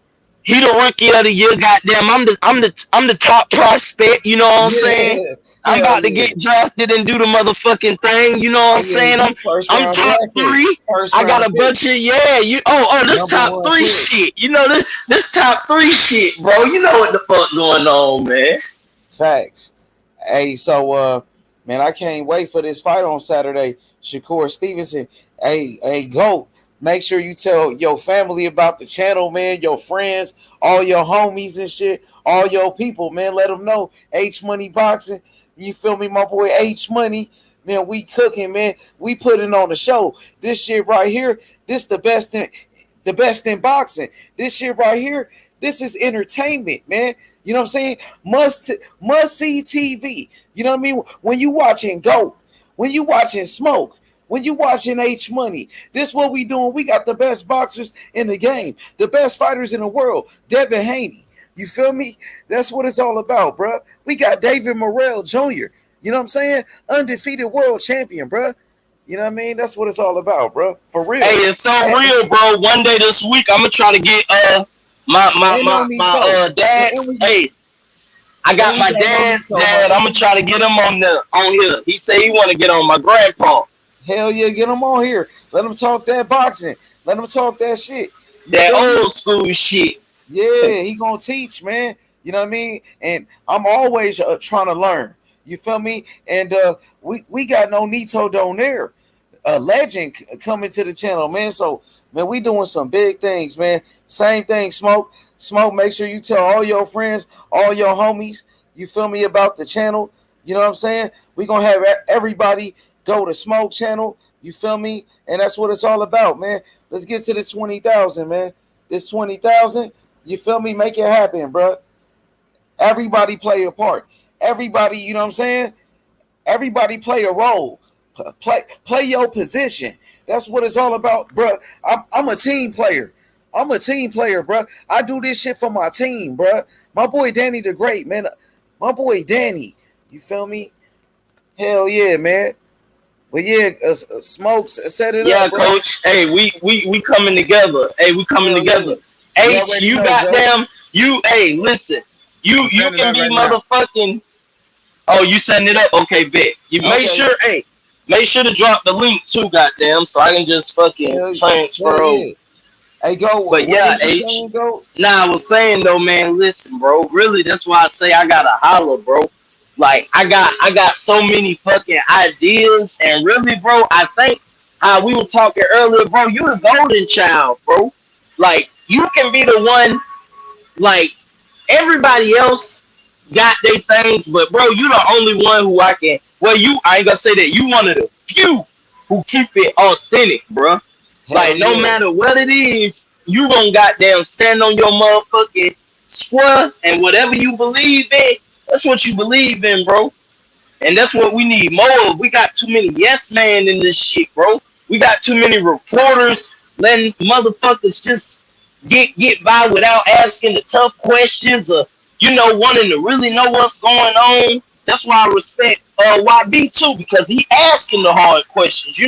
He asking, Espinoza, when we gonna get this fight? Why they that's the shit we need, bro.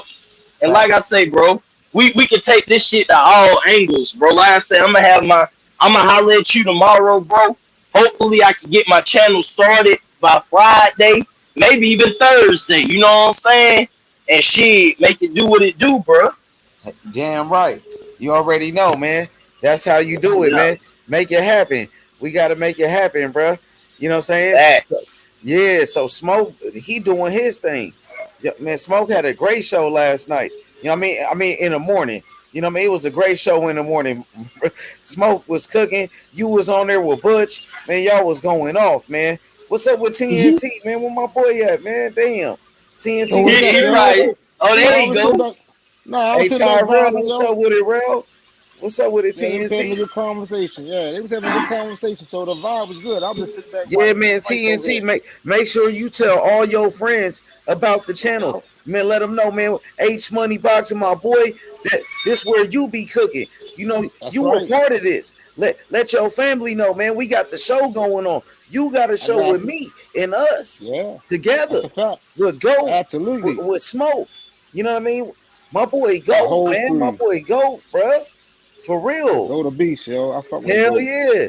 And my boy Butch and D. Oh, you yeah, know what I mean? And YB and everybody, bro. Fucking goddamn. And my boy Danny the Great, bro. And let me go ahead and give my shout out to my boy Butch. Me and Butch, we go at it, but hey, me and Butch got so much respect for each other. I just think Conor Ben gonna get knocked the fuck out when he fight Boots, and I can't wait for that fight. And let me say his name 2 more times, because he'll pop up if I keep talking shit about Conor Ben. It's like his senses start tingling. That nigga wake up out of his sleep and get on. Hey, Goats. That's my nigga though, bro. Shout out to Butch, man. That's With your real one. That's my dog. Hell yeah, man. So that's what I wanted to tell you about, H. That's what I meant to tell you about, bro. You gotta, we gotta figure out something for Instagram, bro. Because nigga, it's like I haven't, and hear me out, bro. I have yet to see like a true boxing channel like consistently post on Instagram. Like, bro, I think that can be a way for us, bro. Hell like, yeah. if we can find a way to like.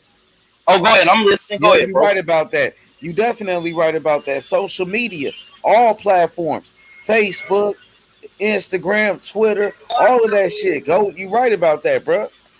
But like I noticed, bro, like Instagram is where all the boxers are at, bro.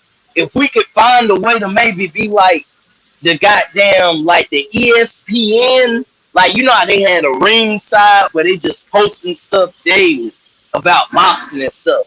Like, if we could be that, but ask the real questions. Like, we know that ring wall asking bullshit, they showing bullshit, they hyping up Loma and different things. Like, if we could have a channel opposite of that, where, like, say we tagging these fighters, like how you post your clips. Like, say if we put them on YouTube and we like, you know, this is our fighter of the week, or this is our fighter of the day.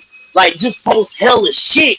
The way boxers be like, oh shit, well, goddamn H Money Instagram, like, this nigga goddamn helping me get followers and shit, you know what I'm saying? Like, bro, I just think, bro, I really think that's the next wave, bro. Yeah, for real, bro. About that. Man, you for real, bro. That. For sure. I'm with you. Because like, and bro, last say, let me be the first, bro. I would be willing to help you, bro. Like, if like we could run it, like maybe find some guys who you know and you trust gonna post, you know what I'm saying, and we just all post out through the day, you know what I'm saying. Like, bro, we could be tagging Shakur, you know what I'm saying. We could chat Devin Haney, you know, we giving our thoughts on things. We might want to fucking tag fucking Canelo and be like, why you still ducking your countrymen? Like, just stirring the pot and being that voice. Like, I feel like it would be boxers out there who would appreciate that. Like, imagine if we had our own list, you know what I'm saying, and fucking we included Charlo and shit, and like they repost us, you know what I'm saying. They like, yeah, you know, because ain't nobody putting them on them lists, on them big, you know what I'm saying, like doing a top 10 under 25 list.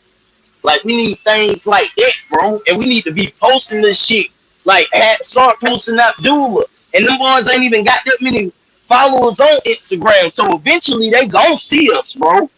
And maybe that could be another avenue to where we can finally get in touch with them, you know, and get them on the show. You know what I'm saying? But I really think, bro, because all I see on Instagram is a bunch of bullshit, bro.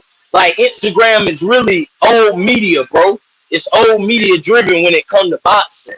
It's very few, and then, you know, the motherfuckers who do want to comment, hell, either we just niggas and we don't have time to sit here and go back and forth with a motherfucker who's gonna type all day, or either we old, or either we just ain't gonna argue because it's like, fuck it, we know what's gonna happen.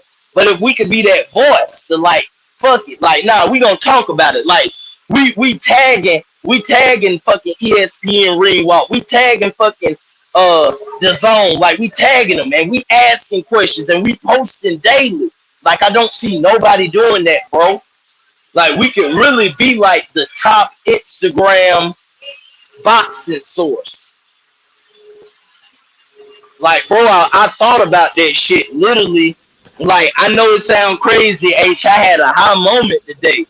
And I was talking to my girl, and my girl was like, why don't you and H Money and all y'all, why don't y'all get an Instagram? Like, that's where it's popping. Oh, yeah, we need like, that's where the rappers at. That's what I'm saying, bro. I said, bro, if we can get, like, maybe me, you got to get motherfuckers, you know who you trust, like Smoke. You know, we get different people. And if we can just be in a group chat, you know, and be like, you know, I'm going to post this. And, you know, you be like, you know, yeah, they're straight. And, you know, but we post it all day because I go on these top boxing pages, and if it's not, you know, verified like ESPN or PBC Boxing or the Zone Boxing, you know, like, they posting, but they not all the way consistent. Facts.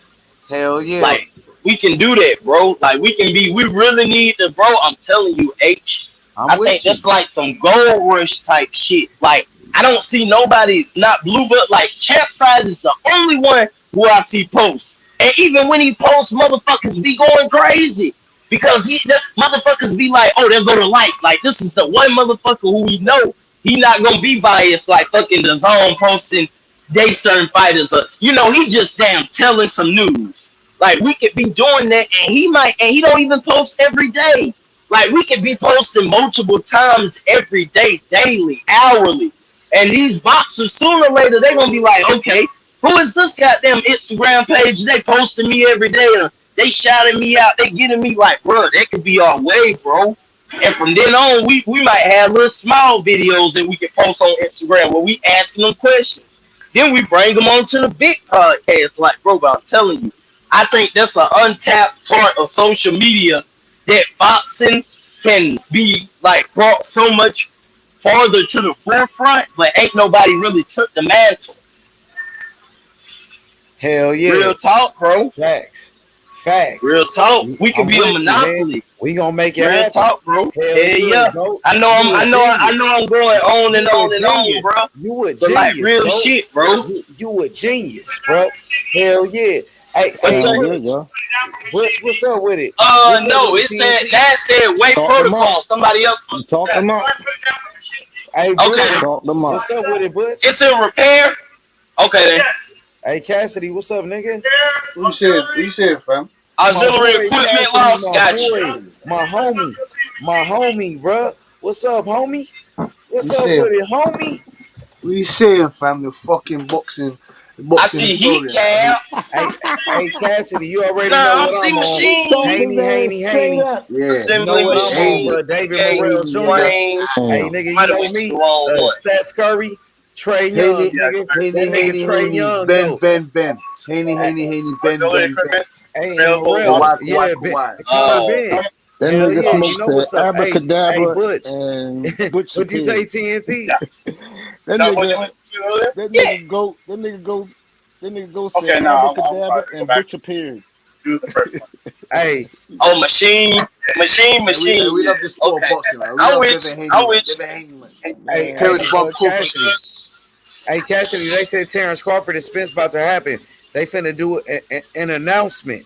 They said that today, and I think Floyd Mayweather gonna do the announcement. Like, I think so. It's gonna happen like any day now. Hey, shout out Butch. Yeah, I told you. Hey, I said if I call Butch name 3 times, he'll appear. Yeah, I should have said Candy.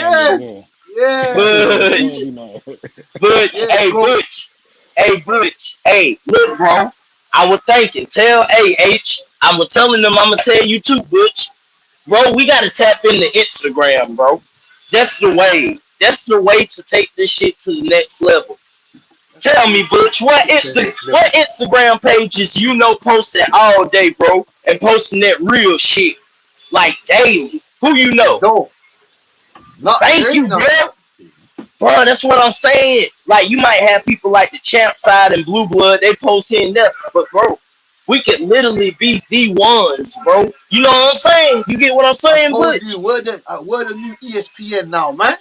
I told you, bro, I'm not, bro. I know, but we can do it. That's what I'm saying. We need to come together. We need to come with a fucking plan to create this Instagram, bro, so we can post every day and post for these fighters who ain't getting the fucking credit that they deserve. The love that they respect. You get me like the Stephen. Yeah, like bro, we could be. Yeah, bro. Yes, we could be the ones posting and fucking tagging ESPN Rain Walk and tagging some of these fighters, bro. Real shit. Like low. You get me? There are other fighters that people don't. Yeah. The fighters need to get the same love. And even then, bro, look, that can just be one microcosm of it. We can have it. We can have fucking talking about the news. We can talk about fucking the gossip. We can call out motherfuckers and tag them.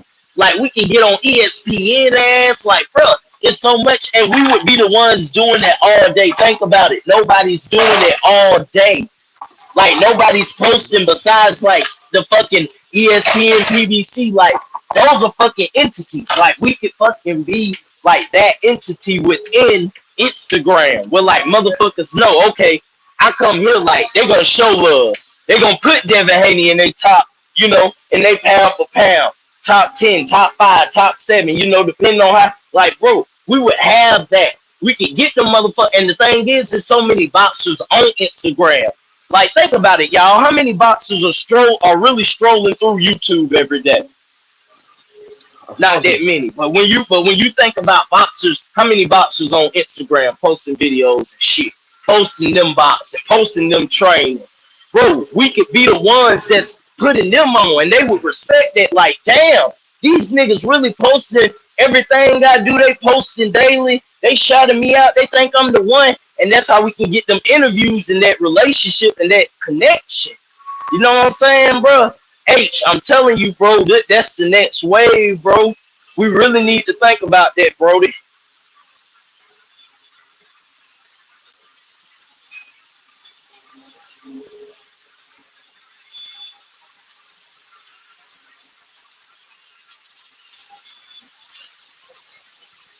Very powerful expansion plan, my bro. I like it.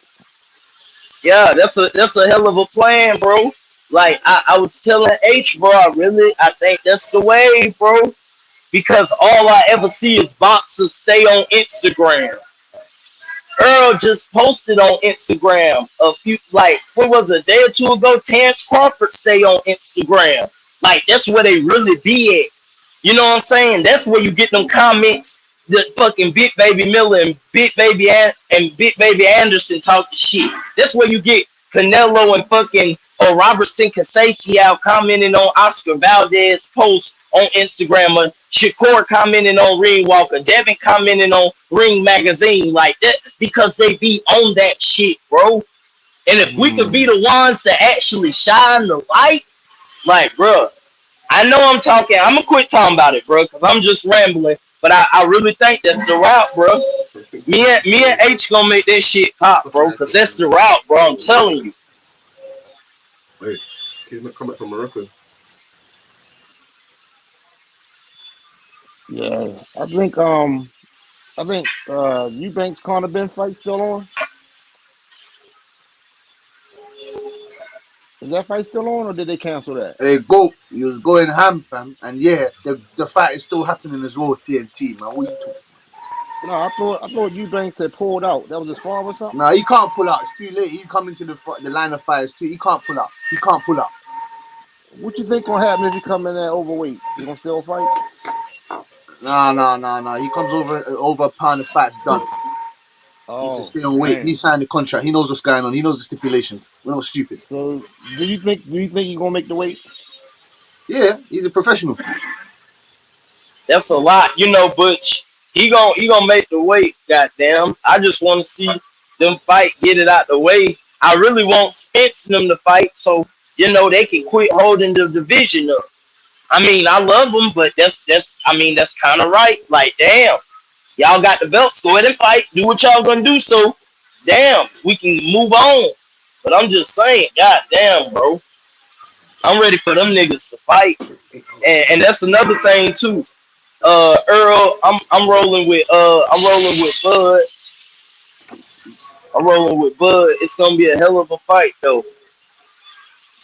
It's gonna be a hell of a fight.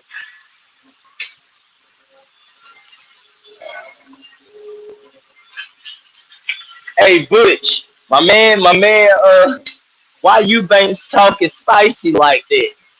Eubanks talking spicy as hell, because he knows there's nothing else for him to rely on. He can't rely on his skills. He can't rely on his power. He can't rely on his boxing abilities, IQ. He can't rely on that to beat someone like Conor Ben, man. Conor Ben ain't no Avery Yildirim. He ain't no Korobov. You get me? He's never faced a young explosive lion, a young explosive demon like Conor Ben. He ain't faced that guy before, man. We're coming in ready. We're coming in strong. We're coming in ripped. We're coming in equipped. You know what I'm saying? We coming in ripped, equipped, and ready to smash this little duck. I like okay. I told you coming in focus. He's a gym rat. That's another thing that you lot don't understand, fam. Hey, nah, bro. Hold on. He's a gym Let me rat, say nigga. this because He's see, a there gym you rat. go. There you go. No, He's a gym Butch. rat. I ain't about to let you do that, bro. I'm not about to because He's a that's not gym what I'm rat, bro. saying, bro. We understand That's that. not. I give him his respect, bro. That nigga is good, bro. And he be in the gym. Like that nigga really be in the gym. Like I ain't about to.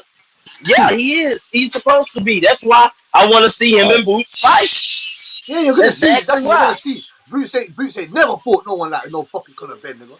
No one. Conor Ben ain't never fought nobody like Boots neither. That's why they gotta fight. That's why they gotta fight. Yeah, that's why they gotta fight. They gotta put the motherfucking gloves on and they gotta motherfucking bang it out. And I cannot wait. Oh my gosh. Yeah, I wanna hear what is it. I wanna know. Hey, we don't come. I can see us coming to the UK too. I think that's what's gonna have to happen. That would be a Real downfall, talk. boy. That would be Real a talk, downfall, bro. boy. I think we're gonna come to the UK. That would be a downfall. That would be his downfall, boy. That would be his downfall. He comes over to this UK soil, boy. He comes over to this UK soil. We got I can't wait. ass whooping from here, boy. Prograde lost over there. We gonna do him like Earl did Cal. This ain't no Tank Davis. This ain't Earl and Cal Brook. Nah. This ain't no Tank Davis and Liam Walsh, nigga. And this ain't no Errol Spence and Kel This ain't none of that. This ain't no Errol Spence and this ain't that TNT. This ain't no Tank and Liam Walsh, nigga.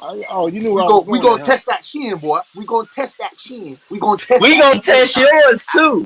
We gonna make that. We gonna try to get that bitch to evaporate. We gonna try to get that. Body.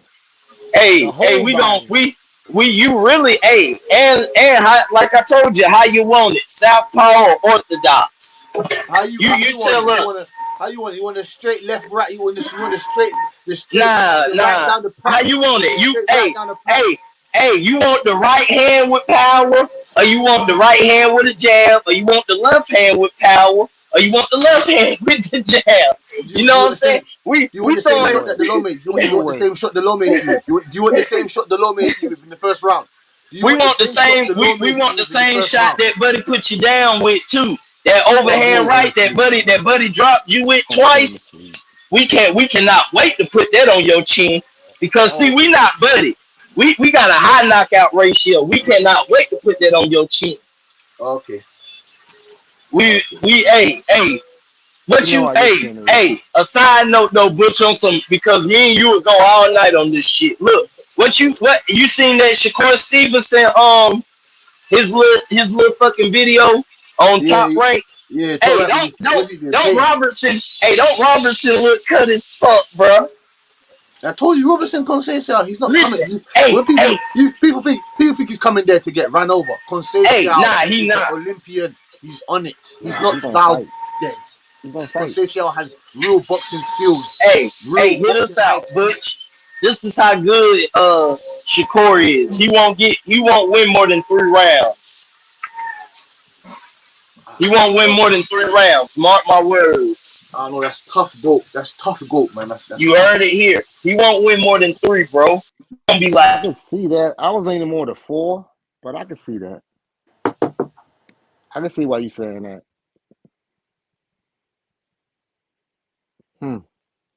What you got, TNT? What you got about Conceição? Conceição is a good fighter. He's gonna put Shakur Stevenson to the test. Obviously, it's a fight. I seen him get knocked down and get back up and fight, man. So the boy got some heart.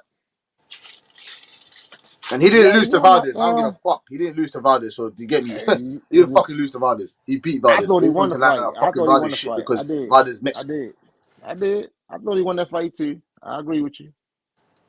He definitely outlanded him. He definitely outpunched him. He definitely put more bruises on his face. You hit him with some hard punches too. yeah, I got him definitely beating that fight. Let me ask you about Tank Davis quickly. TNT. So, so you do you believe? We'll get back to Conceição and Shakur Stevenson. Do you believe that Tank Davis and Ryan Garcia, that fight will emerge in December? It looks like it is. It looked like it is. And you got Tank Davis. I'm like, of course. What you think? I thought you had Ryan Garcia. Oh yeah, please cut it out. Ryan Garcia got skills. Both of them. Ryan Garcia got some power. You know what I mean? You know, we all know Ryan Garcia flaws. It's been said many times on this channel. And to me, it's a recipe for destruction coming from Tank. Tank will destroy him. So what about Tank's flaws though? What about Tank's flaws? Tank's got some flaws that Ryan Garcia could expose. Let me see. What's Tank flaw? I don't really see no flaws right now. Okay. So you think okay, so you think Tank is a perfect fighter? I just don't see no flaws. He probably got some bad habits. I don't know. He definitely has some bad habits, and he definitely got some flaws. But he can take a punch. You can. I mean, is it a flaw if you can take a punch? Take a punch. What power punch has he come across? I mean, but he didn't took some punches, right? Of course. Everyone does. Okay. Everyone does in the sport of boxing. But I'm talking to you about what real power? What real power has he come up against? Of a power of Ryan Garcia, Mr. TNT. Well, didn't Rolly just have some power? Rolly's a judo fighter, man. No. Hold on. We said power. Stop changing the conversation. Then we said Rolly got power. You said I'm just asking you a question. You said Rolly got power, right? Yeah, Rolly's got power, but does Rolly have the skill and the technique to? Does Rolly have the skill and the technique to put that power together? Me that. You asked me you asked me about power. I'm telling you about power. Don't move the goalpost, man. You asked me who he faced with power. Okay, Rolly got power. You see, what about Leo Santa Cruz? You think he got power? Say that again, sorry, TNT. You think Leo Santa Cruz got power? No, not for Tank. I'm talking about Tank. No, not for Tank Davis. He's got power for those guys at 126 and 130. That shit. Not for Tank Davis. Tank Davis. Do you think Tank Davis has power? Do you think Tank Davis has power for 147? 147. No, you don't, man. So you know, no, you don't. That's a crazy ass question. 147. Only ask the crazy questions, nigga. I mean, I think he could. It's somebody at 147. I think he can knock out. Yeah, there's somebody up there he can knock out. I'm sure it is. You want to see Ryan Garcia? You want to see Tank Davis, nigga? We want to see Boots Ennis, and we want to see Conor Benn, nigga. We want to see Errol Spence and Errol Crawford, nigga. Yeah, that's facts on that, Butch. Facts on that. We want to see Canelo Alvarez and fucking David Morrell, nigga. We want to see Charlo and fucking David Benavidez, nigga. Oh, damn it. Okay. There's a plethora of facts we want to see, boy. Some shit. You talking some plethora of facts, man. What fights you want to see again, Butch? I'm back. What you say now? Who you want to see? We want to see David Morrell and Canelo Alvarez, boy. Damn right. Hey, agreed, my nigga. Yeah. Agreed, my nigga. Yeah, we want to see Devin Haney destroy Lomachenko. We want to see Devin Haney and Tank Davis, nigga. We want to see Bruce Ennis and Conor Benn, nigga. Or damn right. You give us Stanionis and Boots, nigga, for the WBA regular damn belt. Right. I take it. Yeah. I take that too. I would take it. We'll knock that bald headed fuck out. We gonna knock his bald headed ass out. You sure about that? You sure about that? Why didn't you say Boots and Conor Benn? I didn't even say that one. Did you say that one? My bad. I must have missed it. You want that one? You know what I said, boy? I'm just making sure. You know what I said? We want that smoke, man. We want that smoke. We want the best of the best in the division. After you clean up Chris Eubank, Bruce better bring his fucking ass to Eddie Hearn, boy. Not Eddie Hearn. Yeah, he better bring his ass to Eddie Hearn, boy. So let me tell you something, boy. Let me tell you something. Since you keep boying, let me tell you something, boy. We gonna come over there. And look, we had no problem with that. We coming. That's all I'm gonna say. No, you ain't. I don't ever hate. We coming, bro. Okay, he said, bro. Now, it is a. I mean, I can send you the link when I get off, bro. I'll put it in the private chat. Yeah, where he said it himself, where he want it, bro. I am, bro. When I get off, I am, bro. I got you, bro. As soon as I get off, I got you, my brother.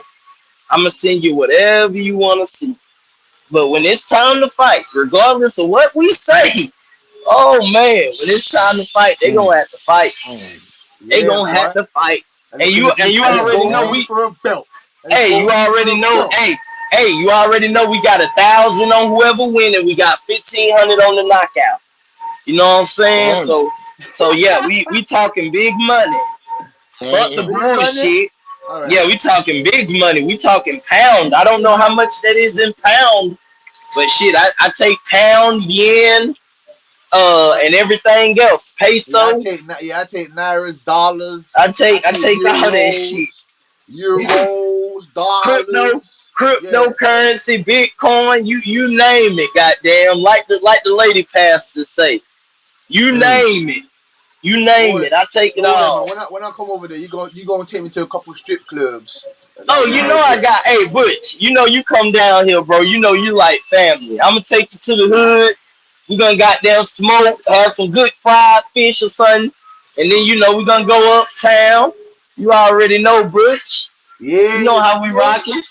Hey, Ziggy. Hey, tell me this. I wanna see Herkovich and Jarvalov. Fuck it. Jarvalov will squash Herkovich's head into the ground. Hey, Jigga Zhang was giving them hell, boy. Yeah, Zigga Zhang. Yeah.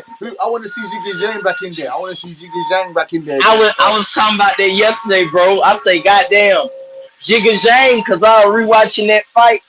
I say, damn, Jigga Zhang was fighting, boy. Yeah, Herkovich. Yeah, I think he goddamn gave it up a little bit, but he was tired, man. Like I feel like if he would have had a little more in his gas tank, he could have beat Herkovich. I personally thought that it was that. I personally had Zhang. I thought Zhang edged him. Personally, I had Zhang winning that fight. You know what I'm saying? But I couldn't be necessarily mad that Herkovich goddamn they gave it to him. I thought it was wrong. I thought it was the wrong decision though. But I will say this: Zhang gave it up in them championship rounds. I think that was the deciding factor. Yep, I agree. Hey, I'm sorry. Hey, Butch. I just why do I keep I know I talked about it yesterday, but bro, I literally can watch that Pitbull versus Gamboa fight, and that shit is funny to me. Like he beat that. You watched it. I can't even lie, bro. I probably don't watch it. I probably don't watch it. I probably don't watch it 3 or 4 times. Not the whole fight, but just a little YouTube highlights. Like, god damn, he was Gamboa, the rest, they did him dirty. Yeah, yo, it's like hell, I would like to see Rolly. I would like to see Rolly and damn Pitbull get in there and mix it up. Fuck it. Yeah, I would like to see that too. Yeah, fuck it. Throw them in there. That would be nice. I would like to see that. That's a fact. Hey, goddamn Butch, what you think of damn Usyk saying he want Deontay?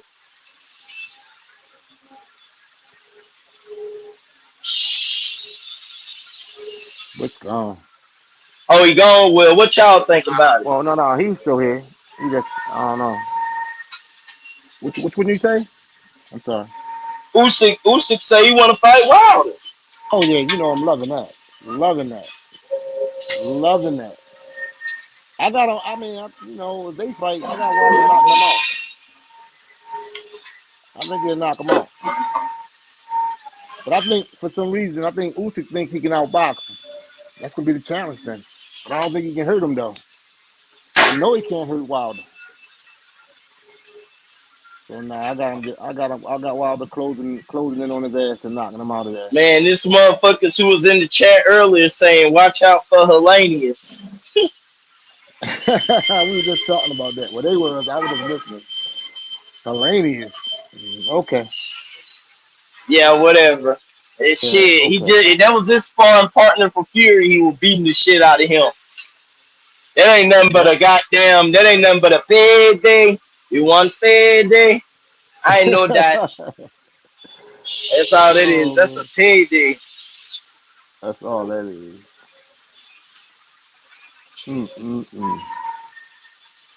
Oh, here we go, right here. You say that shit that's funny, Goddamn. huh? You said what? Say the little highlight thing that shit he was beating him that bad, man.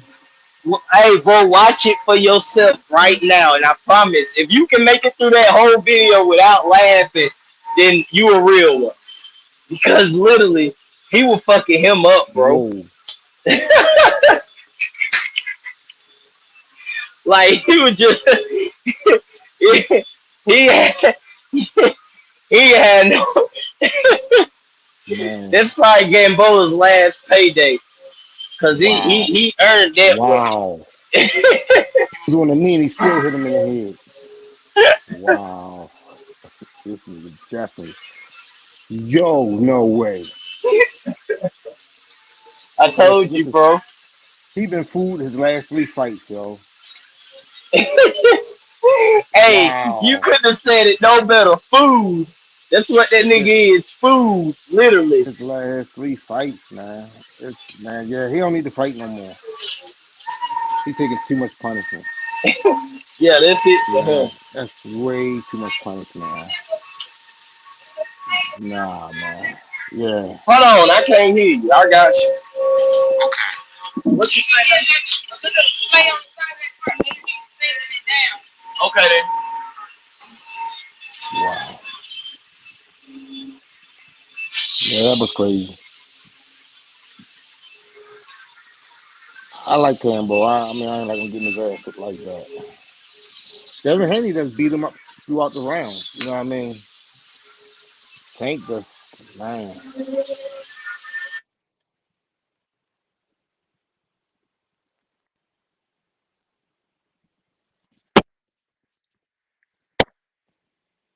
Make my mic out. Well, my piece out, man. I think my mic gone.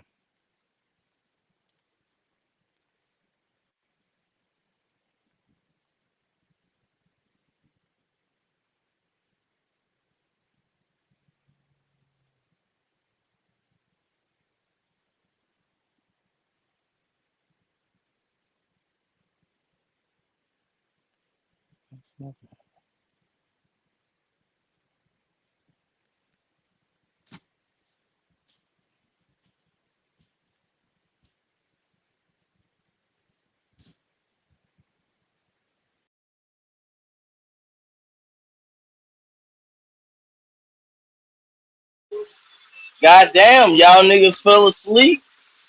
The hell going on?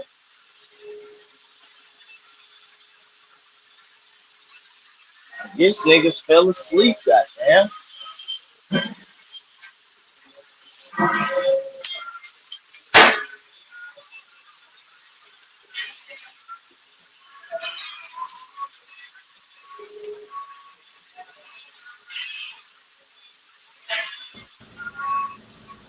Yo, what's up with it, Smoke?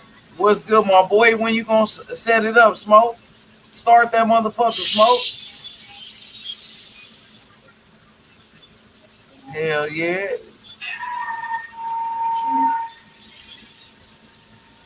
Where my nigga Smoke at?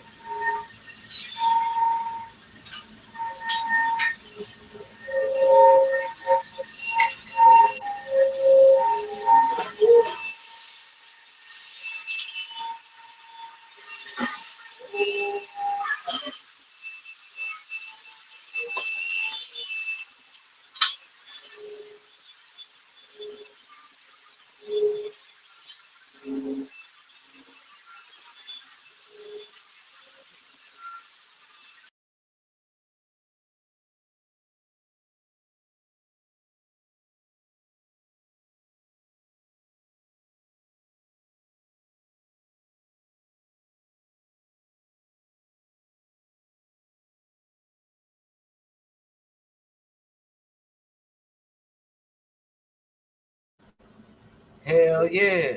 My boy Smoke, man. Start your live up, Smoke. Start it up. My boy Jerome, what's good?